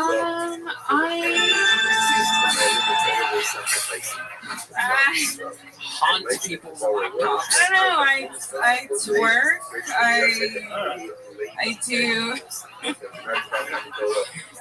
I do like anime costumes and fucking degrade guys. Dick rape. You crossed the line. That's too much. Don't do it. Don't you dare. There's a lot. How long have you been on OnlyFans? Since the pandemic, when the strip clubs closed temporarily. So you were a stripper up to the pandemic. What was your stripper name? Easy question. Impossible to forget. There's been a bunch, Jenna was a good one. A lot of people in Austin. Back in the day. Jenna. Okay. Anything crazy ever happened at the strip club? Any wild stories? No. Okay. Same old. You close with your parents? Not right now, not at the moment. Why do you think you're not close with your parents? I didn't think this is a therapy session. I'm sorry, welcome. I'm not trying to be rude. Hey, you're the one with your backstory, lady. Who's following up here? Do you think your dad subscribes to your OnlyFans? I mean, 30 cents a day. I would need to check in on your little dar-dar, you know what I mean?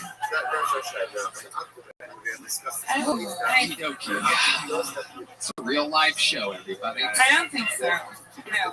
He said he never loved me, never will, never did. Perfect. We're good. Is this a long time ago or like not recent? This is a pandemic. Like 2 years ago. 2 years ago. Everyone lost somebody. Well, that's not nice. Yeah, I'm sorry to hear That's that. all right. It's okay, guys. We're here now. Yeah. Somewhere. For what it's worth, I think you're worth more than 30 cents a day. Okay. Yeah. Definitely. How much are you making a month on OnlyFans? $4.12. Yeah. You're killing it. You're making I'm making my rent $1,000. Oh, that's awesome. Okay. How do you get everything else? How do you pay your bills if you're only making your rent spot on for the monthly OnlyFans? What else are you doing to make money on this? Okay, Red Band, that is out of control. That is rude. That is out of line, Red Band. We don't do oral, but Sick. Wow. Yeah. That Subscribers went off the charts with that one. That explains why the white guys you've been with just lie and drink Mountain Dew all the time. You want some honest answers, you gotta fucking... no, I sell vintage. On some markets outside in the heat. I do actual work. I do AV work too, but they hire the guys. Ass and vagina. Is that one of the vintage shirts you're wearing? Yeah, this one. It's a cool shirt. Thank you. Yeah. Is it vintage underwear that you're used ones or something that you sell? Red Band. Red Band, that's... Red Band. Red Band. For 30 cents a day. Let's get back to this. Yeah, Red Band. 30 cents? I mean, it's $7 a month divided by 30. I don't know. Oh, okay. All right. I see. A day.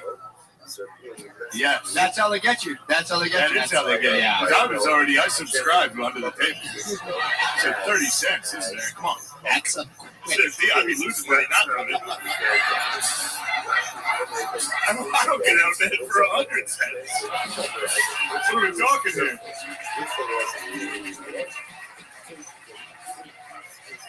But you're doing great. You're going to be making a lot more money after this, I'm sure. There are a lot of people watching online right now. Any other last pitches for your OnlyFans that you would like to give to the people out there? Many, many men. Where are you Trying to help her. Yeah. She's just barely making her rent. Yeah, I mean, I have a wish list, but I just have like a printer on there and no one will buy it. I'll get you a fucking printer. Shane's gonna buy her a printer. Yoshika, here's a little joke book. Okay, I'm ready for it? Boom, you got it. Wow. She caught it. You're going that way. Hey, nice to meet you. There she goes. Through where you came. Yoshika, everybody. There's Heidi. Yum, yum, yum.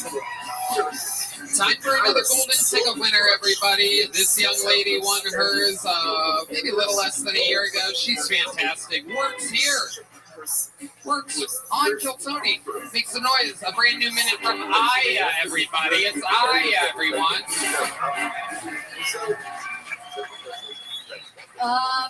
Some people don't trust Muslims. I get it, whatever. Me personally, I don't trust Jehovah's Witnesses. I feel like some Jehovah's Witnesses are just registered sex offenders who got really, really, really nervous at the last second. Like, they were supposed to go out in the neighborhood and tell everyone what they did, which is, it's tough, you know, I molested a child. So, you know, they go, knock, knock, who's there? Have you heard of the child that was touched by God? Jesus Christ.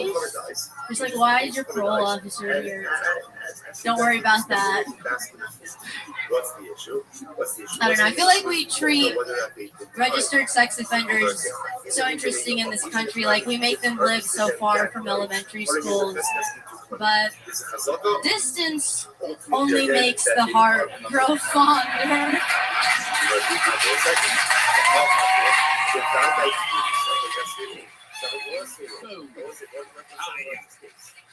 Fantastic. Great pedophile joke. Okay, thanks. So, hey guys. How you doing? How's it been going, Aya?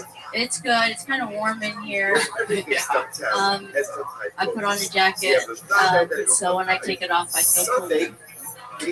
Oh, look at that. A little reverse psychology on pure heat. Yeah. Okay. How are you guys? That's good. I gotta be honest, this is good. Yeah, everything going good?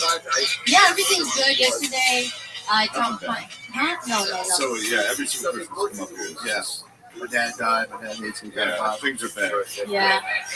No, you guys didn't even hear what happened with my dad. Oh, what happened? Great. Is he good? Die and give you that fucking jacket. Where is he? No. Yesterday, I taught him that you have to boil pasta in water. What was he doing before? He didn't know about that. How was he doing? He never cooked. He doesn't cook. He just learned. I just taught him yesterday.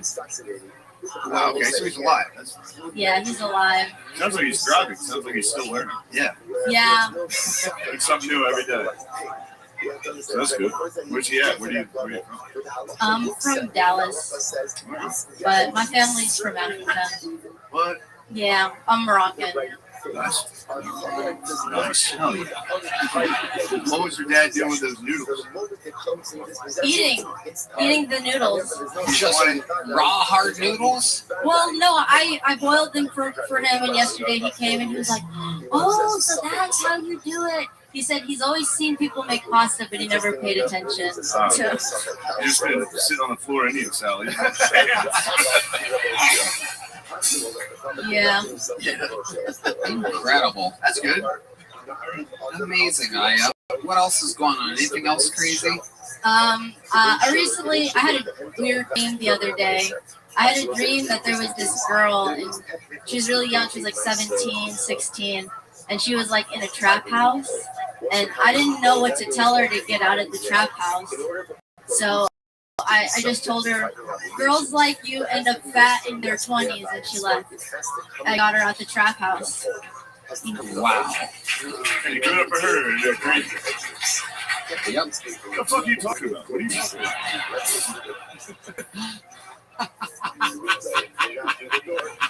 It's just my life. Yep. It's just the truth.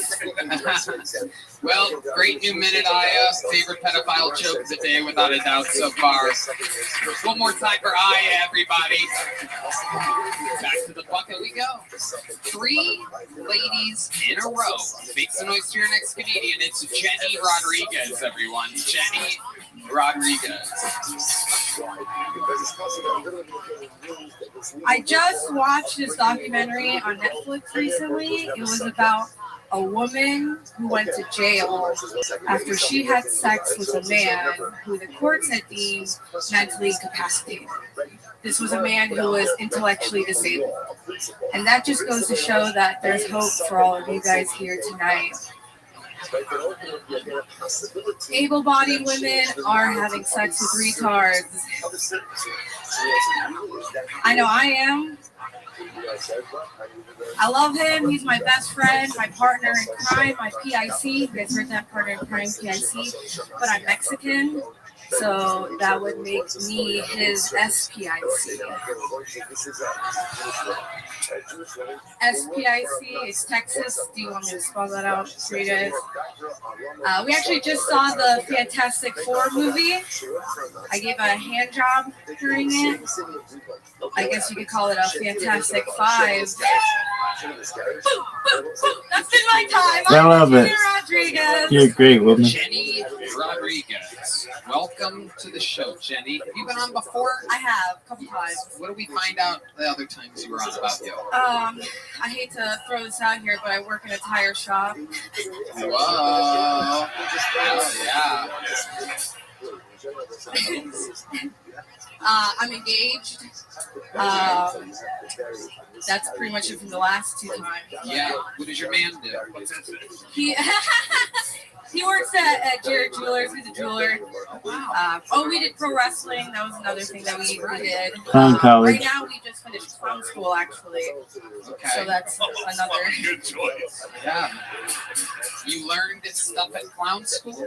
Did I learn this stuff at clown school? No. Did you learn a lot of stuff? Oh, I really did, actually. I learned how to do, like, balloon animals. Do you have any balloons on you? I wish I did. I literally thought about bringing my skirt, but... Is there anything you can do in the clown world right now? If John played some clown music and we gave you a spotlight? 1, 2, 3, 4. Uh-oh. Nothing. Okay. I need props. All right. I do a lot of like gimmick shit. I do like some magic tricks, but I'm not like really good. You know, it's all very sleight of hand stuff. What if somebody has a condom? Can we do something with the condom? That's Red Band. Thank you so much. You're great. No, yeah, great. Thank you, Red Band. Nobody here has a fucking condom. This is the 80s.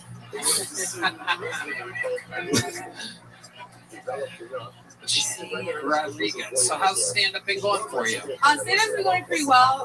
The last few months I've been focusing on clown school, ironically. But I've been, keeping my eyes open to shows, just trying to do what I can around here. It is a little more difficult, I think, finding a good clique around here compared to where I was last before I moved here. I came from the South Bend area. It's a small area. Go Irish. Are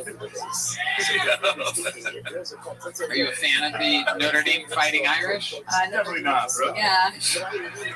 Notre Dame, more like Notre Lame. St. Bossy sucks dick. Football rules. I love sports. There you go.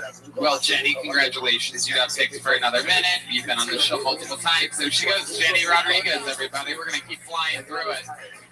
Here we go. On to the next one. It's cooling down. We're at 80.4 degrees. We are around the corner from the 70s, everybody. This next bucket full's from the inside. Makes noise for Truly Joy. Truly Joy from the inside. Is that real? Oh, wow. The furthest possible fucking seat in the entire venue. Literally can't make it up, everyone. How perfect. It's great. Awesome. You would think we would coordinate this better, that someone signs up and they don't sit in the seat that's 97 seconds away from the front.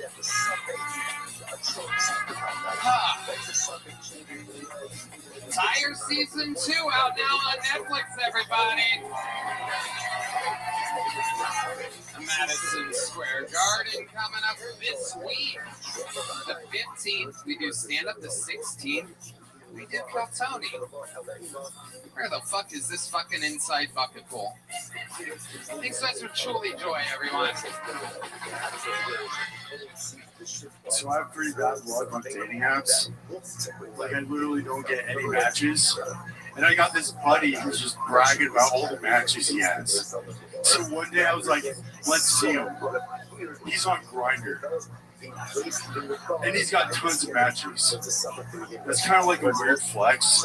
But then it dawned on me, if I was gay, a lot of my problems would disappear. Like, I wouldn't be as lonely. I would have better fashion sense. And I'd be in great shape. Because you have to be strong to fuck a dude. Right? It's like fucking a bear. And then even jacking off in the mirror would be better. Like, come on, guys. Dial in, alright? You're jacking off in the mirror, and there's a hot dude jacking off to you in the mirror. Right? You start going faster, he starts going faster. Right? And then you jack off, and you bust a nut, and then this dude who's been jacking off to you for 25 minutes busts a nut to you busting a nut. Pretty fucking awesome if you're gay, right? Thank you. Truly Joy. Welcome back. I like that you say jacking off would be in the mirror would be better if you were gay, as if you do jack off in the mirror. Have you ever? Fuck no. I don't want to see this shit. You jack off in the mirror? No, I don't, but for 25 minutes? No, 25 minutes is crazy. That is crazy. You gotta milk it, dude. Like, I'm not trying to bust a nut and not be worth it, dude. Jack it off in the mirror for 25 minutes. Bro, don't knock it until you try it. 25 minutes is what stands out about that material. Do you really extend your jack off experience for that long? Yeah, when I do jack off, I definitely milk it, but I try not to. When you say milk it, are you implying, guys? All right, whatever. I'm fucking weird, okay? So you last 25 minutes with yourself? When I do it, yeah, I try. When you're about to come, what do you picture? What do you mean, dude? Like, you're saying that you're edging, right? So, like, how do you stop yourself? Something that turns you on, and then you, like, get ready, and then you just ride that wave until you are ready to bust a nut. And then you plan on killing Bart Simpson. And you spend the rest of the night watching out for rakes on the ground. Or Party Rock, whatever. What do you tend to watch when you're jerking off? Truly Joy. Honestly, I have a pretty vast spank bank. So, like, I just. What are some of the wilder categories? Yeah, what are some of the weirder things that you're into? I'm into. I like Dom sub stuff. You know, DS. You know about that? I've heard of it. Are you a Dom or a sub? I'm a Dom. Whoa.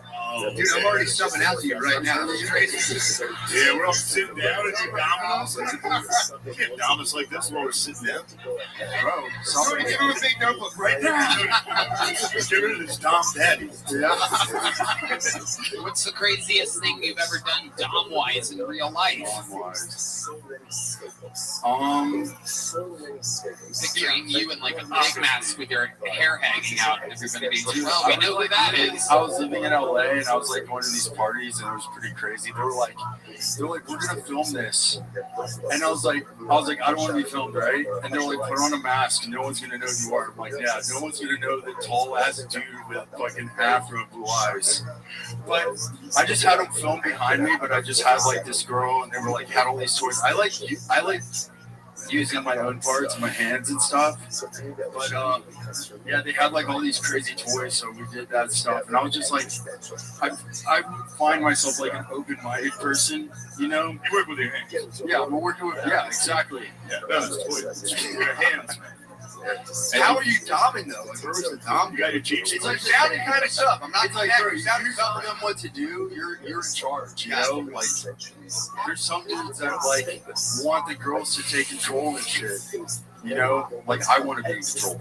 I'm in control. Oh shit! Whoa. You don't like that, dude. Ever again? How dare you dom my friend? You watch out, Shane. Don't dom me. Don't dom me. I'm coming over there. I can't believe you're not doing good on dating apps. Yo. Yeah, it's a fella, you know. You have to dude. God damn. What do you do for work? I work in AV, freelance. Wow. Mostly, yeah, I never heard everyone saying that. Yeah. I've done some catering jobs since I moved here. Okay. Yeah. They make you wear a hairnet? They make me pull my hair back in a ponytail. Yeah. Damn, yeah, it looks different. It's fucked up. Yeah. It disappears. How about tense icon? Yeah. How about for fun? What do you do for fun? I like going to White Horse. I've been practicing two-step, like learning. I like Barton Springs. I go there almost every day. Find anybody's dom out there. Yeah, a little bit. Yeah. See, the girls out there are freaky. Yeah. Whoa. And what's your love life like? I don't have a girlfriend here, but I have like a lover on the East Coast. You have a lover on the East Coast? She's my sub. Jesus. What you get texted? Like you get some, bro. Get the fuck out of here. Yo. Sorry. Yeah. What the fuck, dude? You're so fucking horny and angry. Like, what's his name? I'm like, bro, come on now. They said, what's his name over there? I mean, what's his name? What's his name? I love these. What's your son doing right now? She's probably sleeping, honestly. She wake her up. Yeah. Call her. A real dom would wake her up. Yeah, damn, bro. I'm gonna call her after this. No, we're not going to. We're gonna keep it moving along. Truly Joy. There he goes. Thank you, guys. There goes Truly Joy, everybody. Hell yeah. There he goes, everyone. All right, fist bumps for the Dom. I thought he was pretty funny. All right, this looks like a fun name and a new name. Let's see what happens here. Make some noise for Mighty Mike, everyone. Mighty Mike. Okay, all right. Man, that last comment was like Cajito. That's what you eat, didn't you? What it's like to be cool. Nah, man. Man, I'm about to quit comedy, man. This shit don't make no money in this motherfucker, man. Broke. Shit. Man, I'm so broke, man. I can't even be racist with my laundry. That's how broke I am.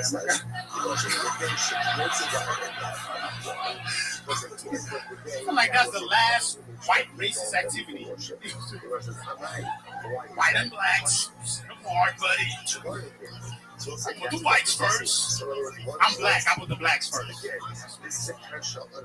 Yeah, man. I'm out here mixing leftovers and shit. I made Jamaican food the other day. Rice and pasta. Call it rasta.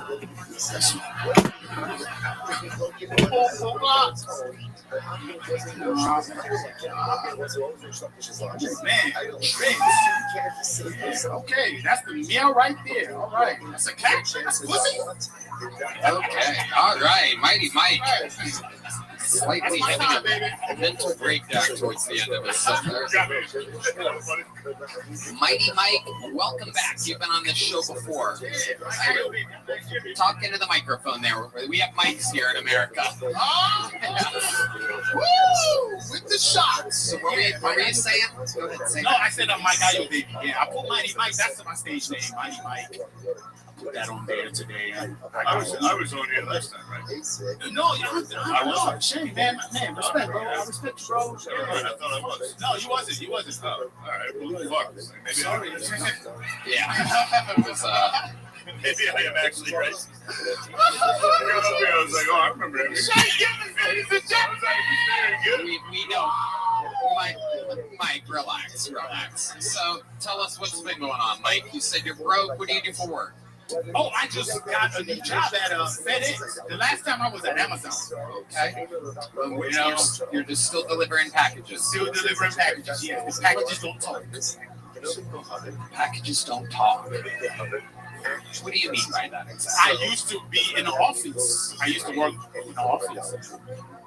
Offices, people talk about. Oh, when you now you're driving the truck and you're dropping off the packages. How long you been doing that for? I started dropping packages off. I started with Amazon. I was like, got the Amazon thing. We're talking about FedEx. How long FedEx is like 2 months. So 2 weeks. A week. So how do you do that? Do you have any specific style? Has anything crazy happened yet? Do you? No. I'm still training right now. Niggas be training. Okay. Yeah, you gotta be training. Yeah. All right. What have you learned so far? Man, you gotta put the packages where the white people want them. Because they'll type up that review, man. Next thing you know. Right, you gotta keep them right where the black people can still get them. Man, I help my niggas out. I was in the hood today. I help my niggas out. Hey, come quick, Brian. Shit.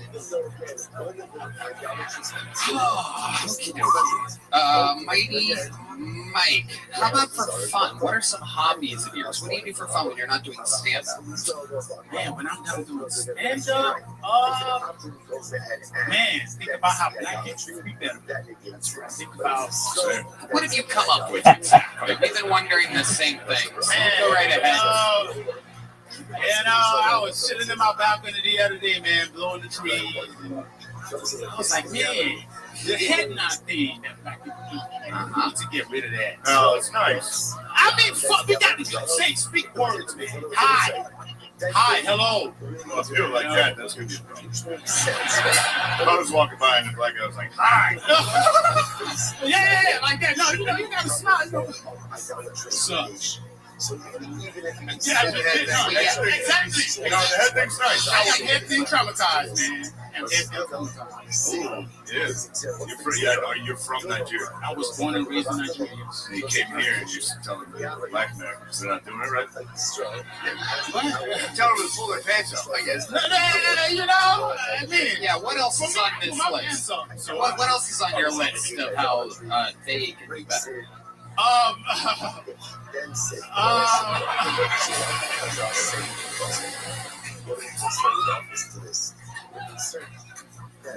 Number 2 on the list. Number 2? Man, pay bills. Wow. Let's go pay bills, bro. For real. Like, when I had a lot of money, I used to pay my bills. I was like, white man, pay my bills on time. Okay. I don't got it like that no more right now, so I'm dodging too. I'm being black. Right.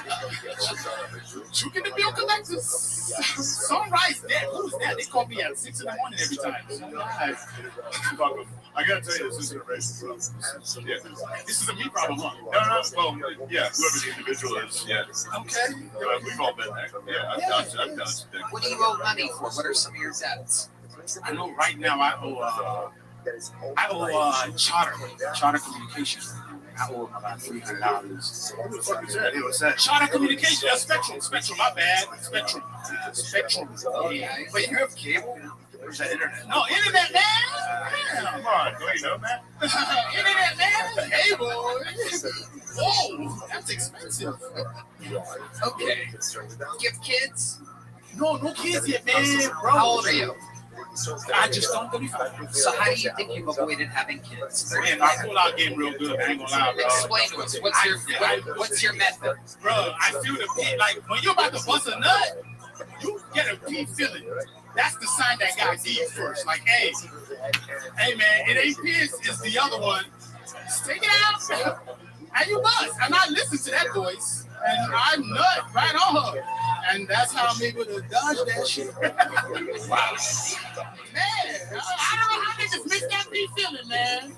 Child support, not me. You see like a big figure of your father in the sky and James. My dad's sitting in my whole out now, so racist. I'm playing. No, my dad's still around, man. He's around. Is he in Nigeria? No, he's here. Where is he exactly? He's in Minnesota. Okay. And what's he doing up in Minnesota? What does a Nigerian do in Minnesota exactly? Man. Yeah, exactly. He takes walks. Really?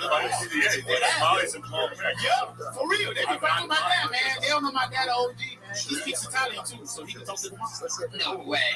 Yes. Wow. And it's true that Nigerians and Somalians don't get along. I mean, I fuck with them, but you know, when they start thinking that, hala, choo. I'm out of there. I'm like, whoa, bro. Whoa, what that mean? What's your least favorite thing about the Somalians? The what? No. Craziest thing you have in your refrigerator, Mighty Mike. You have a refrigerator, right? You have your own fridge? Yeah, I got a fridge. What's the craziest thing we would find if we opened up your refrigerator right now? Some spinach and broccoli. Maybe eat healthy. Fried chicken. Wow. Incredible. Does that bring you any other points? Do you get any special powers when you eat the spinach or broccoli? You know, man, I do in the morning. Okay. You come right on time. Okie dokie. All right, man. All right. Fun stuff. There goes Mighty Mike. You already have a big joke book? There he goes. On to the next one. Appreciate you. Thank you, Gilto. Ladies and gentlemen, it has happened. 79.9 degrees, everybody. We've hit it. We are officially in the 70s. In this, the hottest episode of Kill Tony ever. Shane's got to pee. Shane's going to pee. Which means I'm just going to bring up your next comedian. Make some noise for Shay Phillips, everybody. Shay Phillips. Oh, shit.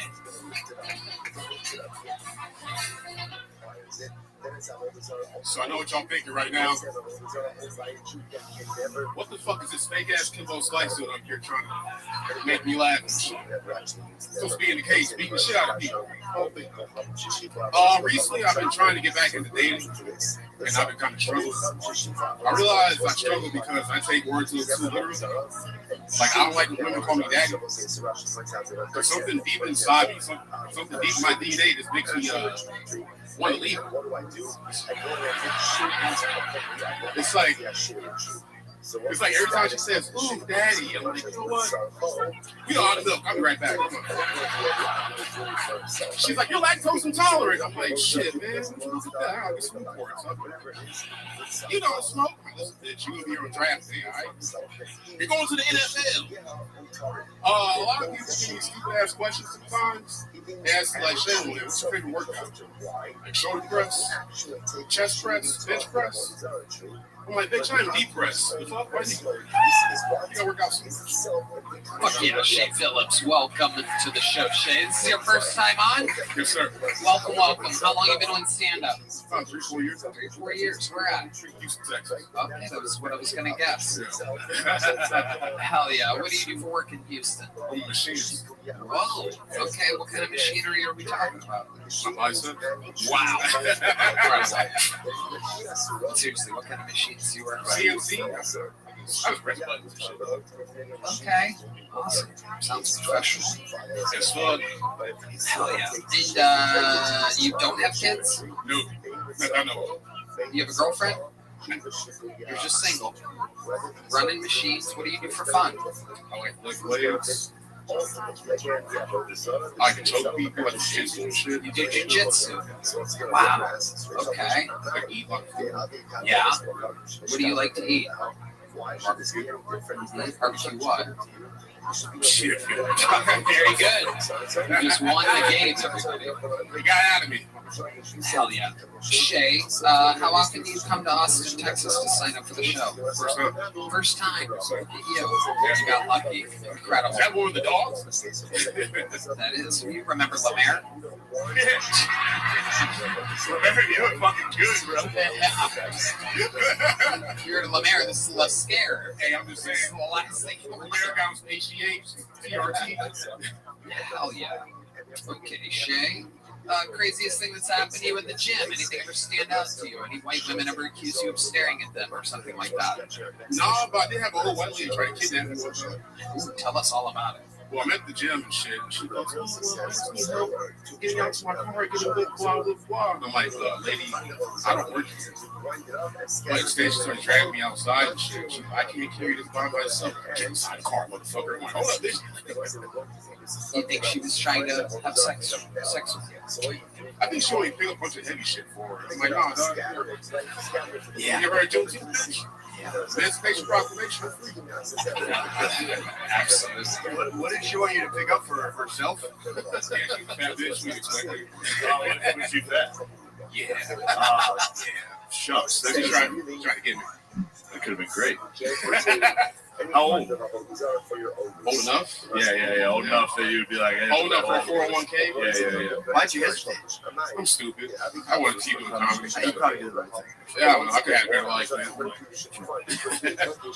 Interesting. Shay, what's the craziest thing about your life that you would find interesting about you? You ever save anyone's life, accomplish anything, any big let's see, the craziest thing I did. When I was in the military, there was a kid that was trying to walk home.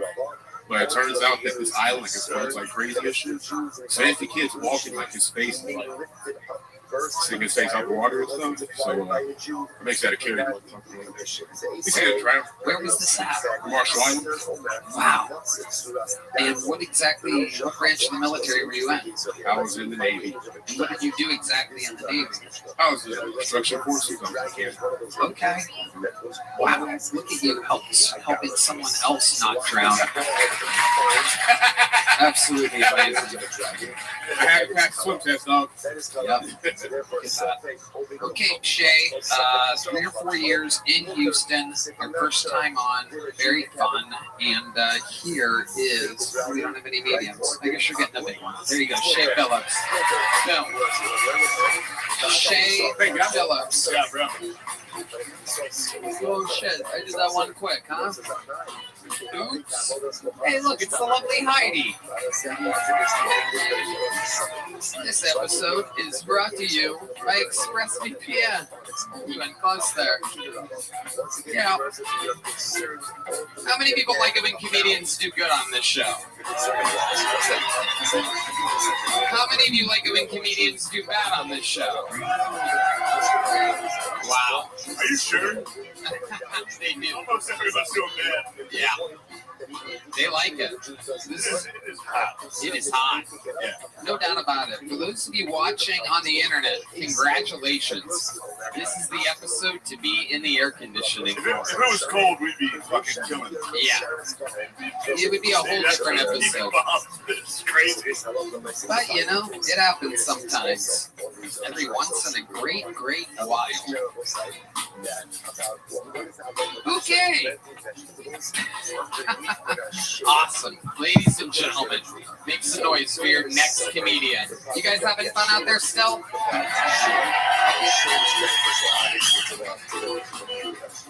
Do we care about how hot it is in the room?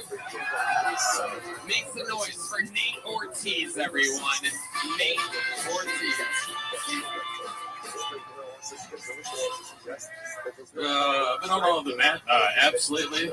I've been on Tinder, Bumble, DoorDash. Just looking for love and McNuggets at this point, you know? I'll entertain a Salvadorian man if he's giving me Subway, you know? Just want to watch SmackDown, dude? I even paid $20 for that Tinder premium to find out the 2 women I matched with look just like me. same facial hair and everything. We got to the point I had to ask my buddies for advice. I'm like, hey man, how do I get better matches? How do I beat this algorithm? They're like, hey, you should start losing some weight, bro. You starting to look like a Puerto Rican mom from the back. So I said, wepa, dude. So I updated my Tinder profile. I said from the front, I look like if Hagrid started a Twitch channel. But from the back, dude, looks like I'm washing dishes while salsa dancing. Thank you. Nate Ortiz. This is your first time on this show, right? Yes, yeah, for the very first time. Awesome. How long have you been doing stand-up? 5 years in Houston. Wow, you're from Houston too, huh? Did you know Shay? I'm sorry? Did you know Shay? I know Shay. We're actually the same weight. Wow. His personal trainer. All right, fuck you guys. It's real. Nate, what do you do for work? I actually just got laid off Saturday. I was working at countries. Yeah, I've noticed that. So they found out that I actually wasn't white and I was fully Puerto Rican. And they let me go. Where was this shop? I was selling Samsung phones. Not at like a. That's much Puerto Rican. Our clientele is very Middle Eastern, very Nigerian.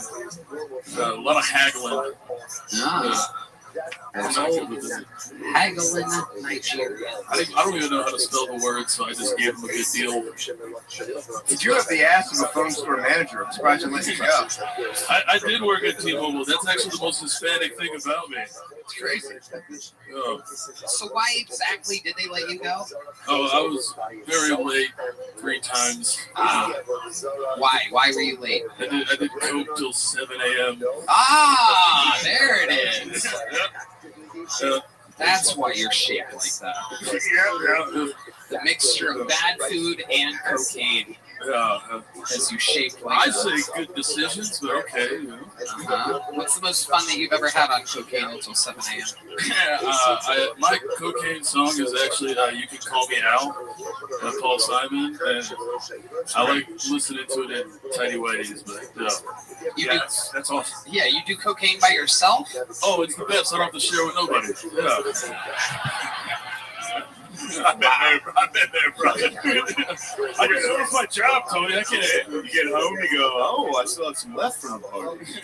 Now it's time to keep going. Then you jack off the mirror. That's a good time. Till like 9 a.m. Yeah. It's too much. It's a real negative experience. Yeah. But for a while, it's awesome. When you're in your underwear dancing fucking Paul Simon. It's pretty great. But that's a good time, man. But you had a great special on YouTube. Thank you, man. It's incredible how much you look like an unhealthy version of one of my friends. Philip, can you come down here? I want to do it side by side of you and my friend Philip. Where's Philip at? So the cocaine, I actually lost like 60 pounds, dude. So this is the healthiest I've been in years. Look at it. Well, incredible. How much are you still doing a lot of cocaine? Oh yeah, I was doing it a lot earlier. Oh yeah. You want any bump? No, I'm good. Permanently good. Do you have a bump? Nope. All right. I don't do it. How do you afford it if you're out of a job? I'm not even really a comedian. I do the shows for the pay and the free drink tickets, so that's really it. You got into fucking comedy for the pay? No, I got it for the free drinks, dude. Yeah. Well, you should say whatever. Even for free drinks, it doesn't make sense. Here's a healthy version of yourself. Stand side by side with me. Side by side. Keep going up, Philip. Keep going up. Now stand side by side. Square up to a camera. Look at a camera together. Look at the one on the right over there. Look at that guy. Yeah. See the faces? That's what you could look like if you just ate sushi and didn't do cocaine. Phil, you've been losing a little weight. When you were jumpy, you really did look like that guy. I lost 30 pounds, not like 130. Yeah, so you're saying you should do meth. That's the thing. That's actually more expensive. I tried. So, incredible, Philip. Do you have any advice for him on exactly how to get his life together? Well, I lost like 30 pounds. Not, you need to lose a little bit more than that. Eat healthy, drink a lot of water. Did you ever hear that? Do less coke. I don't know. More. I know, Tony, I know you saw me hesitate. Yeah. Because when you said Philip, I was like, yeah, is there another Philip up here? No, you don't get anything like this dude. Yeah, you look exactly like him. You have the exact same face. Unfortunately, he's just so much fatter. Only I can see it. Yeah, you have the same face. If something terrible happened and you completely went Lieutenant Dan on yourself, this is what you would look like. It sucks for both of you, right? Yeah, it does. Philip has a new podcast on the Your Mom's House Network. What's that called? Not a Damn Chance Podcast. Not a Damn Chance Podcast. There you go. There's a free plug. There goes Philip. And Nate Ortiz. Anything else crazy we should know about you? You seem like you have a lot of backstory. My ex-girlfriend was non-binary. Whoa. What was this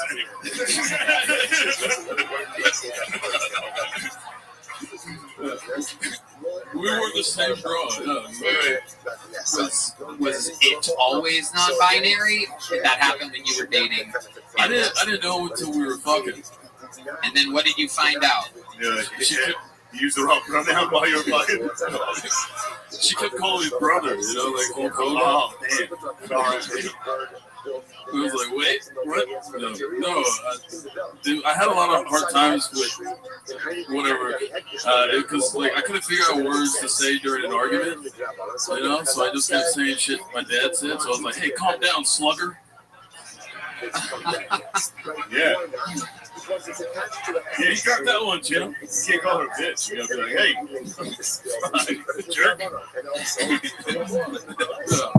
The whole thing's so weird to me. Was she non-binary when you started dating her? Or No, she looked beautiful, dude. And then we got together and then cut all her hair off. And what else changed other than the haircut? Her hips got hairier. And what else changed? Her legs everything got hairier. That was, wow. It was not a good experience. And was she on medication? I don't know. Liberalism, I don't know. No, but I liked it because she was the only one to allow me to just Facebook all night, which is really great. But what do you mean by that exactly? You mean do cocaine? I put coke on the chin, Tony. That was. Oh, fuck me. All right. Well, you know what? You actually did good. Oh, there you go. Just throwing jumps into people. Bouncing them right off there. Okay, thank you. There he goes. There he goes. All right, another bucket full. We are back into the 80s. It's 80.2 degrees for those of you paying attention. Somehow it's getting warmer again, everybody. Who likes it hot in here? Okay. Hey, by the way, Dean didn't do shit. Huh? Where the fuck is Dean? Yeah, Dean fucked He up. gave us 2 degrees less. Yeah. Fuck Dean. Bring Dean's bitch ass down here. Gonna shave his head. Give him a crew cut. Tell him to start acting right. Pull another game. Let's go. 60 seconds uninterrupted for Joe Filey. Joe Filey. Whoa. Hey. Fuck yeah, mother shit. God damn. Getting real tired getting called white trash. I think I'm like upper middle class trash, you know what I mean? Like we got some money with the problem. My sister invents her own parties and holidays, like she had a skin tone reveal party. If you don't know what that is, it's just she fucked 3 guys that year and didn't have health insurance and they all came to the hospital. My dad held the baby up like Lion King style. It was like a skin tone.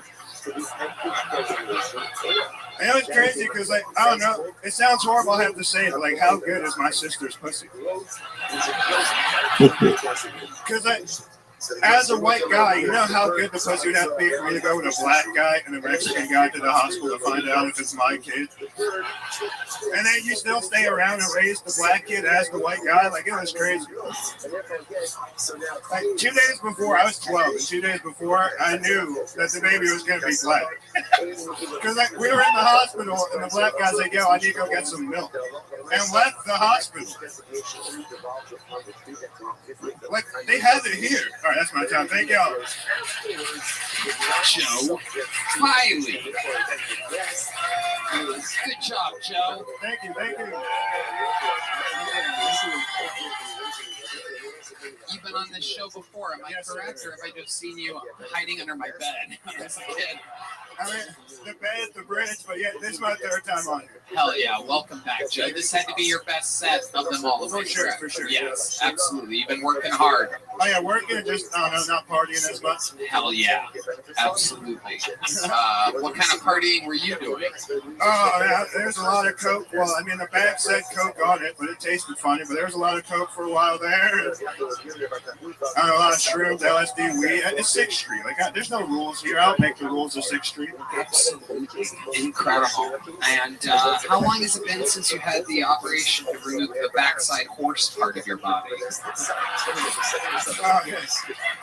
About 2,000 years. Don't it? Incredible. Incredible. I still want to make wishes every time I see you, Joe. Listen, they're saying there's nothing wrong with the water in East Palestine, so I'm gonna keep drinking the tap water in Ohio. You know what I mean? Yeah, where are you from? Well, Youngstown, Ohio. Oh, no. You are from Youngstown, Ohio? Yeah, I grew up on South Bon Air, then East Florida Ave in Youngstown. Holy shit. Yeah. Wow, look at you. Even for Youngstown, you're weird looking, dude. I'm the one white guy in the hood they didn't fuck with. I have a look, I know that. That is. Yeah, I didn't know it was white hood. I thought it was Amish. No, it's not. The same beard. No. It's not Amish at all in Youngstown, unfortunately. There's very few people that look like Joe Filey. I can see why the black people would get scared of you. Yeah, I'm scared the shit out of All right. I was the needle in the haystack, I guess you would say. That was definitely. Huh? I said I was the needle in the haystack for sure in Youngstown. That was. Right. Yeah. Oh, sure. What do you do for work, Joe? Right now, I work at a weed shop on 6th Street. Okay. God damn, too bad to buy weed. I must have a good face for selling weed. They love it. Like, yeah. I don't know if it's like the brow rate. They come in like, honey, this weed works. Fuck the THCA label. Like, we're getting the weed. Right. No doubt about it. They're like, this weed will make your eyes move apart from one another. You have a girlfriend? No, fuck no. What's dating like? Being, looking, having a... Well, like me? Have you heard of the Dollhouse ATX? I know you're sponsored by the Yellow Room, but the Dollhouse ATX is way doper. It's like Pornhub, but you like rent the chick by the hour. You like they have a search bar. Each chick has like categories. They're probably gonna show. Look, Redman's nodding. He knows. He's been there. Oh, Redman knows. Well. Look who's been playing at the Dollhouse. The craziest part was you followed it with the Sunset page. That's like I can grab my when I follow.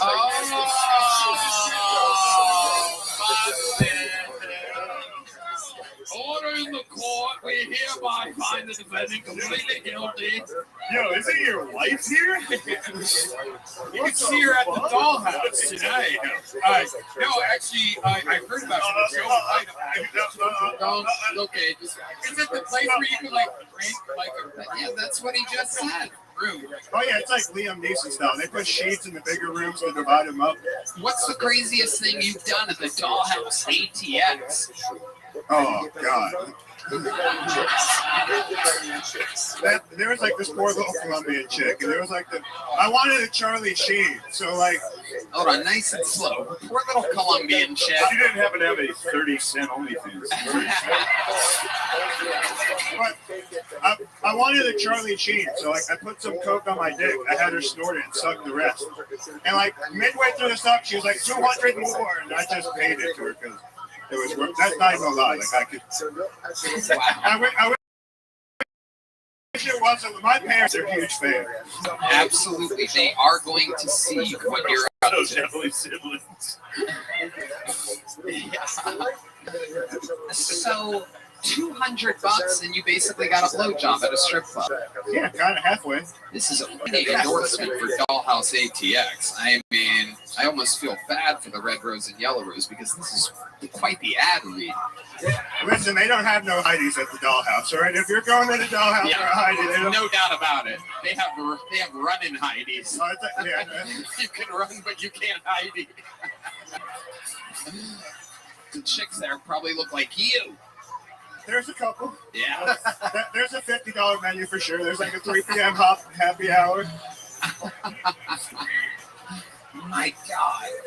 The fourth meal. So you make money at the weed shop and then you lug it over to the Dollhouse ATX. Oh, that's like a once every 2 month thing. That's like a Red Lobster. You know what I mean? Like every 2 months you can go. You got some Cheddar Bay biscuits. You really are from Youngstown. That confirms it. Everyone in Youngstown thinks Red Lobster is an every 2 month celebration. It really is. I was shocked when I grew up and got just a little bit of success and was like, oh, wow, this is not the best restaurant in the world. It's incredible. I was tricked for the first 18 or 19 years of my life. I went there after my confirmation. It Yeah. was a big deal. Red Lobster was huge. So fast.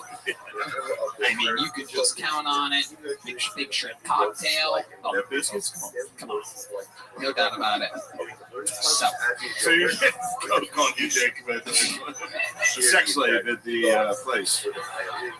Sex slave, like in Thailand, they felt like sex slave, Shane. Oh, you went to Thailand? Yeah, I've been to Bangkok. Shit. I have this look, brother. Like they know what. When I landed in Thailand, there's like 30 bitches there. Like he's the one. You probably, if you learn Russian, you'll be fucking sick. You look like a Dagestani wrestler. I can't fight at all. I carry a gun. Fuck that. A CCW class is like 8 hours, and you're just as tough as them. Like that. We're going to read a couple of Yelp reviews here for Dollhouse ATX.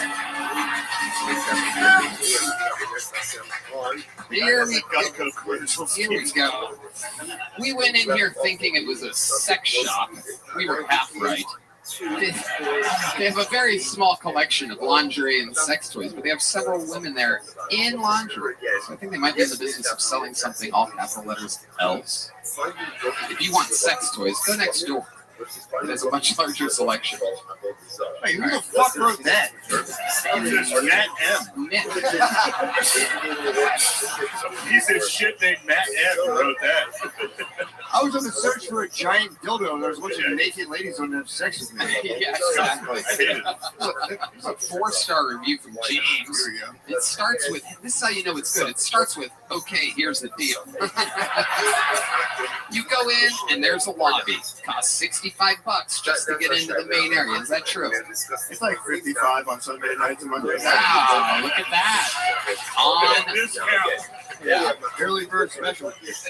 Working on a budget. If you want a private show, it costs another $65, and you pick your model. And if there's more than one working there, you've already spent $130 to get a non-nude dance. If you want nudity, it's $100. That's true. 75 on Sunday. There you go. So to get in from the lobby, you get a full nude dance. It costs $165 total, and you did with some. If you have money to burn and like the idea of being in your own room one-on-one with a hot bottle dancing and grinding in your lap, it's cool. I personally prefer that to going to, say, Yellow Rose, where there's too many drunk assholes making the place noisy. Oh my God, I'm sorry. I'm sorry to our great sponsors. This is fucked up. Look what you've done. I'll mention you when I go there. No, it's okay. No, it's all right. Shout outs to Kill Tony. What's the worst thing that's ever happened to you at the Dollhouse ATX? Oh, I don't like anything in my butt, and one chick was too hot to say no, so I just let her play a little bit. Whoa, what did she put I here? didn't realize, like, the nightstand had 2 drawers, so she opened the first one, and I don't know, you look at, like, level 1 through 5, it's like, I can take 5, let's start with 1. And I didn't know there was like a level 6 through 10 in the second drawer down. I made it to 8 without yelling. So were you facing the other way or something? You just didn't see what was going on? I like, you're face down in the bed and like you're peeping over. Like she's holding your. She doesn't want you to see what's in the drawer. Right. And how much? Dude, wait, you gay, right? Yeah. Yeah, you could have spoke up. Yeah, when number 5 was in your aspect, let me talk to a manager right now. That's ridiculous. She was the manager. That was the manager special. Wow. It was a $75 manager special on a Sunday. Wow. This place is going to be packed on Sundays from now on. This is completely backfired. Backfired. This is also what happened that day for you. You have a big joke book in here yet? I got a couple. You have a couple big joke books? I mean, they're pretty full. There you go. Thank you, sir. There goes Joe Kiley, ladies and gentlemen. All right. Let's do one more bucket pull. We've had a lot on today. We've been flying through these interviews, believe it or not. Make some noise for your final bucket pull. How about another hand for Heidi, everybody? Your final bucket pull of the night. Make some noise for Ramus, everyone. Or Ram. Or Ramus. Hello. So last time I was here, I was thinking about bags and boxes. Yeah, and I actually worked for a moving company. I was telling Tony that, and one time I was moving this dude, and I thought he had Down syndrome. So I'm looking at him weird. He looking at me weird. I'm like, I don't know, So I'm trying to get off exercise. And then he said, like, yo, I'm with ASU. I grew up in Phoenix. So I'm like, oh, where is that? I did shrooms, and I smoked weed, and drank and shit. I'm like, I mean, they let people with Down syndrome do that shit, It's not cool. And then at the end of the job, he gave us like $60. So I knew we didn't have Downs because I was like, otherwise he would have gave us like Cheez-Its, maybe some jelly beans, like a single marshmallow. But you gotta take it. You can't. It's gonna stick to your fingers, but you gotta take it. You can't not say no, right? Yeah, that's my Rabbi. Thank you. All right, short of a minute. Yeah. Okay. 50 seconds from Ramus.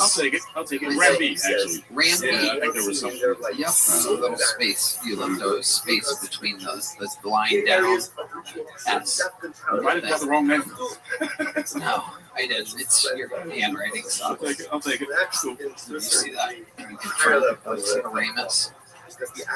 No. Separation between the 100% Ram. B. R-A-M-B. Yeah. Oh, but you're saying right because it doesn't connect. Yes. I even did a capital B. It's you. Yeah, that's you. Ram. B. Yeah, but he's like lamb. Yeah. Ram. That's where we can ram bad. How long you been doing stand-up, Ramby? I moved here in 2021 and I did about 10 open mics in Wisconsin before that. So about 4 years. But I have taken some months off because I like it. My dad, my pops passed. I'm just being honest. But I have stayed consistent with writing through that 4 years. So I've been doing it 4 years. That was a roundabout anyway, 4 years. How did Dad die? Leukemia. He beat it once and then it came back. Wow. He beat leukemia once? Leukemia is your mom's name? Next on your ass, I guess. All right. So, she's going to love that show. I love it. So, how do you make money? I work at a call center internet company, but I can't say it. You know what I'm saying? You like it? It works for right now. What are the hours? When do I get there or what are the hours? No, 10 to 7. Okay. Do you have any trouble waking up in the morning? Before this job I didn't. I was an early riser, but now I'm like, you know what? Fuck it, I'm gonna sleep about that. Give myself some leeway. What do you do? It's like a self-care. Sure. What do you do at nighttime for fun? I go do mics and then I also play random police buttons from Red. I dodge cops. But I dodge cops on Red Dead Redemption 2. That's the kind of shit I do. You know what I mean? Grand Theft Auto. Have you ever gotten arrested? Never. Actually, you know what's funny? There's a lot of people get surprised that I've never been to jail. And then when they meet me and talk to me longer, they're like, I can't even fucking believe it. But it's just because I've been lucky, to be honest. Yeah. You ever heard of Saturday Bull? Yeah. All right. Well, I was in Arizona, and at the time, about like 22 years old. Now that I think about it, maybe I shouldn't say this. No, go ahead. Fuck it. Go ahead. Fuck it. Let it out. Yeah, Texas, right? Give me but he was doing like an ecstasy ring, and my dude that I was living with was doing ecstasy, and every now and then we make a few bucks in the weekend or whatever, you know. And all of a sudden we saw the dude that we were getting the pills from in the parking lot on the news, and I wasn't a very good drug dealer. That was the end of my drug dealing days, right there. Yeah. Wow. Yeah. 23 people were in that ecstasy ring. You go look it up. It's real shit. Wow. Yeah. And you were in it, so you didn't. No. Tony's not incriminating Ram today. Ramus, as you say. Yeah, Ramus. Ramus is going to be good. Let's be clear, Ram B. I love it. What's your love life like, Randy? Well, we talked about this last time. I don't know if you remember I was after that. The bags and boxes, and I sang a song about the girl not calling me back. You know, yeah. So she still ain't called. I'm chilling, man. I'm really just trying to build my life up and not really worry about that side of my life. Because, you know, no kids. Oh, my daughter's 21, living her life, doing her thing. Wow. Yeah, she's very good actually. Okay, great. College and everything. How much did you contribute to that child? I raised her half. I lived in Wisconsin for 20 years, which was a very much a sacrifice. Yeah. After growing up in Phoenix, it was like, fuck this shit. Hey. And we're in Phoenix. Wait, where? No. How'd you end up in Wisconsin? Because her mom was from Wisconsin, so we moved there, and so I stayed there after we broke up to raise her. I lived 50%. Yeah, white mom. How did the white parents take to you moving to Wisconsin? Absolutely. Right? Can you give an example of what that means? These people have no. All right, the whole family hates me. Right. Yeah. But how do you know? Give us an example.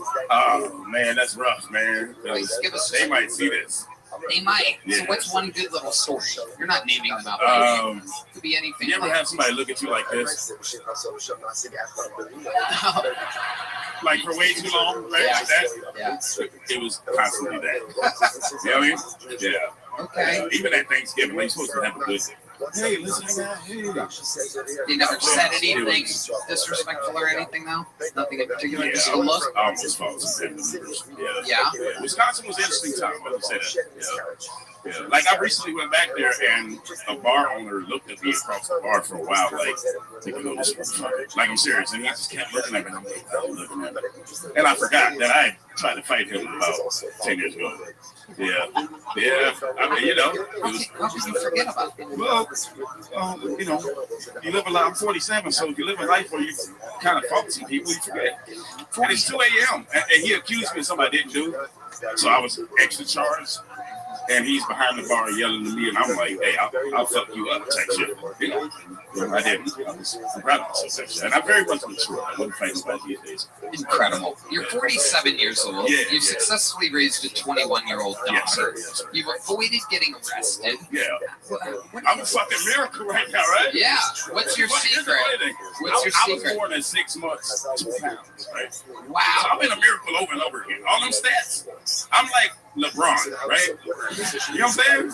Like, I'm 47 and I'm still going, baby. You know what I'm saying? Amazing. I really feel that way. Like, I wake up every morning like, you're LeBron. Not Ronnie. And then you go to a call center and take calls. Yeah, I know, yeah, I know. Someone just yelling, get him, Shane. Let's go, Shane. No, I appreciate it. Yeah. Hey, I wish they didn't drink. They took my drink away. I had They took your drink. That's a box. I had to sit it down. They take your drink? Yeah, well, I couldn't bring it down the alley. You know what I mean? I couldn't do that. Yeah. You would have away with you. Yeah, we can do a black fist up. There you go. All right, Randy. I appreciate that. You already have a big joke book? No, I got a small one. Well, guess what, buddy? You're getting it, the extra dark edition Tell Tony joke book. Congratulations to Ram B. Not Ramus at all. It's Ram B. All right. It's been a hell of an episode. The hottest episode in the history of Kill Tony. We went from the 80s to the 70s, back to the 80s, and I am pleased to report that we are back at 79.9 degrees right now. 50% humidity, a very rare treat. It does not work for comedy at all. But you guys are a bunch of superheroes, and we thank you. Congratulations to you. And for your herodom, you shall be rewarded. Ladies and gentlemen, I present to you the record holder for all-time appearances on this show, all-time interviews on this show, the reigning defending Hall of Famer, the Emperor of ExpressVPN, the Memphis Strangler, the Vanilla Gorilla. This is the Big Red Machine, William Montgomery, everybody.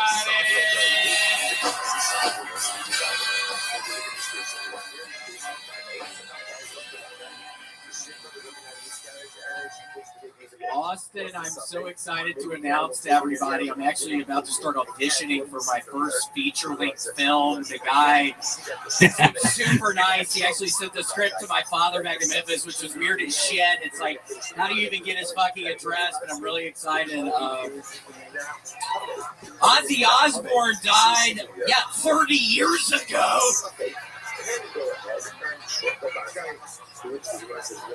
I'm doing my first intervention tomorrow, and I've got a ton of anxiety because I just don't know. I don't know what to wear. And that's a true one. Okay, let's keep it moving. It's sad. If you don't want me to join a cult, quit wearing all those groovy clothes in your propaganda videos. And we get free juice. Sign me the fuck up. Free love, no taxes, VIP access to a spaceship heading to heaven, and I get to wear the most stylish fits. Presbyterian Church, take your ass down. Asking for that 10% tithe shit, my cult keeps it. God damn it, I messed that one. Presbyterian Church, take your ass down. Asking for that 10% tithe shit, my cult wants 100% of my assets, and they're gonna keep it 100. You know what I'm saying? Have y'all seen the trailer for the new moderate to severe plaque psoriasis commercial? Okay, that's my time. William Montgomery has done it again. Yeah. I got the intervention stuff. Yeah, I wore a fucking Notre Dame coach's polo to my sister's intervention. I sat in a hotel in Pittsburgh, like, you gotta make some change. So what do you wear to that? You wear something cool. You gotta go to Tux. You gotta go to Tux. Tux is fucking crazy. I know you're doing terrible. My name's Bond. Yeah, maybe coat tie. I don't have a tux. Coat ties are crazy. Yeah. Okay. Or you can go Notre Dame coach's polo at work. My sister's stopped going there. Well, too bad I fucking can't stand Notre Dame, dude. I'm a Florida Gator fan. I cannot stand after the whole Manti Te'o debacle y'all handle. I can't stand Notre Dame. No. How's that a debacle? It was innocent. Also, yeah, whatever. You guys are totally irrelevant these days, so whatever. You had a good run. Maybe this year. Okay, but you had a good run. William, this is incredible. This intervention. College ball. This intervention you're doing, is this for a family member, a friend? What are they on? Are they having a good time or a tired time? I don't know. I think it's a tired time. They're sleepy. Yes. Yeah, I had a sleepy intervention myself. Yeah. Is that the one with the Notre Dame jersey? Yep. Notre Dame coach's polo. What was her sister? She's getting a little sleepy. She's on drugs and stuff. Yeah. Like downers. Yeah, heroin. And then, that makes you not off, and I think that's the situation. It makes me, Well, are they mean a lot now? Have they turned mean when they're not on? Are they stealing stuff a little? A little bit. Yeah. I can't have over my. That's probably heroin. There you go. Yeah. But it's surprising how quickly they come back. You go, there's that person I like. Well, good luck. I'm praying. What's your speech? Yeah, can you give us an example? Stop doing heroin! Didn't do that. You deserve it. Yeah. You gotta stop doing that shit, man! We're all working about your motherfucking ass! No! We need you eating Cheddar Bay biscuits again. He literally is not hungry anymore. He used to go to fucking That plays with me all the time. But yeah, we're gonna get him eating cheddar bay biscuits again. We're gonna figure it out. Are you saying Cheddar Day? Cheddar Bay biscuits. Cheddar Bay. Yeah, Cheddar Bay biscuits. But yeah, oh my gosh, Tony, this past weekend, just to look at old sets, I watched every single, and I've never done this. And Tony, I'm going to say my heart was melting a little bit because when I'm doing these jokes, I don't really ever see y'all's reactions to it. We love your reaction, and it always made me smile to myself when I could see your ass laughing at some of my jokes. And right then, I do have to say, I don't feel horrible about talking about your slutty ass mom. Every single time, it was like probably in 100 sets of mine, I was talking shit about your mom. So I did have a very nice weekend just reminiscing over these times. I'd never gone back and watched them. Yeah. Redman, you brought those crop glasses just for this moment with William. You've been wearing these are real glasses, but you put them on now. Yeah, I always put them on at the end. So I don't forget. Wait, you never noticed that? He was supposed to. Yeah. No, he's never done that before. Oh, it's classic Kill Tony. When the glasses come on, you know it's wrapping up. What do you think about Redman's glasses, William?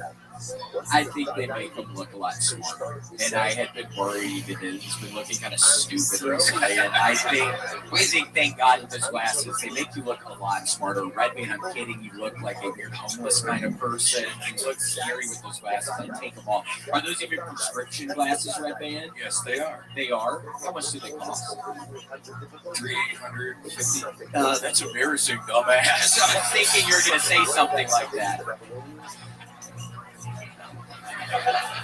So, well, you know what, Rabbi, you actually do look better. I swear to God, you somehow used to look worse. I think. Yeah, I mean, you still look okay. You're getting worse, but is this the intervention? Yes, yeah, Red Band. We have to get you about your apartment, man. I mean, we have to get you. I know you've been holed up there a long time. We know you're fucking super depressed. You've been on VR way longer than normal. My girl's a stripper at the dollhouse, man. What rules? Reality of clouds. That's ultimately the source of our optimism, that's the source of our strength, and that's what creates our reality. Incredible. Incredible, halachically, as well as hashkafically. It's not one goes back, a stay. So it says, remember again, embedded in all of this is this macrovision of Yochanan and Shakish. So here's what I know. And again, we're going to talk about this more in just a few moments. You can decommission your Avodah Zarah, right? In other words, an apple can be Mevata his Avodah Zarah. The Shaila is, how does it do it? Rabbi Yochanan says, it must be what we call active bittul. And Rish Lakish says, even passive bittul works. So let's now go back to the base state. Listen to this. And you also will see this in the Mishnah later on as well. Sorry. Oh, sorry, thank you. It's saying, what's a tablet? Thank you. What's a tablet? So we'll see back to the Mishnah. What does the Mishnah say? If you find the image of a hand or image of a foot, ultimately, again, it's also. It's also, so the Gemara says, the thing shikiyotzi behind it, why? Because at the end of the day, that was a common image that people worship. The Gemara says, Amai. Why is that? Hashvarna Mabel. So we'll say that's broken pieces. So in other words, once again, this is a kasha on Rish Lakish. This is a broken mask on Rish Lakish. Rish Lakish, according to you, this should be totally mutter. Right? Because according to Rish Lakish, once you find broken pieces, whether the apple actively broken or whether the broke on its own, the apple doesn't work. Should be idle like that. Again, what's wrong with Rish Lakish's logic? Idle. If you can't save yourself from being broken, then chances are what? You're not much help to me. You're not much help to me. And therefore, again, so what's going on? Richard, you must know, Cherry Mashmuel, the only Alpha Caesar. So as this again is what we said yesterday. What's the case? The case of the hand and the foot is the case ultimately when it's on a pedestal. When it's on a pedestal, then that is pregnant, so that is actually a almost like a self-substitution, but its own type of idolatry. Okay, Ace, when I was in the country, then we put on the back of always come show the shop later. It's very close. I see what this number. The movie to have it, giving the back down his own Avodah Zarah, and ultimately again the Avodah Zarah of his friend. Meaning, any who can ultimately again negate and thereby decommission any form of idolatry, whether it's his idolatry that he worships or someone else's idolatry. However, the Yisrael, the Lord says it's actually very fascinating. We'll see the logic behind this. The Novi Kohanim actually Israel does not have the ability to negate any form of idolatry. Isn't that fascinating? Right? So Novi Kohanim can negate and decommission any form of idolatry, and Israel has no power of negation over idolatry. That's it. Rabbi, so say Rabbi, why is that? What about a case of idolatry that just breaks on its own? Now, clearly, again, it's right, Church Lakish, you refer to that should work. What's the case over here? The case over here is where the Israel dented the Obey Kohanim. So what's interesting enough what you are suggesting is denting is not a form of decommission. Why not? Decommission requires breakage. Denting where the entire item is still intact doesn't decommission. Whereas one second, the Pascha, my hobby, Batian, Pascha, so that's not true. We learned that again, if you dented idolatry, even though again all of the idolatrous material is still present, ultimately again, yeah, what is ours battle? I need to read the Pascha of the Father. Let's be so ultimately, you're right. If an Akum goes ahead and dents the idolatry, that negates it. But if he's strong, dents the idolatry, that does not negate it. Because Rabbi says, the other one, he plus things from the Rabbi says is very important. So Rabbi says like this. In reality, even when Yisrael dents the Avodah it goes in again. They will say, denting is an active form of negation, which makes sense, right? Anything you do to deface the idol should be a proper form of idolatrous negation.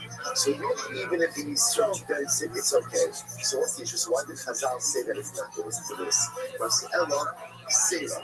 What's the Xerah? So here's the issue. In reality, Israel has the power of negation, right? Israel does have the power to go ahead and negate idolatry. How does he negate idolatry? If he breaks it, if he dents it, it all should work. So why did Chazal say it doesn't work? What are we concerned with? That was to this. We're concerned that what is Israel going to do? He wants to negate the Avodah Zarah. So what does he do? He has Avodah Zarah.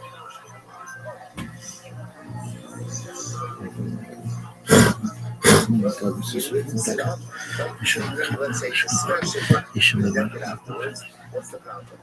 Once he rips it up outside, that's not Hakbah. What does Hakbah do? Hakbah acquires. Once he acquires it, it becomes the Avodah Zarah of a Jew. Once it becomes the stripper at the ball Tell us about this new plaque and psoriasis commercial. Not many of us have seen it. It's just this nasty looking bitch walking around with all these fucking, like, it looks like she got real sunburned on different parts of her body. That's what plaque psoriasis is. It's like this nasty disease people get. I don't know if it's sexually transmitted. I don't know how people get it, but it's just this like real sickening disease people get. Yeah, no. So the commercials seem really good. It's just getting more. It's going to get people in these pills. Have you, let's go back to the intervention for a second. Have you planned a speech for this? Have you written a speech? I was starting to write something later. I didn't have to really finish it up. Don't do it. Don't read like that. Yeah. So I shouldn't read. Yeah, what do you think? Do I go from the heart? Or do a brand new video for this. I would, go from the heart for the intervention. You read it. It better kill it. It's like everybody reads like it's a fucking best man speech. I sat in the room and everyone was like, "Oh, I'm a little nervous." It's like, this is about her. Yeah. Okay. But let it flow.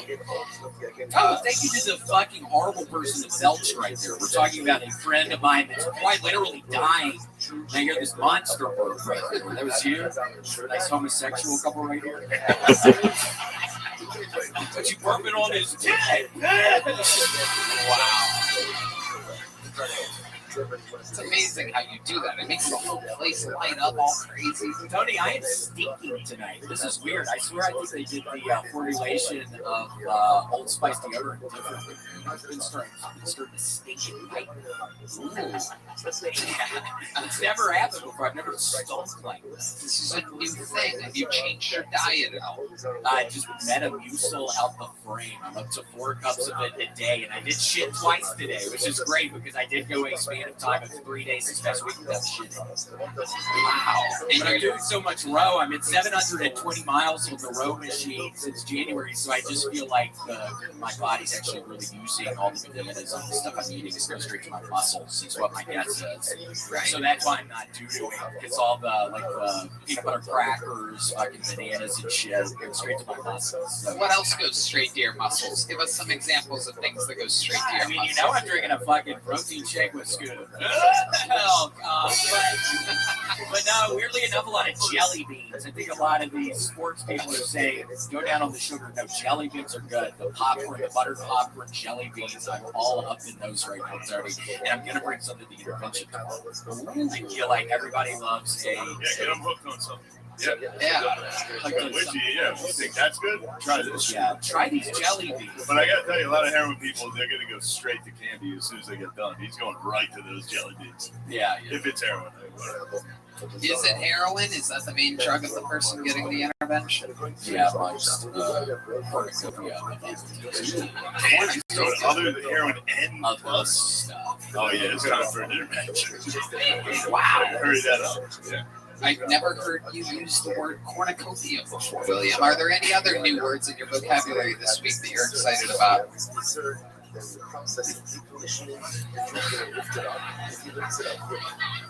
a little spot. License.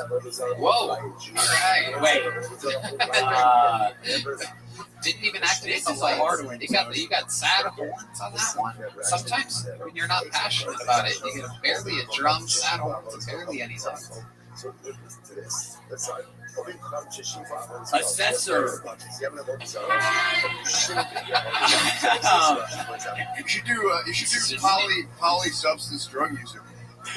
Huh? Polysubstance drug user. That's your friendship. Oh, polysubstance drug user. Polysubstance drug user.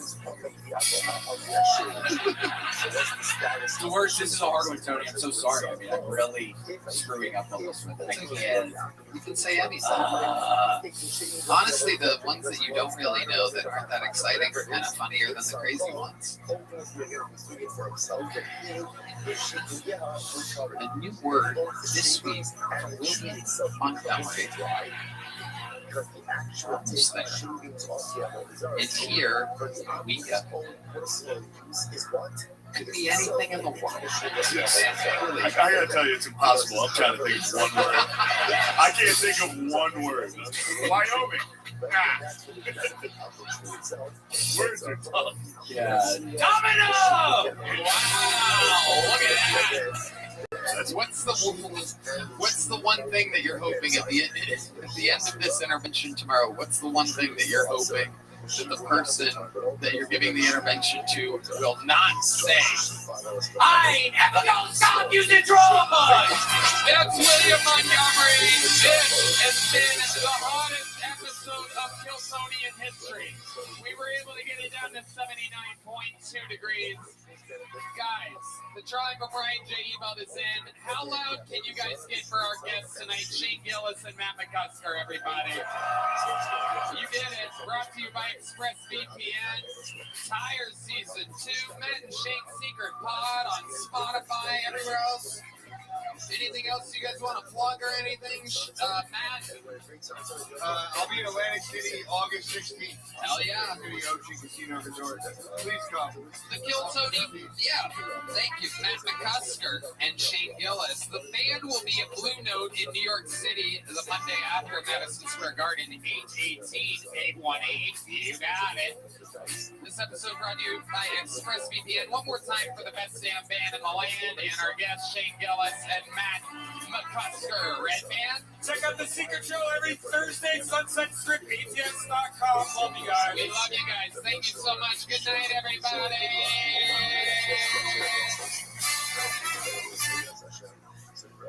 says, or say, well, show me the Zohar. If you find the whole Zohar, wind it up and scatter it to the not till we so you can go ahead and throw it into the sea.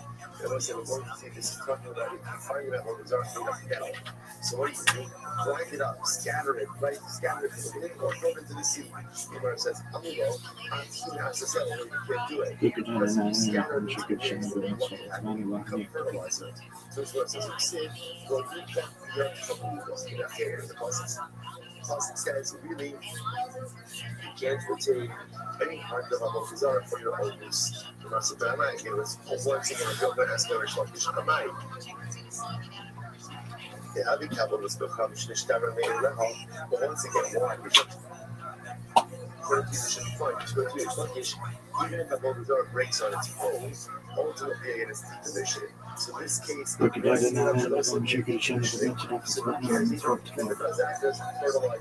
It's not a multi-cell fertilizer, to which they must talk about.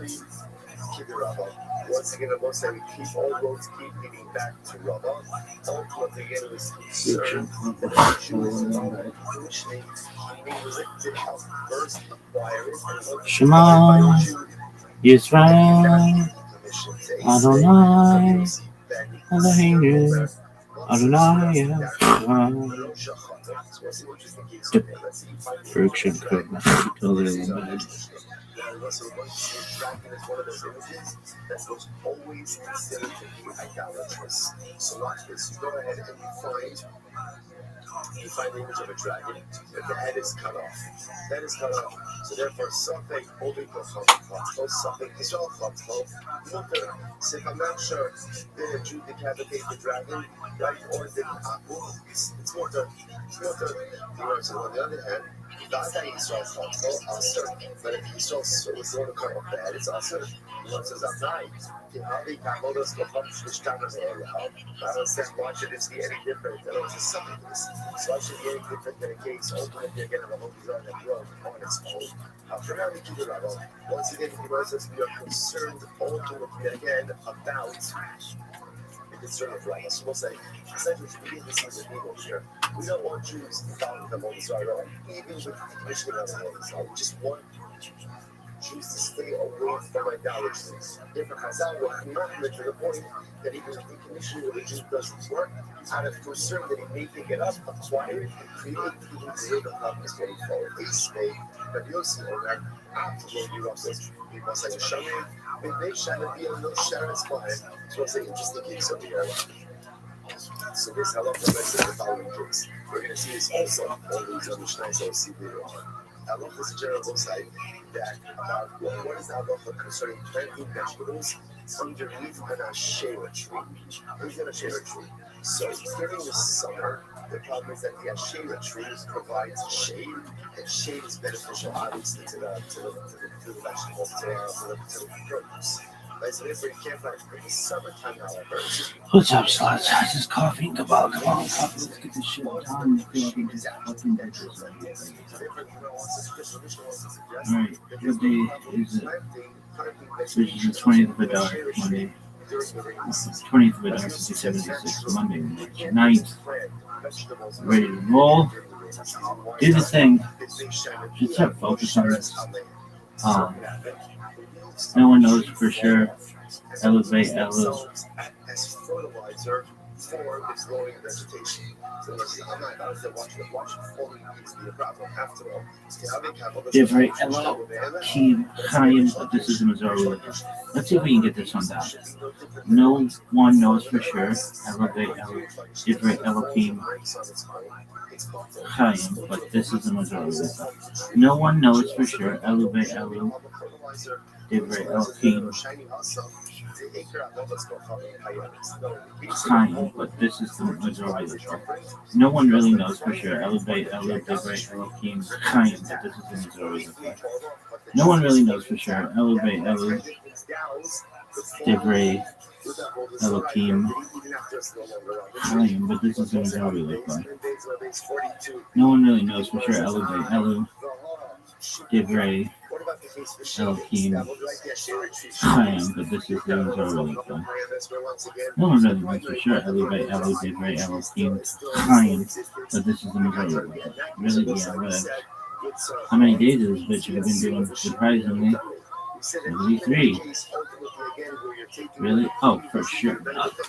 Look at this athleticism, though. You see that one? Alright, here we go, babies. Serious, I got 99 to some little bitch ain't one. Chillazone, Murex Templus, Chillazone, Murex Templus. Is a snail. Oh, it sounds like a Pokemon. Zola says Diaspora. Kakma Bina Da'at, wisdom, understanding, knowledge. Chalak knife, Shita, slaughter, Shoket, slaughter, Badika, examination or inspection, Kalak, the instrument of surgical sharpness used to perform Shita, Halakha, the body of Jewish law, Halakha, in accordance with Halakha, kosher, correct, fit, appropriate. Nevela, an animal that was not slaughtered by Shechita. Shechita, the Jewish religious humane method of slaughtering animals and poultry for food.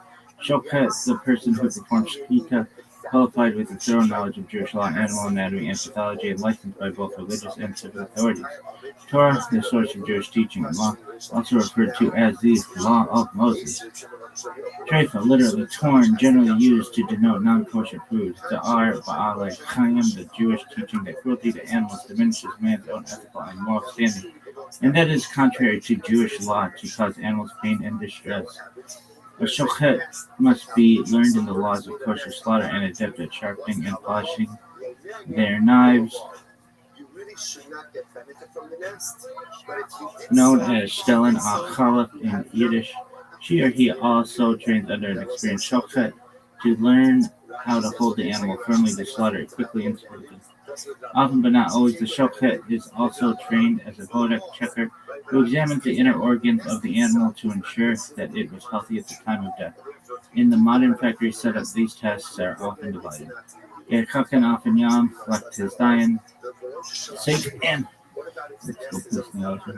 Safe and dignified blessing. May Hashem bless you and guard you.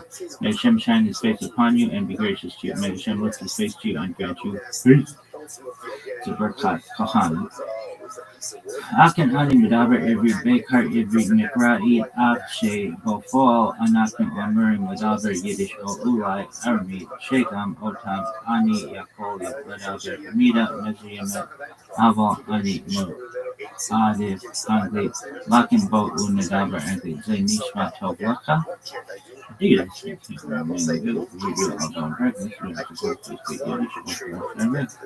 we can get off to speak to some extent, but I prefer to speak on this English. Does that sound good to you?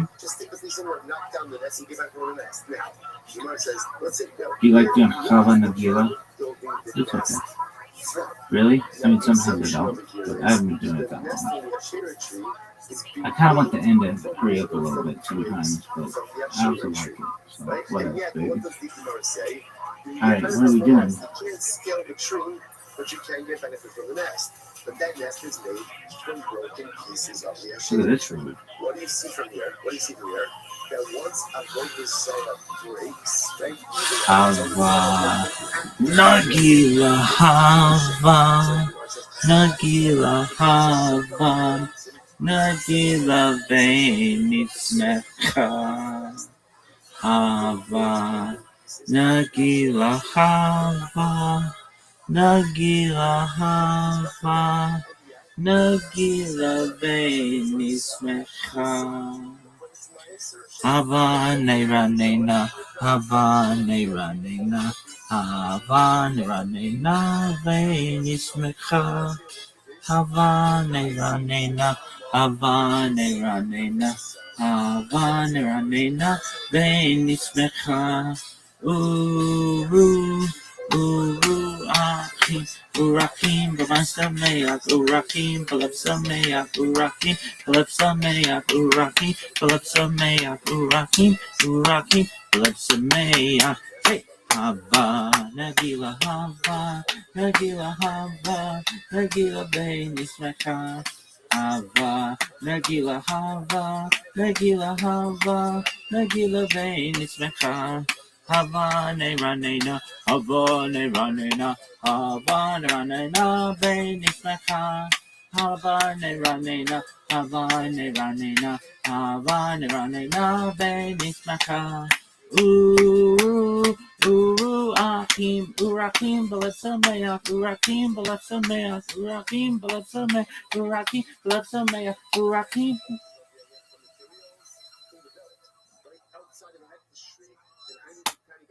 Urakim,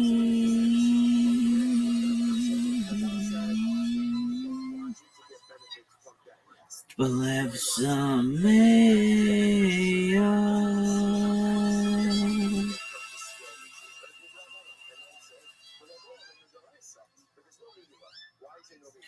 Sure. What's a good fucking musical?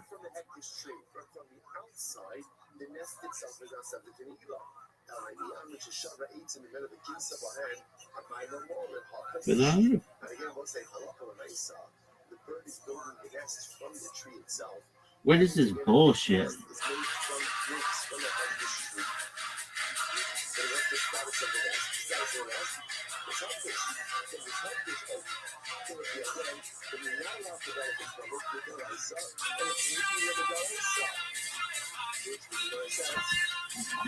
Hey, hey, hey, come here.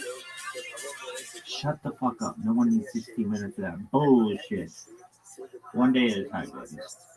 One thing at a time. Summary and one photo. There's death, soul separates, Gehenna, purification, God, Eden, initial spiritual reward, possible reincarnation, spiritual repair, resurrection, body plus soul, united, Olam Haba, perfected, embodied eternal world.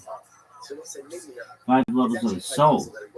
Nefesh, action, vitality, ruach, emotion, neshama, intellect, chaya, transcendent life force, yachida, absolute unity with God. Before the Torah reading Baraka, Lifnei HaKaraya, reader calls Baruch Hu et Adonai Hamabarak, congregation responds, Baruch Adonai Hamabarak Le'olam Ed, person called the Torah repeats, Baruch Adonai,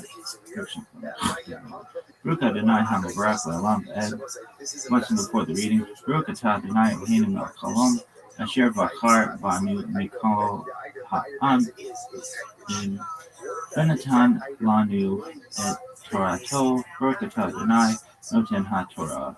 After the Torah reading, Bracha La'achar Achraya, Baruch Atah Adonai Eloheinu Melech Haolam, Asher Natan Lanu Torat Emet, V'chaye Olam Nata V'tokenu, Baruch Atah Adonai Noten HaTorah. Yore, he may judge, yadin yadin, he may judge.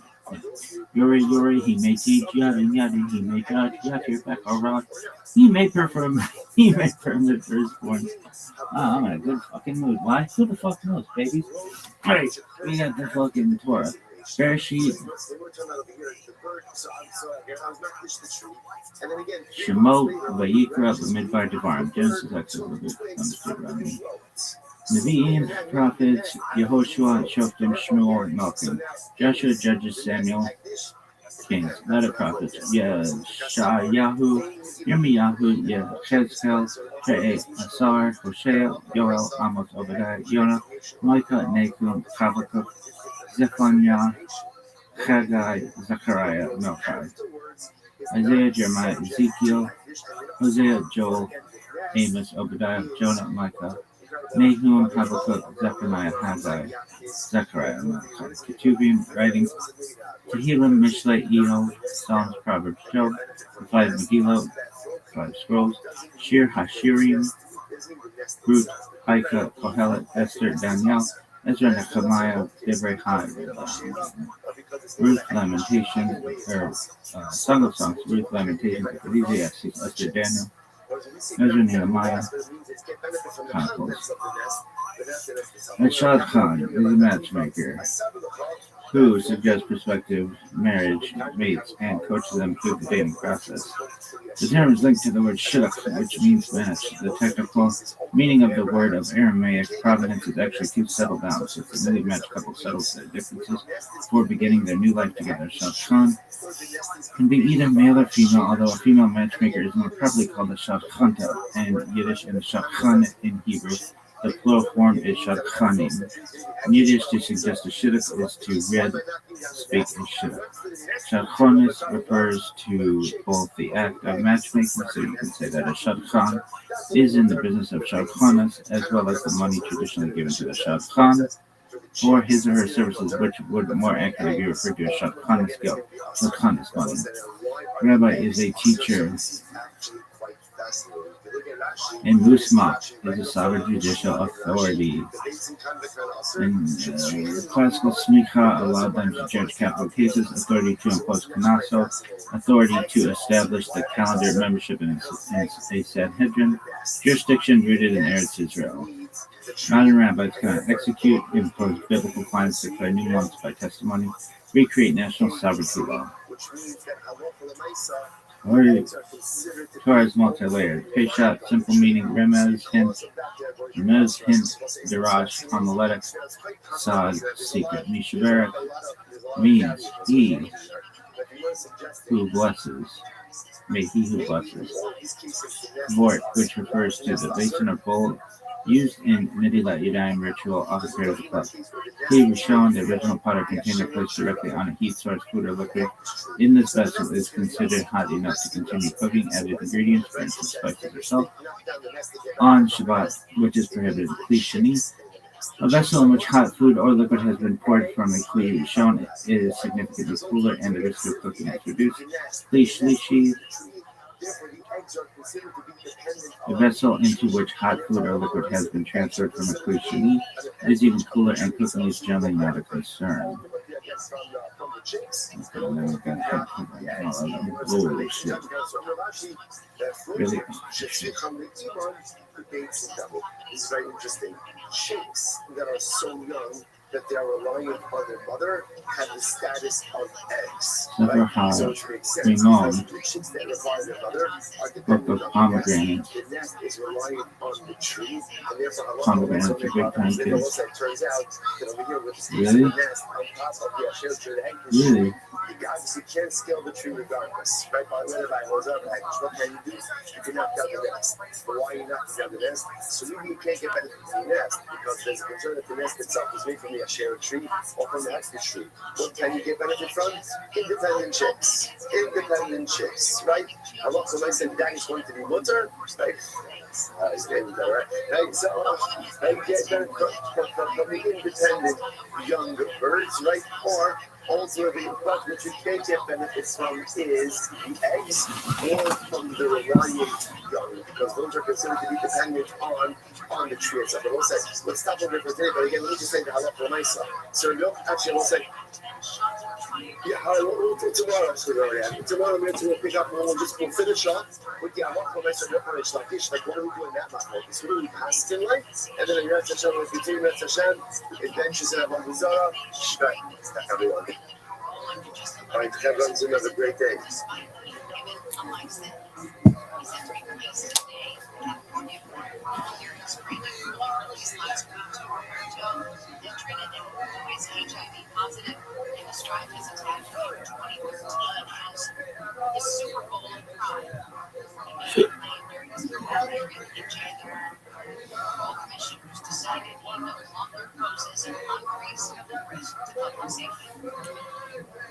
The LA City Councilwoman Nikki Raman is formally kicked off her campaign for mayor.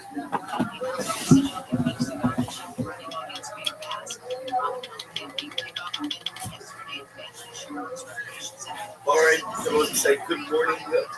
Let us get is a structured house. Sefer Harimon. Sefer Harimon. Our annual so dedicated all the structures this year as its course. So Our total response was for the month of half of all the results that went increasing in honor of their parents' influences in the community and the rose white and memory of the scary rose white in the rough. When it comes to adding covers, with appreciation to share the exact love for the pilot, the pilot and all of those sacrifices and nation to our awareness of the holy service for today, nation the earth and the family and the lady. Then the American all of the national symbolizes many mystical meanings. In Jewish symbolism, fruit is associated with the heart and harmony. This idea echoes from many statements that Israelites are successful. Structure of work. Workings of practical mystical interpretation of Torah concepts, especially one, divine emanation, two, symbolism of commandments, and three, spiritual work. Relationship between human action and divine work. Work provides philosophical explanations for the existence. Number 4, theology of divine emanation.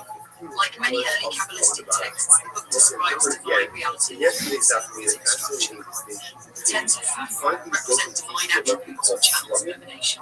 Themes include divine unity behind multiplicity, both spiritual energy and multi-creation, interaction between worship and human actions affect this divine flow. Number 5, symbolism of commandments, mitzvot. A major theme of the book is that mitzvot affect the spiritual world. Each commandment corresponds to a specific sphere of divine channel, helps restore harmony in the divine structure. Examples discuss conceptually prayer, ritual commandments, ethical behavior. Mitzvah are cosmic actions, Number 6, mystical interpretation of Torah. Has multi-layered levels of meaning include literal meaning, mystical meaning, biblical stories, representative processes within the divine realm. Number 7, the relationship between heaven and earth. Work emphasizes the influences of spiritual reality. Key idea: world below mirrors the world above.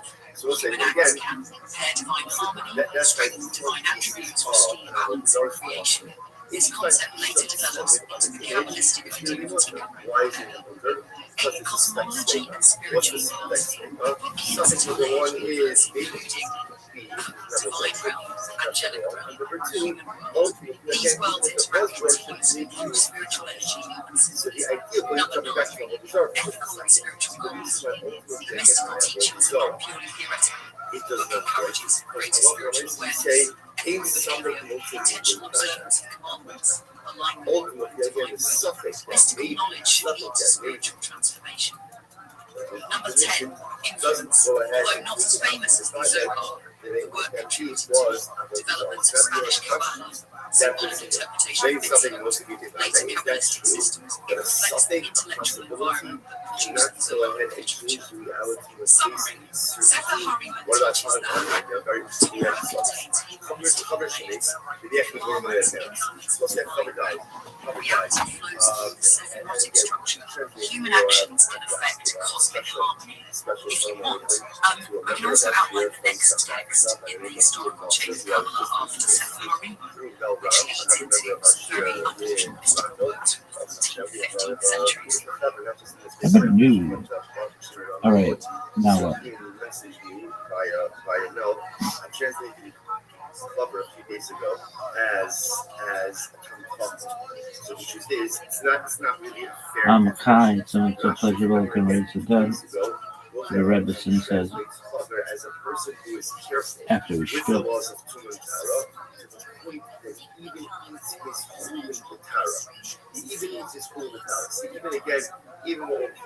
Halavai means offending. I wish to the Rabbi to say the Torah stuff.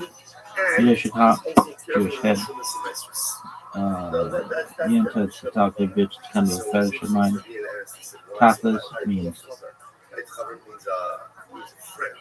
brass tacks, but it can also mean and nosh means snacking on pussy.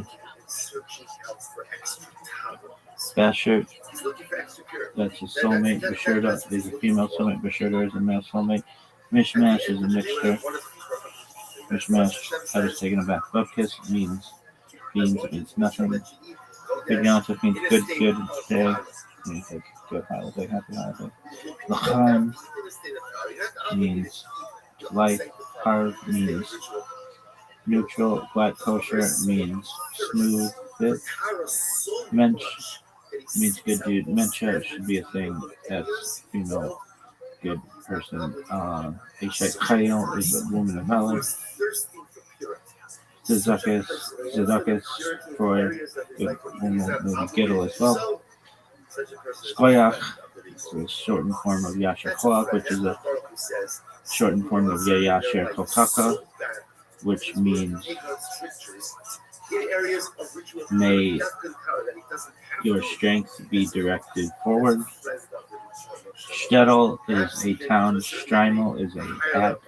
Shadel is a wig. Milchig is dairy. Fleischig is meat. Harv means neutral. Heimish, that means homie. Shmata means rag. Schwiger means mother-in-law. Chazir means pig. Chazer means to repeat. Schlep means to carry a burden. Meshuga means, well, I'm very good. Ganf means a deep.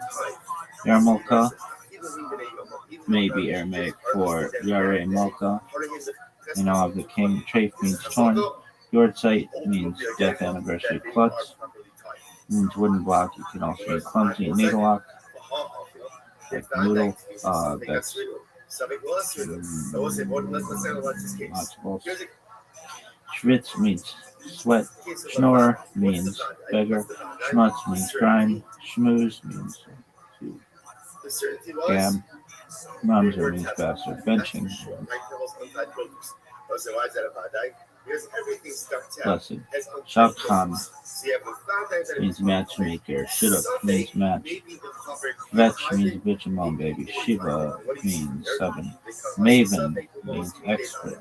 Shanda means shame. Shachki means trinket. Plots means bursting. Macher means big dog. Fell means like burst with joy. Also Naches as well. Boagan means a circus. Steivel, like a mini small place of worship. Geschmack. If your nephew, Geschmack, pronounced Geschmack, is a Yiddish word that means delicious, pleasurable, fun. Geschmack functions as both a noun and an adjective. So, for example, your nephew is a Geschmack in cooking. You can confidently tell him that the food he made was simply Geschmack. In American English sprinkled liberally with Yiddish, a person whose company is enjoyable may be referred to as a person whose company is enjoyable may also be referred to as Geschmack. Learning with a Geschmack. Our sages teach that a person should always learn Torah in a place that his heart desires. That means that not only should the subject be dear to your heart, but you should also pick a venue where you will be able to enjoy your studies. Follow their adage, and you're guaranteed to be learning with a Geschmack. A Geschmack in doing favors. Rabbi Sholem Doper of Lubavitch taught, it is a magnificent gift of God to merit an innate sense, a feel, and a Geschmack for doing kindness to another. This can develop to the point that one cherishes the other more than oneself. He may find many explanations as to why he deserves his own tribulations, God forbid, but to do so with regard to another's suffering is inconceivable. The path less Geschmack.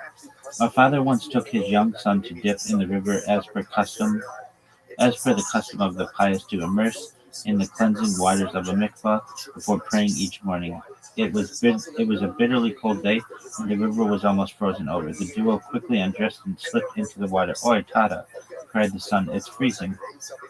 As soon as the pair emerged, they wrapped themselves in warm towels, headed for home, and warmed themselves near the crackling fire.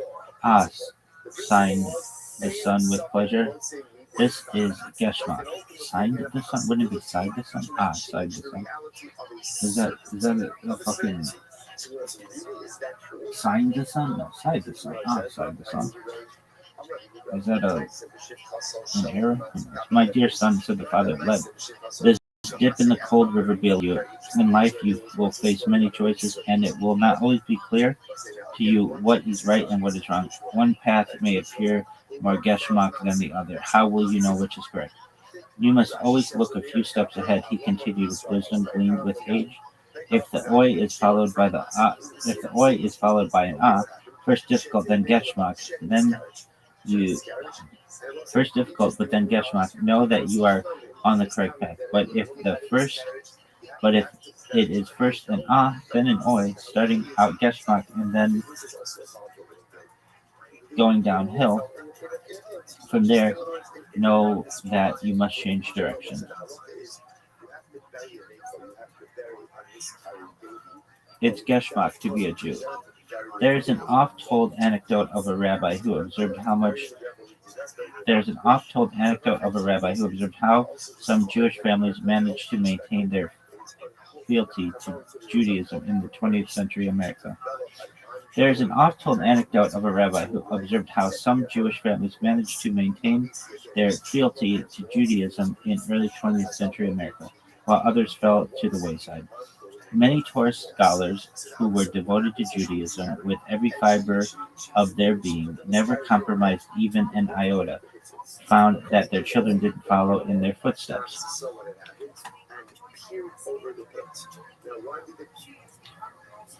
Peer over the pit. Later in soccer indicated that since you have capacity for her, then we're going to observe the woman gives birth, and even after a miscarriage, depending on what the miscarriage occurred, there could be 2 months later. It could be between a guilty association. Then there were others who did not appear to be any more learned or devout, yet their children took the torch of Judaism and made it their own. What was the difference? It's the end of a long work week, and 2 men are laid off for refusing to work on Shabbat, but come home with empty pockets and no idea where their next penny will come from. One of them sighs deeply and says, Oi, she's ver Zuzian a Yid. Oh, it's tough to be a Jew. The other greets his family with a smile and tells them with joy, Oi, she's Gesmat Zuzain a Yid. Oh, it's a pleasure to be a Jew. It's not difficult to imagine which children chose to follow their father's example. Cool story, bro. Really? Oh, for sure. That's not the most boring shit I've ever heard. Really? What was the word? Mesma? Is that the word? Geshma. Geshma. Because ultimately, this was a place where there were weasels and animals there. Why? Oh, everything. Really? Wow. Really? Really? Yeah. Did we do tours? Yeah. The ship on the woman had a miscarriage and she placed the baby in the bed. What's the Sunday? Baby man that took it in the and yet, what do you see from the earth? And yet, you see that the suffix trumps the bad guy. Right? The suffix symbols the even in the face of the man that you're going. Now again, the color is Now, this would be pretty difficult given that the writing of the Torah would be upwards of 30,000 to 40,000 dollars, and it's not within the possibility of every Jew to do so. So we have an option to participate in the writing of the Torah. there are many Torahs which are written in partnership. Many Jews get together, each one buys a letter, word, verse, paragraph, page, and through this we are told by our sages that this fulfills the mitzvah commandment of writing. The Torah, of course, is the central book of the Jewish religion. It is the five books of Moses written on a parchment scroll. There are about 350,000 letters in each Torah. It would take a scribe who did nothing else all day, would for 8 hours a day, approximately 6 months, to write a Torah. Of course, since they do other things as well, typically it takes about a year for a scribe to write a Torah. It is incredible that even though the Torah is handwritten, every single Torah anywhere in the world, even in communities which were completely disconnected from the larger Jewish community, like far inland, every Torah that we have today are exactly the same. Every letter is exactly the same. A Torah which is missing even one letter of those 350,000 cannot be used for meaning that you listen to. It must be physically used. Not only if it's missing a letter, but even two letters when you touch it, or a letter is smudged. If there's any imperfection in the Torah, it is disqualified from use of those things. Our sages tell us that there are 600,000 symbolic letters in the Torah. And meanwhile, that is, every Jew has a share, has, so to speak, a letter in the Torah. And that's why it's important for any Jew to actually participate in the writing of the Torah, to take charge, so to speak, to take a part, their part in the Torah. The Torah is written on parchment made from the skin of a kosher species animal. It is tanned and made into parchment, and then it is handwritten with special ink with a quill feather by a scribe who, of course, practices for many years before they can actually attempt to write the Torah. When a community or an individual takes on the writing of the Torah, a great celebration is made at the end of the ceremony. The scribe will write in the last few letters in the presence of the entire community. This day of celebration is called men, women, and children together for the celebration. Afterwards, the community is marched to the music, and the bride and groom walk to the synagogue. The Torah is up at synagogue out to meet the new Torah in the synagogue. The Torah is the backbone of the Jewish people. It is the most sacred artifact that we have, and that is why it is kept covered up and only taken out for special occasions. If something precious is, get your share in the Torah. Take a part of writing the Torah in the synagogue or I'm gonna write that shit. I might write a Rashi script. Can you? I think why? Write a Bible. That's a really can't write Rashi script. Well, it's a good question. We've got a couple good questions that are in my head, right? Yo, no, could you write a Torah scroll in Rashi script? Yo, could you write a Torah scroll in Rothschild script? Yo, no. Torah.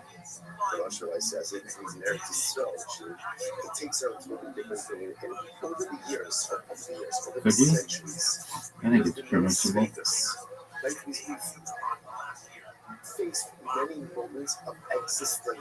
It's not. I think you could.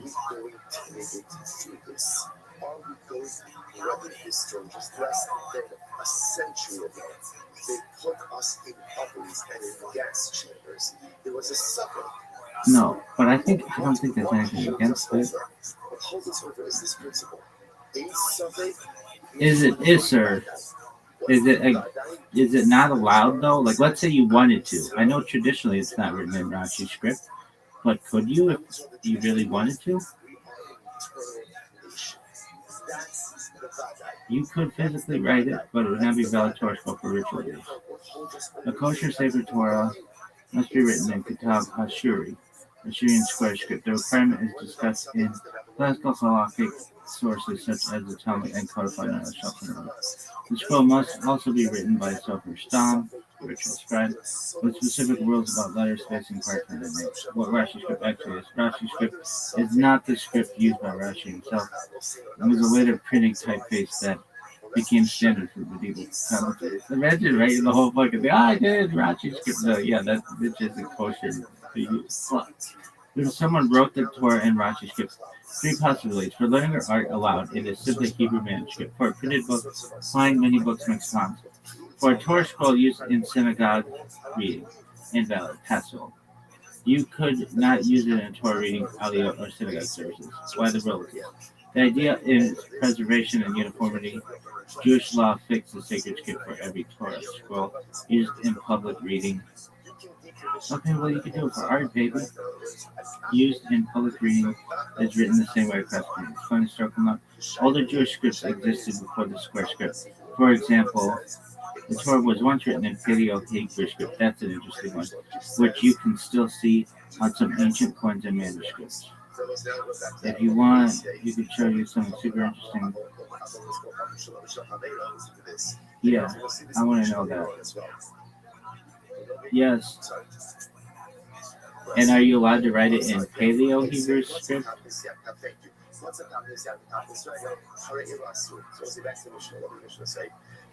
Sure, you can write it in the Paleo, but it would not be kosher scroll or synagogue to use. So the Gemara says, because at the end of the day, that was a common image that people worship. The Gemara says, why is that? So we'll say that's broken. So in other words, once I mean, shit can change. I get it. I'm cool with that. Assyrian bullshit. I want to write in Comic Sans, baby. Or papyrus.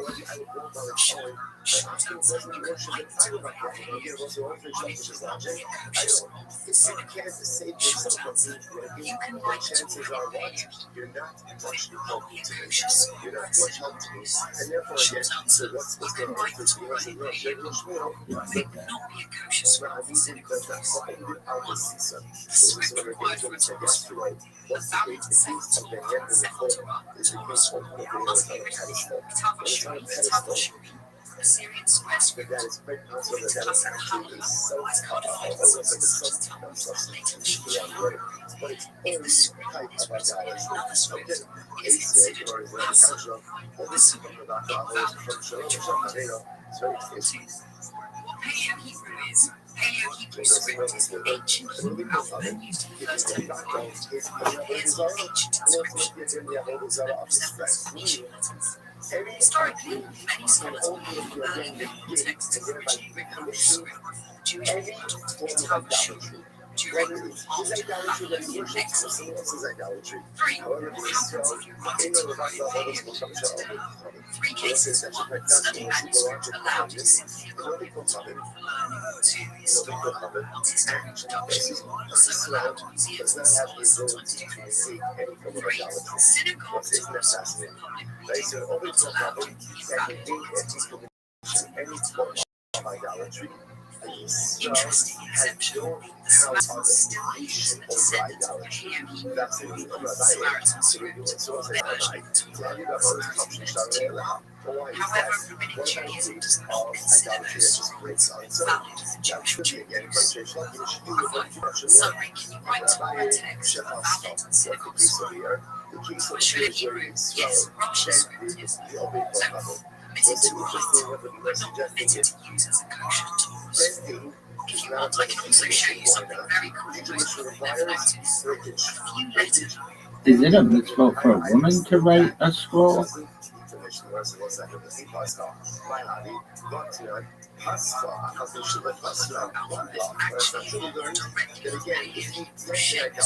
you can still see the translation step by step. It is a fascinating piece of Jewish scrolls. Yeah, but these are as well. Ultimately, you're right. If an Akum goes ahead and then So that guy was saying that all Jews should do it, but not women. the idolatry that does not negate it. Because a Rabbi said, Yo, dog, on the Chabad website, there's a rabbi who says that it is a mitzvah for all Jews to write a Torah scroll throughout their life. But is he only referencing male Jews? Which makes sense, right? Anything due to deface the idol should be a proper form of idolatrous negation. So really, even if he's strong, then it's okay. So what's the Jewish issue? women. So why did Chazal say that it's not goes to this? Mas'ela, Sarah. What's the Sarah? So here's the issue. In reality, a Yisrael has the power of negation, right? Dude, let's learn everything we can about fucking idolatry. How does he negate idolatry? If he breaks it, if he then sin, it all should work. So why do Chazal say it doesn't work? What are we concerned about? Listen to this.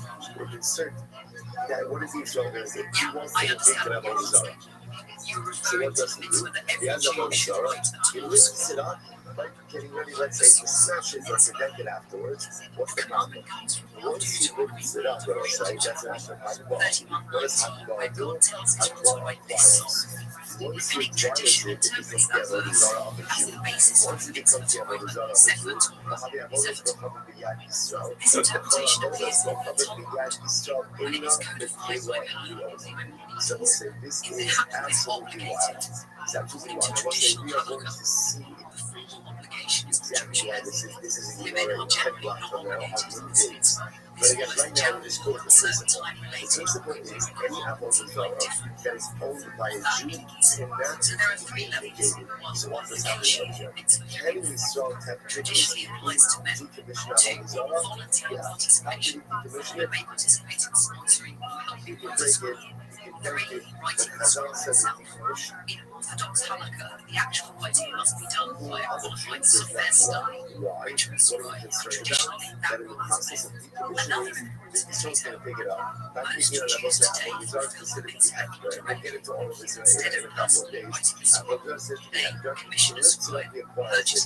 Once he acquires it, somebody's following Avodah, right? Once he goes ahead and he acquires it, it becomes Avodah Zarah. Maimonides even says that even says correcting one letter in a Torah scroll is considered as if you hadn't write it. Summary question: traditional answer is writing it. So essentially, it would be more to try to avoid Jewish handling of Avodah Zarah. How does Chazal traditionally obligated. So that by simply going ahead and saying, you can't do anything to it. Even if you try to decommission it, ultimately, again, it is not going. Why the Torah verse actually says, write this song, and how the rabbis describe writing the entire Torah. So what's it? Just by the way, there's this whole idea over here of okay, we'll talk about it. Yeah, you can do that, and then tell me everything that anyone would ever need to know about being a sofer. Like from the age to like, can you write a sofer when you're drunk, or write a Sefer Torah when you're drunk, or like even if you're like, what if you write even better when you're drunk, or stoned, or on cocaine? He decommissions the stones by using them for something else. He uses them as pavers. Like his pavers. Oh, this motherfucker wrote a fucking Sefer Torah. Well, high on cocaine, on a yacht, on a giraffe hide. This motherfucker's crazy. Wanted to do it in Rothschild script, but everybody was like, oh, don't do that. It's just hard. And they wanted to get an Aliyah. Oh, that's so sick. So sick. Boats and hoes, baby. You can't get to love because it's Avodah Zarah. And my universe, why is that? So why don't we say it's again? So we're going to ask why should this be any worse ultimately again in Avodah Zarah than broke on its own? And according to the Shortish, Avodah Zarah broke on its own ultimately is decommission. Restream says, no, how can I keep the Rabbi? The one says, just as Rabbi said before. Rabbi said essentially, with Rabbanon, a Jew can do the commission of a Zara. Why not? Because once again, we have this concern. This is Rabbi. We have this concern. There's the process of decommissioning. The Jews can lift it up. He lifts it up, he acquires it. Then it's an Obazara owned by a Jew. And once they have an Obazara owned by a Jew, that can never be decommissioned. But again, we'll see if never actually gets together. Why the tax says we'll listen to this. Listen.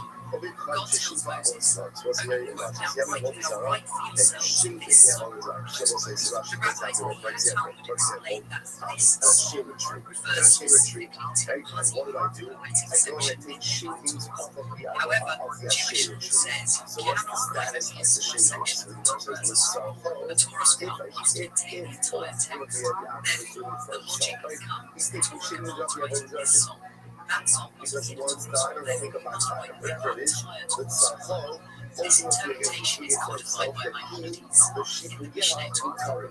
That both the shavings and the tree itself is taken to fly, because the actual taking shavings off the but the Akron's own personal use is what? Is itself a contribution of the Avodah. Okay? However, the Sahel, if he's taking shavings off the tree, that means pruning the tree. Right? And that's for the benefit of the tree itself. So, 13 years old and above exposure. However, realistically, most scribes train for many years before then training, the scribe usually studies training includes keeping calligraphy, laws and writing large preparation, thousands of lines, technical rules for writing the Torah scroll contains about 3,000 extra letters. Each letter must be perfectly surrounded by blank parchment, written in Tabashuri, calligraphy, inscripted, one letter touches another, material, parchment, clothes made from apple, ink, traditional means of language, wood, usually the feather, sometimes close ritual intention, sacred names, scribe saying, Shem, Shem, for the holy the intention is missing the name. Now to your question about interpretation. Writing. The scribe should not write sacred text. Reason is writing requires concentration. Mistakes invalidates rules. Writing sacred text requires proper intention. If someone wrote once and is intoxicated, many authorities reconsider writing without writing while high drugs. Sacred writing sacred text requires clarity of intention, respect for holiness. Substances like cocaine, marijuana, hair judgment generally make the writing halachically questionable. Even if someone thinks they write better, the focus is on intent and mental state. This motherfucker's tank. Scribes cannot write from memory. The Torah scroll must be letter by letter from a correct text. Cannot see bulletins. If the scribe forgets a word and continues writing, fixing it later can invalidate. Special letters. Certain letters are written larger, smaller, with crowns, tagging, divine name. If the scribe writes the name of God incorrectly, it cannot be erased. Sometimes an entire strip of parchment was erased. The time to write it